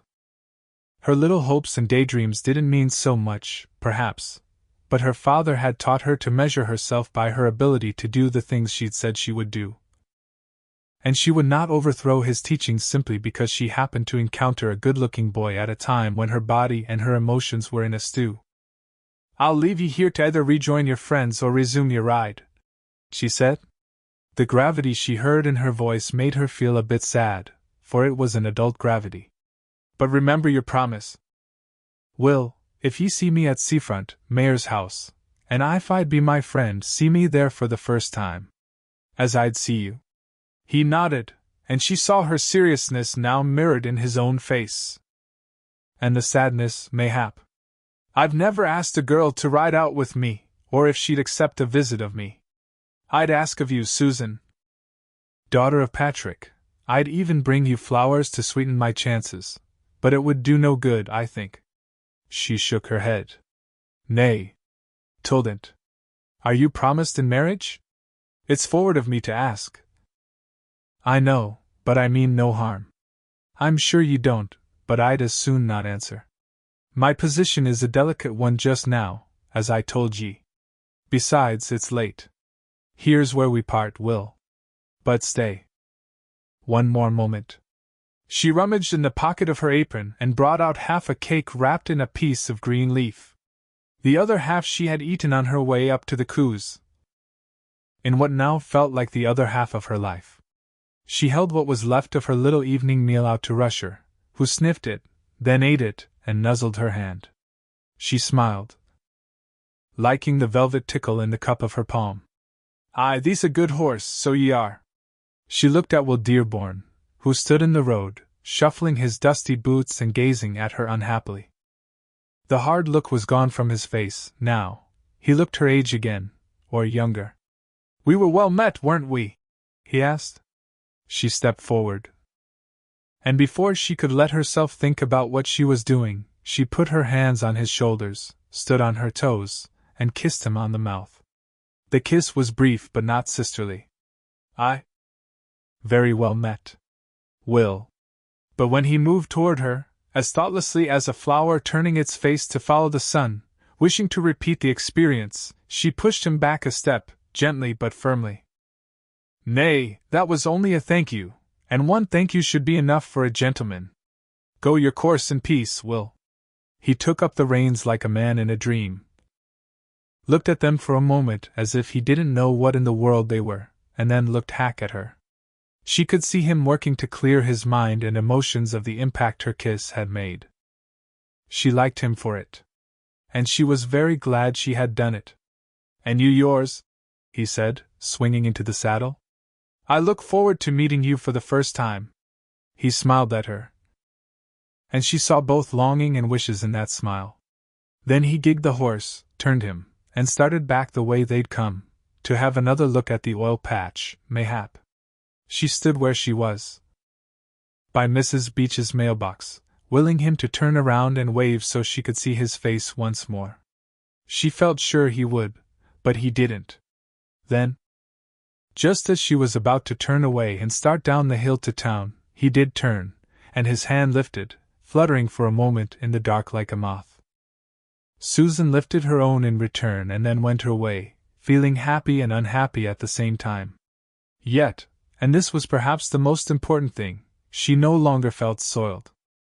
When she had touched the boy's lips, Ria's touch seemed to have left her skin. A small magic, perhaps, but she welcomed it. She walked on, smiling a little and looking up at the stars more frequently than was her habit when out after dark. Chapter 4. Long after moonset. 1. He rode restlessly for nearly 2 hours back and forth along what she called the drop, never pushing Rusher above a trot. Although what he wanted to do was gallop the big gelding under the stars until his own blood began to cool a little. "It'll cool plenty if you draw attention to yourself," he thought. "And likely you won't even have to cool it yourself. Fools are the only folk on the earth who can absolutely count on getting what they deserve."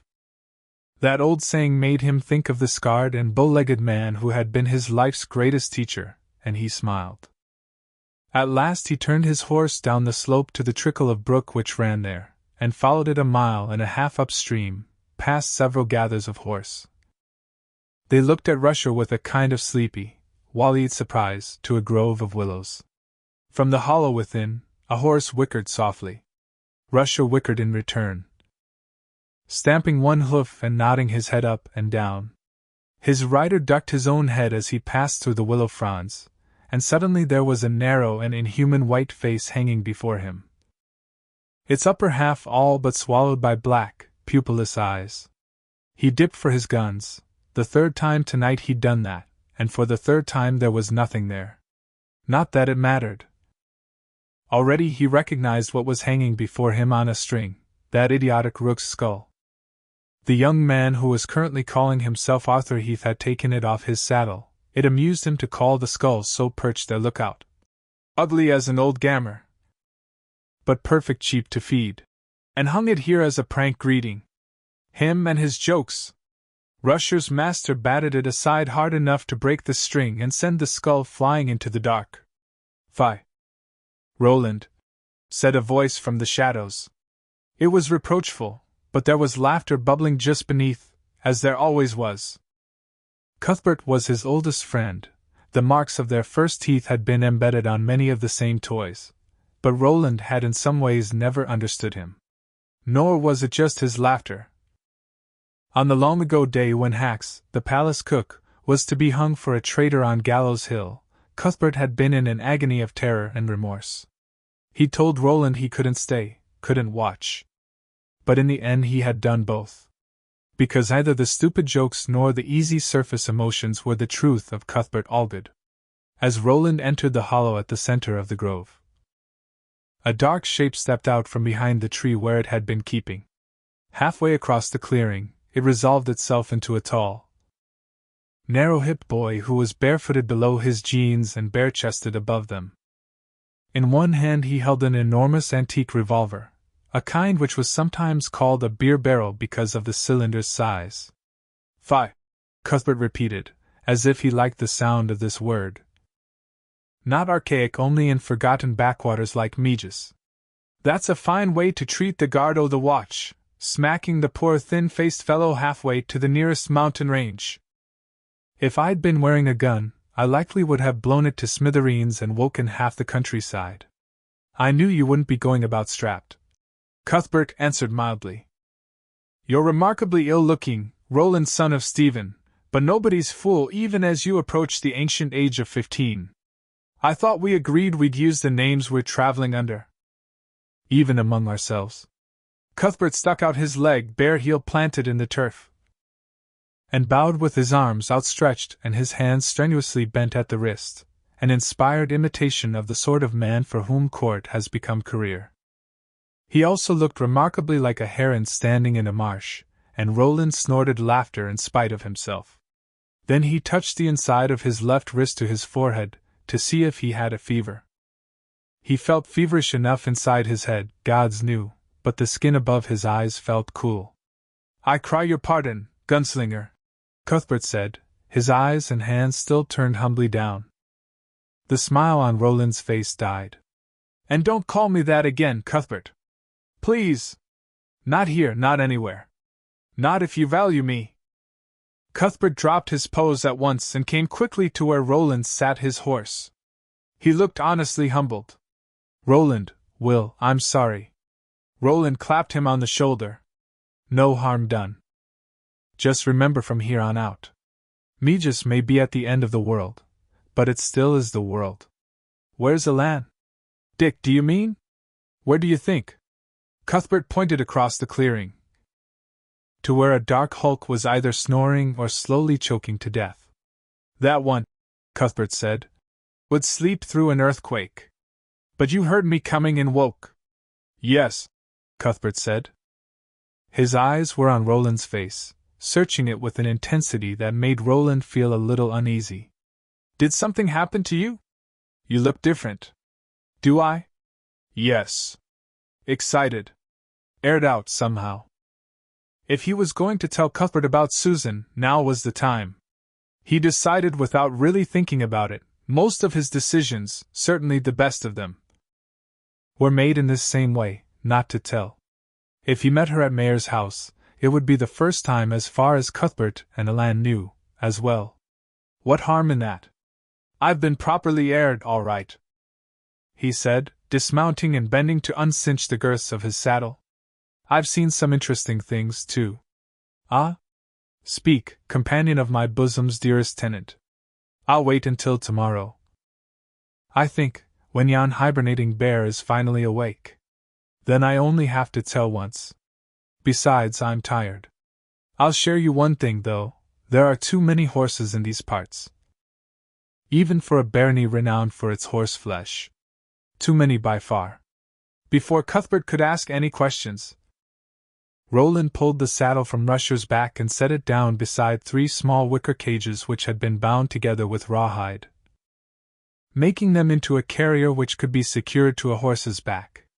Inside, 3 pigeons with white rings around their necks cooed sleepily. One took his head out from beneath his wing, had a peek at Roland, and then tucked himself away again. These fellows all right? Roland asked. Fine. Pecking and shitting happily in their straw. As far as they're concerned, they're on vacation. What did you mean about tomorrow? Roland said, and Cuthbert, seeing that there would be no more, only nodded and went to find his lean and bony lookout. 20 minutes later, Rusher unloaded and rubbed down and set to forage with Buckskin and Glue Boy. Cuthbert could not even name his horse as a normal person would. Roland lay on his back in his bedroll, looking up at the late stars overhead. Cuthbert had gone back to sleep as easily as he had awakened at the sound of Rusher's hoofs, but Roland had never felt less sleepy in his life. His mind turned back a month, to the whore's room, to his father sitting on the whore's bed and watching him dress. The words his father had spoken, "I have known for 2 years," had reverberated like a struck gong in Roland's head.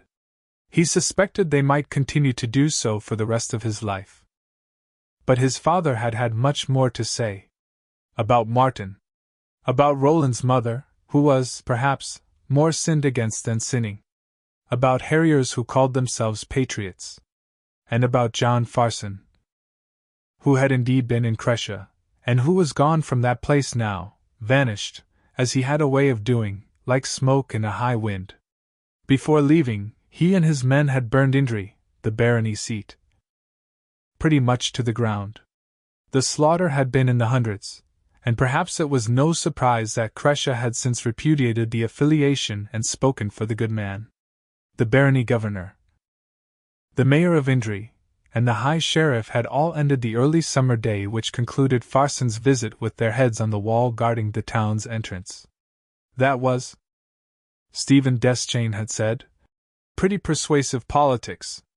It was a game of castles where both armies had come out from behind their hillocks and the final moves had commenced, Roland's father had said.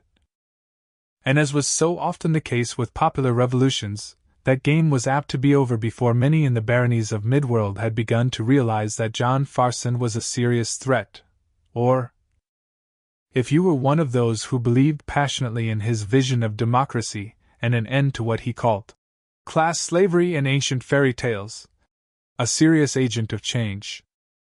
His father and his father's small quartet of gunslingers, Roland was amazed to learn, cared little about Farson in either light. They looked upon him as small cheese. Looked upon the affiliation itself as small cheese, come to that. I'm going to send you away, Stephen had said, sitting there on the bed and looking somberly at his only son, the one who had lived. There is no true safe place left in Mid-World. Hut, the barony of Megis on the clean sea is as close to true safety as any place may be these days, so it's there you'll go. Along with at least 2 of your mates. Alan, I suppose, for one. Just not that laughing boy for the other, I beg of you. You'd be better off with a barking dog. Roland, who on any other day in his life would have been overjoyed at the prospect of seeing some of the wider world, had protested hotly. If the final battles against the good man were at hand, he wanted to fight them at his father's side. He was a gunslinger now, after all, if only apprentice, and his father had shaken his head, slowly and emphatically. No, Roland. You don't understand. You shall, however, as well as possible you shall. Later, the two of them had walked the high battlements above Midworld's last living city, green and gorgeous Gilead in the morning sun, with its pennants flapping and the vendors in the streets of the old quarter, and horses trotting on the bridle paths which radiated out from the palace standing at the heart of everything. His father had told him more, not everything, and he had understood more, far from everything, nor did his father understand everything. The Dark Tower had not been mentioned by either of them. But already it hung in Roland's mind, a possibility like a storm cloud far away on the horizon. Was the tower what all of this was really about? Not a jumped-up harrier with dreams of ruling Midworld, not the wizard who had enchanted his mother, not the glass ball which Stephen and his posse had hoped to find in Crescia. But the Dark Tower? He hadn't asked? He hadn't dared ask. Now he shifted in his bedroll and closed his eyes.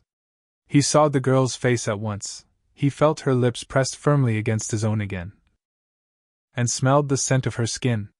He was instantly hot from the top of his head to the base of his spine, cold from the base of his spine to the tips of his toes. Then he thought of the way her legs had flashed as she slid from Rusher's back, also the glimmer of the undergarments beneath her briefly raised dress, and his hot half and cold half changed places. The whore had taken his virginity but wouldn't kiss him, had turned her face aside when he tried to kiss her. She'd allowed him to do whatever else he wanted, but not that. At the time he'd been bitterly disappointed. Now he was glad. The eye of his adolescent mind, both restless and clear, considered, he braid which fell down her back to her waist. The soft dimples which had formed at the corners of her mouth when she smiled, the lilt of her voice, her old-fashioned way of saying I and nay, ye and yer and He thought of how her hands had felt on his shoulders as she stretched up to kiss him, and thought he would give everything he owned to feel her hands there again, so light and so firm. And her mouth on his. It was a mouth that knew only a little about kissing, he guessed, but that was a little more than he knew himself. Be careful. Roland, don't let your feeling for this girl tip anything over. She's not free, anyway, she said as much. Not married, but spoken for in some other way. Roland was far from the relentless creature he would eventually become, but the seeds of that relentlessness were there, small, stony things that would, in their time, grow into trees with deep roots and bitter fruit. Now one of these seeds cracked open and sent up its first sharp blade. What's been spoken for may be unspoken, and what's done may be undone. Nothing's sure, but I want her. Yes. That was the one thing he did know, and he knew it as well as he knew the face of his father. He wanted her. Not as he had wanted the whore when she lay naked on her bed with her legs spread and her half-lidded eyes looking up at him, but in the way he wanted food when he was hungry or water when he was thirsty. In the way, he supposed, that he wanted to drag Martin's dusty body behind his horse down Gilead's high road in payment for what the wizard had done to his mother. He wanted her. He wanted the girl Susan. Roland turned over on his other side, closed his eyes, and fell asleep. His rest was thin and lit by the crudely poetic dreams only adolescent boys have. Dreams where sexual attraction and romantic love come together, and resonate more powerfully than they ever will again. In these thirsty visions Susan Delgado put her hands on Roland's shoulders over and over, kissed his mouth over and over, told him over and over to come to her for the first time. To be with her for the first time, to see her for the first time, to see her very well. 5 miles or so from where Roland slept and dreamed his dreams, Susan Delgado lay in her bed and looked out her window and watched Old Star begin to grow pale with the approaching dawn. Sleep was no closer now than it had been when she lay down, and there was a throb between her legs where the old woman had touched her. It was distracting but no longer unpleasant, because she now associated it with the boy she'd met on the road and impulsively kissed by starlight. Every time she shifted her legs, that throb flared into a brief sweet ache. When she got home, Aunt Cord, who would have been in her own bed an hour before on any ordinary night, had been sitting in her rocking chair by the fireplace, dead and cold and swept clean of ashes at this time of year, with a lapful of lace that looked like wave froth against her dowdy black dress. She was edging it with a speed that seemed almost supernatural to Susan. And she hadn't looked up when the door opened and her niece came in on a swirl of breeze. "I expected ye an hour ago," Aunt Cord said.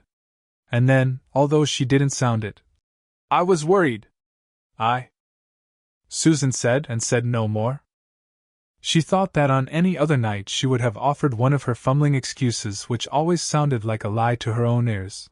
It was the effect Aunt Cord had had on her all her life. But this hadn't been an ordinary night. Never in her life had there been a night like this. She found she could not get Will Dearborn out of her mind. Aunt Cord had looked up then, her close set, rather beady eyes sharp and inquisitive above her narrow blade of a nose. Some things hadn't changed since Susan had set out for the cruise. She had still been able to feel her aunt's eyes brushing across her face and down her body, like little whisk brooms with sharp bristles. "What took ye so long?" Aunt Cord had asked. "Was there trouble?" "No trouble," Susan had replied, but for a moment she thought of how the witch had stood beside her in the doorway, pulling her braid through the gnarled tube of one loosely clenched fist. She remembered wanting to go, and she remembered asking Rhea if their business was done. "Mayhap there's one more little thing," the old woman had said, or so Susan thought. But what had that one more little thing been? She couldn't remember. And really, what did it matter? She was shut of Rhea until her belly began to rise with Thorin's child, and if there could be no baby-making until reap night, she'd not be returning to the cruise until late winter at the soonest. An age. And it would be longer than that, was she slow to kindle.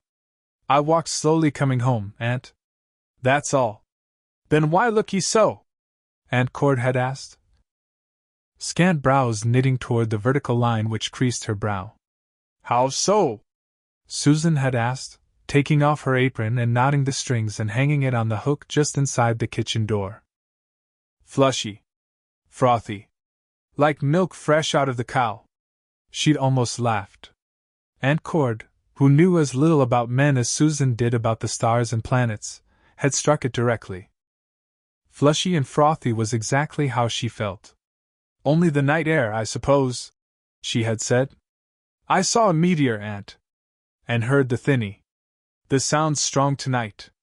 Her aunt asked without interest, then returned to the subject which did interest her. "Did it hurt?" "A little." "Did ye cry?" Susan shook her head. "Good. Better not. Always better. She likes it when they cry, I've heard. Now, Sue, did she give you something? Did the old pussy give you something?" She reached into her pocket and brought out the paper with written upon it. She held it out, and her aunt snatched it away with a greedy look.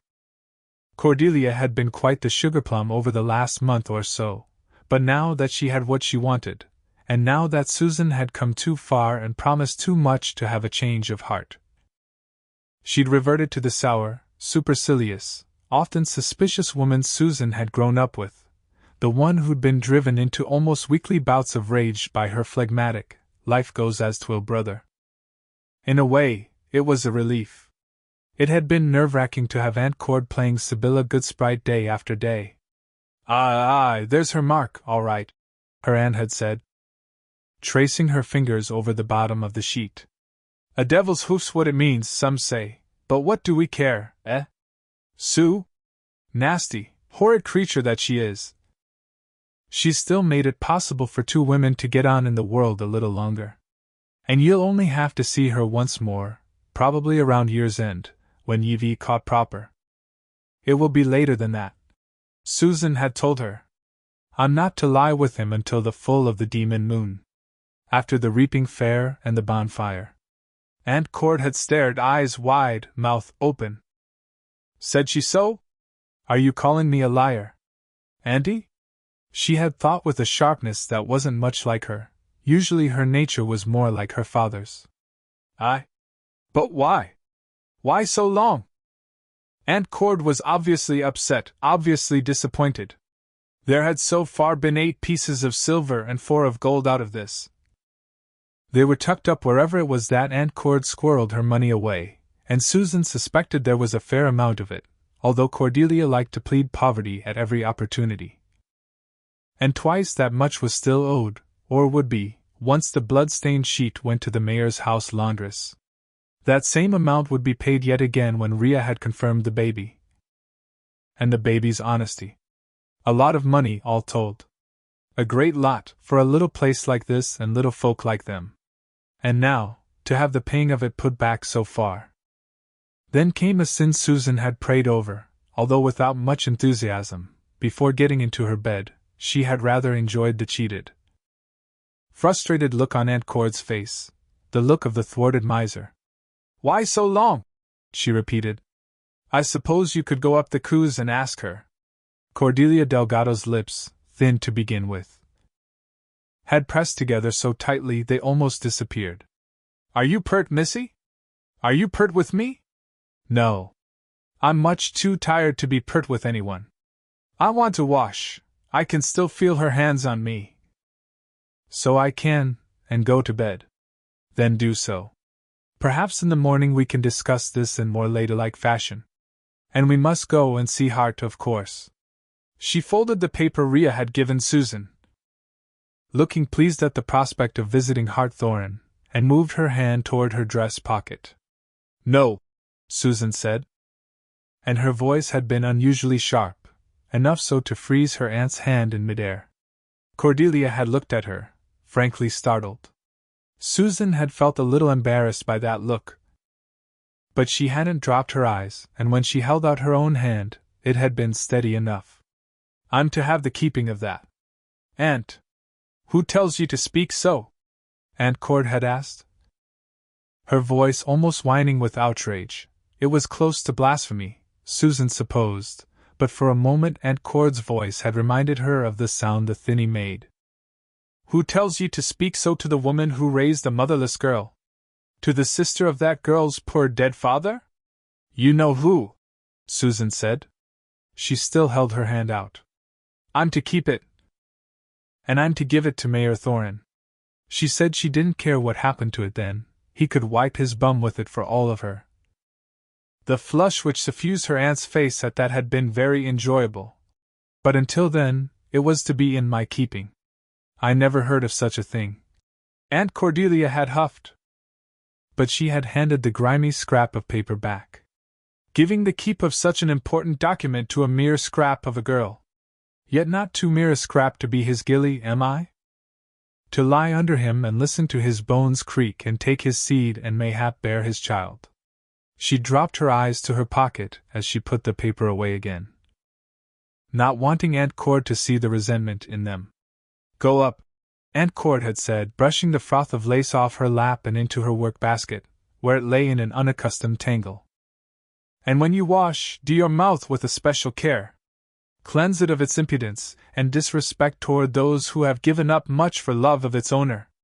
Susan had gone silently, biting back 1,000 retorts, mounting the stairs as she had so often, throbbing with a mixture of shame and resentment. And now here she was, in her bed and still awake as the stars paled away and the first brighter shades began to color the sky. The events of the night just past slipped through her mind in a kind of fantastical blur, like shuffled playing cards, and the one which turned up with the most persistence was the face of Will Dearborn. She thought of how that face could be hard at one moment and soften so unexpectedly at the next. And was it a handsome face? Aye, she thought so. For herself, she knew so. "I've never asked a girl to ride out with me, or if she would accept a visit of me. I would ask you, Susan, daughter of Patrick." "Why now? Why should I meet him now, when no good can come of it? If it's it'll come like a wind. Like a cyclone."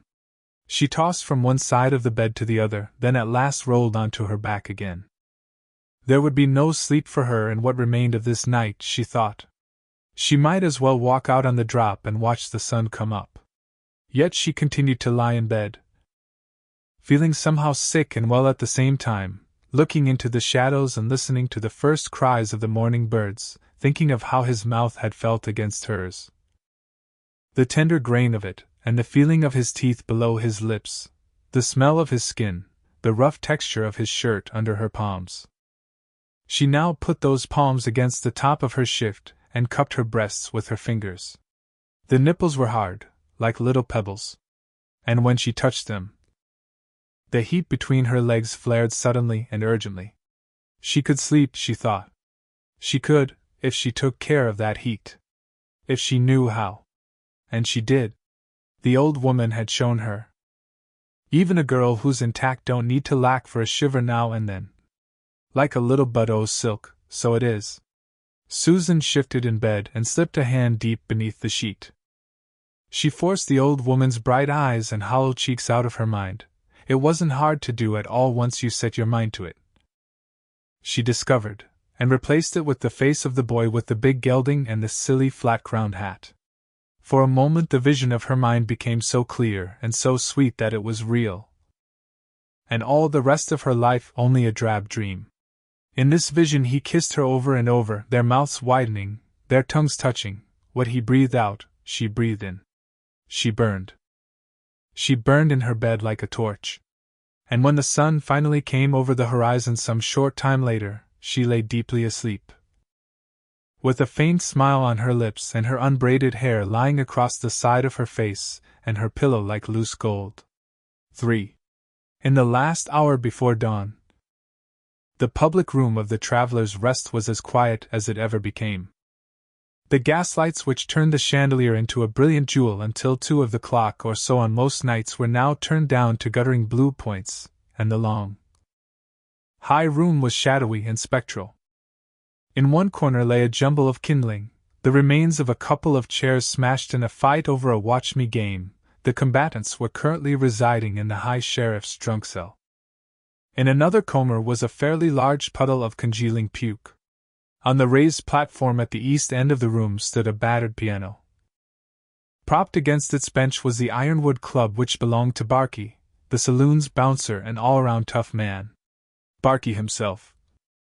The naked mound of his scarred stomach rising above the waistband of his quarter pants like a clot of bread dough, lay under the bench, snoring.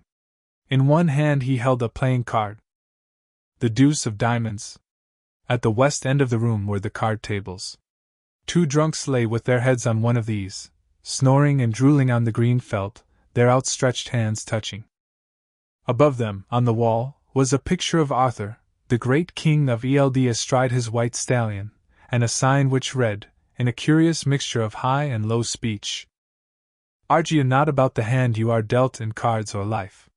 Mounted behind the bar, which ran the length of the room, was a monstrous trophy. A 2-headed elk with a rack of antlers like a forest grove and 4 glaring eyes. This beast was known to local habitués of the Travelers as the Romp. None could have said why. Someone had carefully drawn a pair of sordid condoms over the prongs of 2 of its antlers.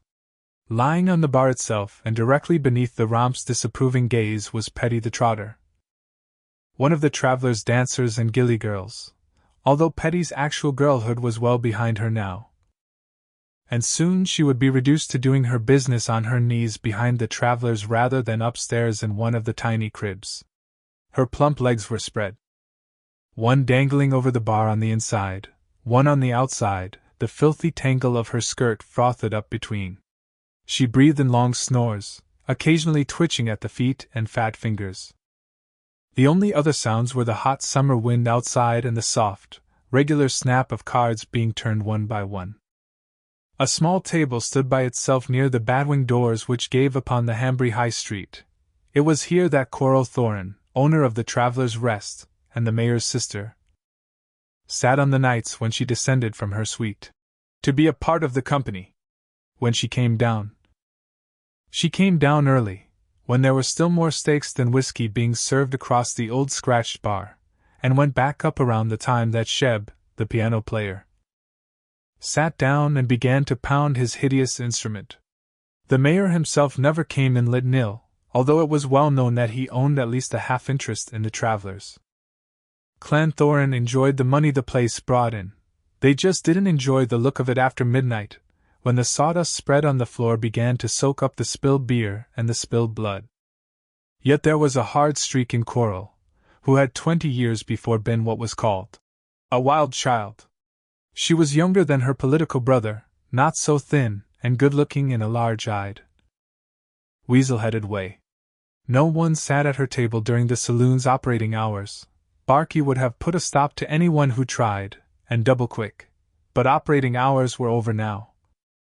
The drunks mostly gone or passed out upstairs, Shep curled up and fast asleep in the comber behind his piano.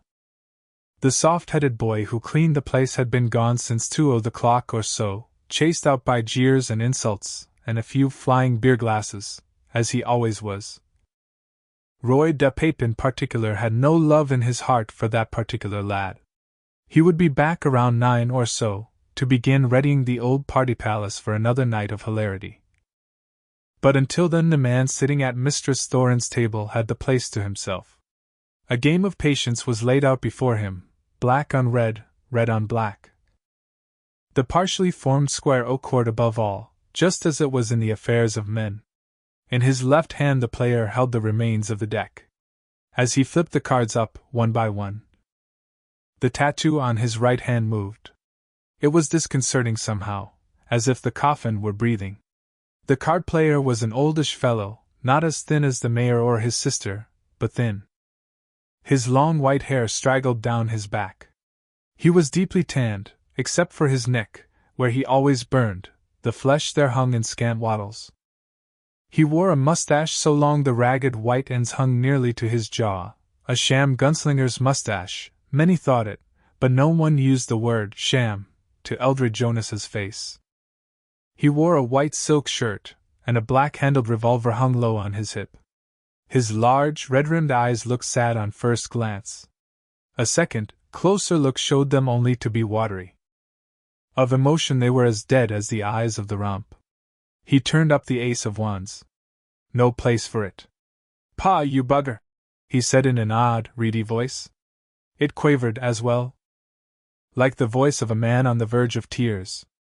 It fit perfectly with his damp and red-rimmed eyes. He swept the cards together.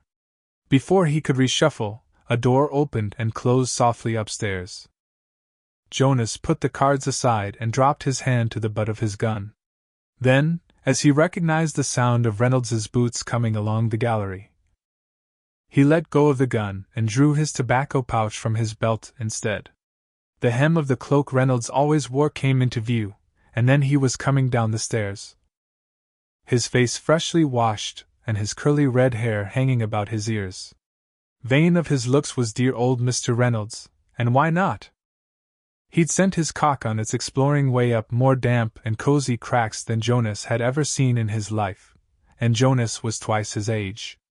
At the bottom of the stairs Reynolds walked along the bar, pausing to squeeze one of Petty's plump thighs, and then crossed to where Jonas sat with his makings and his deck of cards.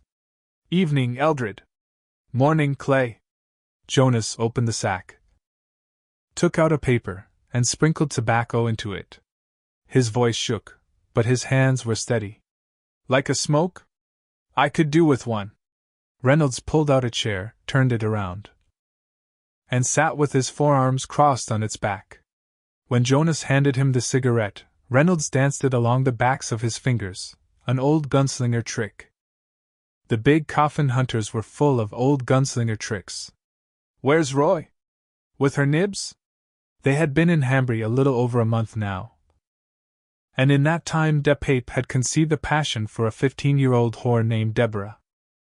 Her bow-legged clumping walk and her way of squinting off into the distance led Jonas to suspect she was just another cowgirl from a long line of them, but she had hi-hat ways. It was Clay who had started calling the girl her nibs, or her majesty, or sometimes, when drunk, "Roy's coronation cunt." Reynolds now nodded. "It's like he's drunk on her. He'll be all right. He ain't throwing us over for some little snuggle bunny with pimples on her tits. Why, she's so ignorant she can't spell cat." "Not so much as cat, no?" I asked her. Jonas made a second cigarette, drew a sulphur match from the sack, and popped it alight with his thumbnail. He lit Reynolds's first, then his own. A small yellow cur came in under the batwing doors. The men watched it in silence. Smoking. It crossed the room, first sniffed at the curdled vomit in the comber, then began to eat it. Its stub of a tail wagged back and forth as it dined. Reynolds nodded toward the admonition not to argue about the cards you were dealt. That mutt'd understand that, I'd say. Not at all, not at all, Jonas demurred. Just a dog is all he is. A spew-eating dog. I heard a horse 20 minutes ago. First on the come, then on the go. Would it have been one of our hired watchmen? You don't miss a trick, do you? Don't pay to, no. Don't pay a bit. Was it? Yep. Fellow who works for one of the small freeholders out along the east end of the drop. He seen 'em come in. 3. Yum. Babies. Reynolds pronounced this last as they did in the Northardy baronies, babbies. Nothing to worry of. Now, we don't know that, Jonas said, his quavering voice making him sound like a temporizing old man. Young eyes see far, they say. Young eyes see what they're pointed at, Reynolds replied. The dog trotted past him, licking its chops. Reynolds helped it on its way with a kick the cur was not quite quick enough to avoid. It scuttled back out under the batwings, uttering little yike-yike sounds that made Barky snort thickly from his place of rest beneath the piano bench. His hand opened and the playing card dropped out of it. Maybe so, maybe not, Jonas said. In any case, they're affiliation brats, sons of big estates off in the green somewhere, if Reimer and that fool he works for have it straight. That means we'll be very, very careful. Walk easy, like on eggshells. Why, we've got 3 more months here, at least. And those young ones may be here that whole time, counting this and counting that and putting it all down on paper. Folks counting things ain't good for us right now. Not for men in the resupply business. Come on. It's make work, that's all, a slap on the wrist for getting in trouble. Their daddies know Farson's in charge of the whole southwest edge now, and sitting on high ground. The brats may know the same, that playtime's been near over for the affiliation and all its pukesome royalty. Can't know, Clay. With folks like these, you can't know which way they'll jump. At the very least, they may try to do a half-decent job just to try and get on the good side o' their parents again. We'll know better when we see 'em, but I tell you one thing. We can't just put guns to the backs of their heads and drop them like broke-leg bosses if they see the wrong thing. Their daddies might be mad at 'em alive, but I think they'd be very tender of 'em dead. That's just the way daddies are. We'll want to be trig, Clay, as trig as we can be. Better leave de pape out of it, then. Roy will be fine, Jonas said in his quavery voice. He dropped the stub of his cigarette to the floor and crushed it under his boot heel. He looked up at the romp's glassy eyes and squinted, as if calculating. Tonight, your friend said? They arrive tonight, these brats? Yep. They'll be in to see Avery tomorrow, then, I reckon. This was Herc Avery, High Sheriff of Meages and Chief Constable of Hambry.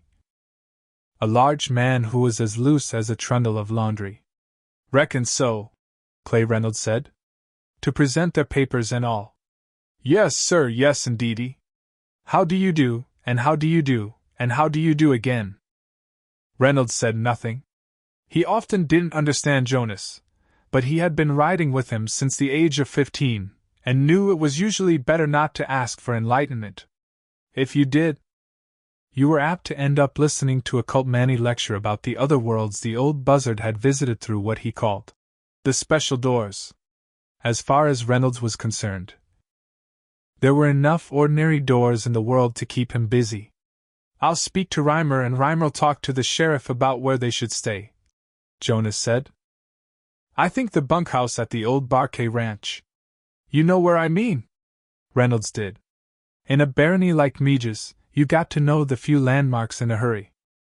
The Barkay was a deserted spread of land northwest of town, not too far from that weird squalling canyon. They burned at the mouth of the canyon every fall, and once, 6 or 7 years ago, the wind had shifted and gone back wrong and burned most of the Barkay to the ground, barns, stables, the home place. It had spared the bunkhouse, however, and that would be a good spot for 3 tenderfeet from the inners. It was away from the drop. It was also away from the oil patch. "Ye like it, don't ye?" Jonas asked, putting on a Hick-Hambry accent. "Aye, ye like it very much, I can see ye do, my cully. Ye know what they say in Crescia? If I'd steal the silver from the dining room, first put the dog in the pantry." Reynolds nodded. It was good advice. "And those trucks? Those what do you call 'ems, tankers? Fine where they are," Jonas said. "Not that we could move 'em now without attracting the wrong kind of attention, eh? You and Roy want to go out there and cover them with brush. Lay it on nice and thick. Day after tomorrow you'll do it. And where will you be while we're flexing our muscles out at Sitco? By daylight? Preparing for dinner at Mayor's house. You Claude, the dinner Thorin will be giving to introduce his guests from the great world to the shitpicky society of the smaller one." Jonas began making another cigarette. He gazed up at the romp rather than at what he was doing, and still spilled barely a scrap of tobacco. "A bath, a shave, a trim of these tangled old man's locks. I might even wax my mustache, Clay. What do you say to that? Don't strain yourself, Eldred." Jonas laughed, the sound shrill enough to make Barky mutter and Petty stir uneasily on her makeshift bar-top bed. "So Roy and I aren't invited to this fancy do?" "You'll be invited, oh yes, you'll be invited very warmly," Jonas said, and handed Reynolds the fresh cigarette. He began making another for himself. "I'll offer your excuses. I'll do you boys proud, count on me. Strong men may weep. Also we can spend the day out there in the dust and stink, covering those hulks." "You're too kind, Jonas." "I'll be asking questions as well," Jonas said dreamily, drifting here and there, looking spruce, smelling of baybeams, and asking my little questions. "I've known folks in our line of trade who'll go to a fat, jolly fellow to find out the gossip, a saloon keeper or bartender. Perhaps a livery stable owner or one of the chubby fellows who always hangs about the jail or the courthouse with his thumbs tucked into his vest pockets. As for myself, Clay, I find that a woman's best, and the narrower the better, one with more nose than tits sticking off her. I look for one who don't paint her lips and keeps her hair scrubbed back against her head." "You have someone in mind?" "Yar. Cordelia Delgado's her name." "Delgado? You know the name, it's on the lips of everyone in this town, I reckon. Susan Delgado. Our esteemed mayor's soon-to-be gilly. Cordelia's her auntie. Now here's a fact of human nature I've found, folk are more apt to talk to someone like her, who plays them close, than they are to the local jolly types who'll buy you a drink. And that lady plays them close. I'm going to slip in next to her at that dinner. And I'm going to compliment her on the perfume I doubt like hell she'll be wearing, and I'm going to keep her wineglass full. Now, how sounds that for a plan?" "A plan for what?" "That's what I want to know. For the game of castles we may have to play," Jonas said, and all the lightness dropped out of his voice. "We're to believe that these boys have been sent here more as punishment than to do any real job of work. It sounds plausible, too. I've known rakes in my time, and it sounds plausible, indeed. I believe it each day until about 3 in the morning, and then a little doubt sets in. And do you know what, Clay?" Reynolds shook his head. "I'm right to doubt. Just as I was right to go with Reimer to old man Thorin and convince him that Farson's glass would be better with the witchwoman, for the nonce. She'll keep it in a place where a gunslinger couldn't find it, let alone a nosy lad who's yet to have his first piece of arse. These are strange times. A storm's coming. And when you know the wind is going to blow, it's best to keep your gear battened down." He looked at the cigarette he had made. He had been dancing it along the backs of his knuckles, as Reynolds had done earlier. Jonas pushed back the fall of his hair and tucked the cigarette behind his ear. "I don't want to smoke," he said, standing up and stretching. His back made small crackling sounds. "I'm crazy to smoke at this hour of the morning. Too many cigarettes are apt to keep an old man like me awake." He walked toward the stairs, squeezing Petty's bare leg as he went by, also as Reynolds had done. At the foot of the stairs he looked back. I don't want to kill them. Things are delicate enough without that. I'll smell quite a little wrong on them and not lift a finger, no, not a single finger of my hand. But, I'd like to make them clear on their place in the great scheme o' things. Give them a sore paw. Jonas brightened. Yes, sir, partner, maybe a sore paw is just what I'd like to give them. Make them think twice about tangling with the big coffin hunters later on. When it matters. Make them swing wide around us when they see us in their road. Yes, sir, that's something to think about. It really is. He started up the stairs, chuckling a little. His limp quite pronounced. It got worse late at night. It was a limp Roland's old teacher, Court, might have recognized, for Court had seen the blow which caused it. Court's own father had dealt it with an ironwood club, breaking Eldred Jonas's leg in the yard behind the great hall of Gilead before taking the boy's weapon and sending him west, gunless, into exile. Eventually, the man the boy had become had found a gun, of course. The exiles always did, if they looked hard enough. That such guns could never be quite the same as the big ones with the sandalwood grips might haunt them for the rest of their lives, but those who needed guns could still find them. Even in this world. Reynolds watched until he was gone, then took his seat at Coral Thorin's desk, shuffled the cards, and continued the game which Jonas had left half-finished. Outside. The sun was coming up. Chapter 5. Welcome to town.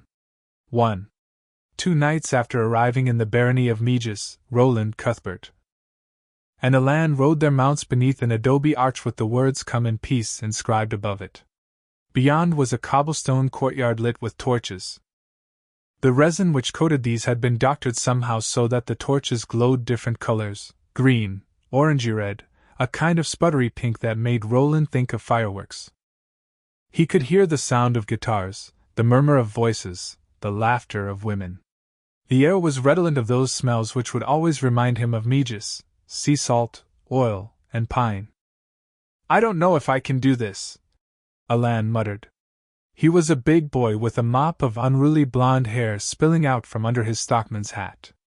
He had cleaned up well, they all had, but Alan, no social butterfly under the best of circumstances, looked scared to death.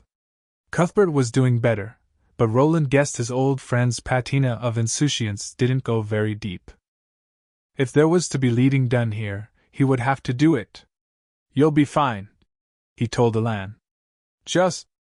Oh, he looks fine, Cuthbert said with a nervous laugh as they crossed the courtyard. Beyond it was Mayor's house, a sprawling, many-winged adobe hacienda that seemed to spill light and laughter from every window. White as a sheet, ugly as a... Shut up, Roland said curtly. And the teasing smile tumbled off Cuthbert's face at once. Roland noted this, then turned to Alan again. Just don't drink anything with alcohol in it. You know what to say on that account. Remember the rest of our story, too. Smile. Be pleasant. Use what social graces you have. Remember how the sheriff fell all over himself to make us feel welcome. Alan nodded at that, looking a little more confident. In the matter of social graces, Cuthbert said, they won't have many themselves, so we should all be a step ahead. Roland nodded, then saw that the bird's skull was back on the horn of Cuthbert's saddle. And get rid of that.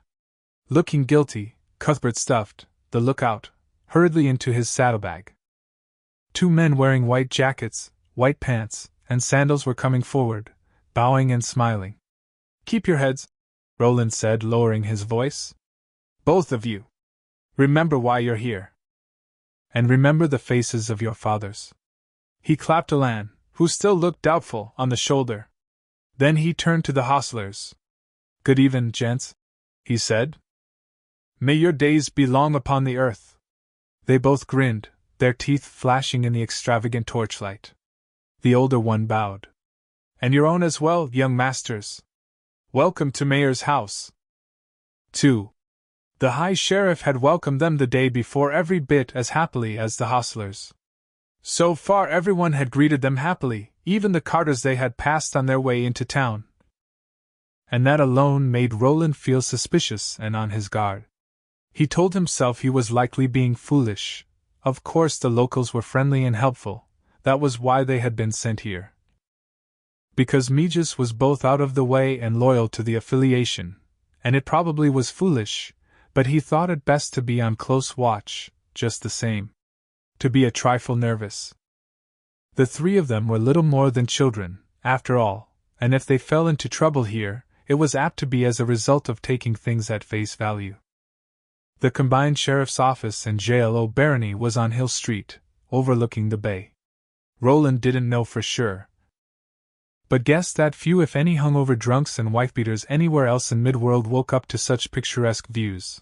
A line of many-colored boathouses to the south, the docks directly below, with boys and old men line fishing while the women mended nets and sails. Beyond them, Hambry's small fleet moving back and forth on the sparkling blue water of the bay, setting their nets in the morning, pulling them in the afternoon. Most buildings on the high street were adobe, but up here, overlooking Hambry's business section, they were as squat and bricky as any narrow lane in Gilead's old quarter. Well kept, too, with wrought iron gates in front of most and tree-shaded paths. The roofs were orange tile, the shutters closed against the summer sun. It was hard to believe, riding down this street with their horses' hoofs clocking on the swept cobbles, that the northwestern side of the affiliation, the ancient land of Ald, Arthur's kingdom, could be on fire and in danger of falling.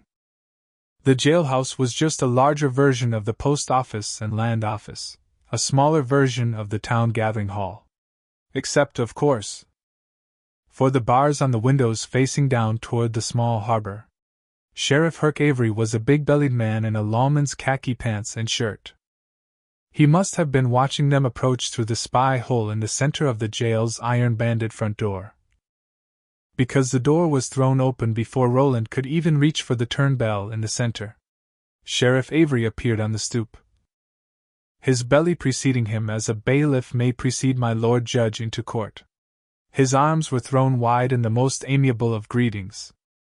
He bowed deeply to them. Cuthbert said later he was afraid the man might overbalance and go rolling down the steps. Perhaps go rolling all the way down to the harbor, and wished them repeated good morns, tapping away at the base of his throat like a madman the whole while.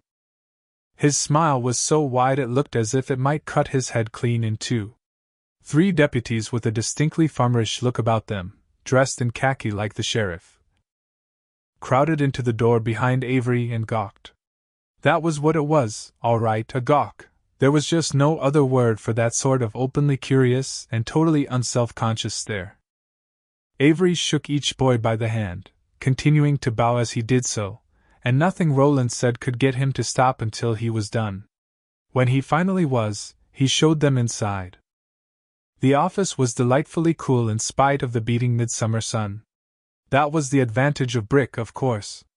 It was big as well, and cleaner than any high sheriff's office Roland had ever been in before, and he had been in at least half a dozen over the last 3 years, accompanying his father on several short trips and one longer patrol swing. There was a roll-top desk in the center, a notice board to the right of the door. The same sheets of foolscap had been scribbled on over and over. Paper was a rare commodity in Midworld, and, in the far corner, 2 rifles in a padlocked case. These were such ancient blunderbusses that Roland wondered if there was ammunition for them. He wondered if they would fire, come to that. To the left of the gun case, an open door gave on the jail itself, 3 cells on each side of a short corridor, and a smell of strong lye soap drifting out. They've cleaned for our coming, Roland thought. He was amused, touched, and uneasy. Cleaned it as though we were a troop of inner barony horse, career soldiers who might want to stage a hard inspection instead of 3 lads serving punishment detail. But was such nervous care on the part of their hosts really so strange? They were from New Canaan, after all, and folk in this tucked-away corner of the world might well see them as a species of visiting royalty. Sheriff Avery introduced his deputies. Roland shook hands with all of them. not trying to memorize their names. It was Cuthbert who took care of names, and it was a rare occasion when he dropped one. The third, a bald fellow with a monocle hanging around his neck on a ribbon, actually dropped to one knee before them. "Don't do that, ye great idiot!" Avery cried, yanking him back up by the scruff of his neck. "What kind of a bumpkin will they think ye? Besides, you've embarrassed them, so ye have." "That's all right." Roland said he was, in fact, very embarrassed, although trying not to show it. "We're really nothing at all special. You know." "Nothing special," Avery said, laughing. His belly, Roland noticed, did not shake as one might have expected it to do. It was harder than it looked. The same might be true of its owner. "Nothing special," he says. 500 miles or more from the in-world they've come, our first official visitors from the affiliation since a gunslinger passed through on the Great Road 4 years ago. And yet he says they're nothing special. Would ye sit, my boys? I've got graph, which you won't want so early in the day, perhaps not at all. Given your ages, and if you'll forgive me for statin' so bald the obvious fact of your youth, for youth's not a thing to be ashamed of, so it's not, we were all young once. And I also have white iced tea, which I recommend most hearty, as Dave's wife makes it, and she's a dab hand with most any potable." Roland looked at Cuthbert and Elan, who nodded and smiled, and tried not to look all at sea, then back at Sheriff Avery. "White tea would go down a treat in a dusty throat," he said. One of the deputies went to fetch it. Chairs were produced and set in a row at one side of Sheriff Avery's roll-top, and the business of the day commenced. "You know who ye are and where ye hail from, and I know the same," Sheriff Avery said, sitting down in his own chair. It uttered a feeble groan beneath his bulk but held steady. "I can hear in world in your voices, but more important, I can see it in your faces. Yet we hold to the old ways here in Hambry, sleepy and rural as we may be. Aye, we hold to our course and remember the faces of our fathers as well as we can. So, although I'd not keep you long from your duties, and if you'll forgive me for the impertinence, I'd like a look at any papers and documents of passage ye might just happen to be brought into town with ye." They just happened to have brought all of their papers into town with them, as Roland was sure Sheriff Avery well knew they would. He went through them quite slowly for a man who'd promised not to hold them from their duties, tracing the well-folded sheets, the linen content so high that the documents were perhaps closer to cloth than paper, with one pudgy finger, his lips moving. Every now and then the finger would reverse as he reread a line. The two other deputies stood behind him, looking sagely down over his large shoulders. Roland wondered if either could actually read. William Dearborn, drover's son. Richard Stockworth, rancher's son. Arthur Heath, stockline breeder's son. The identification document belonging to each was signed by an attester, James Reed, of Hemphill, in the case of Dearborn, Pete Ravenhead, of Pendleton, in the case of Stockworth, Lucas Rivers, of Gilead, in the case of Heath. All in order, descriptions nicely matched. The papers were handed back with profuse thanks. Roland next handed Avery a letter which he took from his wallet with some care. Avery handled it in the same fashion, his eyes growing wide as he saw the frank at the bottom. "'Pon my soul, boys! 'Twas a gunslinger wrote this."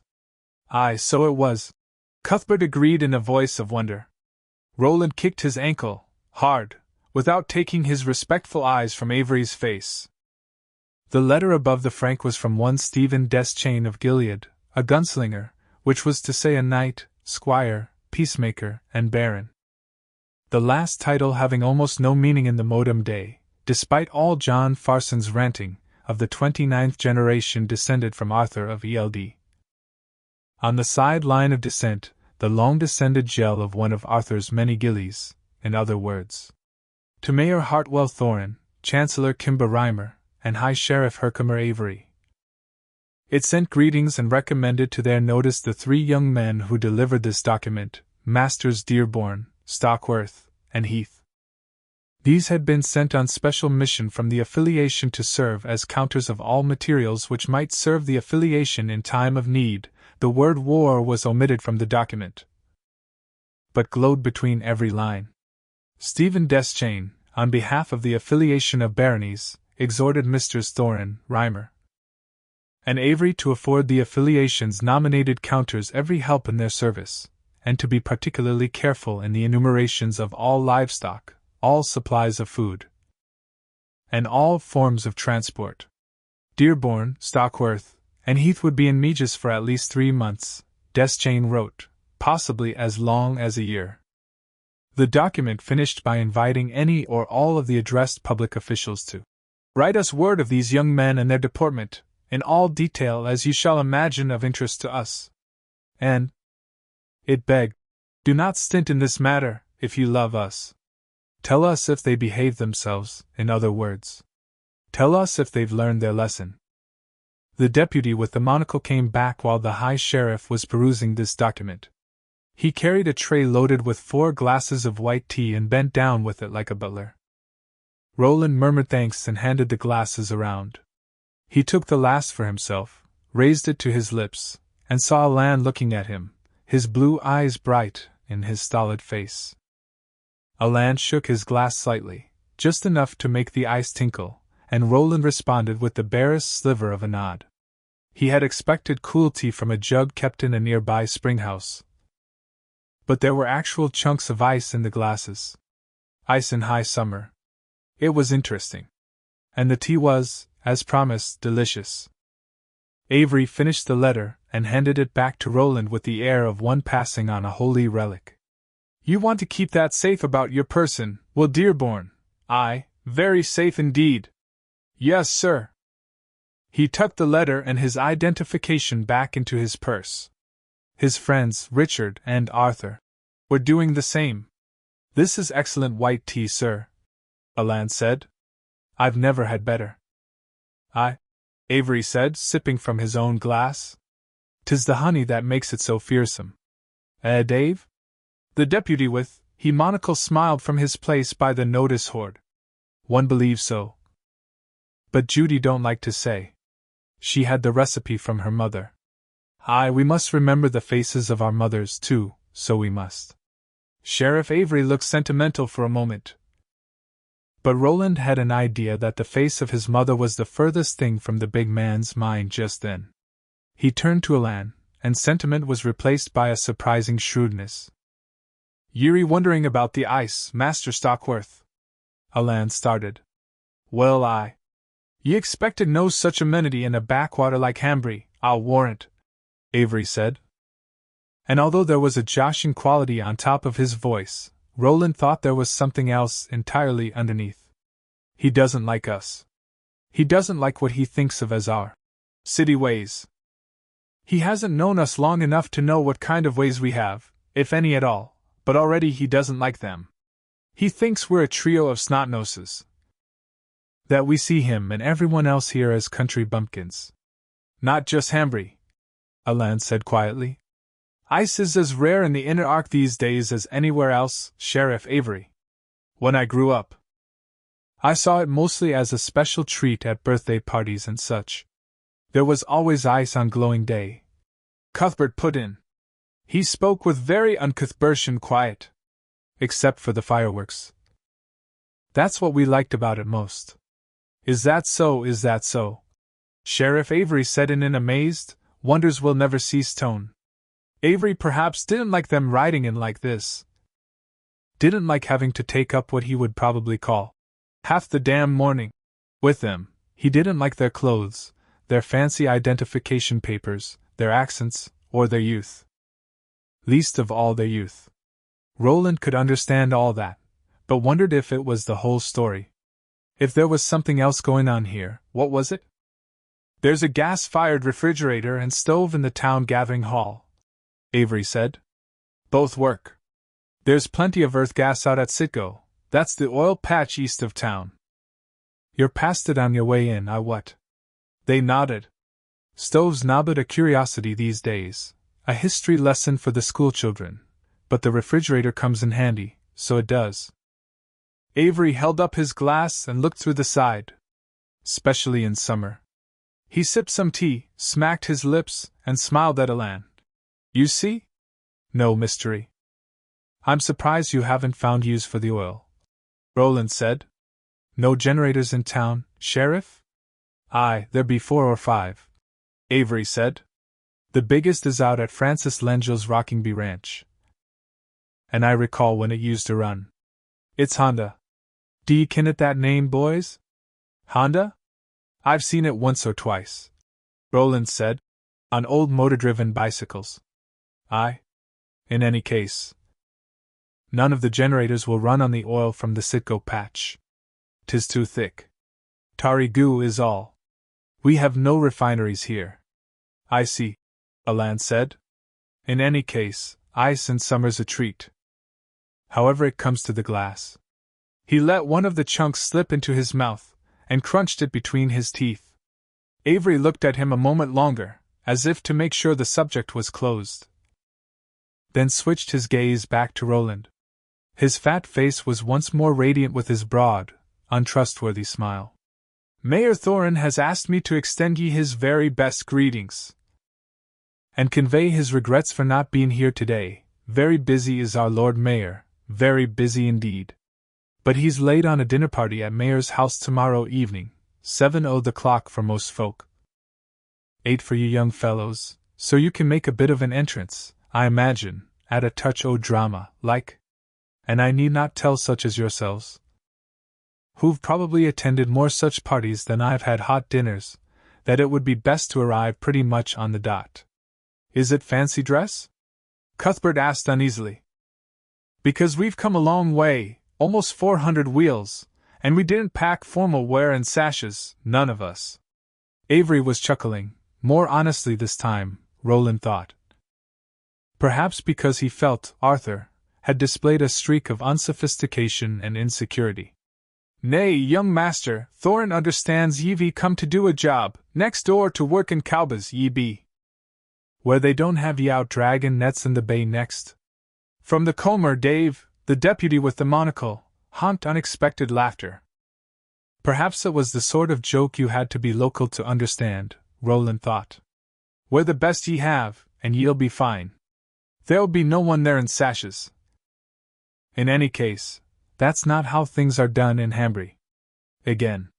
Roland was struck by the man's constant smiling denigration of his town, Isle Barony, and the resentment of the outsiders which lay just beneath it. In any case, ye'll find yourselves working more than playing tomorrow night, I imagine.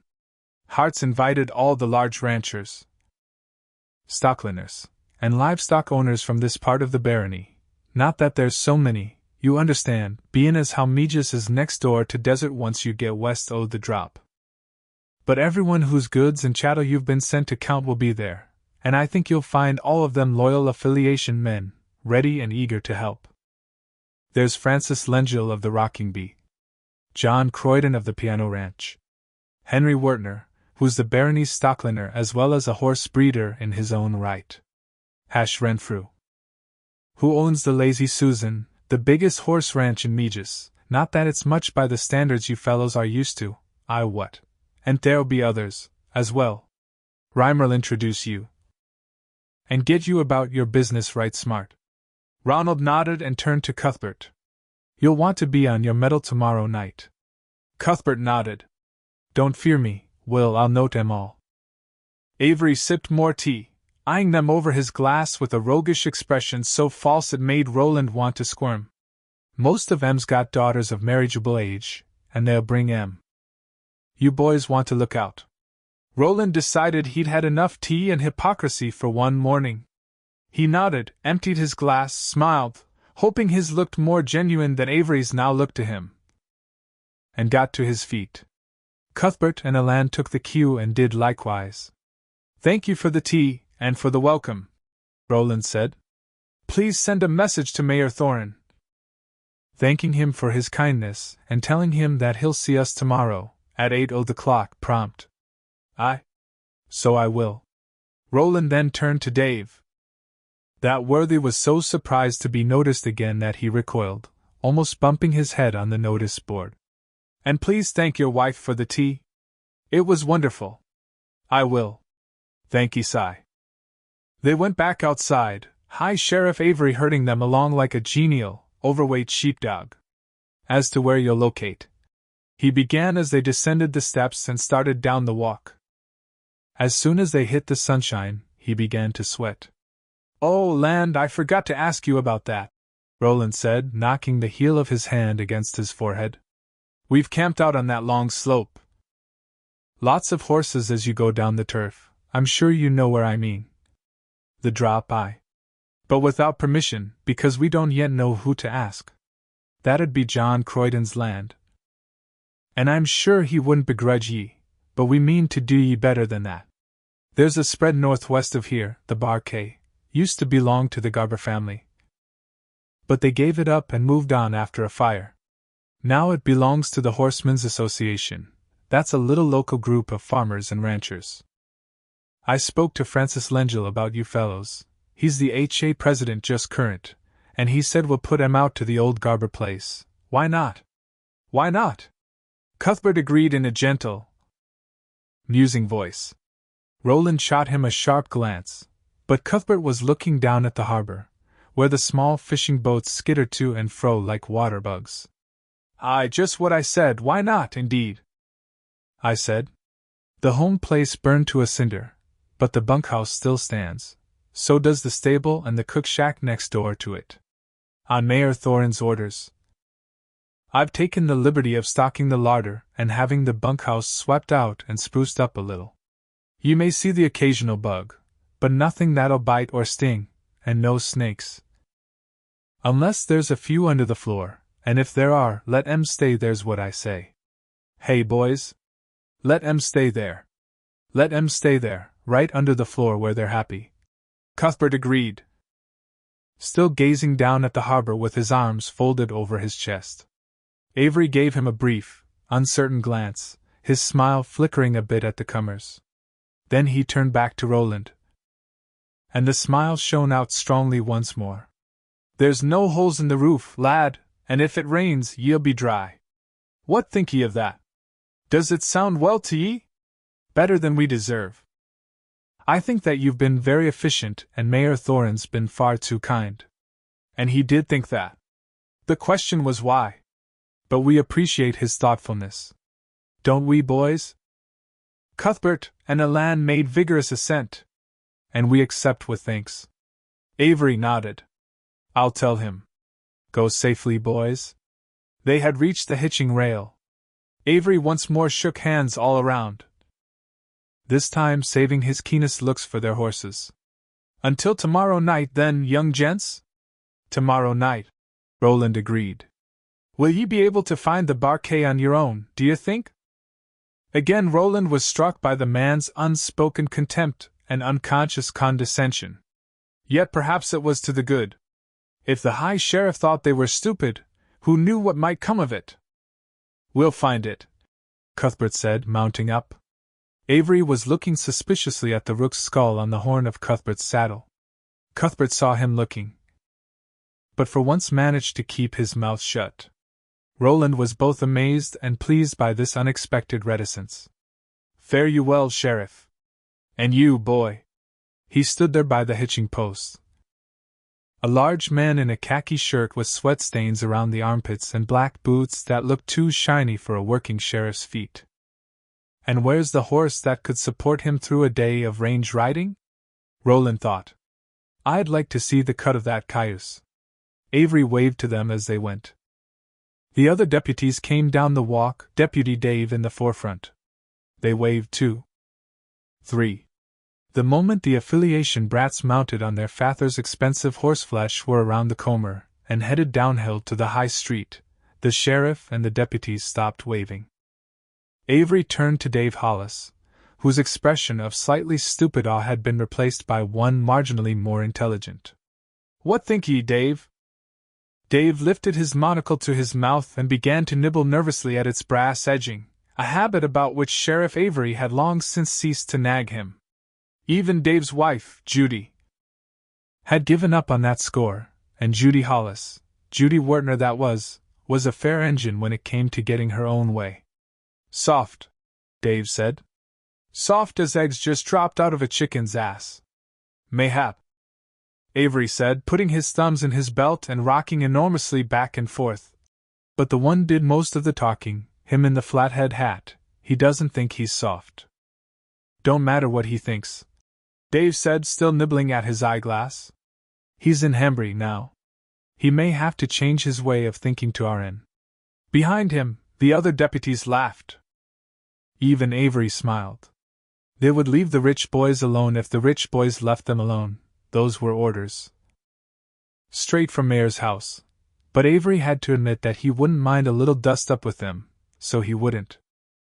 He would enjoy putting his boot into the balls of the one with that idiotic bird's skull on his saddle-horn, standing there and mocking him, he'd been. Thinking all the while that Herc Avery was too country-dumb to know what he was up to, but the thing he'd really enjoy would be beating the cool look from the eyes of the boy in the flathead preacher's hat. Seeing a hotter expression of fear rise up in them as Mr. Dearborn of Hemphill realized that New Canaan was far away and his rich father couldn't help him. He said, clapping Dave on the shoulder. Mayhap he'll have to change his way of thinking. He smiled, one very different from any of those he had shown the affiliation counters. Mayhap they all will. 4. The three boys rode in single file until they were past the Traveler's Rest. A young and obviously retarded man with kinky black hair looked up from scrubbing the brick stoop and waved to them. They waved back. Then they moved up abreast, Roland in the middle. What did you think of our new friend, the High Sheriff? Roland asked. I have no opinion, Cuthbert said brightly. No. None at all. Opinion is politics, and politics is an evil which has caused many a fellow to be hung while he's still young and pretty. He leaned forward and tapped the rook's skull with his knuckles. The lookout didn't care for him, though. I'm sorry to say that our faithful lookout thought Sheriff Avery a fat bag of guts without a trustworthy bone in his body. Roland turned to Alan. And you? Young Master Stockworth? Alan considered it for some time, as was his way, chewing a piece of grass he'd bent over saddle to pluck from his side of the road. At last he said, If he came upon us burning in the street, I don't think he'd piss on us to put us out. Cuthbert laughed heartily at that. And you will? How do you say, dear Captain? He doesn't interest me much, but one thing he said does. Given that the horse meadow they call the drop has to be at least 30 wheels long and runs 5 or more to the dusty desert. How do you suppose Sheriff Avery knew we were on the part of it that belongs to Croydon's piano ranch? They looked at him, first with surprise, then speculation. After a moment Cuthbert leaned forward and rapped once more on the rook's skull. We're being watched, and you never reported it? No supper for you, sir. And it'll be the stockade the next time it happens. But before they had gone much farther, Roland's thoughts of Sheriff Avery gave way to more pleasant ones of Susan Delgado. He would see her the following night, of that he was sure. He wondered if her hair would be down. He couldn't wait to find out. 5. Now here they were, at Mayor's house. Let the game begin. Roland thought, not clear on what that meant even as the phrase went through his mind, surely not thinking of castles. Not then. The hostlers led their mounts away. And for a moment the three of them stood at the foot of the steps, huddled, almost, as horses do in unfriendly weather, their beardless faces washed by the light of the torches. From inside, the guitars played and voices were raised in a fresh eddy of laughter. Do we knock? Cuthbert asked. Or just open and march in? Roland was spared answering.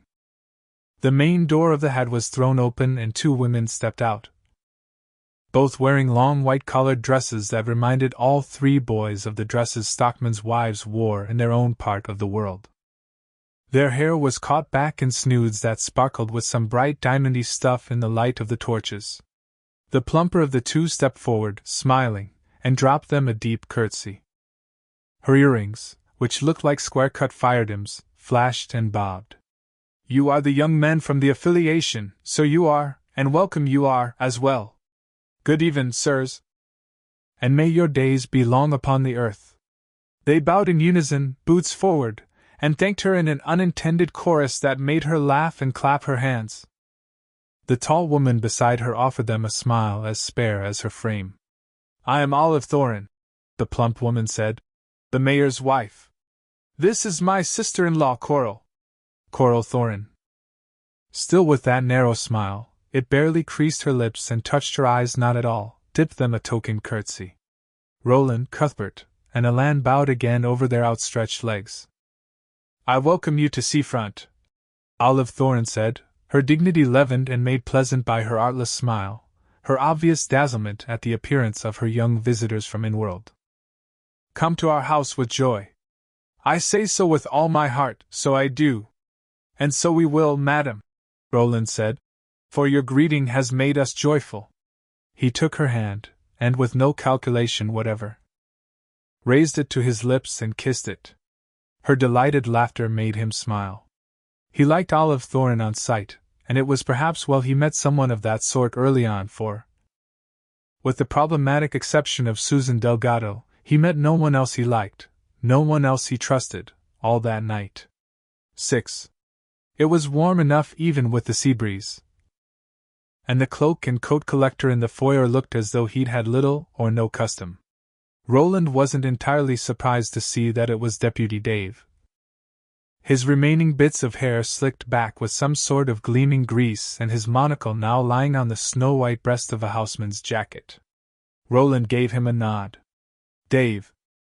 His hands clasped behind his back, returned it. Two men, Sheriff Avery and an elderly gent as gaunt as old Dr. Death in a cartoon, came toward them.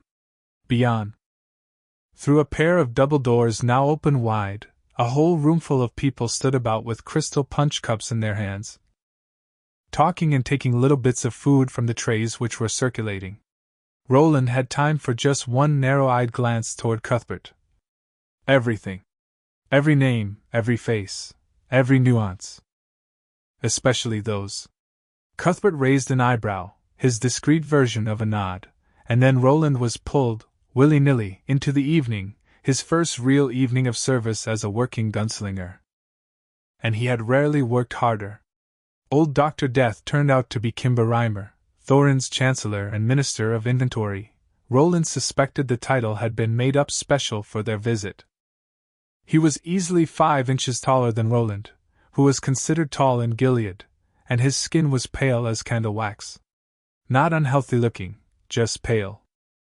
Wings of iron-gray hair floated away from either side of his head, gossamer as cobwebs.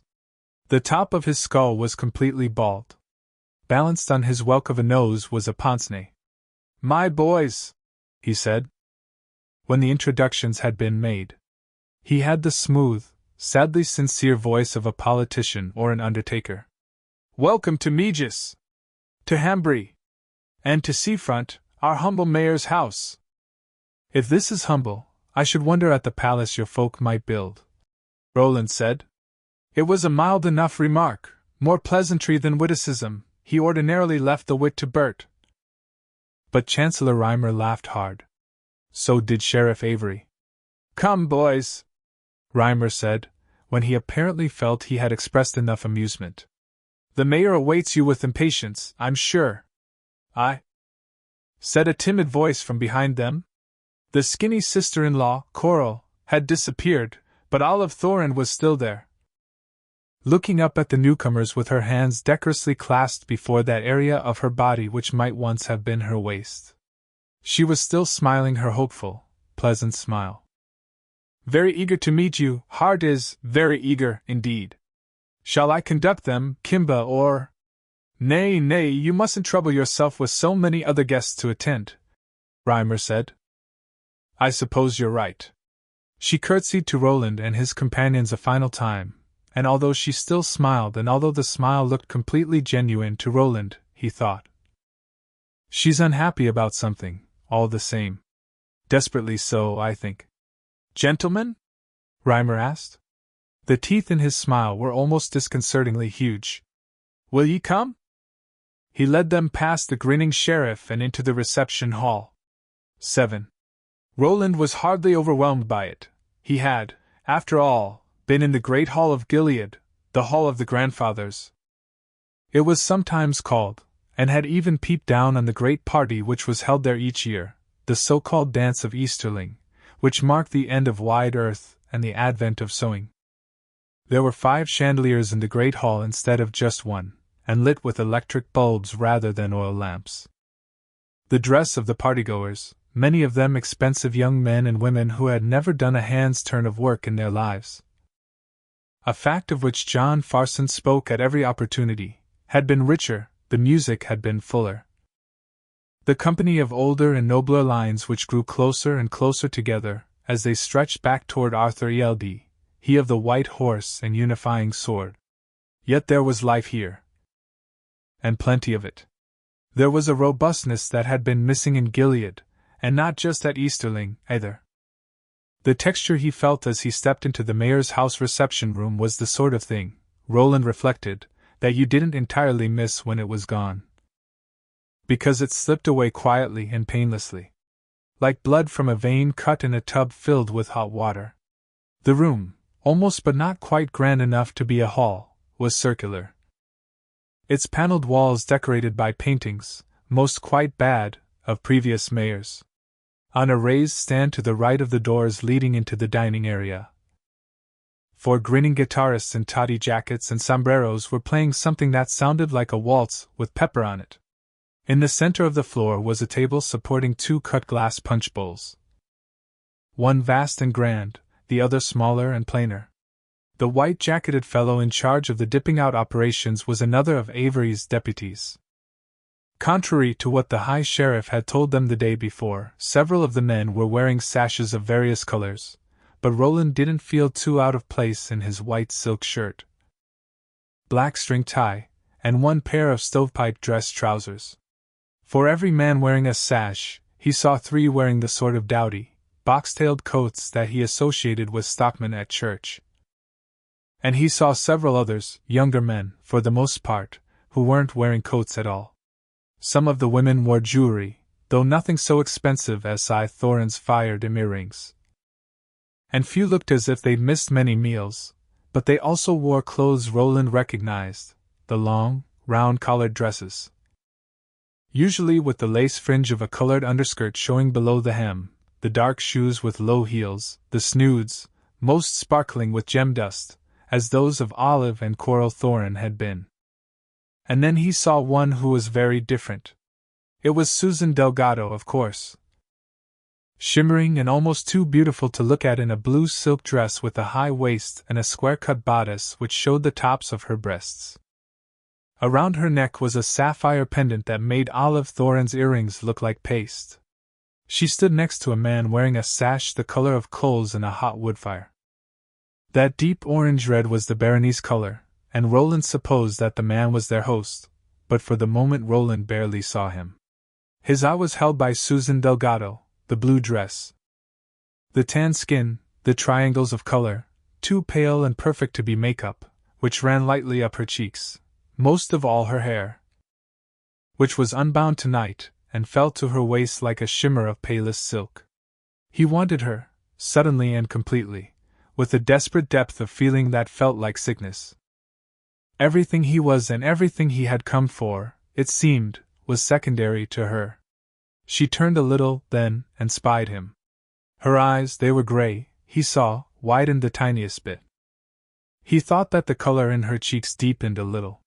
Her lips that had touched his as they stood on a dark road, he thought with wonder, parted a little. Then the man standing next to Thorin, also tall, also skinny, with a mustache and long white hair lying on the dark shoulders of his coat, said something, and she turned back to him. A moment later the group around Thorin was laughing, Susan included. The man with the white hair didn't join them, but smiled thinly. Roland, hoping his face did not give away the fact that his heart was pounding like a hammer, was led directly to this group, which stood close to the punch bowls. Distantly, he could feel Reimer's bony confederation of fingers clamped to his arm above the elbow. More clearly he could smell mingled perfumes, the oil from the lamps on the walls, the aroma of the ocean. and thought, for no reason at all, "Oh, I am dying. I am dying. Take hold of yourself, Roland of Gilead. Stop this foolishness, for your father's sake. Take hold." He tried, to some degree succeeded, and knew he would be lost the next time she looked at him. It was her eyes. The other night, in the dark, he hadn't been able to see those fog-colored eyes. "I didn't know how lucky I was," he thought wryly. "Mayor Thorin?" Reimer asked. "May I present our guests from the inner baronies?" Thorin turned away from the man with the long white hair and the woman standing next to him, his face brightening. He was shorter than his chancellor but just as thin, and his build was peculiar, a short and narrow-shouldered upper body over impossibly long and skinny legs. He looked, Roland thought, like the sort of bird you should glimpse in a marsh at dawn, bobbing for its breakfast. "Aye, you may," he cried in a strong, high voice. "Indeed you may. We've been waiting with impatience, great impatience, for this moment. Well met we are, very well met. Welcome, sirs. May your evening in this house of which I am the fleeting proprietor be happy. And may your days be long upon the earth." Roland took the bony outstretched hand, heard the knuckles crack beneath his grip, looked for an expression of discomfort on the mayor's face, and was relieved to see none. He bowed low over his outstretched leg. "William Dearborn, Mayor Thorin, at your service. Thank you for your welcome, and may your own days be long upon the earth." Arthur Heath made his manners next then. Richard Stockworth. Thorin's smile widened at each deep bow. Reimer did his best to beam, but looked unused to it. The man with the long white hair took a glass of punch, passed it to his female companion, and continued to smile thinly. Roland was aware that everyone in the room, the guests numbered perhaps 50 in all, was looking at them, but what he felt most upon his skin, beating like a soft wing, was her regard. He could see the blue silk of her dress from the side of one eye, but did not dare look at her more directly. "Was your trip difficult?" Thorin was asking. "Did you have adventures and experience perils? We would hear all the details at dinner, so we would, for we have few guests from the inner arc these days." His eager, slightly fatuous smile faded. His tufted brows drew together. "Did ye encounter patrols of Farson?" "No, Excellency," Roland said. "Nay, lad, nay, no Excellency, I won't have it. And the fisher folk and hostrovers I serve wouldn't, even if I would. Just Mayor Thorin, if you please." "Thank you. We saw many strange things on our journey, Mayor Thorin, but no good men." "Good men?" Reimer jerked out, and his upper lip lifted in a smile which made him look dog-like. "Good men, indeed. We would hear it all, every word," Thorin said. "But before I forget my manners and my eagerness, young gentlemen, let me introduce you to these close around me. Kimba you've met, this formidable fellow to my left is Eldred Jonas, chief of my newly installed security staff." Thorin's smile looked momentarily embarrassed. "I'm not convinced that I need extra security. Sheriff Avery's always been quite enough to keep the peace in our corner of the world, but Kimba insists. And when Kimba insists, the mayor must bow." "Very wise, sir," Reimer said, and bowed himself. They all laughed, save for Jonas, who simply held on to his narrow smile. Jonas nodded. "Pleased, gents, I'm sure." The voice was a reedy quaver. He then wished them long days upon the earth. All three, coming to Roland last in his round of handshaking. His grip was dry and firm, utterly untouched by the tremor in his voice. And now Roland noticed the queer blue shape tattooed on the back of the man's right hand, in the webbing between thumb and first finger. It looked like a coffin. "Long days, pleasant nights," Roland said with hardly a thought. It was a greeting from his childhood. And it was only later that he would realize it was one more apt to be associated with Gilead than with any such rural place as Hemphill. Just a small slip. But he was beginning to believe that their margin for such slips might be a good deal less than his father had thought when he had sent Roland here to get him out of Martin's way. "And to you," Jonas said.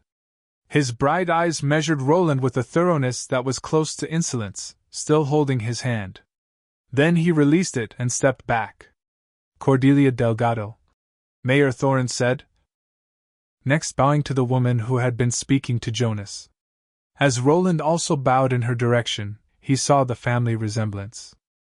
Except that what looked generous and lovely on Susan's face looked pinched and folded on the face before him now. Not the girl's mother. Roland guessed that Cordelia Delgado was a bit too young for that.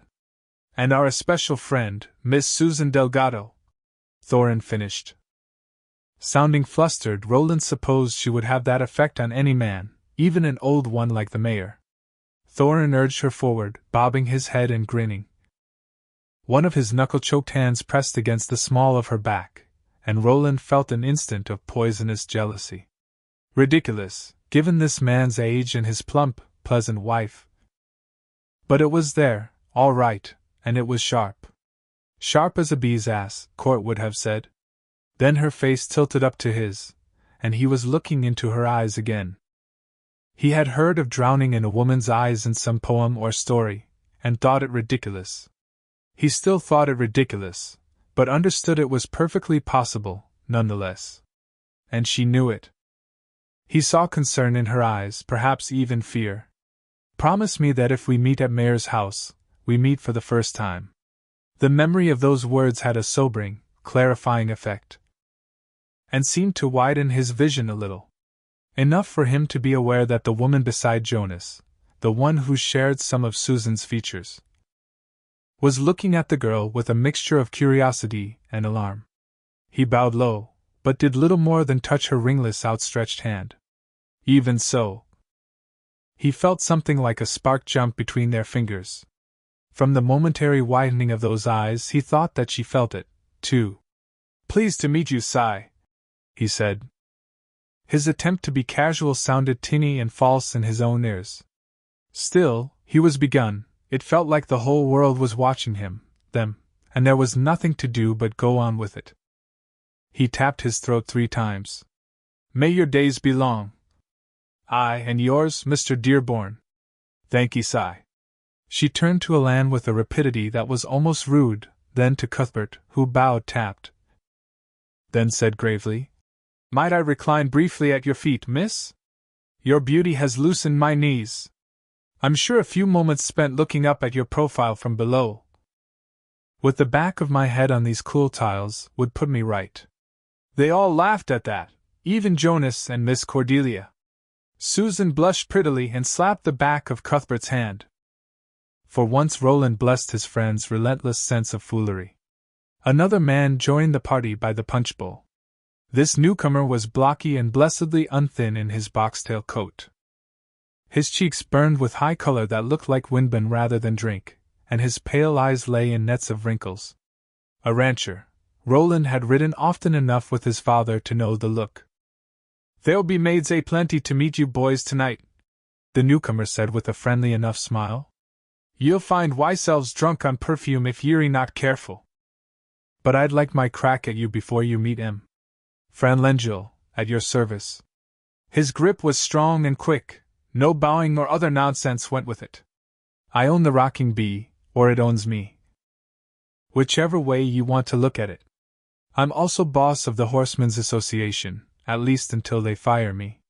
The barquet was my idea. Hope it's all right." "It's perfect, sir," Alan said. "Clean and dry and room for 20. "Thank you. You've been too kind." "Nonsense," Lengyel said, looking pleased all the same as he knocked back a glass of punch. "We're all in this together, boy. John Farson's but one bad straw in a field of wrong-headedness these days. The world's moved on, folks say." "Huh! So it has, aye, and a good piece down the road to hell is where it's moved on to. Our job is to hold the hay out of the furnace as well as we can, as long as we can. For the sake of our children even more than for that of our fathers." "Hear, hear," Mayor Thorne said in a voice that strove for the high ground of solemnity and fell with a splash into fatuity instead. Roland noticed the scrawny old fellow was gripping one of Susan's hands. She seemed almost unaware of it, was looking intently at Lengel instead, and suddenly he understood. The mayor was either her uncle or perhaps a cousin of some close degree. Lengel ignored both, looking at the three newcomers instead, scrutinizing each in turn and finishing with Roland. "Anything us and Meegis can do to help, lad, just ask me, John Croydon, Hash Renfrew, Jake White, Hank Wertner, any or all. You'll meet 'em tonight, aye, their wives and sons and daughters as well. And ye need only ask. We may be a good piece out from the hub of New Canaan here, but we're strong for the affiliation, all the same. Aye, very strong." "Well spoken," Reimer said quietly. "And now," Lengel said, "we'll toast your arrival proper. And ye've had to wait too long already for a dip of punch. It's dry as dust ye must be." He turned to the punch bowls and reached for the ladle and the larger and more ornate of the two, waving off the attendant, clearly wanting to honor them by serving them himself. "Mr. Lengel," Roland said quietly. Yet there was a force of command in that voice. Friend Lengel heard it and turned. "The smaller bowl is soft punch, is it not?" Lengel considered this, at first not understanding. Then his eyebrow went up. For the first time he seemed to consider Roland and the others not as living symbols of the affiliation and the inner baronies, but as actual human beings. Young ones? Only boys, when you got right down to it. "Aye. Draw ours from that, if you'd be so kind." He felt all eyes upon them now. Her eyes particularly. He kept his own firmly fixed on the rancher, but his peripheral vision was good, and he was very aware that Jonas's thin smile had resurfaced. Jonas knew what this was about already. Roland supposed Thorin and Reimer did, as well. These country mice knew a lot. More than they should, and he would need to think about that carefully later. It was the least of his concerns at the current moment, however. "We have forgotten the faces of our fathers in a matter that has some bearing on our posting to Hambry." Roland was uncomfortably aware that he was now making a speech, like it or not. It wasn't the whole room he was addressing, thank the gods for little blessings, but the circle of listeners had grown well beyond the original group. Yet there was nothing for it but to finish. The boat was launched. "I needn't go into details, nor would you expect them, I know, but I should say that we promised not to indulge in spirits during our time here. As penance, you see."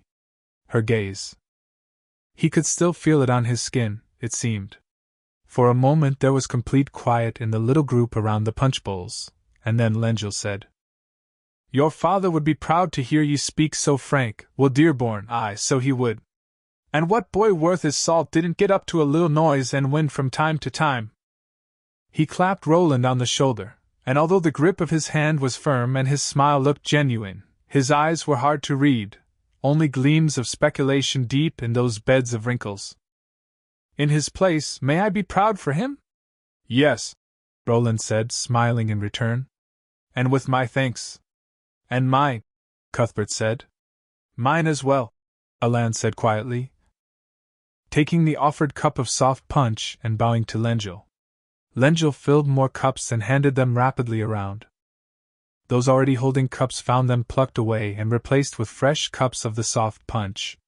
When each of the immediate group had one, Lengel turned, apparently intending to offer the toast himself. Reimer tapped him on the shoulder, shook his head slightly, and cut his eyes toward the mayor. That worthy was looking at them with his eyes rather popped, and his jaw slightly dropped. To Roland he looked like an enthralled playgor in a penny seat. All he needed was a lapful of orange peel. Lengel followed the Chancellor's glance, and then nodded. Reimer next caught the eye of the guitar player standing at the center of the musicians. He stopped playing, so did the others. The guests looked that way, then back to the center of the room when Thorin began speaking. There was nothing ridiculous about his voice when he put it to use as he now did. It was carrying and pleasant. "Ladies and gentlemen, my friends," he said, "I would ask you to help me in welcoming 3 new friends, young men from the inner baronies, fine young men who have dared great distances and many perils on behalf of the affiliation, and in the service of order and peace. Susan Delgado set her punch cup aside, retrieved her hand, with some difficulty, from her uncle's grip, and began to clap. Others joined in. The applause which swept the room was brief but warm. Eldred Jonas did not, Roland noticed, put his cup aside to join in. Thorin turned to Roland, smiling. He raised his cup. "May I set you on with a word, Will Dearborn?" "Aye, so you may, and with thanks," Roland said. There was laughter and fresh applause at his usage. Thorin raised his cup even higher. Everyone else in the room followed suit. Crystal gleamed like starpoints in the light of the chandelier. "Ladies and gentlemen, I give you William Dearborn of Hemphill, Richard Stockworth of Pendleton, and Arthur Heath of Gilead." Gasps and murmurs at that last, as if their mayor had announced Arthur Heath of heaven. "Take of them well, give to them well. Make their days and meages sweet, and their memories sweeter. Help them in their work and to advance the causes which are so dear to all of us. May their days be long upon the earth." "So says your mayor?" "So say we all," they thundered back. Thorin drank, the rest followed his example. There was fresh applause. Roland turned, helpless to stop himself, and found Susan's eyes again at once. For a moment she looked at him fully, and in her frank gaze he saw that she was nearly as shaken by his presence as he was by hers. Then the older woman who looked like her bent and murmured something into her ear. Susan turned away, her face a composed mask, but he had seen her regard in her eyes. And thought again that what was done might be undone, and what was spoken might be unspoken. 8. As they passed into the dining hall, which had tonight been set with 4 long trestle tables, so close there was barely room to move between them, Cordelia tugged her niece's hand, pulling her back from the mayor and Jonas, who had fallen into conversation with Fran Lengel. "Why looked you at him so, miss?" Cordelia whispered furiously. The vertical line had appeared on her forehead. Tonight it looked as deep as a trench. "What ails thy pretty, stupid head?" "Thy." Just that was enough to tell Susan that her aunt was in a fine rage. "Looked at who? And how?" Her tone sounded right, she thought, but oh, her heart!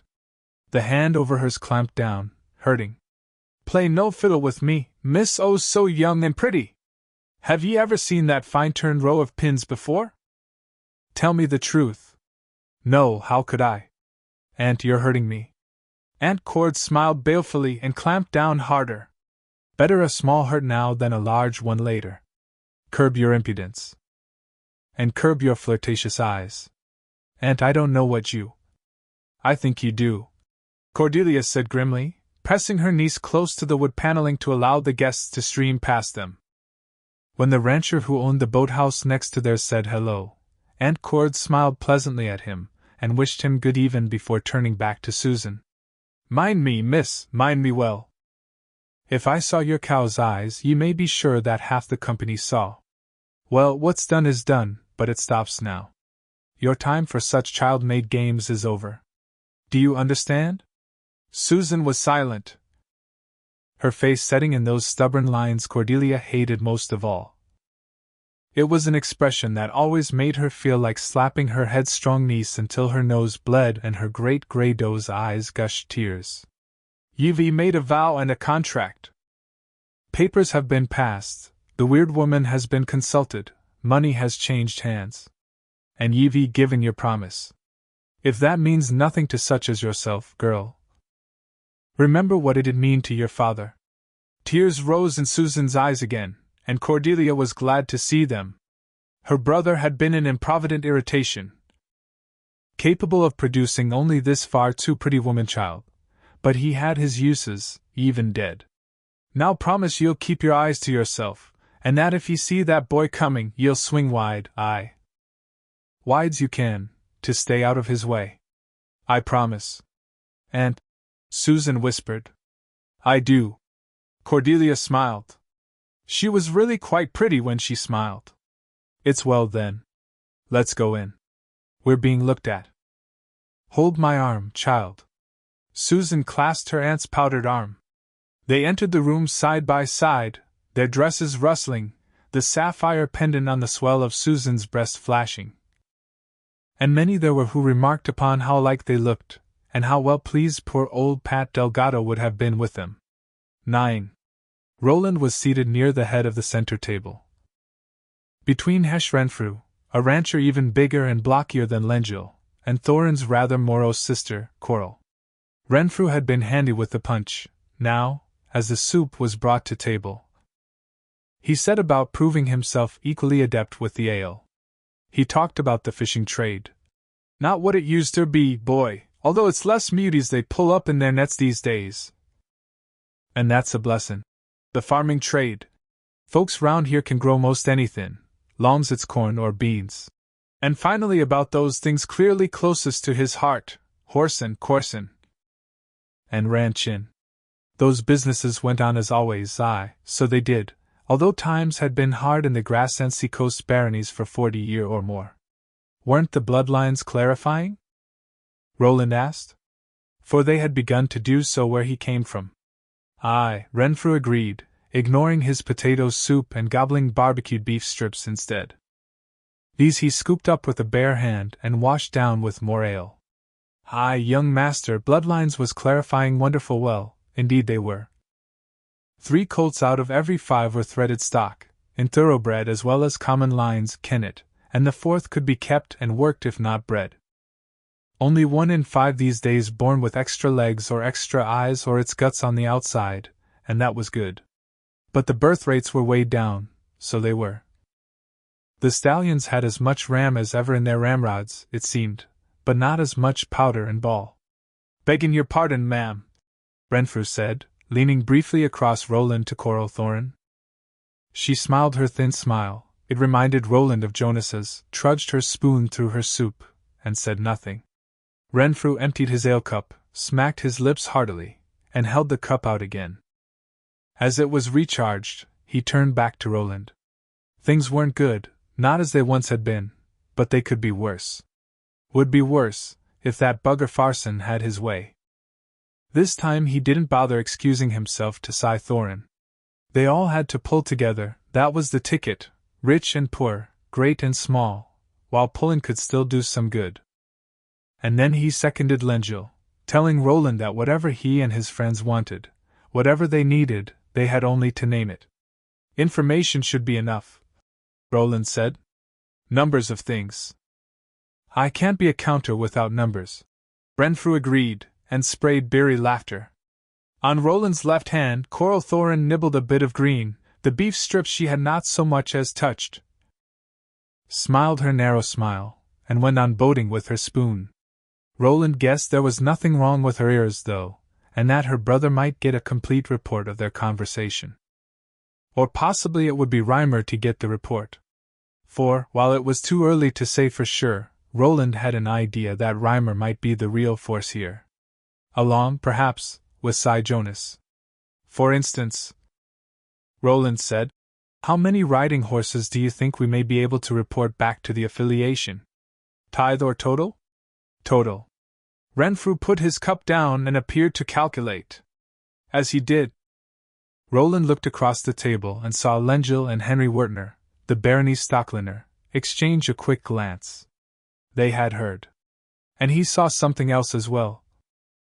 When he returned his attention to his seat-mate, Renfrew was drunk, but likely not as drunk as he wanted young Will Dearborn to believe. Total, ye say, not just what we owe the affiliation. Or might be able to send along in a pinch. Yes. Well, let's see, young Cy. Fran must run 140 head, John Croydon's got near 100. Hank Wertner's got 40 on his own hook. And must run 60 more out along the drop for the barony. Government horseflesh, Mr. Dearborn.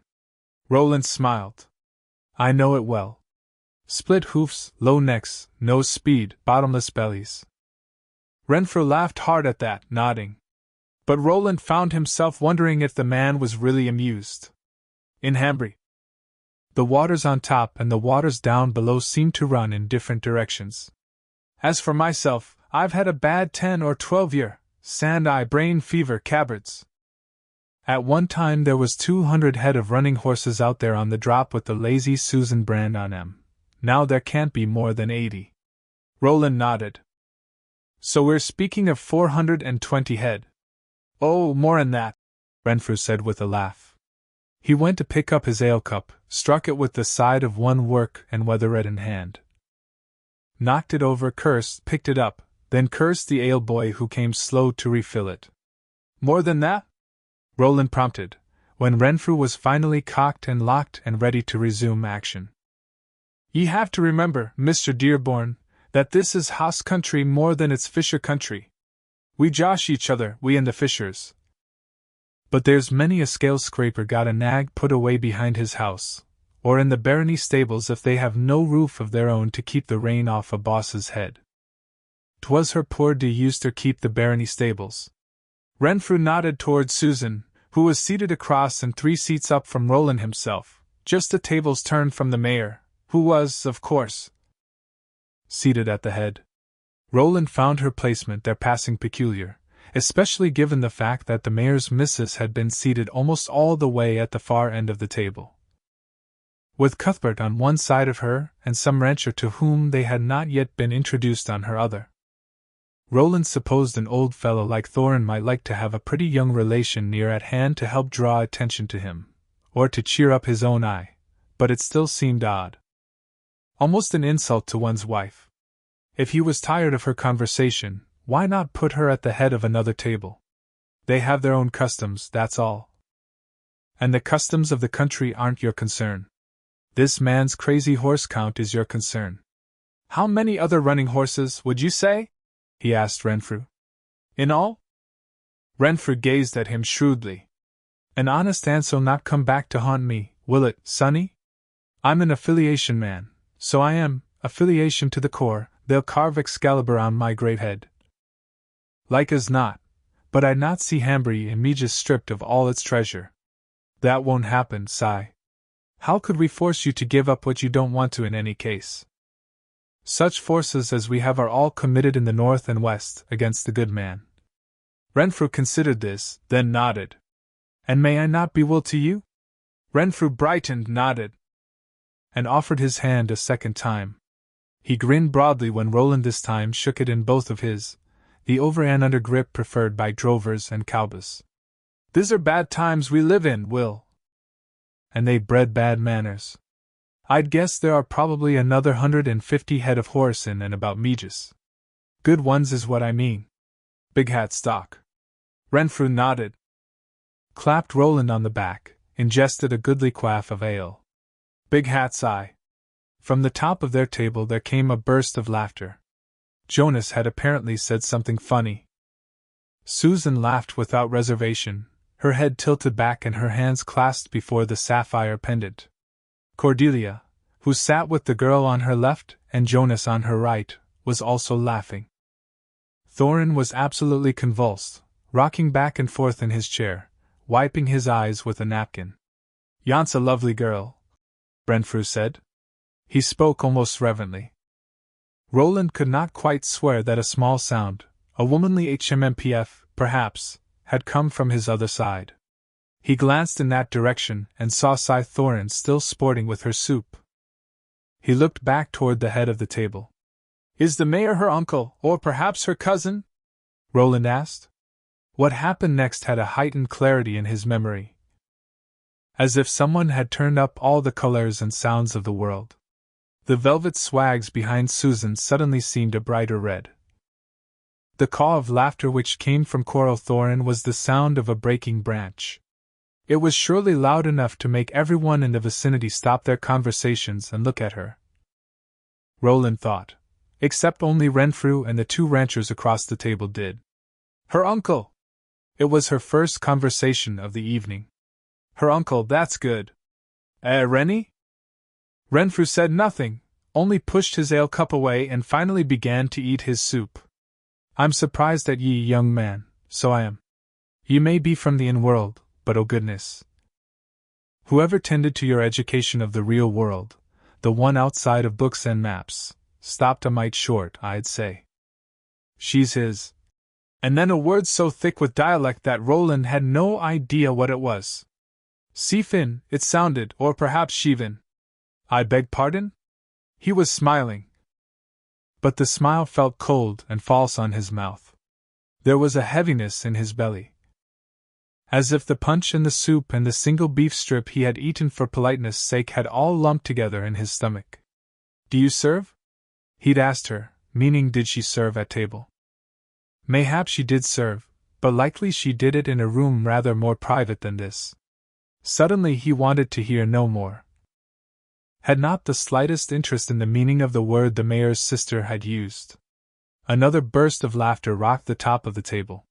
Susan laughed with her head back, her cheeks glowing, her eyes sparkling. One strap of her dress had slipped down her arm, disclosing the tender hollow of her shoulder. As he watched, his heart full of fear and longing, she brushed it absently back into place with the palm of her hand. It means quiet little woman, Renfrew said, clearly uncomfortable. It's an old term, not used much these days. Stop it, Rennie, said Coral Thorin. Then, to Roland, he's just an old cowba, and can't quit shoveling horseshit even when he's away from his beloved nags. Shevin means side wife. In the time of my great-grandmother it meant whore, but one of a certain kind. She looked with a pale eye at Susan, who was now sipping ale, then turned back to Roland. There was a species of baleful amusement in her gaze, an expression that Roland liked little. The kind of whore you had to pay for in coin, the kind too fine for the trade of simple folk. She's his gilly? Roland asked through lips which felt as if they had been iced. Aye, Coral said. Not consummated, not until the reap, and none too happy about that as my brother. I'll warrant, but bought and paid for just as in the old days. So she is. Coral paused, then said, her father would die of shame if he could see her. She spoke with a kind of melancholy satisfaction. I hardly think we should judge the mayor too harshly, Renfrew said in an embarrassed, pontificating voice. Coral ignored him. She studied the line of Susan's jaw, the soft swell of her bosom above the silken edge of her bodice, the fall of her hair. The thin humor was gone from Coral Thorin's face. In it now was a somehow chilling species of contempt. In spite of himself, Roland found himself imagining the mayor's knuckle-bunchy hands pushing down the straps of Susan's dress, crawling over her naked shoulders, plunging like gray crabs into the cave beneath her hair. He looked away, toward the table's lower end, and what he saw there was no better. It was Olive Thorin that his eye found, Olive, who had been relegated to the foot of the table, Olive, looking up at the laughing folk who sat at its head, looking up at her husband, who had replaced her with a beautiful young girl, and gifted that girl with a pendant which made her own fire-dim earrings look dowdy by comparison. There was none of Coral's hatred and angry contempt on her face. Looking at her might have been easier if that were so. She only gazed at her husband with eyes that were humble, hopeful, and unhappy. Now Roland understood why he had thought her sad. She had every reason to be sad. More laughter from the mayor's party. Reimer had leaned over from the next table, where he was presiding, to contribute some witticism. It must have been a good one. This time even Jonas was laughing. Susan put a hand to her bosom, then took her napkin and raised it to wipe a tear of laughter from the comber of her eye. Thorin covered her other hand. She looked toward Roland and met his eyes still laughing. He thought of Olive Thorin, sitting down there at the foot of the table, with the salt and spices, an untouched bowl of soup before her, and that unhappy smile on her face, seated where the girl could see her, as well. And he thought that, had he been wearing his guns, he might well have drawn one and put a bullet in Susan Delgado's cold and whoring little heart. And thought, who do you hope to fool? Then one of the serving boys was there, putting a plate of fish in front of him. Roland thought he had never felt less like eating in his life. But he would eat, just the same, just as he would turn his mind to the questions raised by his conversation with Hash Renfrew of the Lazy Susan Ranch. He would remember the face of his father. Yes, I'll remember it very well, he thought. If only I could forget the one above yon sapphire. 10. The dinner was interminable, and there was no escape afterward. The table at the center of the reception room had been removed. And when Li guests came back that way, like a tide which has surged as high as it can and now ebbs, they formed two adjacent circles at the direction of a sprightly little red-haired man whom Cuthbert later dubbed Mayor Thorin's Minister of Fun. The boy-girl circling was accomplished with much laughter and some difficulty. Roland guessed that about 3/4 of Li guests were now fairly well shotted. And then the guitarist struck up a quesa. This proved to be a simple sort of reel. The circles revolved in opposite directions, all holding hands, until the music stopped for a moment. Then the couple created at the place where the two circles touched danced at the center of the female partner's circle, while everyone else clapped and cheered. The lead musician managed this old and clearly well-loved tradition with a keen eye to the ridiculous, stopping his muchachos in order to create the most amusing couples: tall woman, short man, fat woman, skinny man, old woman, young man. Cuthbert ended up sidekicking with a woman as old as his great-granddame, to the sighs, breathless cackles, and the company's general roars of approval. Then, just when Roland was thinking this stupid dance would never end, the music stopped, and he found himself facing Susan Delgado. For a moment he could do nothing but stare at her, feeling that his eyes must burst from their sockets, feeling that he could move either of his stupid feet. Then she raised her arms, the music began. The circle, this one included Mayor Thorin and the watchful, narrowly smiling Eldred Jonas, applauded, and he led her into the dance. At first, as he spun her through a figure, his feet moved with all their usual grace and precision. Numb or not, he felt like a man made of glass. Then he became aware of her body touching his, and the rustle of her dress, and he was all too human again. She moved closer for just a moment, and when she spoke, her breath tickled in his ear. He wondered if a woman could drive you mad, literally mad. He wouldn't have believed so before tonight, but tonight everything had changed. "Thank you for your discretion and your propriety," she whispered. He pulled back from her a little and at the same time twirled her, his hand against the small of her back, palm resting on cool satin, fingers touching warm skin. Her feet followed his with never a pause or stutter. They moved with perfect grace, unafraid of his great and booted clod stompers even in their flimsy silk slippers. "I can be discreet, Cy," he said. "As for propriety? I'm amazed you even know the word." She looked up into his cold face, her smile fading. He saw anger come in to fill it, but before anger there was hurt. As if he had slapped her. He felt both glad and sorry at the same time. "Why do you speak so?" she whispered. The music stopped before he could answer, although how he might have answered, he had no idea. She curtsied and he bowed, while those surrounding them clapped and whistled. They went back to their places, to their separate circles, and the guitars began again. Roland felt his hands grasped on either side and began to turn with the circle once more. Laughing, kicking, clapping on the beat. Feeling her somewhere behind him, doing the same. Wondering if she wanted as badly as he did to be out of here, to be in the dark, to be alone in the dark, where he could put his false face aside before the real one beneath could grow hot enough to set it afire.